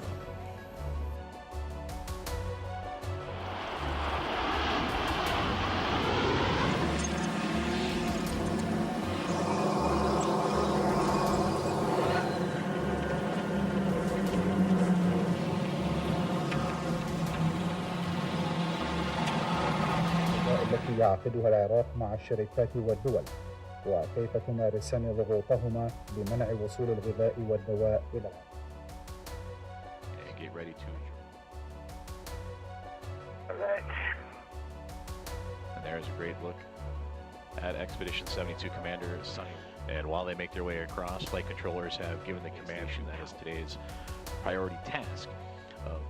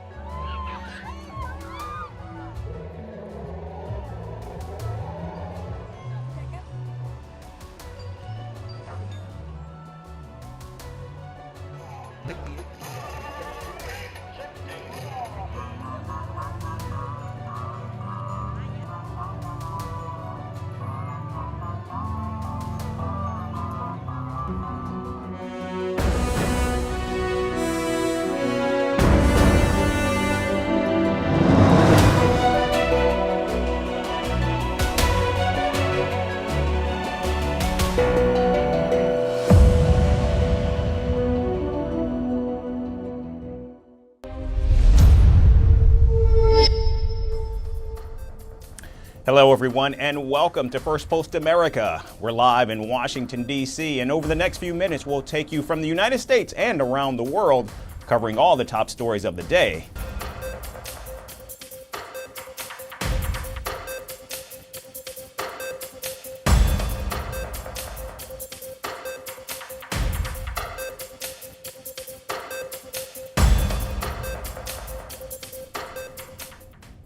We begin in the United States, where outgoing President Joe Biden delivered his farewell address on Wednesday, capping off half a century in public service. The outgoing president issued a stark warning about an oligarchy of the ultra-rich taking root in the country. No doubt that America's in a position to continue to succeed. That's why my farewell address tonight, I want to warn the country of some things that give me great concern. This is a dangerous concentration of power in the hands of a very few ultra-wealthy people. And the dangerous consequences if their abuse of power is left unchecked. Today, an oligarchy is taking shape in America of extreme wealth, power, and influence that literally threatens our entire democracy, our basic rights and freedoms, and a fair shot for everyone to get ahead. The world's richest individuals, including tech billionaires Elon Musk, Jeff Bezos, and Mark Zuckerberg, have flocked to Donald Trump in recent months, donating millions of dollars to boost his agenda. In his address, President Biden also talked about how the incoming Trump administration comes with threats of a dangerous tech industrial complex and a crumbling free press. I'm equally concerned about the potential rise of a tech industrial complex that could pose real dangers for our country as well. The free press is crumbling. Editors are disappearing. Social media is giving up on fact-checking. The truth is smothered by lies told for power and for profit. We must hold the social platforms accountable to protect our children, our families, and our very democracy from the abuse of power. The outgoing commander-in-chief's final speech from the Oval Office also featured his concerns about the misuse of artificial intelligence and the worsening climate crisis. The 82-year-old president presented his own set of solutions for the problems that he laid out. We need to get dark money. That's that hidden funding behind too many campaigns contributions. We need to get it out of our politics. We need to enact an 18-year time limit, time and term, for the strongest ethics and the strongest ethics reforms for our Supreme Court. We need to ban members of Congress from trading stock while they're in the Congress. We need to amend the Constitution to make clear that no president is immune from crimes that he or she commits while in office. The president's power is not limited. It's not absolute, and it shouldn't be. President Biden led his address with the landmark ceasefire and hostage release deal between Israel and Hamas halting the 15-month war in Gaza. Claiming credit for the negotiations, Joe Biden said the ceasefire plan developed by his team would be largely implemented by the incoming administration. In fact, earlier in the day, the outgoing president gave a sarcastic response when a reporter asked him about who between him and Donald Trump would be credited for the historic ceasefire in Gaza. The history books credit for this, Mr. President, you or Trump? Is that a joke? Oh. Meanwhile, Donald Trump, who repeatedly threatened to destroy Hamas if a deal is not negotiated before his inauguration, was quick to claim credit for the breakthrough on social media. Notably, the incoming president has sent his envoy, Steve Witkoff, to join the negotiations in Doha, who was there for the last 96 hours leading up to the deal. Meanwhile, Israeli Prime Minister Benjamin Netanyahu called both Donald Trump and President Biden to thank them for their help in securing the historic Gaza deal. And staying in the United States, President-elect Donald Trump spoke with his Danish counterpart Mette Frederiksen on Wednesday. The two leaders talked for nearly 45 minutes, with Donald Trump repeatedly bringing up Greenland and his intentions to buy the island. However, the Danish Prime Minister reiterated that the status of Greenland is dependent on its people and the island is not for sale. Now, Donald Trump has continued to express a desire to buy the resource-rich Arctic island from Denmark, which initially started during his first term in 2019. However, both Denmark and Greenland have pushed back against the president-elect's wishes. I don't want to get into any dispute with the incoming President Trump. I've known him personally. I served as Prime Minister when he was President in his first term. He has a certain specific way to formulate requests. And what we are doing right now is to getting into a more detailed dialogue with the incoming president. I think, and we agree that the Americans have certain concerns about the security situation in the Arctic, which we share.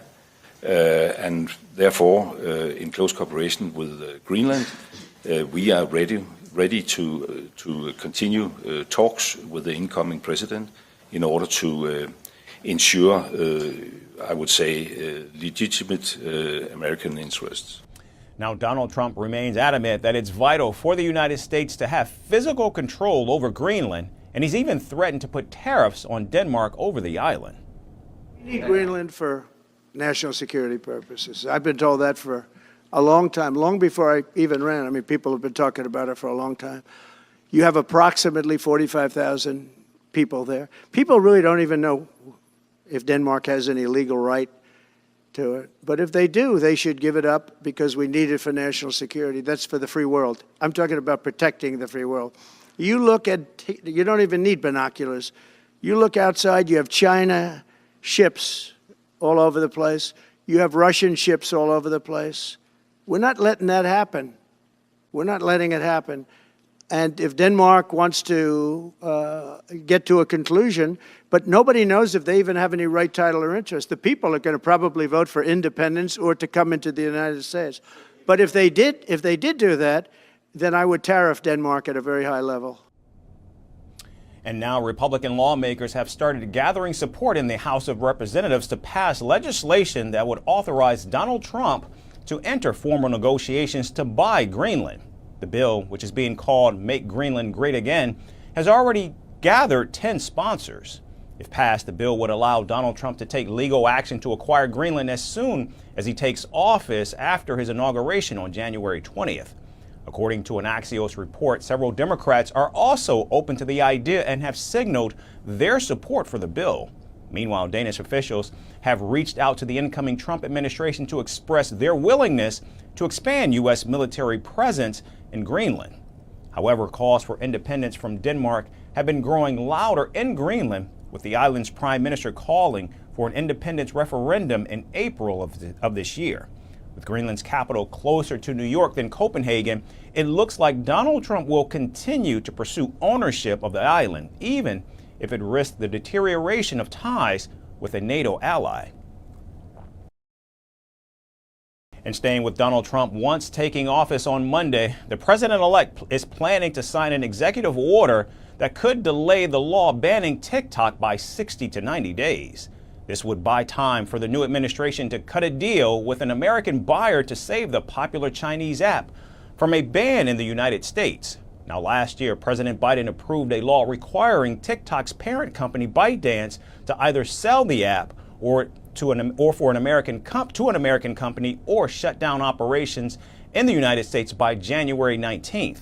The White House has repeatedly asserted that the short-form video app used by around 170 million Americans poses a serious national security threat. Now, while TikTok's owners have challenged the federal law in court, the ruling is poised to be upheld by the Supreme Court when it hears arguments on Friday. Meanwhile, the incoming president, who once moved to ban the Chinese app himself during his first term in office, has asked that the top court pause the ban. The Republican stance changed during his re-election campaign when he started receiving billions of views on TikTok, which helped him woo young voters. It was amazing. So we got the highest vote ever for a Republican candidate. We won by 36 points with young people. That never happens. A Republican loses by 36 or 40. So I'm going to have to start thinking about TikTok. I think we're going to have to start thinking. Because, you know, we did go on TikTok, and we had a great response with billions of views, billions and billions of views. They brought me a chart, and it was a record, and it was so beautiful to see. And as I looked at it, I said, maybe we got to keep this sucker around a little while, you know. Now, it's unclear whether the president-elect would have the power to halt the ban with an executive order. And if that doesn't work, Donald Trump could push Congress to repeal the law or ask his attorney general not to enforce it. Experts say the incoming president likes the drama, and if his plan doesn't cost him politically, he might actually save the app. Meanwhile, reports say TikTok would go completely dark and won't continue its services for existing users if, in fact, the expected ban does take effect on Sunday. Concerned about the ban, over 500,000 American TikTok refugees have already flocked to a different app called RedNote, which is China's version of Instagram. In fact, in only 2 days, more than 700,000 Americans joined RedNote, who are being warmly welcomed by Chinese netizens. I didn't want to do it anymore. If they're going to try to remove and take away and this and that, somebody told me about RedNote, and I dive into it. Instantly, right off the bat, everything that I have been doing on TikTok, Facebook, and all these other social media places, They are already doing it there. And there's a lot of people doing it. So I started commenting on stuff. The people were so friendly. I was blown away at the camaraderie of the people on that app. I think this is the first large-scale interaction between Chinese and American netizens. In the past, we may have had some sporadic exchanges, but this is the first time on the same platform. And it is the first time that a large number of people have had such a very large-scale exchange. And the exchanges between the two sides are relaxed and enthusiastic. For what I've seen, they were all learning about each other's living habits, local conditions, and customs. Now, as the TikTok ban looms over roughly half of America's population, it remains to be seen if the incoming president will prove to be the ultimate savior. And after more than a year of war, Gaza has celebrated a rare moment of hope as news of a ceasefire between Israel and Hamas spread across the region. Crowds poured into the streets, cheering and dancing while embracing the fragile peace agreement. But behind the joy lies an unbearable cost. Thousands of lives have been lost and homes reduced to rubble. Gaza's landscape is unrecognizable and its people remain traumatized and broken. After 15 months of war, a once elusive truce has come to fruition, but now the question is, can it last? Our next report explains.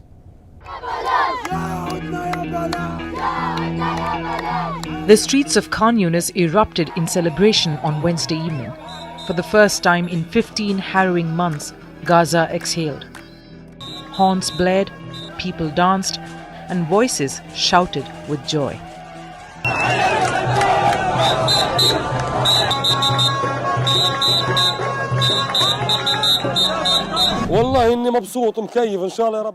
I am happy. I hope there won't be another war. May God stand by Gazans. What happened to them didn't happen to anyone. We are happy here, so happy, and Gazans lived in destruction. I hope the ceasefire will last.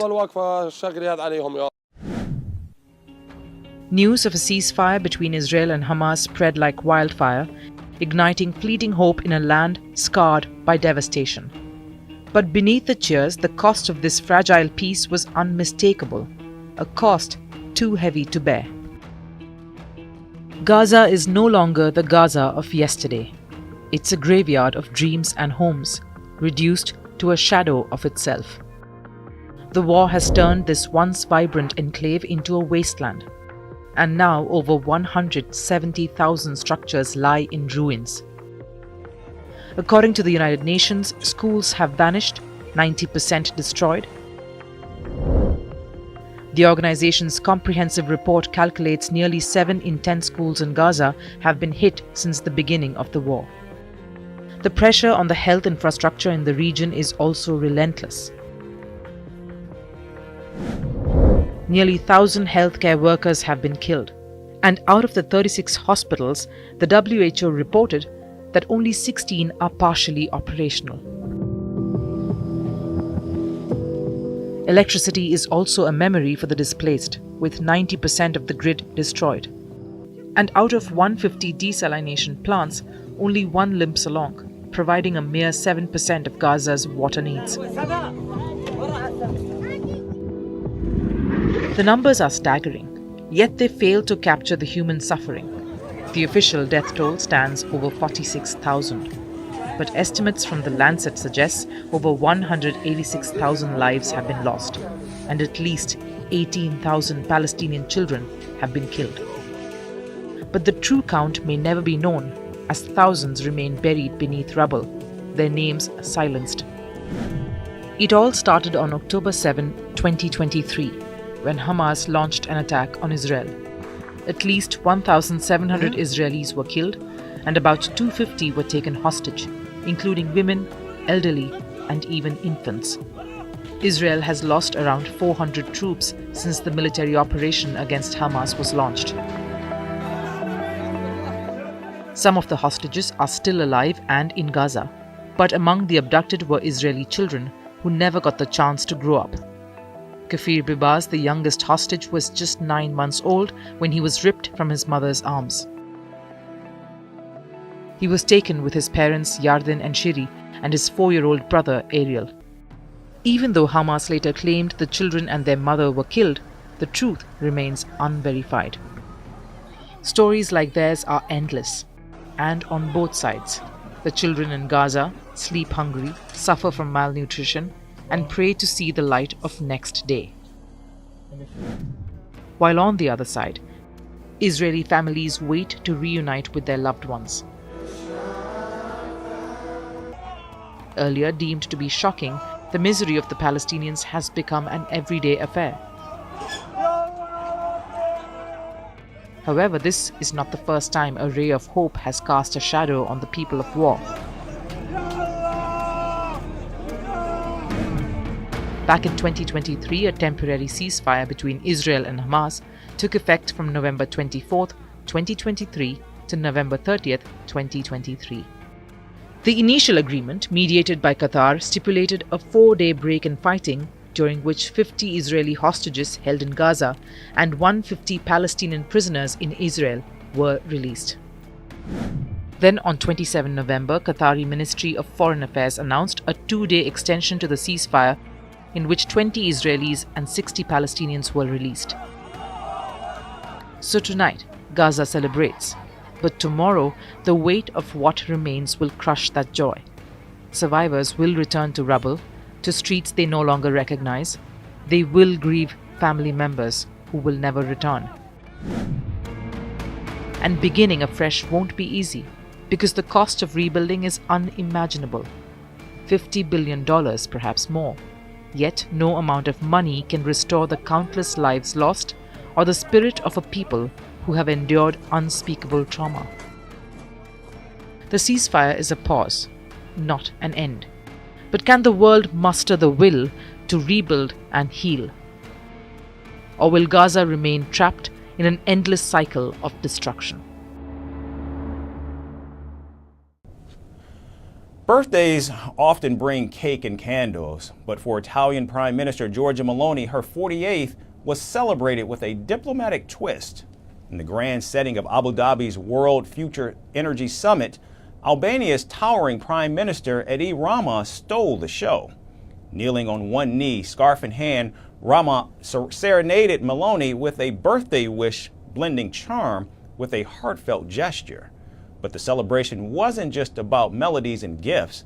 It was the prelude to a $1 billion agreement that promises to reshape energy ties across the Mediterranean. Our final report brings you more. Birthdays are a time for surprises, songs and gifts. For Italian Prime Minister Giorgia Meloni, her 48th birthday brought all three, courtesy of Albanian Prime Minister Edi Rama.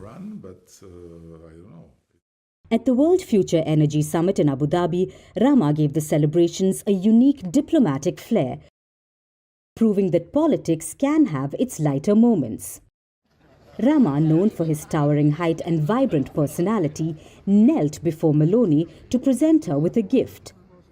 A lightweight scarf crafted by an Italian designer who had relocated to Albania. But the gift wasn't the only surprise. He broke into a rendition of an Italian phrase, tanti auguri, meaning happy birthday, serenading his Italian counterpart with a smile.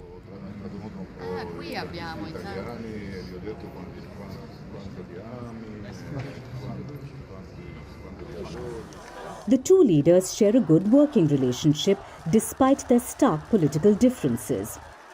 While Meloni heads the right-wing Brothers of Italy, Rama, on the other side, leads Albania's Socialist Party. Yet their collaboration has produced significant agreements, including a controversial migrant deal struck last year. Under this agreement, some migrants rescued at sea by Italy were to be housed in detention centers in Albania. However, legal challenges have left these centers dormant for now. The summit wasn't just about personal gestures, it also marked a milestone in energy diplomacy. Italy, Albania and the United Arab Emirates signed a landmark agreement worth at least $1 billion. So I am remarkably glad, as Eddie did already, to announce here the signing of a tripartite strategic partnership framework to launch an equally ambitious project between the two shores of the Adriatic, with His Highness Sheikh Mohammed bin Zayed and Prime Minister Edi Rama, two good friends of mine, two good friends of Italy. Today we are going to attend the signing of an extremely important commitment to implement a new energy interconnection for producing green power in Albania and exporting part of that power to Italy, thanks to an undersea cable across the Adriatic Sea.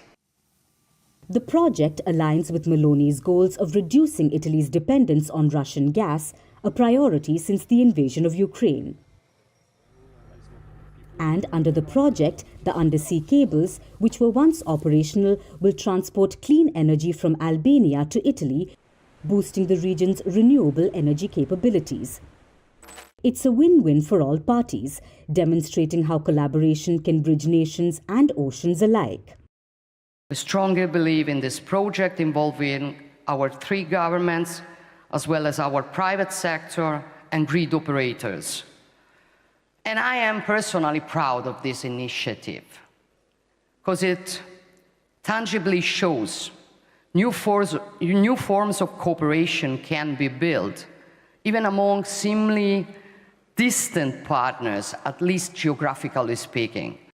Rama's charming birthday serenade, paired with this groundbreaking energy deal, showcased diplomacy at its best, blending personal warmth with visionary action. And as the summit concluded, it became clear that the relationship between Italy and Albania is growing stronger. One scarf, one song, and $1 billion deal at a time.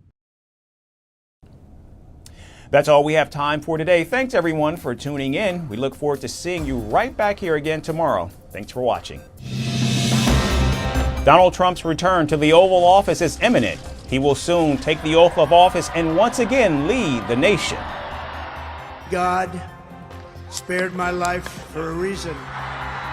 President-elect Donald Trump's first priority: tackling illegal immigration and securing the nation's borders. We're going to fix our borders. The incoming administration has prioritized the Russia-Ukraine war. Can they succeed in ending one of the world's most challenging conflicts? I will have the horrible war between Russia and Ukraine settled. And as he returns to the White House, will Donald Trump resume a bruising trade war with the world's second largest economy, China? If China or some other country is behaving badly, we have things called tariffs. All of this and more right here on Firstpost America.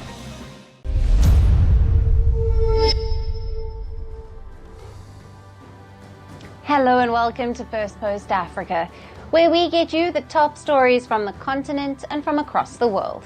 I'm Alison Lagrange, coming to you live from Durban, South Africa.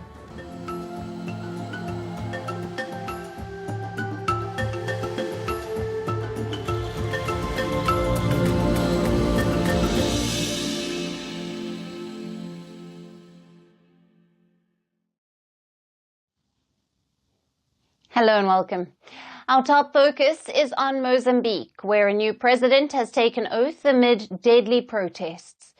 At least 7 anti-government demonstrators were reportedly killed in Mozambique when ruling Frelimo Party's Daniel Chapo was sworn in as the new president on Wednesday. As per local NGOs, the protesters were killed in the capital Maputo and the Nampula region. This brings the total death toll in Mozambique's post-poll violence to 307.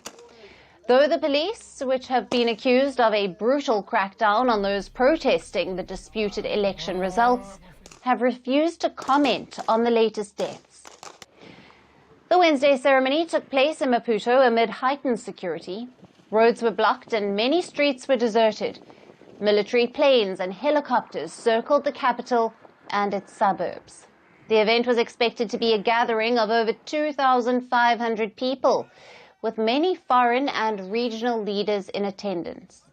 However, most of them snubbed the ceremony due to security concerns.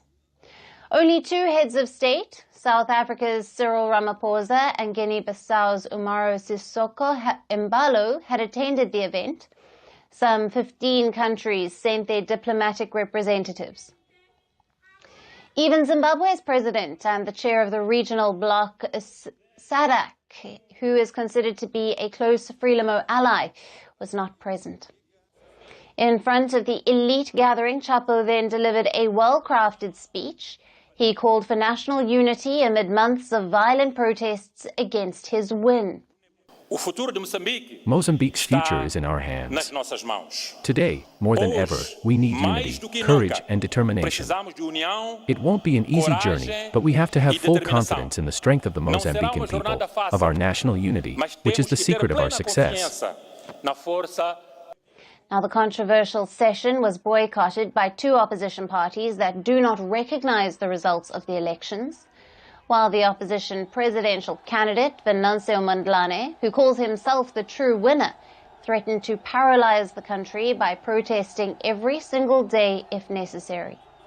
He has also launched a nationwide strike, and Mondlane is the main organizer of the post-poll protests. And many young Mozambicans are marching on his calls. Despite the new president taking oath, Mondlane's supporters remain defiant and have vowed to continue their fight. For supporters, we can't give up. This war will continue. Today they are being sworn in, but if things don't change, we will continue. We will do everything to achieve the outcome we want. We Mozambicans now aware we are no longer in the past. We will no longer close our eyes. We would like to know who is directing. What is the reason why we are prohibited from attending the ceremony of the investiture? Our fear is, maybe in this coming 5-year period, we have to live by invitation to be governed by this president. Now, Daniel Chapo's win extends his Frelimo party's almost 49-year-long rule. It's the same party that led the country's independence struggle against colonizer Portugal and also survived one of the world's most brutal civil wars afterward. But now young Mozambicans are fighting against Frelimo. They are frustrated under the rule which has moved away from democracy and resulted in economic stagnation. They have been charmed by the firebrand opposition leader Venancio Mondlane, who has garnered a massive youth following with his social media presence. Meanwhile, attracting youth is something the new president, Daniel Chapo, would also want to tap into. At the age of 48, he is the youngest president of the country. He will be the first president born after Mozambique's 1975 independence. He also earlier worked as a radio presenter and comes as a newbie into national politics. It is believed that Frelimo chose him as a fresh face, meant to capture the support of the disenchanted youth. But for a person with no experience in managing national crisis, several big challenges await him. The months of post-poll violence have crippled the southern African nation, with livelihoods and the economy suffering the most. Mozambique is also facing an Islamist insurgency in the north, which has killed hundreds and displaced thousands. Will the new president be able to navigate through all of these challenges, or will Mondlane's support grow even larger than ever? To discuss this further, we have with us Arazinda Maviga, who is a political scientist and a human rights defender, joining us live from Maputo in Mozambique. Thank you for being with us.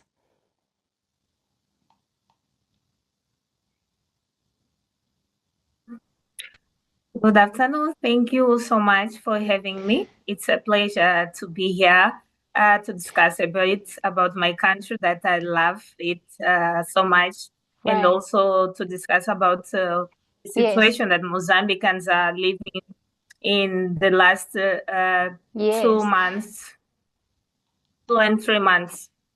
Right, Arazinda, let me jump right into the questions. What are the underlying factors that led to the post-election unrest in Mozambique? And how significant is the opposition's rejection of Daniel Chapo's presidency in fueling this violence? Thank you so much once again. I would like to say and take us back to the whole process that started on 2023. If you were attentive, there are a lot of organizations, civil society organizations that were observed the whole process of registration Mozambique, electoral registration Mozambique since last year, 2023, when we had the national election registration for first in October 2023 to have the municipality elections, and then last year in October to have the general and presidential elections. Also for that municipality election, there were a lot of complaints about the whole process being fraudulent, and then a lot of inconsistency and irregularity that were that lead the whole process. We start witness protests in Mozambique regarding the election in 2023, when in different cities, where municipality cities, we saw different groups also complaining about the result that the Constitutional Council was approving in 2023. But therefore, as always, the ruling part and the government institution that the Mozambican have no trust nowadays had confirmed the major victor to Frelimo in more than 50 municipalities. And we noticed the same process in 2024.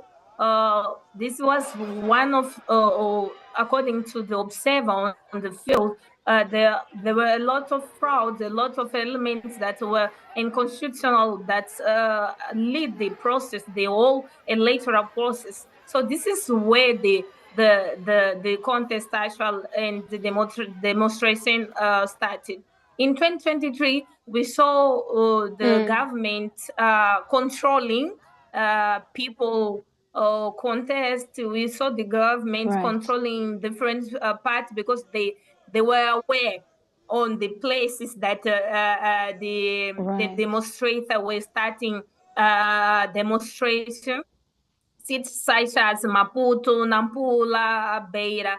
But this general election is different because even in the districts, in the rural areas, we witness people demonstrating, we witness people blocking roads just to show the insatisfaction against the whole process and also the government.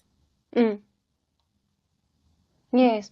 Rosenda, how might the ongoing crisis that we are seeing in Mozambique affect regional stability, particularly in the neighboring countries like South Africa and Eswatini, which rely on Mozambique for trade and transit routes?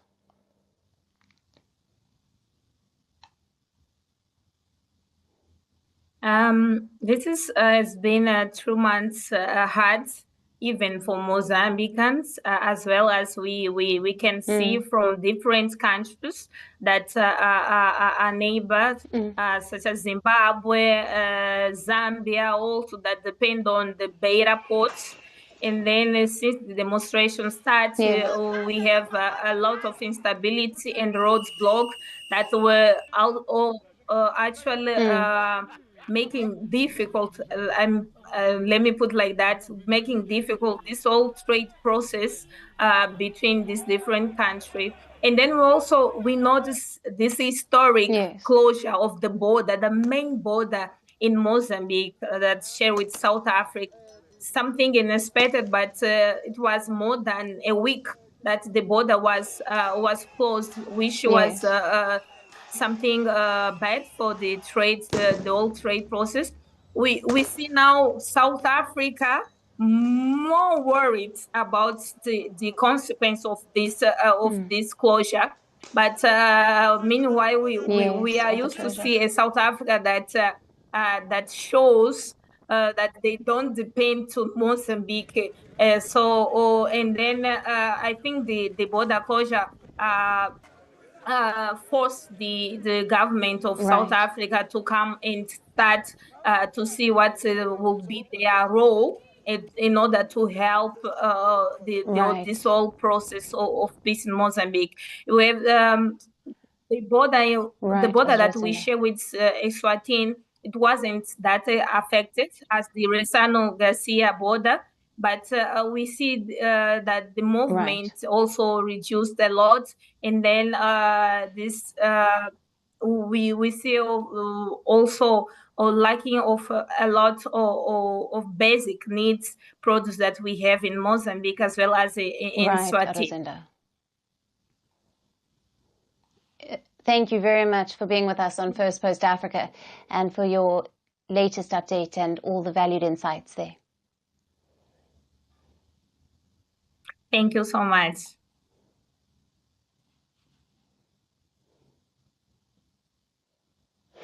Turning our attention to East Africa, it looks like another African country has joined the campaign to dump China for West Asian investors. Kenya has started discussions with United Arab Emirates to secure financing to complete a regional railway project that was left incomplete after China cut infrastructure funding. Kenya's President William Ruto has said that the country is exploring a partnership agreement with the UAE to extend the Standard Gauge Railway, or the SGR, to connect Kenya with Uganda and South Sudan. Now, he further said that as a part of the plan, the two countries had agreed to conduct a feasibility study on the extension of the railway as it could foster regional integration and promote trade. Now, the railway project in question was supposed to connect the Kenyan port of Mombasa with its landlocked neighbors. It was part of China's Belt and Road Initiative. However, it ended in the Rift Valley in 2019, some 468 kilometers short of the border with Uganda. This was after China cut funding due to debt repayment concerns. Ever since Ruto came to power in 2022, he has been looking to extend the SGR project to Kenya's neighboring countries to boost East African integration. He has also been looking to diversify Kenya's sources of financing after deadly protests forced the government to abandon a slate of tax hikes last year and have delayed disbursements from the International Monetary Fund. And for this reason, Ruto has sought closer ties with the UAE.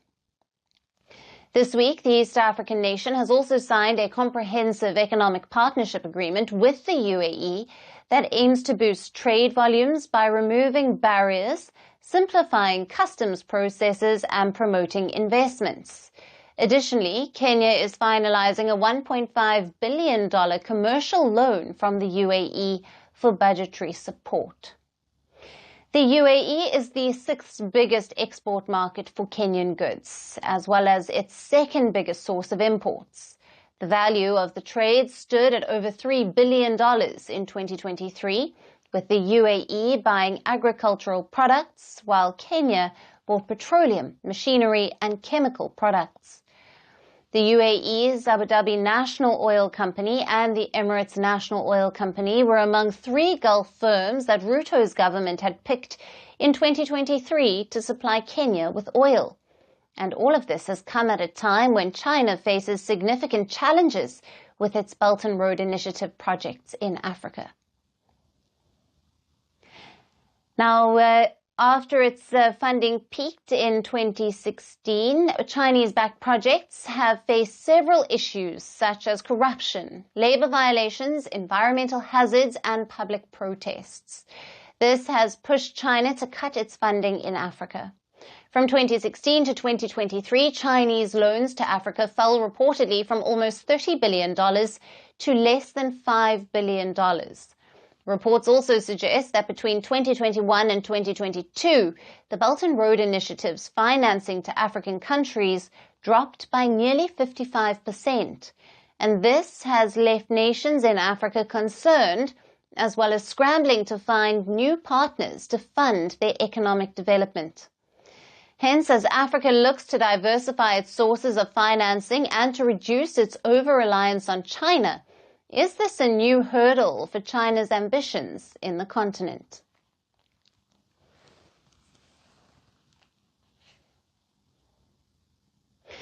And staying in the region, the East African country of Rwanda might just be the next oil-producing nation in Africa. Yes, you heard it right. Rwanda has indicated a potential oil discovery in the country. During a parliamentary hearing, the CEO of the Rwanda Mines, Petroleum and Gas Board, or the RMB, stated that there are 13 oil wells that have been found in the Lake Kivu region. Lake Kivu is located on the western region of Rwanda and borders the Democratic Republic of Congo. The lake has a history of volcanic eruptions and is known to contain large amounts of dissolved gases such as methane and carbon dioxide. However, the government has now backtracked from this claim and said it was still in an exploratory phase. A statement put out by the RMB after the parliamentary hearing indicated that it was too early to be so definite. It further added that it was pitching for relevant potential actors to participate in further stages of exploration and production of oil. Now, Rwanda has been exploring for oil and gas in the Lake Kivu region since the 1970s. The East African country already extracts methane gas from Lake Kivu, and methane's presence was an indicator that there are potential oil deposits in the lake too.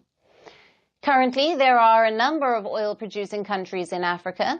These include Nigeria, Algeria, Libya, Egypt, Chad, Ghana, the DRC, Cameroon, South Africa, Sudan, Niger, and others. In recent years, Rwanda has also been extensively carrying out tests and exploratory operations to find out whether Lake Kivu has oil or not. This is primarily because of its growing energy needs that have also led to a crisis. The country currently imports most of its petroleum products from the UAE, Saudi Arabia, and India. But Kigali has been looking to boost its local production so that it can cut reliance on foreign imports. Rwanda has also held talks with the DRC for possible joint oil exploration, despite the ongoing conflict in the eastern part of the Central African country. But exploration has been an expensive affair for Rwanda. Reports suggest that deeper exploration processes, which involve drilling to collect samples, can exceed $15 million. Previous exploration phases have cost the government 1.7 billion Rwandan francs, or over $1 million US. And expectations are that future stages might require between 5 to 7 million US dollars. But despite this, if Rwanda confirms it has found oil, this will likely draw in interest from other countries such as the US, Russia, and China, who might want to explore oil in the East African country amid their own growing energy needs.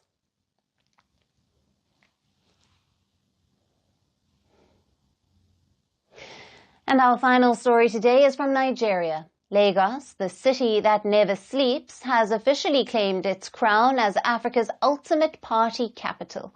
Every year, as the world shivers through winter, Lagos turns up the heat with Dirty December, a month-long high-energy celebration that blends electrifying Afro beats, stunning street festivals, and fashion so fierce it could stop traffic. It's a time when locals and tourists alike ditch their winter coats for sunshine, samba, and an endless supply of good vibes. With our next report, we take you to Lagos, where the party never ends and neither does the fun. The Nigerian megacity Lagos, already known for its pulse-pounding energy, transforms into Africa's ultimate party capital every December. Forget about winter blues. Lagos is serving up endless sunshine, sizzling music, and enough vibes to fuel your FOMO well into January. Welcome to Dirty December, the time when Lagos doesn't sleep and neither does anyone else. From December to early January, Lagos sees an influx of diaspora returnees and globetrotters who come for the vibes but stay for the experience. This is a very important occasion for us. We come out every year to celebrate this heritage of ours. When you come to Lagos Island and ask of Kosoko, that will lead you to our heritage.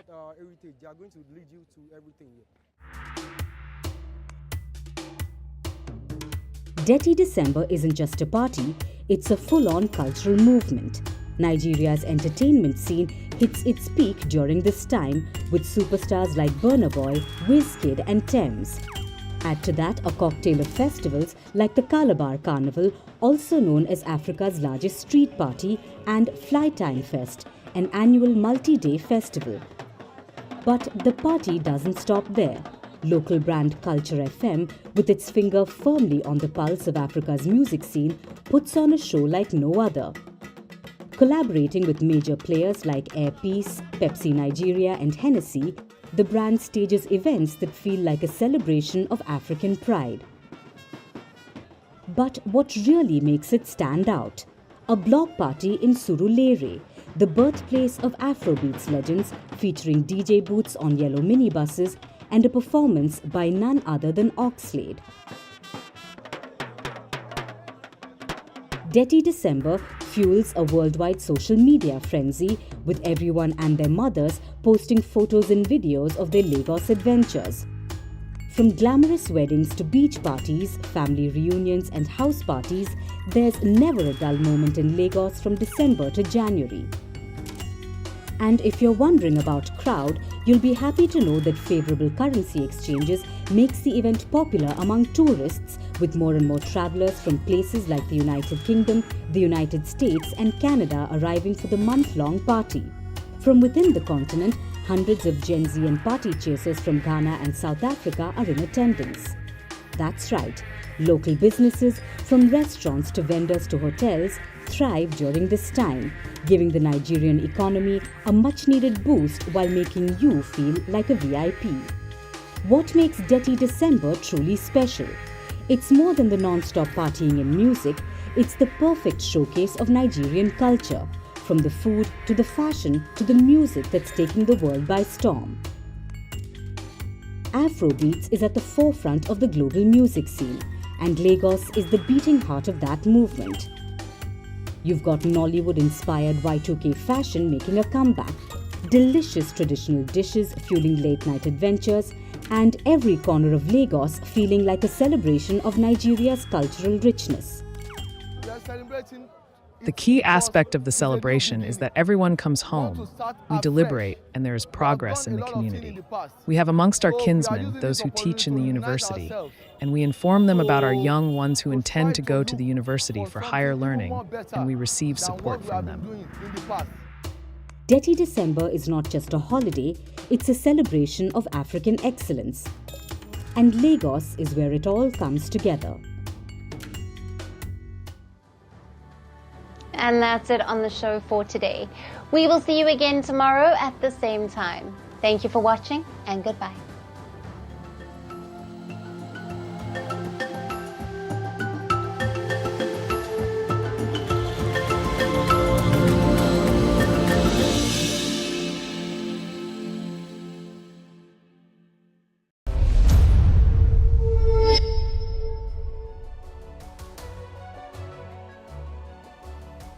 Hello, Namaskar. This is Firstpost, and you're watching Vantage with me, Palki Sharma.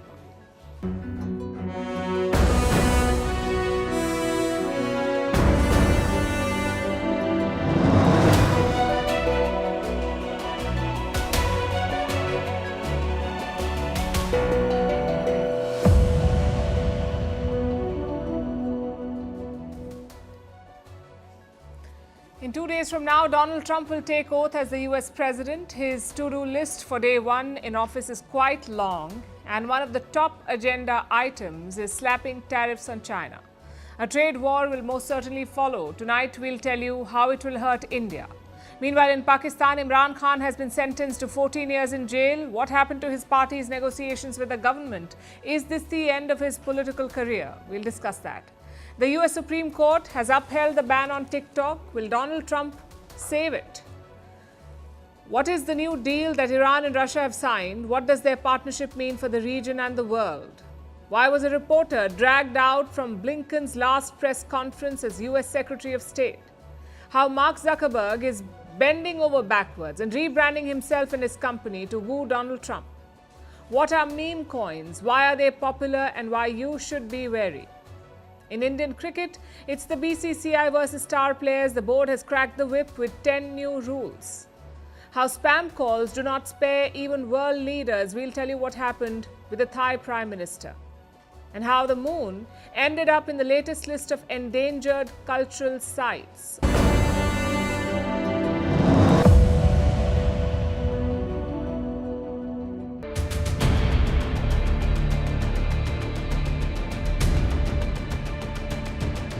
If China or any other country is charging us 100 or 200% tariff or tax, then we will charge them 100 or 200%.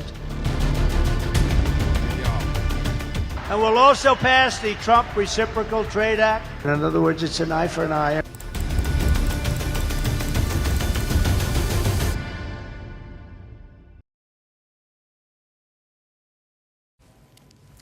A few minutes back, Donald Trump spoke to Xi Jinping. The call came out of the blue. No one was expecting this, especially after Xi Jinping declined Donald Trump's invite. Trump wanted to have him at his inauguration ceremony. Instead, Xi Jinping will be sending one of his deputies. He is not coming. So what did Trump and Xi talk about? We're still waiting for the full details, but Donald Trump says he discussed Tik Tok and the fentanyl crisis. Of course, trade is one of his top priorities too. Next week, he'll be back in the White House. On his first day in office, he plans to disrupt global trade. Trump is preparing for a new trade war with China, one that could impact India too. If Trump hikes tariffs on Chinese goods, India won't be insulated from the fallout. That is what we're going to discuss tonight. Indian businesses, manufacturers, exporters, they're all vulnerable. They stand to lose from this trade war between the US and China. In fact, some of them are already feeling the pressure. Companies in at least 3 sectors are affected: electronics, solar, and EV or electric vehicles. Some firms in these sectors rely on China for their supplies. They're now facing delays and disruptions. If Trump follows through on his plan, then more Indian firms could face difficulties because China has every intention to retaliate. Beijing won't just sit back and watch. China has prepared a comprehensive playbook, a detailed plan on how to tackle Trump's trade war. They've gamed out all scenarios. Let's tell you what we know so far and the risks that Indian companies face from this potential trade war. We will start with the obvious question: what happens if Trump raises tariffs on Chinese goods? He has repeatedly made this threat, first on the campaign trail, then after winning the election. He keeps talking about it.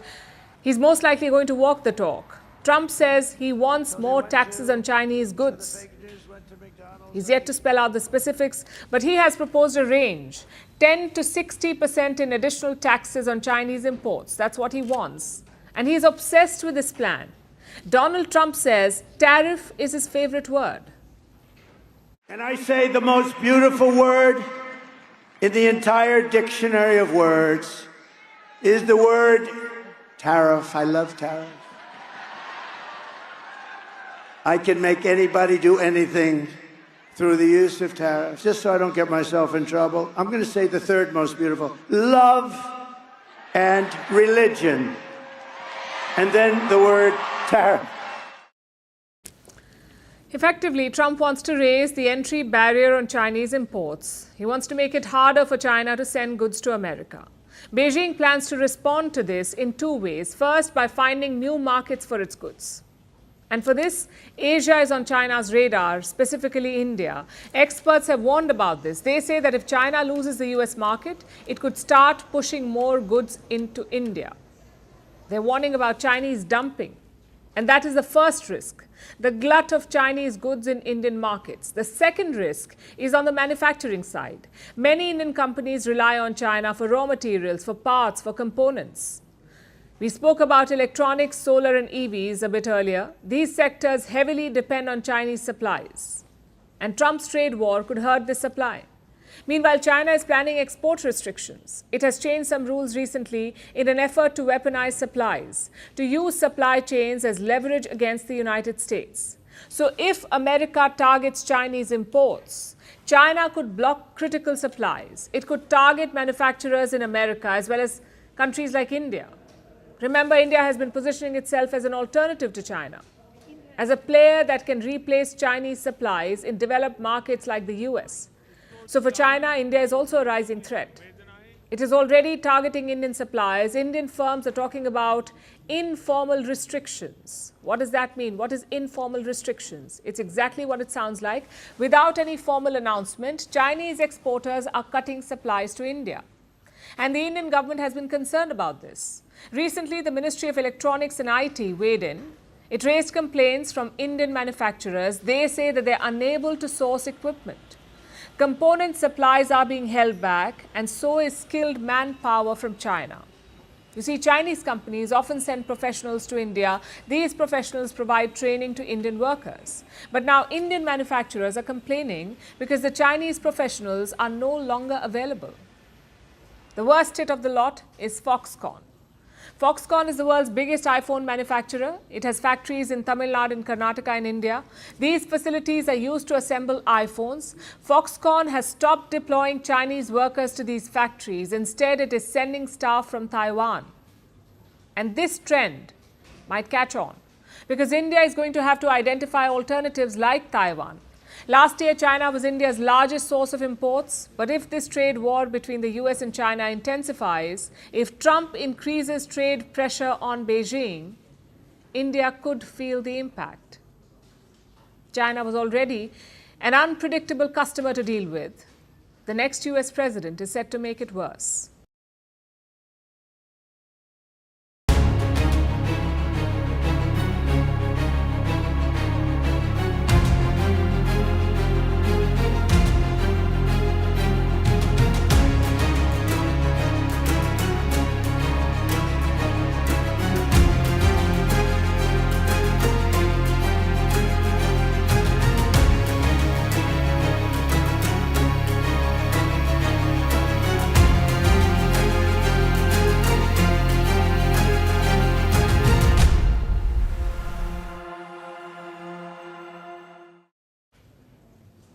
It's yet another setback for Imran Khan. A Pakistani court has convicted him in a corruption case. He's been sentenced to 14 years in jail. And it has come at a crucial time. Merely weeks after Imran Khan's party began talks with the government. Talks aimed at freeing him and getting him out of jail. But has this conviction sealed his fate? Is it game, set and match for the Pakistan army? Tonight, let's answer these questions. Imran Khan faces more than 150 cases in Pakistan. This one is the Al-Qadir Trust case. It dates back to when he was Prime Minister. Imran Khan and his wife Bushra Bibi wanted to set up a university, the Al-Qadir University. They got land for it from a business tycoon, a man named Malik Riaz. But apparently this was a quid pro quo. Back then, Riaz was being probed by the UK's National Crime Agency. They suspected that he had illicit wealth. In 2019, Malik Riaz struck a deal with UK officials. He settled the case for $239 million. Now, this money was returned to Pakistan's treasury. But Imran Khan allegedly rerouted it. He transferred the money back to Riaz, and in return, he got the land for his university. That is the Al-Qadir case in a nutshell. Imran Khan, his wife, and the businessmen have all been convicted. Imran Khan has got 14 years in jail, plus a fine of $3,500. His wife, Bushra Bibi, has got 7 years in jail. She was arrested from the court itself. Her fine is around $1,700.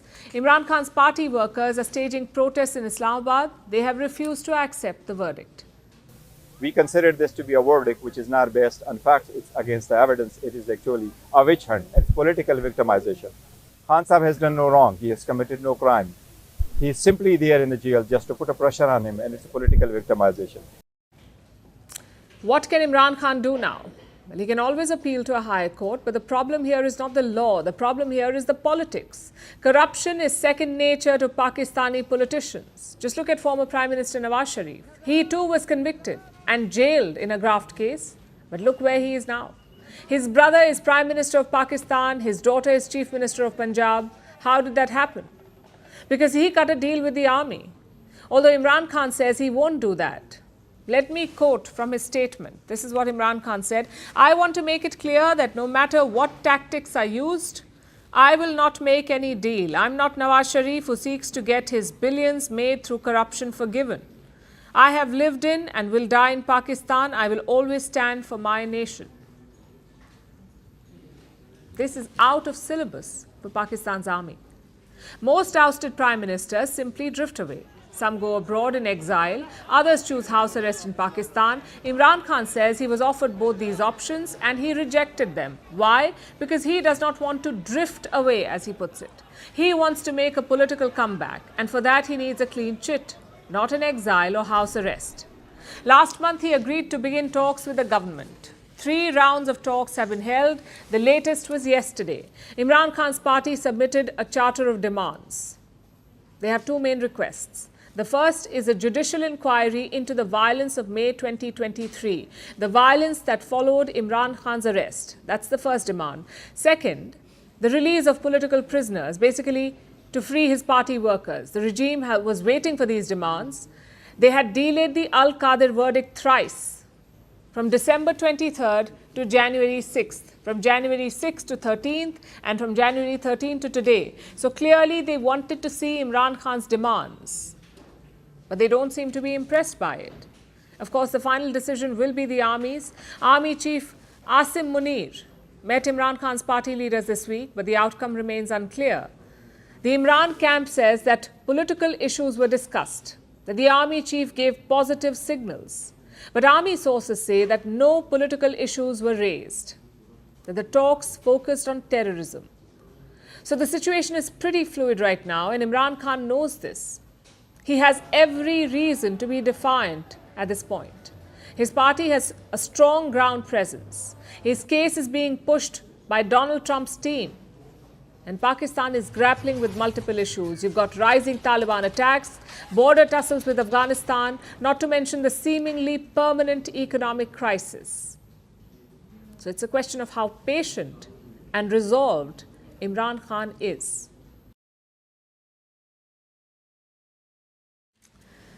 The clock is ticking. Tik Tok is set to be banned in the United States. The deadline is January 19th. Just 2 days from now, this Sunday. 170 million creators and users are holding their breath. They're counting down the hours. But there's one looming question. Can Tik Tok still be saved? And if so, who can save it? The answer may surprise you. It is Donald J. Trump, the US president-elect. This is the man who orchestrated the app's downfall. Could he now rise as its unlikely savior? According to his advisor, the answer is yes. A quick primer first. Tik Tok is owned by Chinese company ByteDance. There were concerns about national security, about ByteDance sharing Tik Tok user data with Beijing. So Washington gave the app an ultimatum. Either sell to a US-based entity or face a ban. That was a choice before Tik Tok. Tik Tok chose to challenge this decision. And today the US Supreme Court has ruled on it. The court has upheld the Tik Tok ban in America, which means the app goes dark on the 19th. But Donald Trump wants to stop that. He's taking office the very next day on the 20th of January, and here's what he plans to do. Trump wants to issue an executive order, an order that could either hold the ban or suspend it for 90 days, 3 months. This will buy the new administration some time. They can look at options to keep the app alive. And that's not all. Trump has invited Tik Tok CEO to his inauguration. His name is Shu Zhi-Chu, the Tik Tok CEO. He plans to attend. He will also be part of Trump's victory rally. I guess he's pulling all the stops, trying to woo Trump to save the app. But the US president-elect is not the only one with a change of heart. It seems Joe Biden is also changing his stance.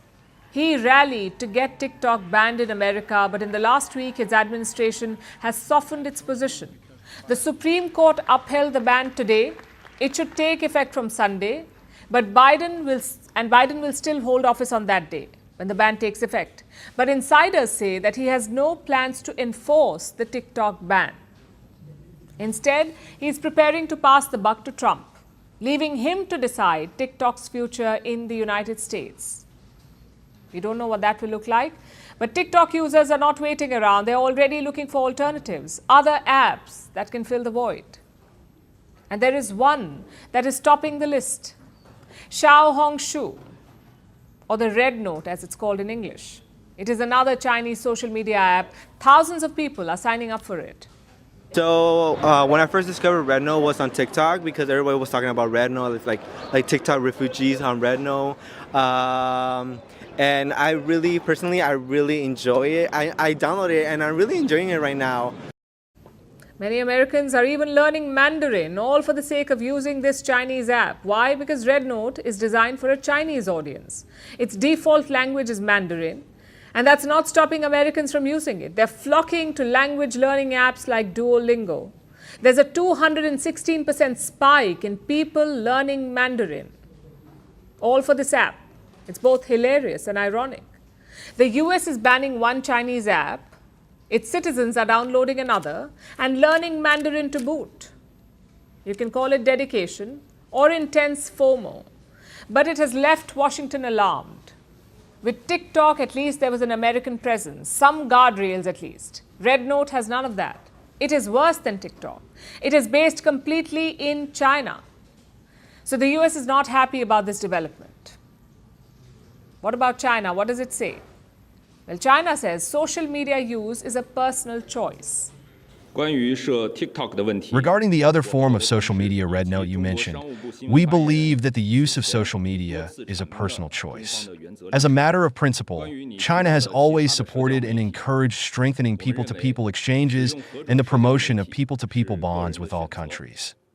China has one to talk about personal choice. They give none to their people. And while they're trying to sound cool about this TikTok ban, reports say that they are quite alarmed because of the kind of content that is being posted on Red Note. It is in English, and some of it is politically sensitive, and that does not sit well with Chinese regulators. They raised this matter last week. They warned the company Red Note. Beijing wants an assurance from this app that Chinese users do not see American posts.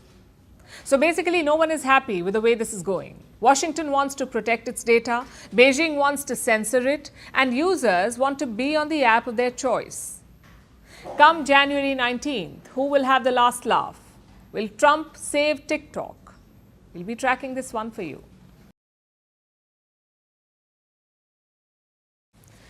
Now let's look at Moscow. The Russian capital is hosting a special guest, Iran's President Masoud Pezeshkian. He's there to sign a deal, a comprehensive strategic partnership agreement between Iran and Russia.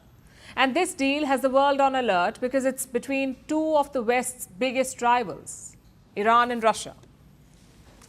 Pezeshkian landed in Moscow earlier today. He was welcomed with the usual pomp and pageantry. He even took part in a wreath-laying ceremony at the flame of the unknown soldier. Quite the sight. An Iranian president honoring Russian war heroes. The West won't be happy with that. Once that was out of the way, Pezeshkian began his meetings. His first one was with Russia's Prime Minister, Mikhail Mishustin. But let's face it, that was just the teaser. The real talks began a bit later inside the Kremlin. That's where President Vladimir Putin sat down with Masoud Pezeshkian. Take a look at this.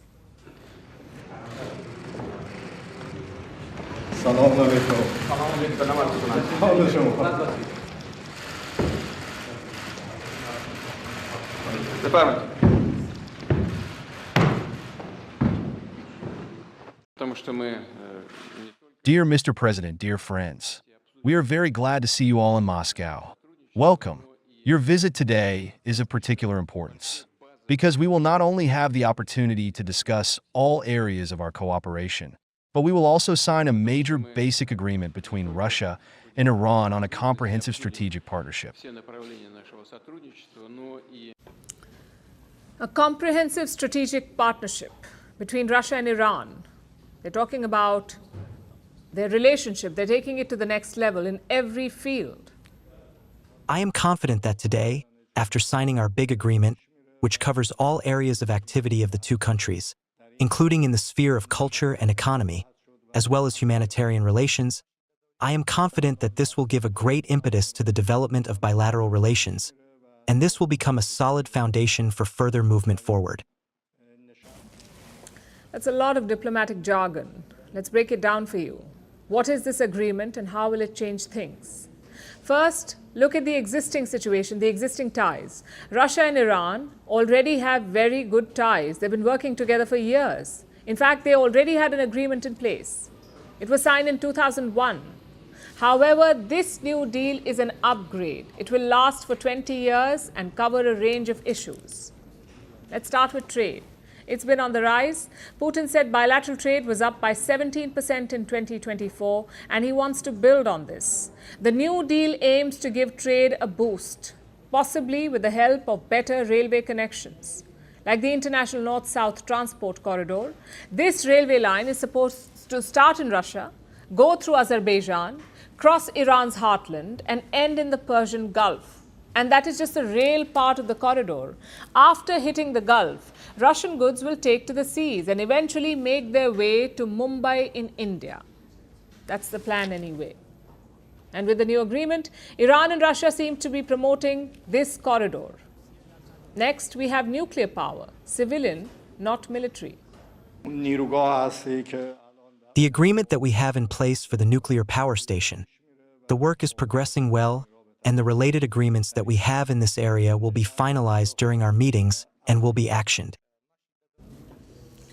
Russia already built one nuclear power plant in Iran back in 2013. It is working on another, and the new deal will speed up construction. So we have covered trade and energy. What about military ties?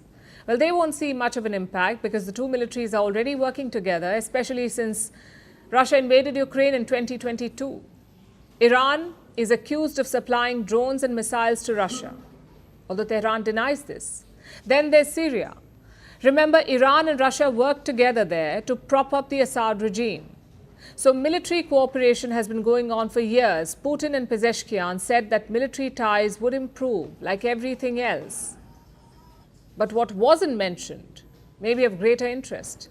You see, Russia has been shoring up its alliances for a while. Last year, it signed treaties with North Korea and Belarus. Both included mutual defense clauses. Russia promised to intervene if the two countries were invaded, North Korea and Belarus. But the new deal with Iran does not seem to have that clause. And this was made public before the signing of the deal. Iran said it was not interested in this mutual defense. And this will come as a relief to the West, especially the US and Israel.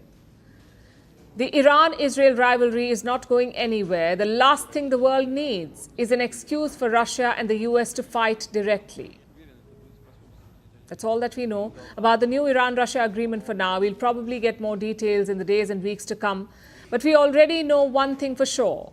Russia and Iran are both Western adversaries. They have both suffered under Western sanctions, so they're now putting up a united front and deepening ties to counter the West.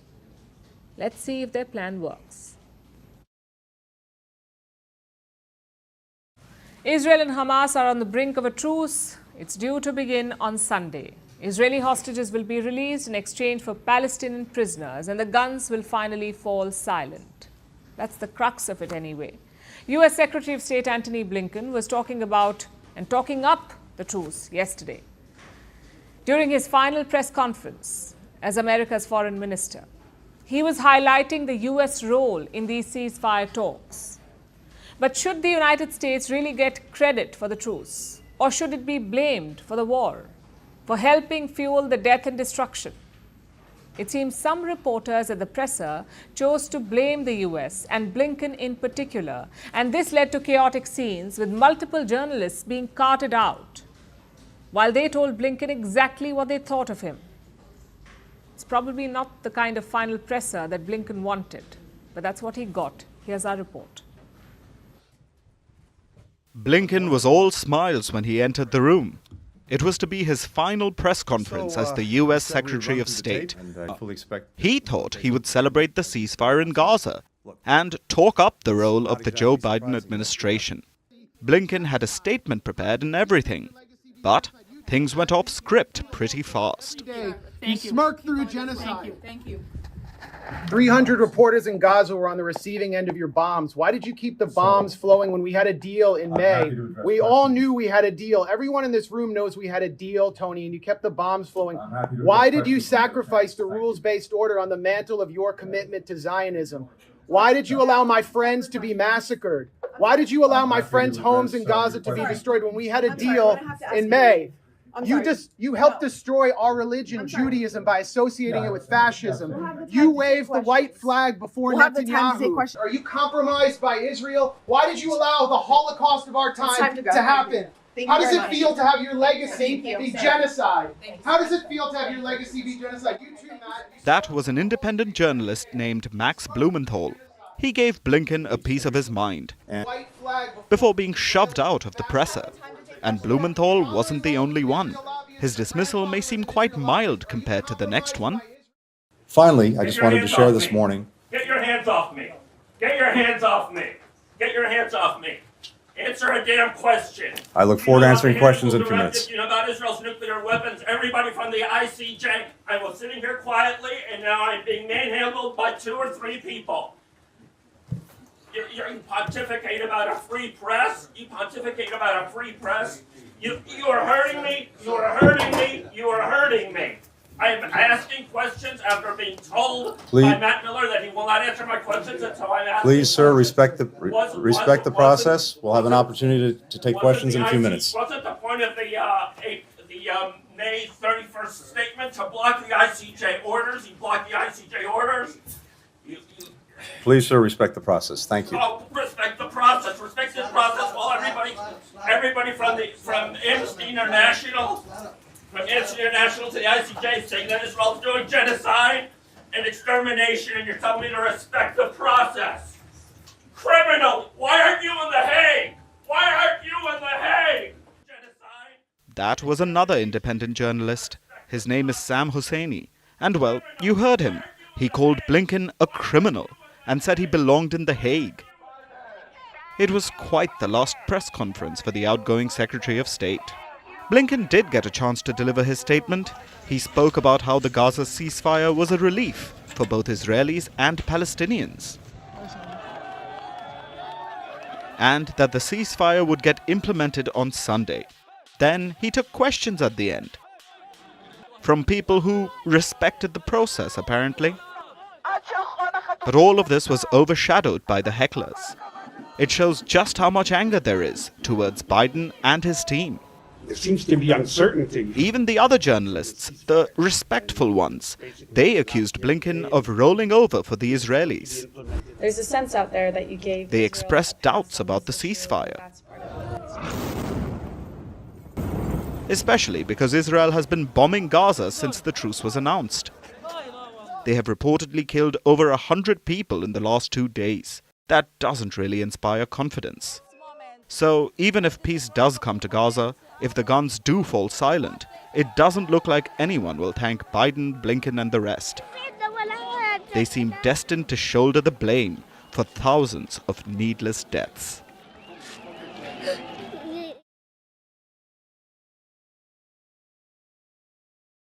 It's almost time for Trump 2.0. His inauguration is set for January 20th. And the guest list is extensive. The tech world's biggest names are making their presence known. Tesla CEO Elon Musk, of course, is going to be there. Amazon's Jeff Bezos, Google CEO Sundar Pichai, OpenAI's Sam Altman, and finally Meta CEO Mark Zuckerberg. And that last name on the list raises eyebrows for one big reason. Zuckerberg and Trump had a hostile relationship. We've told you about this. In 2020, the Trump administration sued Meta. In 2021, Zuckerberg banned Trump from Facebook and Instagram. It was after the January 6th Capitol riots. In 2024, Trump even threatened the Meta CEO. He said he would put Zuckerberg in jail if he wins. Yet here we are in 2025 with Zuckerberg set to be seated at Trump's inauguration. How did that happen? Credit where it's due. The Meta CEO is relentless. Trump won the election in November. Since then, Zuckerberg has been cozying up to him. He's visited Mar-a-Lago and he has donated $1 million to Trump's inauguration fund. He's even changed Meta's regulations. It is classic Zuckerberg, shrewd and spineless. This is a man who knows how to align with power, how to bend principles for profit, because he has a business empire to protect. And this time, he's going the extra mile, it seems. Zuckerberg is trying to change the narrative. He's trying to redefine Meta. And for that, he's throwing an old friend under the bus. Sheryl Sandberg, the former COO of Meta, and one of the biggest names in tech. Zuckerberg is blaming Sandberg for Meta's cultural crisis. Sheryl Sandberg joined Meta in the year 2008. She was 38 years old at that time. Zuckerberg was only 23. So the Meta CEO called her the only adult in the room. For years, Sheryl Sandberg was seen as critical to Meta's success, so much so that news of her exit was seen as a risk. Investors wanted her on board, and Zuckerberg lavished praise on her. He said that she raised him like a parent. Those were his words. She raised him like a parent. He credited her with shaping his leadership philosophy. He even called her a pretty close friend. She was the company's COO for 14 years and then a board member. Sheryl Sandberg exited the board only last year. So it's both surprising and telling that he is blaming her for Meta's problems, especially for its inclusivity challenges. But make no mistake, this is not about inclusivity or culture. This is about Zuckerberg's ambition. For years, he has carefully crafted his image as a progressive liberal. Why? Because it worked. But now the tides have turned, and that image and that positioning is seen as damaging. So Zuckerberg has made a pivot. He is shedding the progressive persona and stepping into a new avatar, the alpha tech bro. Just look at his recent statements. He's making a case for what he calls masculine energy. He says corporations are missing it. They're missing masculine energy. Well, newsflash, there is no lack of masculine energy in corporate America. Just look at the numbers. Men lead 90% of the Fortune 500 companies, 90%. On an average, men earn 12% more than women, and at Meta, men make up 62% of the workforce. If anything, masculine energy is dominating corporations. So why is Zuckerberg raising it?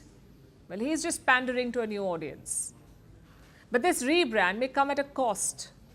Meta has always been powered by women. In the US, 78% of adult women use Facebook compared to just 61% of men. On Instagram, the numbers tell a similar story. Women make up a majority of its user base, so clearly Meta's strength is its feminine energy.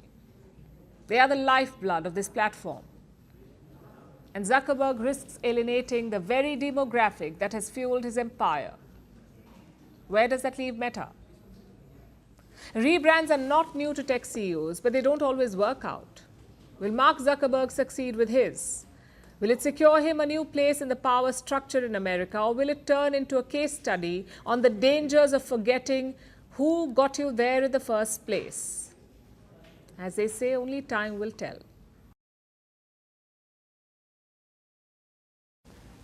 All of us enjoy memes. It's the perfect comic relief in a busy world, short, funny, and to the point. But memes have also created a new category of cryptocurrencies. They're called meme coins, sort of like Bitcoin and Binance Coin. There are millions of such meme coins around the world now. Put together, they're worth $130 billion. If you ask crypto bros, it's all great. Meme coins are cheaper than famous cryptocurrencies. It's the best way to make a quick buck. Also, what can possibly be harmful about coins based on memes? But as it turns out, a lot. Here's our report. Remember this picture from the last decade? Just a dog looking to the side. It gave birth to one of the most popular memes on the planet, the Doge meme. In 2013, this meme triggered an idea. A couple of American engineers had a brainwave. Why not create a cryptocurrency based on Doge? Thus, Dogecoin was born. For years, nobody took notice. But during the pandemic, Dogecoin got celebrity endorsements. The likes of Elon Musk and Mark Cuban supported it. And soon, the prices soared from less than ₹1 in 2020 to 35 rupees today. And Dogecoin isn't alone. Internet memes have triggered a crypto craze. Pepe Coin based on the frog meme, Bonk based on this dog meme, Flocky based on the Vikings, Brett based on a character from the Boys Club, and even MAGA based on Donald Trump. Most of these have huge market capitalizations. Doge leads with $60 billion. Shiba Inu is second with $14 billion. So what exactly are these meme coins and what is driving their craze? A meme coin is just like any other cryptocurrency like Bitcoin or Ethereum. The only difference, it's named after characters, animals or artwork. The idea is to use the meme's popularity to attract buyers. Like all cryptocurrencies, they have no intrinsic value, no government backing, and its value depends on the demand for it. 2024 was a big year for meme coins. It became a $130 billion industry. Crypto bros can't stop talking about it. They say meme coins reflect the internet's playful side. Plus, they say it's quick money. The likes of Bitcoin have become a recognized investment. Their prices are too high to buy now. But meme coins, they're the perfect tool to speculate and make money. Or are they? Virtually anyone can make a meme coin. Data shows almost 50,000 new ones are created every single day. But the risks are huge. You think Bitcoin is volatile? Meme coins are 50 times more volatile. What's worse, a lot of them are fraud. 40% of meme coins are said to be pump and dump schemes. The strategy is simple. You ride on the meme's popularity, you encourage people to invest, and you drive prices up. After that, you dump your holdings at the high price. Profits for you, but big losses for others. Another 30% of meme coins are said to be rug pulls. It's a variation on the pump and dump. You hype up the coin and attract investors, but after that, you abandon it. You pull the rug on them. Despite these issues, meme coins keep surging. YouTubers offer advice on which ones to buy. Even reputed news publications carry reports on meme coins to watch out for. Well, we'd also say watch out, not to buy, but to stay away.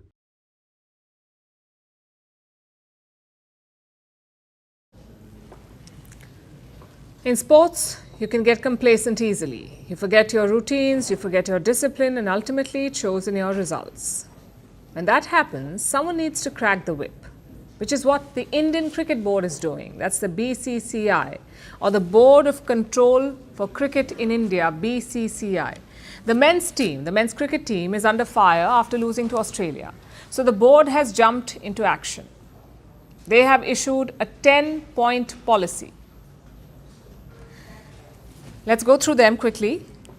Number one, if you want to be selected, you must play domestic cricket, your Ranji trophies and Vijay Hazares. Right now, the top Indian players do not do that. Rohit Sharma last played in 2016, Jasprit Bumrah in 2018 and Virat Kohli in 2012. That's point number one. Number two, all players must travel with the team. They cannot travel separately with their families. Number three, players must stick to baggage limits while traveling. For long tours, the limit is 150 kilograms per player, but apparently some players go over it. They squeeze their family's baggage into their quota and the board ends up paying for it. Not anymore. If you exceed it, it comes out of your pocket. You pay for it. Rule number 4, personal staff are banned from tours. No chefs, no assistants, no security. Number 5, all players must attend practice sessions, that too in full. You can't just leave once you are done. Number 6, no personal endorsement shoots on tour. The focus should only be on cricket. Rule number 7, family time has been curbed, up to 14 days on long tours and up to 1 week on short ones. Rule number 8, players must attend official BCCI events like shoots and promotional activities. Number 9, players must stay with the team until the match schedule is over. You see, sometimes matches end early. So players head out on personal activities. Again, not anymore. They must stay together until the schedule is over. And finally, number 10, players must send their equipment for upkeep together. A lot of them ship their kits in advance. If they do that, they will pay the fees. These are the 10 new diktats issued by the BCCI. Reports say coach Gautam Gambhir requested them. And if players violate the rules, what happens then? Then two things can happen. They may lose part of their match fee or contract fee. But most importantly, they can be banned from Indian domestic leagues, which means no IPL. The BCCI says it's all about cracking down on star culture, on creating discipline and unity. And frankly, some of these rules are no-brainers. For instance, how can players not travel in the team bus or simply leave after their own training? It sort of defeats the point of team sports. Also, why should the board pay for the family's baggage? Having said that, balance is always the key. Take the rule about domestic cricket. Bowlers are more vulnerable to injuries than batters. So it is Is it fair to ask them to play domestic cricket? Are we not risking injuries? Plus, it's not uncommon for big players to stay away from domestic leagues. Consider Stephen Smith from Australia. He played a local match in October last year. It was his first in almost 5 years. Same with New Zealand's Kane Williamson.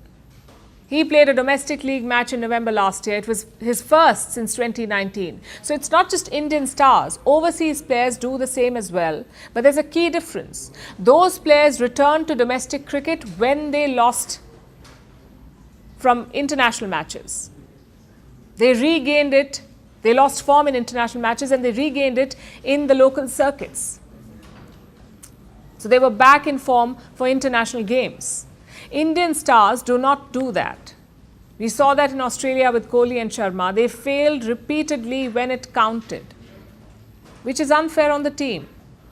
You can't burn international matches to find form. You must find it in domestic matches. So the BCCI has done well to set certain standards. But like I said, balance is the key. You're dealing with talented adult athletes, not school children.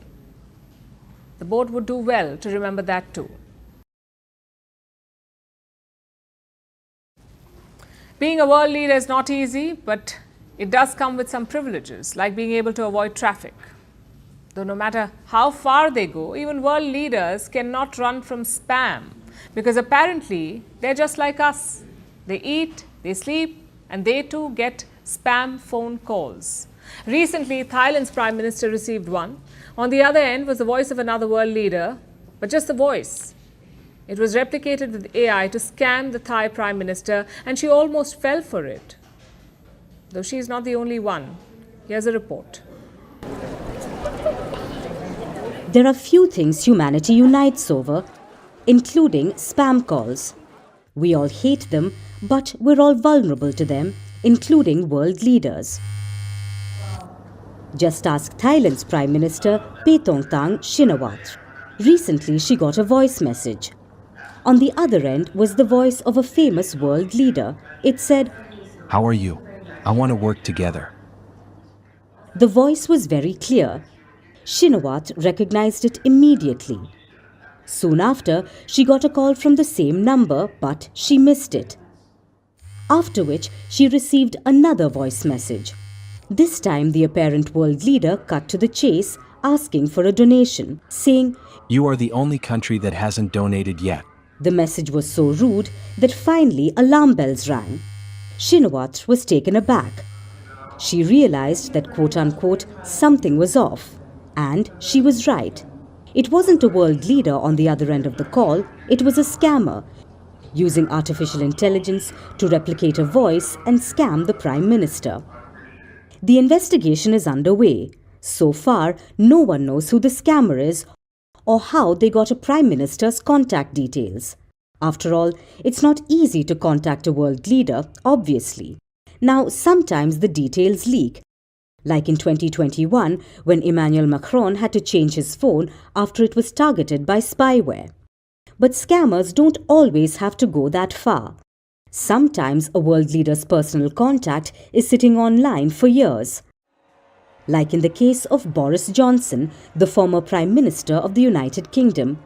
He had an eventful tenure, with partying during the pandemic and becoming the first world leader to be infected with the virus, with running through a field of wheat, with bulldozing a child during a rugby match, and with being a sitting Prime Minister who spent 18 minutes on the phone talking to scammers. In 2018, he got a spam call. The pranksters pretended to be the new Prime Minister of Armenia, and they had a good long chat about world security issues, until Johnson finally came to his senses. This left the Britons both raging and in splits. And in typical British fashion, they said, for a key public figure, being openly contactable is highly undesirable. Because it's a major security risk. When a world leader is targeted by a spam call, the risks range from getting scammed to being hacked and even surveilled. Spam calls are a common route for hackers to launch malware attacks, and with the array of cyber weapons including AI, they've only gotten more sophisticated. In 2023, mobile users lost $58 billion globally to scam calls. 2,700 spam calls are placed every second the world over, and they haunt us all, even world leaders. Clearly, everyone is equal in the eyes of spam calls.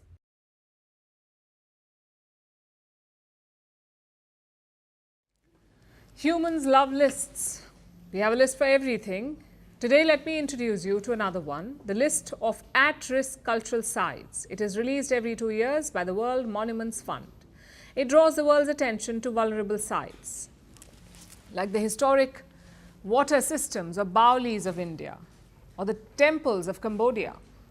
But this year, for the first time, the list has gone much further, much beyond our planet, into outer space. It mentions a surprising new locale, the moon, the desolate, cratered wasteland, the Earth's only natural satellite. Now it is an endangered cultural site. The fund says that 90 places on the moon are threatened, and the moon needs our protection. Against what exactly? Well, there is a list for that as well. A space race on steroids, governments desperate for human space flight, over-tourism extending to lunar landscapes, wealthy people awaiting their ticket to the moon, and of course, space debris. With millions of junk pieces floating away, all these factors could harm the moon. That's what experts say. That we humans who are shooting for the moon could damage it, which is a bit of a shock, considering how we feel about the moon. We are low-key obsessed with it. For centuries, it has been a source of fascination, a thing of legend. Many cultures called it a deity. We believe that it controlled our moods, our behaviors, and even our destinies.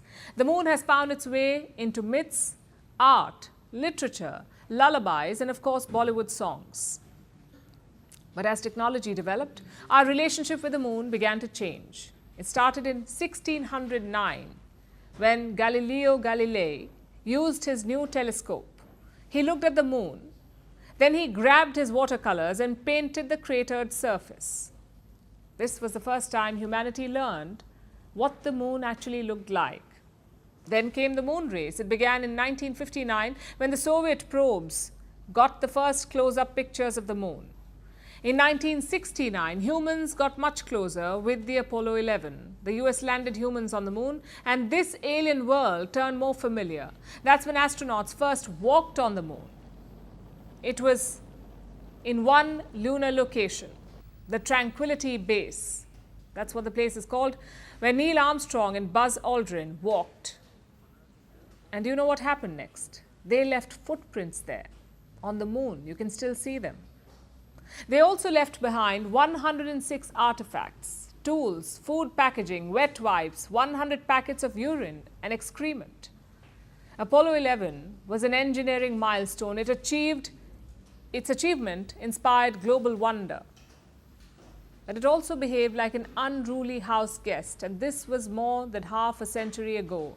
To this day, only the US has landed humans on the moon, but 4 other countries have landed vehicles there: India, China, Japan, and the Soviet Union. In 2023, India made history. It landed a spacecraft on the lunar surface in the lunar south. Last year, China landed on the moon's far side. It gave us the first close-up view there. So countries are increasingly seeing more of the moon. There are private players in the mix as well, like SpaceX. This week, it launched private robotic landers to the moon. NASA is planning a crewed lunar mission in 2027. After that, private lunar trips are expected, thanks to space tourism companies. They're cropping up the world over, promising lunar trips to the wealthy. These are all major milestones, yes. But who is looking after the tourist hotspot?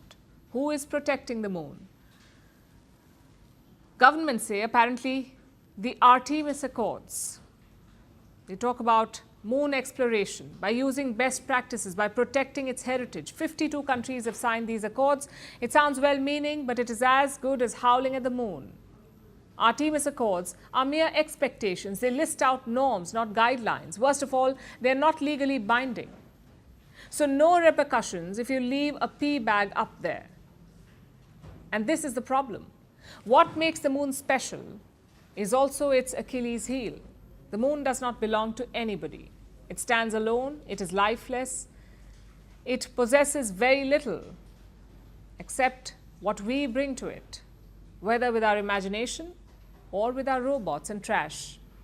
So in this new era of lunar missions, we owe it to the moon and to ourselves to offer our only natural satellite something more: our consideration, our thoughtfulness, and our guardrails. Because anything we do on the moon, anything we do to it, will last forever. So it is time to love it responsibly, to the moon and back.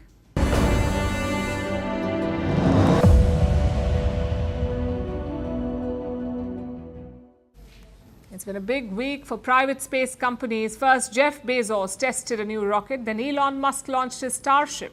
They also had a short bromance on social media, a quick exchange of greetings. But internet users had seen enough. They have dubbed Musk and Bezos as step-brothers.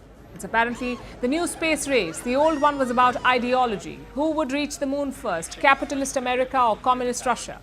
The new space race is very different. It's about who will reach Mars first, the social media addict or Vin Diesel light. Take a look.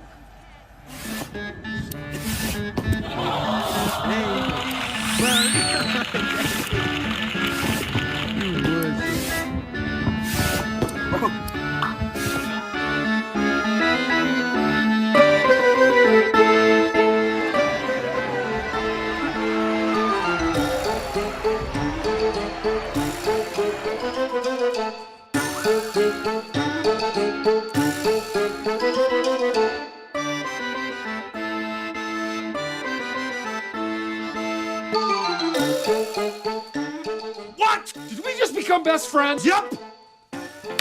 Do you want to go do karate in the garage? Yup.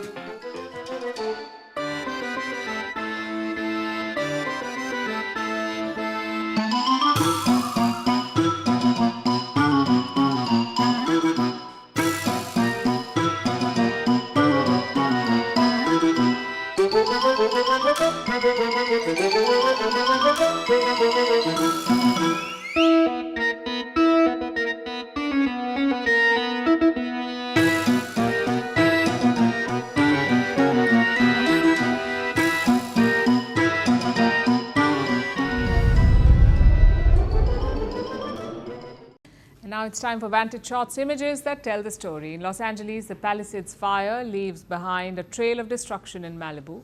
French President Emmanuel Macron walks around the streets of Beirut, and SpaceX's Starship explodes during a flight test with fiery debris falling over the skies.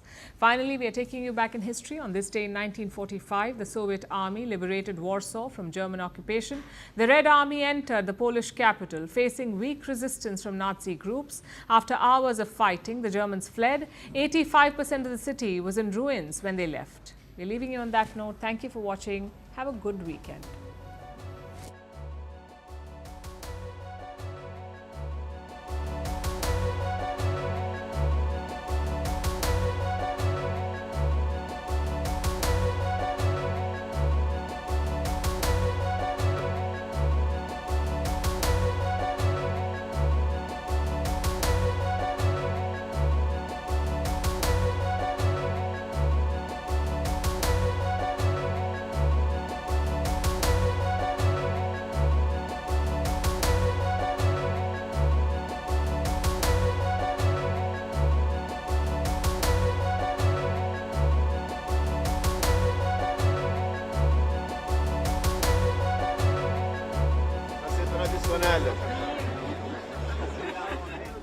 Soyez le bienvenu au Liban. C'est bon?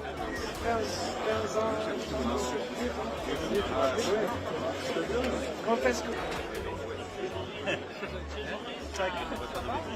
Merci beaucoup. Et vous êtes où? Oui.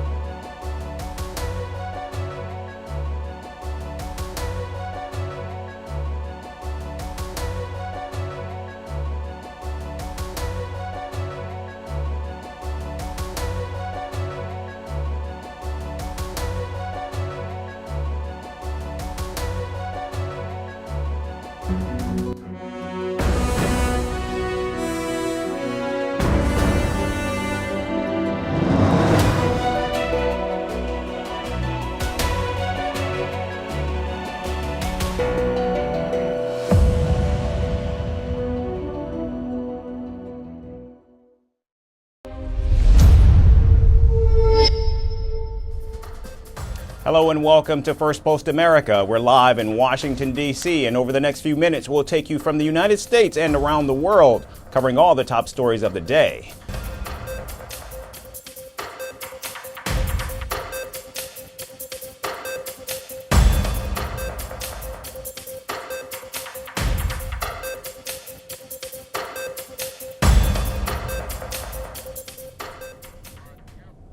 We start right here in Washington, D.C., where Donald Trump is set to be inaugurated as president for the second time on Monday. The inauguration festivities will feature a swearing-in ceremony, a celebratory parade, musical performances, and official meetings.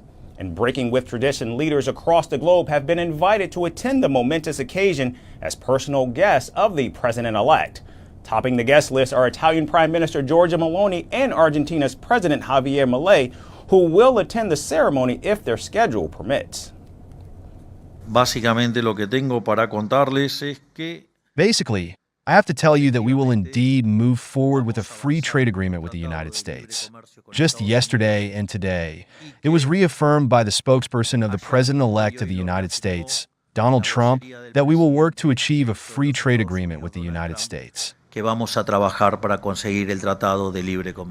Trump also invited China's President Xi Jinping last month, even though no Chinese head of state has ever attended a U.S. president's inauguration.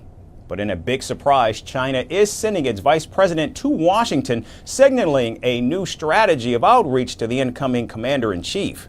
Meanwhile, Hungarian Prime Minister Viktor Orban, a massive Trump supporter and admirer of Russian leader Vladimir Putin, is one of the invited dignitaries who will not be in attendance. I also hear a lot of speculation about what will happen after the inauguration of the new president. It will happen on January 20th. I'm a more cautious man. So what I see now is that there is a month left until the new president takes office. And I suggest that we pray that the new American president does not get hurt during this month, the time until he can occupy his office. And then we'll see everything else after that. Now, ironically, former president of Brazil, Jair Bolsonaro, also received an invitation, yet he too will not be in Washington for the swearing-in. He's facing criminal charges for allegedly plotting a coup after his 2022 election defeat, and as a result has had his passport confiscated. Now, while President Joe Biden, Vice President Kamala Harris, and all living former presidents will attend the ceremony, former House Speaker Nancy Pelosi has announced she will not be in attendance. In a controversial turn of events, Tik Tok CEO Xu Chu is also expected to join the event and sit alongside other tech billionaires, including Elon Musk, Mark Zuckerberg, and Jeff Bezos. We thought that the argument went very well. The justices are extremely engaged. They fully understand the importance of this case, not only for the American citizens of this country, but for First Amendment law generally and the rights of everybody. We thought that they vigorously questioned both sides. They put us through our paces, but what really came through is that they understand the importance of this case. We're very hopeful of a favorable decision. Now, reports say that Google CEO Sundar Pichai will also attend the incoming president swearing-in ceremony as well. And as preparations continue, it's certain Donald Trump's $170 million inauguration is going to be a spectacle with many in attendance. Now, 8 years ago, Donald Trump shattered political norms, ascending to the presidency with a vow to end American carnage and put America first. Now, in a fiery comeback, he prepares to take the oath once more as the 47th president. His sharp rhetoric, divisive policies, and dramatic clashes with rivals like Hillary Clinton and Barack Obama defined his first term. Now, as January 2025 approaches, we revisit a turning point in America's political history. Here's more on Donald Trump's political journey. It was 8 years ago when Donald J. Trump first stood under gray skies. The billionaire outsider turned populist firebrand became the 45th president of the United States, vowing to end the American carnage and put America first. Today's ceremony, however, has very special meaning, because today We are not merely transferring power from one administration to another or from one party to another, but we are transferring power from Washington, D.C., and giving it back to you, the people. Now, in 2025, Trump returns to the White House, defying all odds as the 47th president, ready to claim the Oval Office once again. This is no ordinary comeback. It was a storm barreling back through Washington, reviving memories of the day he first shook the foundations of American politics.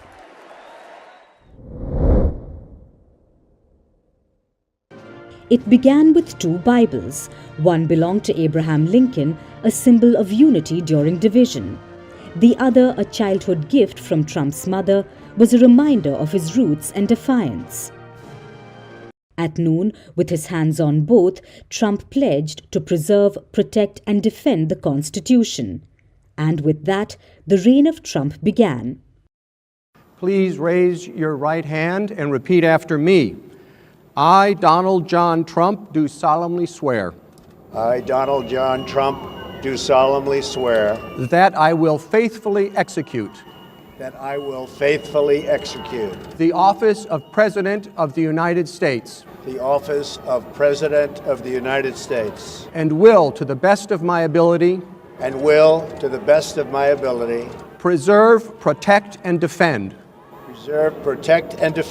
the Constitution of the United States. The Constitution of the United States. But nothing about this day was ordinary. As Trump stepped to the podium, rain splattered his shoulders. Reverend Franklin Graham proclaimed it a divine blessing, but others saw it as foreboding. Is a sign of God's blessing. Then came the speech, a 16-minute verbal sledgehammer dismantling decades of political norms and Washington's traditions. As Barack Obama, George W. Bush, and Bill Clinton looked on, Trump declared, "This American carnage stops right here and stops right now."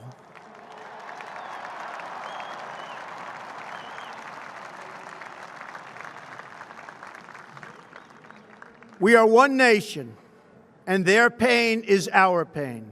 Their dreams are our dreams, and their success will be our success. We share one heart, one home, and one glorious destiny. The oath of office I take today is an oath of allegiance to all Americans. With a voice sharpened by campaign battles, Trump promised a revolution. Every word was a rallying cry, rejecting the globalism and compromises of his predecessors. From this day forward, a new vision will govern our land. From this day forward, it's going to be only America first. America first. At the stroke of noon, the official POTUS Twitter account was transitioned from Obama's legacy to Trump's brash persona. For a fleeting moment, it stood eerily silent. POTUS hasn't tweeted yet.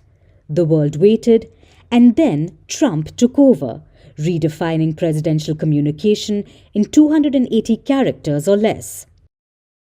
As the ceremony commenced, Hillary Clinton, his defeated rival, watched from the audience. Dressed in white, a nod to the suffragist movement, she embodied quiet resilience. But her presence underscored the drama. This was the moment she had warned of, the nightmare she painted for her supporters. Yet even amidst the tension, Trump surprised everyone at the Capitol luncheon. Standing before a room of lawmakers, he gestured to the Clintons. Kiddingly, he thinks we're doing great at the cabinet level, but we're going to do just fine. We're going to do just fine. But you know, I'll tell you, there is something that I wanted to say, because I was very honored, very, very honored when I heard that President Bill Clinton and Secretary Hillary Clinton was coming today, and I think it's appropriate to say, and I'd like you to stand up. I'd like you to stand up.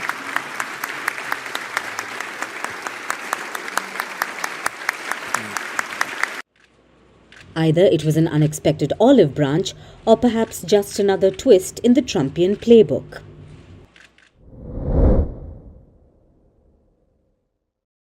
Barack and Michelle Obama were hanging out at the White House steps to welcome the new president and the First Lady. When Melania reached out for a handshake, Michelle leaned in and said, "I'm a hugger," which made Barack handle the situation and joke about the protocol for these kinds of situations.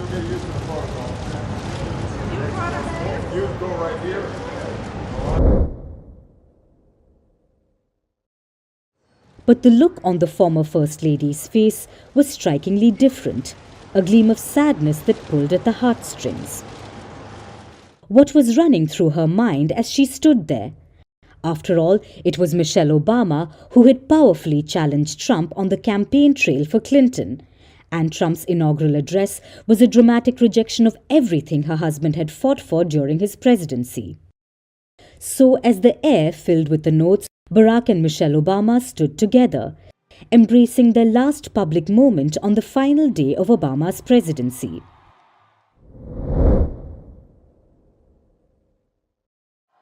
Emotions on one end and a battlefield on another. Downtown, protesters clashed with the police, windows shattered, and fires raged. The anger was palpable.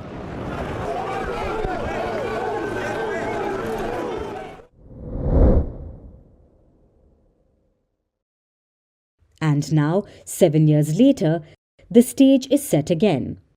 Trump, now 78, is not just reclaiming the presidency, he's rewriting the rules again. Will Trump's second term be the redemption he promises or the reckoning his critics predict? As the clock ticks towards January 20th, 2025, one thing is certain: the storm is far from over.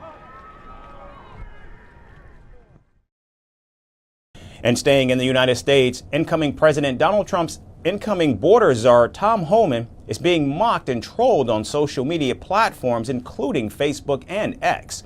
This comes after Homan sat down for an interview with NBC News on Tuesday, where he spoke about his plans to carry out Donald Trump's mass deportations. Speaking to NBC News, Homan said that he would like to begin mass deportations starting Monday of next week, which will be his first day in office. Homan added that he has many fresh ideas up his sleeve, including setting up a hotline where Americans can report the whereabouts of illegal migrants. However, Democrats, social media users, and media houses were quick to fact-check Homan on the issue of a hotline. In fact, ICE itself put out a statement clarifying that such a hotline has been operational now for 20 years and receives an average of 15,000 calls per month. Several Americans are now questioning whether Homan actually wants to introduce a separate hotline or if he's completely unaware of the current systems in place. Many are even asking if Homan intends to have an oversight over these hotlines where people could falsely report about a person's migration status. Now, Donald Trump's transition team is yet to clarify Homan's comments and has refused to mention whether a new and separate hotline would in fact be created. Meanwhile, several economists, lawyers, and professors who specialize in migration issues are urging the president-elect to rethink his mass deportations. The staffing and the size of ICE and CBP are not enough to single-handedly deport 10 to 12 million individuals from their homes and communities overnight. However, states and local governments, again, some but not all, have expressed a desire and enthusiasm even to cooperate. And so I think we could be looking at local law enforcement and state police forces participating in arrest and apprehension efforts. I also expect that there will be many legal challenges. I expect that the new administration will seek to push the boundaries beyond what may even be legal or be constitutional, and that the courts will have, as well as lawyers, will have an important role to play in the future ahead of us. Now, as a result of Donald Trump's new deportation policies, many illegal migrants in the United States are now finding ways to leave the country on their own, in a trend that is being termed self-deportation. The reason why I don't consider staying in this country is because there is too much uncertainty with the new government of Donald Trump. Many immigrants or Latino Americans are going to be deported, right? Just like Trump has done in the past. It's also something that he has promoted quite a lot in his campaigns, and that's one of the reasons why I would not choose to stay. Now, following Tom Homan's ill-informed plans of setting up a hotline, MAGA has come out in support of the border czar and is calling for deportations to begin on day one. With Donald Trump's mass deportations expected to cost upwards of $100 billion, it looks like Tom Homan would need a lot more at his disposal than just a hotline if he in fact intends to implement Donald Trump's plans. And now moving to the Middle East, Israel's political security cabinet met on Friday to discuss the ceasefire hostage deal signed with Hamas. The meeting took place ahead of a wider cabinet vote to approve the truce agreement, which is expected on Saturday. The deal, which is likely to take effect on Sunday, would see a pause in fighting in Gaza and the release of hostages held by Hamas. Now, as soon after the three-phased agreement was achieved on Wednesday, Israeli Prime Minister Benjamin Netanyahu blamed Hamas for delaying the ceasefire by seeking last-minute changes. However, on Friday, the Prime Minister said Israel and Hamas have now worked out their differences.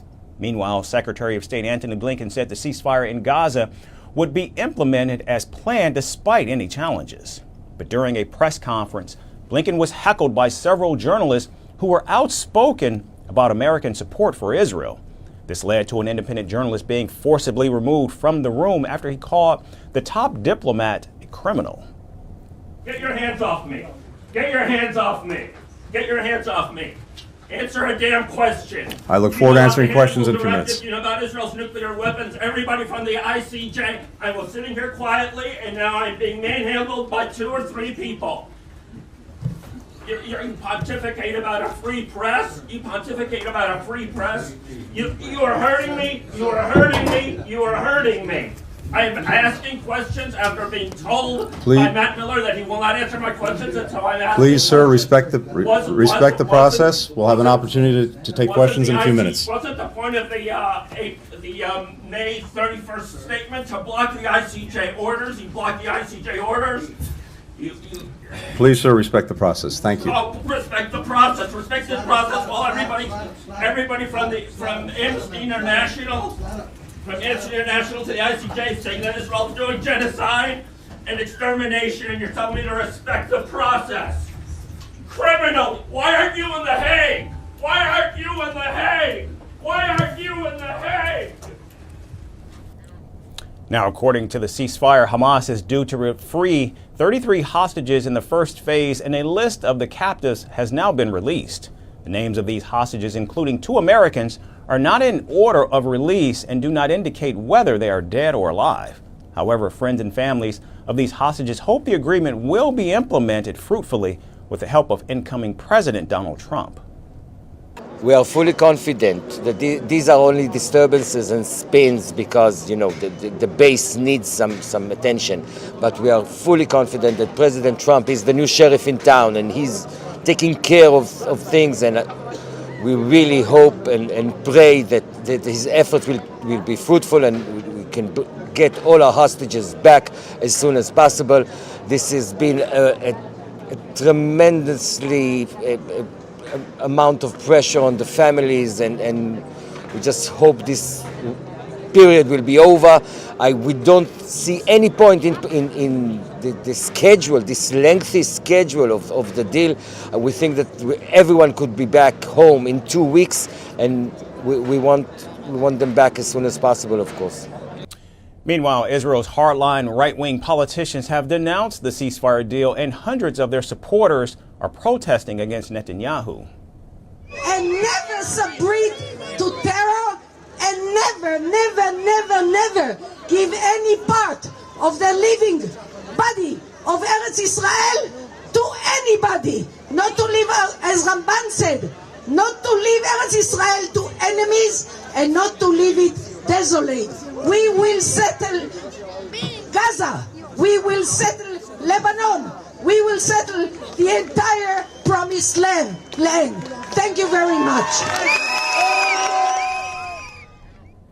Still ahead of the ceasefire implementation, Israel has continued bombings in Gaza. Since the day of the truce announcement, Israeli strikes have killed more than 100 people and injured nearly 300.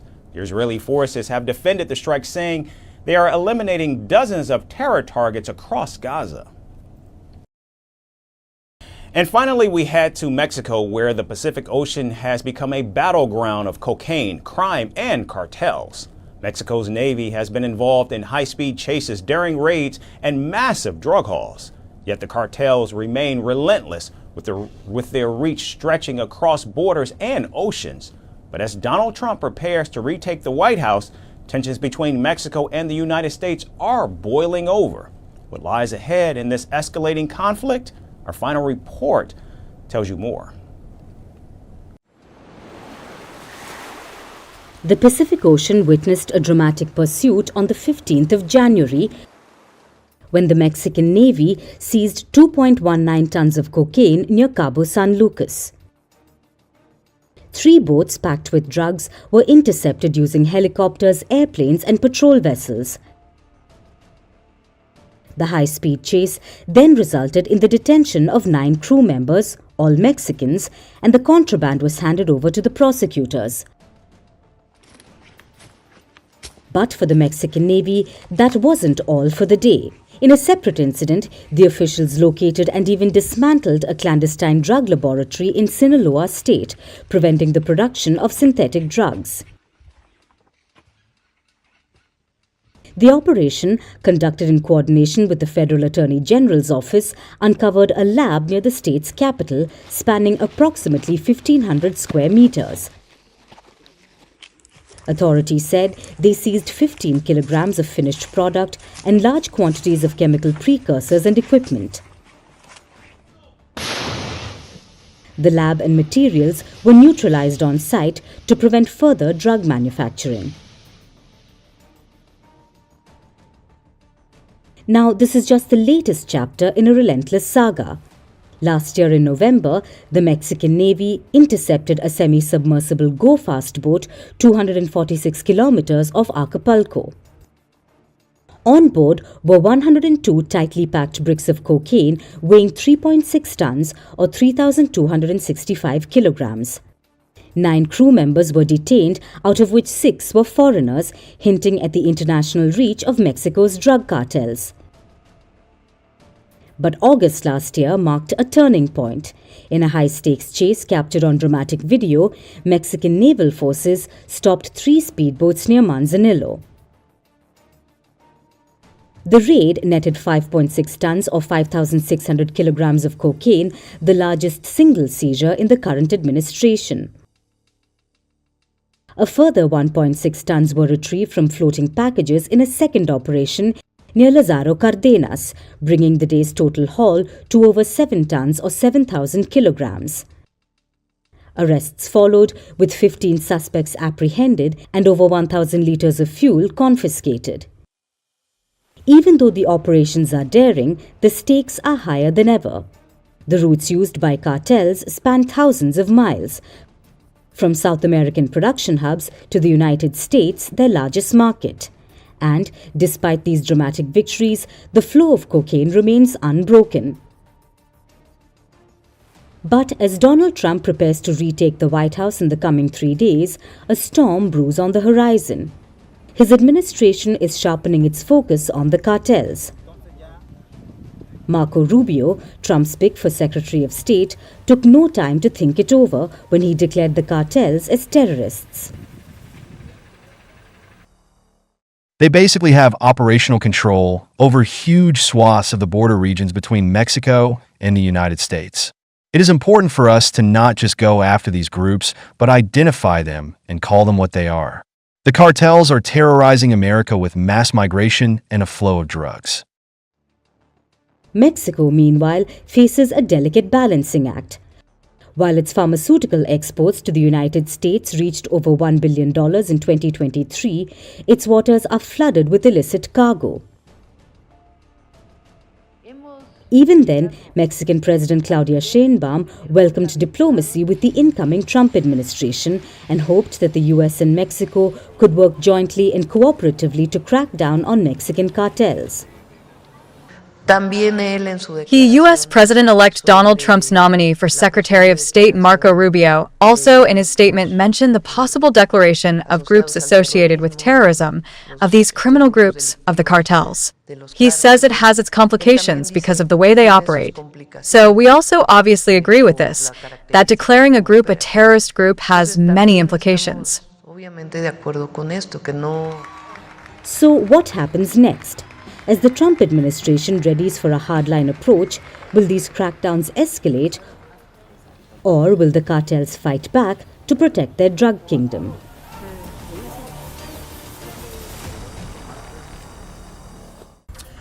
That's our show for today. Thanks everyone for tuning in. We look forward to seeing you right back here again next week.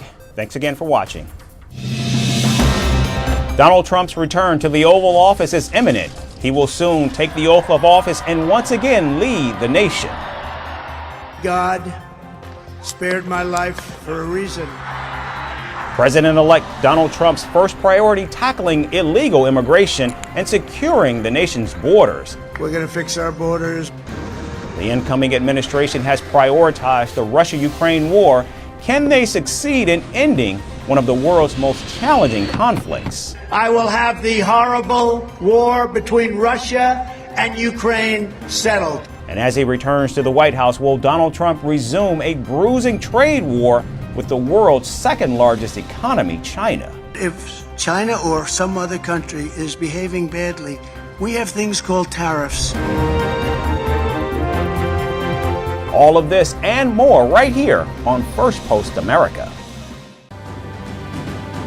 Firstpost reports from the world's second largest continent. Hello, I'm Alison LaGrange. A very warm welcome from Durban, South Africa.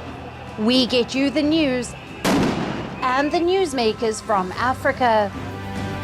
From elections to climate change to innovations and opportunities. As the world's attention shifts, we report from Africa, the heart of the global south. Join me every weekday live on First Post.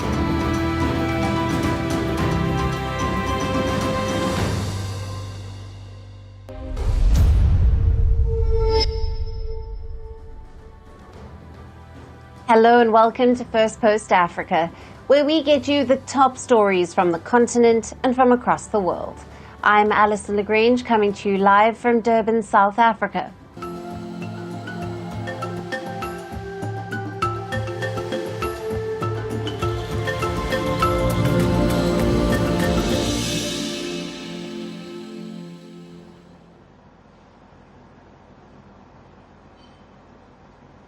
Hello and welcome. Our top focus today is on Sudan. The United States has accused the Sudanese army of using chemical weapons in its civil war against the paramilitary Rapid Support Forces, or the RSF. This as it also sanctioned the country's military chief. As per reports, senior officials say the army has used chemical weapons on at least 2 occasions. The weapons were deployed recently in remote areas of Sudan and targeted members of the paramilitary RSF that the army has been fighting since April of 2023. But US officials worry the weapons could soon be used in densely populated parts of the capital, Khartoum. The revelations about the chemical weapons came as the US announced sanctions against the Sudanese military chief, General Abdel Fattah al-Burhan, for documented atrocities by his troops. Just a week ago, Washington also imposed sanctions on Burhan's rival, the RSF leader Mohammed Hamdan Dagalo. The sanctions against the army leader are over war tactics that include indiscriminate bombing of civilian infrastructure, attacks on schools, markets and hospitals, and extrajudicial executions. Although the US stopped short of alleging genocide, a charge leveled at the RSF, Washington has sanctioned the RSF over genocide claims. It alleged that the paramilitary and its allies have attacked civilians and systematically murdered men and boys because of their ethnicity. Both the RSF and the Sudanese army have denounced U.S. accusations. Sudan's army has called the sanctions immoral, adding that they lack the most basic foundations of justice and transparency. The army leader has struck a defiant note, saying he is ready to face all the sanctions while vowing to continue the fight against the rival paramilitary. The U.S. sanctions on Sudan leaders come just days before a change in government in Washington. The U.S., under the outgoing President Joe Biden, had steered clear of sanctioning the two leaders in hopes of a diplomatic dialogue. However, just 3 days ahead of leaving office, it expressed regret over the war in Sudan. The U.S. Secretary of State, Antony Blinken, hopes the incoming Trump administration will make efforts in this regard. Another real regret that when it comes to Sudan, we haven't been able on our watch to get to that day of success. As I said, some improvements in getting humanitarian assistance in through our diplomacy, but not an end to the conflict, not an end to the abuses, not an end to the suffering of people. We'll keep working it for the next 3 days, and I hope the next administration will take that on as well.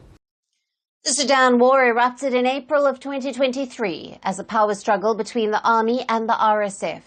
Over 10 million people have been displaced, thousands have been killed, while more than 24.6 million people, around half of Sudan's population, face high levels of acute food insecurity. A U.S. and Saudi-led diplomatic intervention succeeded only in securing limited humanitarian agreements. Meanwhile, multiple foreign nations like the UAE, Iran, Egypt, Russia and Ukraine are accused of fueling the war by providing support to the rival sides. The war continues to intensify, with attacks happening every single day, killing scores of civilians. With the warring generals remaining defiant, can the U.S. sanctions make any difference? And will Sudan war end under Donald Trump's watch? For more on this, we are being joined by Patricia Rodriguez, who is a director at Control Risks Africa. She is joining us live from London in the United Kingdom. Thank you for being with us. Thank you. Now, what evidence has emerged to support the claims that the Sudanese army used chemical weapons against the RSF? Excuse me. And what does this mean for the credibility of these allegations? Sure. So far, the only evidence that has been put forward has been in that news article by the New York Times. Excuse me. And so far, we have not actually seen any other evidence that has been put forward. I should also emphasize that when it comes to the U.S. sanctions notification, it does not in any way mention the use of chemical weapons. What the U.S. has emphasized in its application of sanctions has been the indiscriminate targeting of civilians and the blocking of humanitarian aid. So that notification of sanctions does not actually mention the use of chemical weapons at all.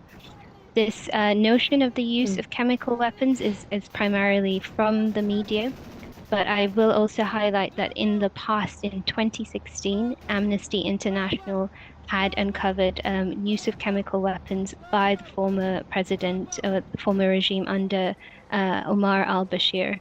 To date, we haven't actually seen evidence of that, but for a reputable media outlet such as the New York Times to be mentioning it, they must have some high-level contacts within the U.S. government who have been offering them some sort of evidence on this.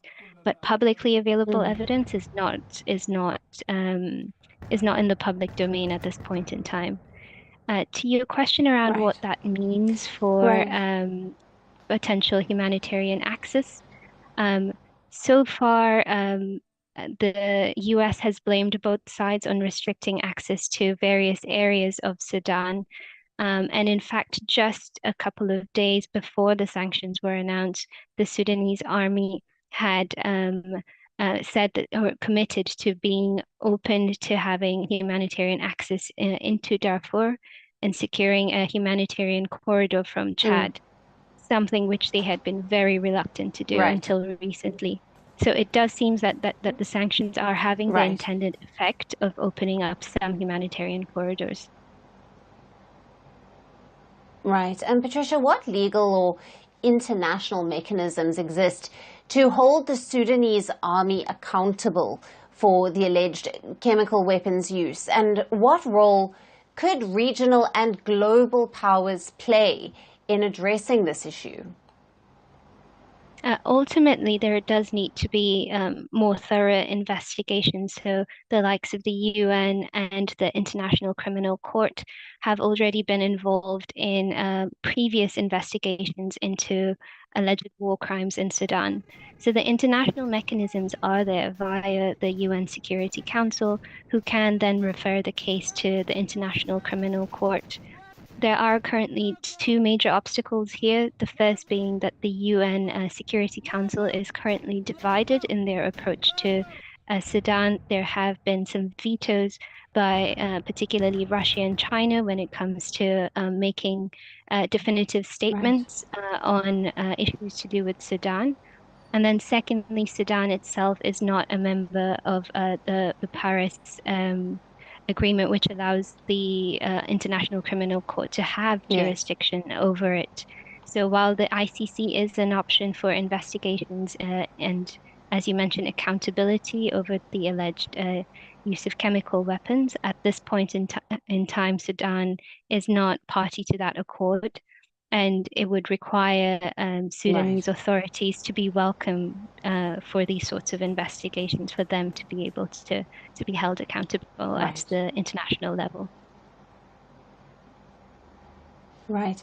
Patricia, thank you very much for being with us on First Post Africa and for your valued insights on all the latest out of Sudan. Thank you.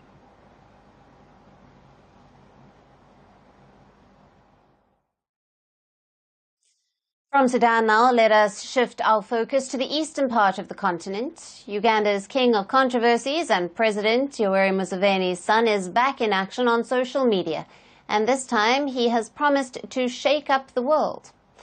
Muhoozi Kainerugaba, who is also the head of Uganda's military, has reactivated his account on X barely a week after he quit the social media platform. In a post on the microblogging platform that was formerly known as Twitter, Kainerugaba had announced his return and said that he would shake up this world. The 50-year-old army general also ordered Uganda's security agencies to arrest on the spot any opposition figure who was found wearing anything that resembled the country's military uniform, and threatened consequences to those who did not respect his order. Now, Kainerugaba also went a step further and threatened to deport an unnamed U.S. diplomat, citing his reported failure to salute the general. He later said that all European defense attachés or military officials who represent their country's defense establishments were safe in Uganda. Now, Muhoozi Kainerugaba has been the head of Uganda's military since 2024. He is widely seen as his father, President Yoweri Museveni's successor, even as Museveni has reportedly denied that he is grooming him for the presidency. Kainerugaba is accused of sponsoring violence and abusing critics in Uganda. A popular keyboard warrior in the East African country, Kainerugaba is known to make inflammatory posts on social media platforms routinely, which critics say often touch on topics that are considered taboo for a serving soldier in the country. His latest return to social media has come just days after he had announced that he would quit X for the second time. In his post on the 10th of January, Kainerugaba had said that it was time to leave and concentrate on his military duties. This was after he sparked a controversy with a tweet in which he threatened to behead the country's leading opposition figure, Bobi Wine. Although the general reportedly apologized about the post, which he described as a joke, Bobi Wine said he could not take such threats lightly. But this is not the first time that the army general has quit and returned to social media platform. Now, in October of 2022, the Ugandan military chief stoked tensions and made headlines after threatening to invade neighboring Kenya, saying it would take his army only 2 weeks to capture the capital, Nairobi. Apologizing later, he said the comments about Kenya were made in jest. His comments led his father, the Ugandan president, to formally apologize and ask his son to stay off X. However, he returned days later and continued his social media outburst, which have sparked diplomatic tensions and controversies. Late last year, he posted 2 comments on social media where he threatened to capture Khartoum in Sudan with the support of US President-elect Donald Trump. This led Sudan to demand an official apology from Uganda over the offensive and dangerous comments made by the military chief. The posts were later deleted. Earlier, he also threatened to expel the US envoy to the country if he did not apologize. It was not clear why Kainerugaba issued the ultimatum to the US ambassador in October of 2024. The Ugandan government, which has been accused of repeatedly silencing and suppressing the opposition, has generally distanced itself from Kainerugaba's controversial posts and statements. The government has previously said that the military head's social media posts should be understood as casual comments and not taken seriously or as reflecting government policy. But as Uganda's popular keyboard warrior returns to social media, the question remains, will he continue to post controversial statements on X, or will he refrain from his outbursts on the platform and concentrate on his military duties?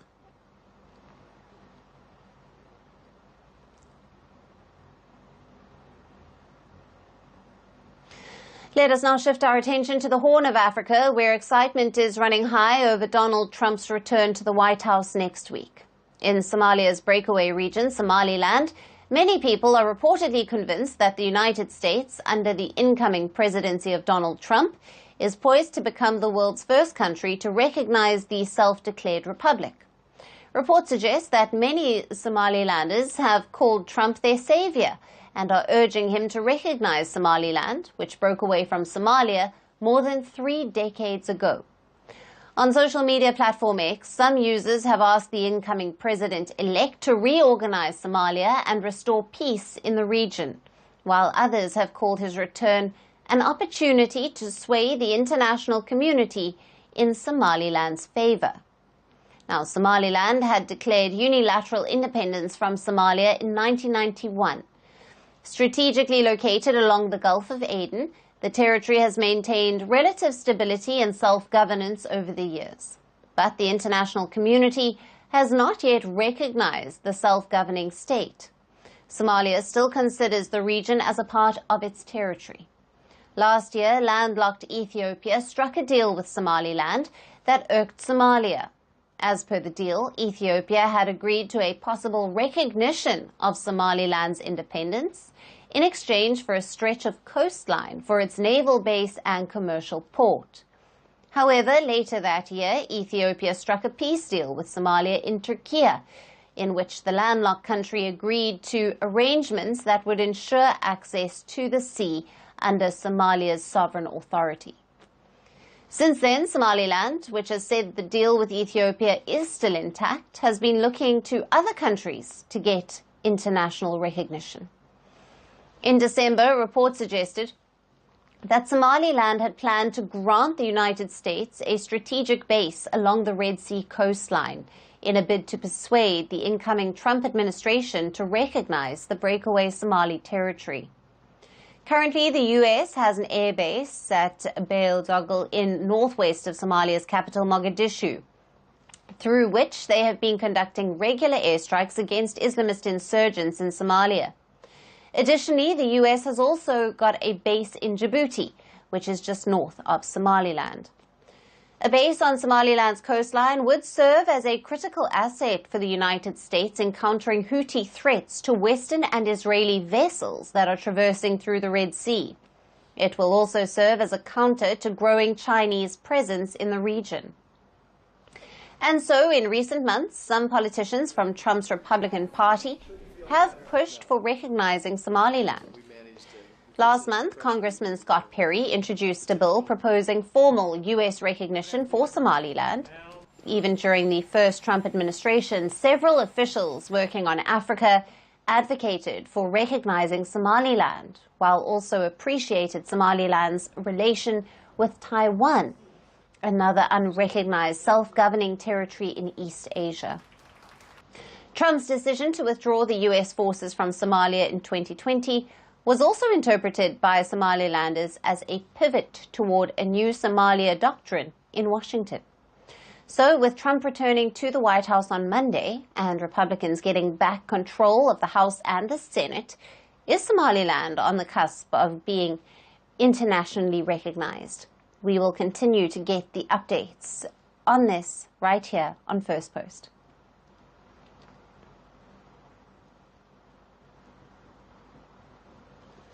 And for our last story today, we shift our focus to Morocco. The North African country is set to create history by becoming only the second African nation to host the FIFA World Cup. The country is in preparation mode as it will co-host the 2030 FIFA World Cup alongside Spain and Portugal. The massive sporting event is expected to build its economy and global reputation. However, Rabat is making headlines for some very wrong reasons. Reports say that Morocco is planning to kill 3 million stray dogs ahead of the World Cup to make cities nicer for fans. But many of these fans, who are also animal lovers, are outraged over the animal abuse. Watch our report for more details.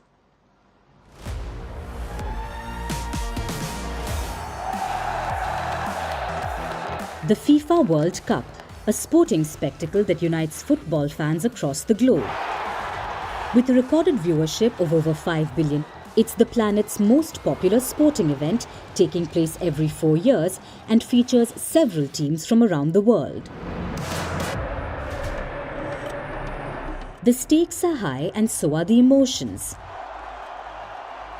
Thrill, excitement, desperation, joy and tears. The World Cup invokes a plethora of sentiments. With the prestige associated with the competition, it's also a privilege for the host nations, which see it as an opportunity to build their reputation and economy. That's what millions of Moroccans felt when the news broke to them that their country would co-host 2030 FIFA alongside Spain and Portugal. Many saw it as an honor. The news made us very happy. We are all sure that Morocco will be ready for that responsibility. I am very happy, like other Moroccans, to host the World Cup in 2030 after multiple attempts. Finally, we made it. But what was supposed to build Morocco's reputation is now making headlines for some very wrong reasons. Reports suggest Morocco is planning to kill 3 million stray dogs as it prepares to host the mega event. The North African nation has reportedly already killed thousands of innocent stray dogs. Animal activist organizations have revealed the brutal ways the country is using to execute its street cleanup. They claim stray dogs are poisoned with strychnine, a toxic chemical used as a pesticide to kill small animals like birds and rodents. They also say government-mandated gunmen are cruising Moroccan streets. They are shooting the dogs with rifles and pistols. Dogs are also hunted down and trapped with medieval clamping devices and thrown into the back of trucks. These dogs are taken to be killed in fake dispensaries. They are either burnt in incinerators or dumped in mass graves. Animal rights activists have written to FIFA's secretary alarming them about the large-scale killings. However, FIFA is yet to respond. While Morocco's mass killings of dogs is reportedly a plan to make cities nicer for fans, many of them are also animal lovers who've taken to social media to condemn the action. Some are calling it extremely heartbreaking, while some see it as a matter of shame for Morocco. The North African nation is set to become only the second African nation to host FIFA World Cup after South Africa. The country is already preparing by boosting its infrastructure. It's also building the world's largest football stadium in Casablanca, while also upgrading transportation networks to meet FIFA standards. But if all this comes at the cost of brutal animal abuse, is that what Morocco's historic FIFA World Cup would like to be remembered for?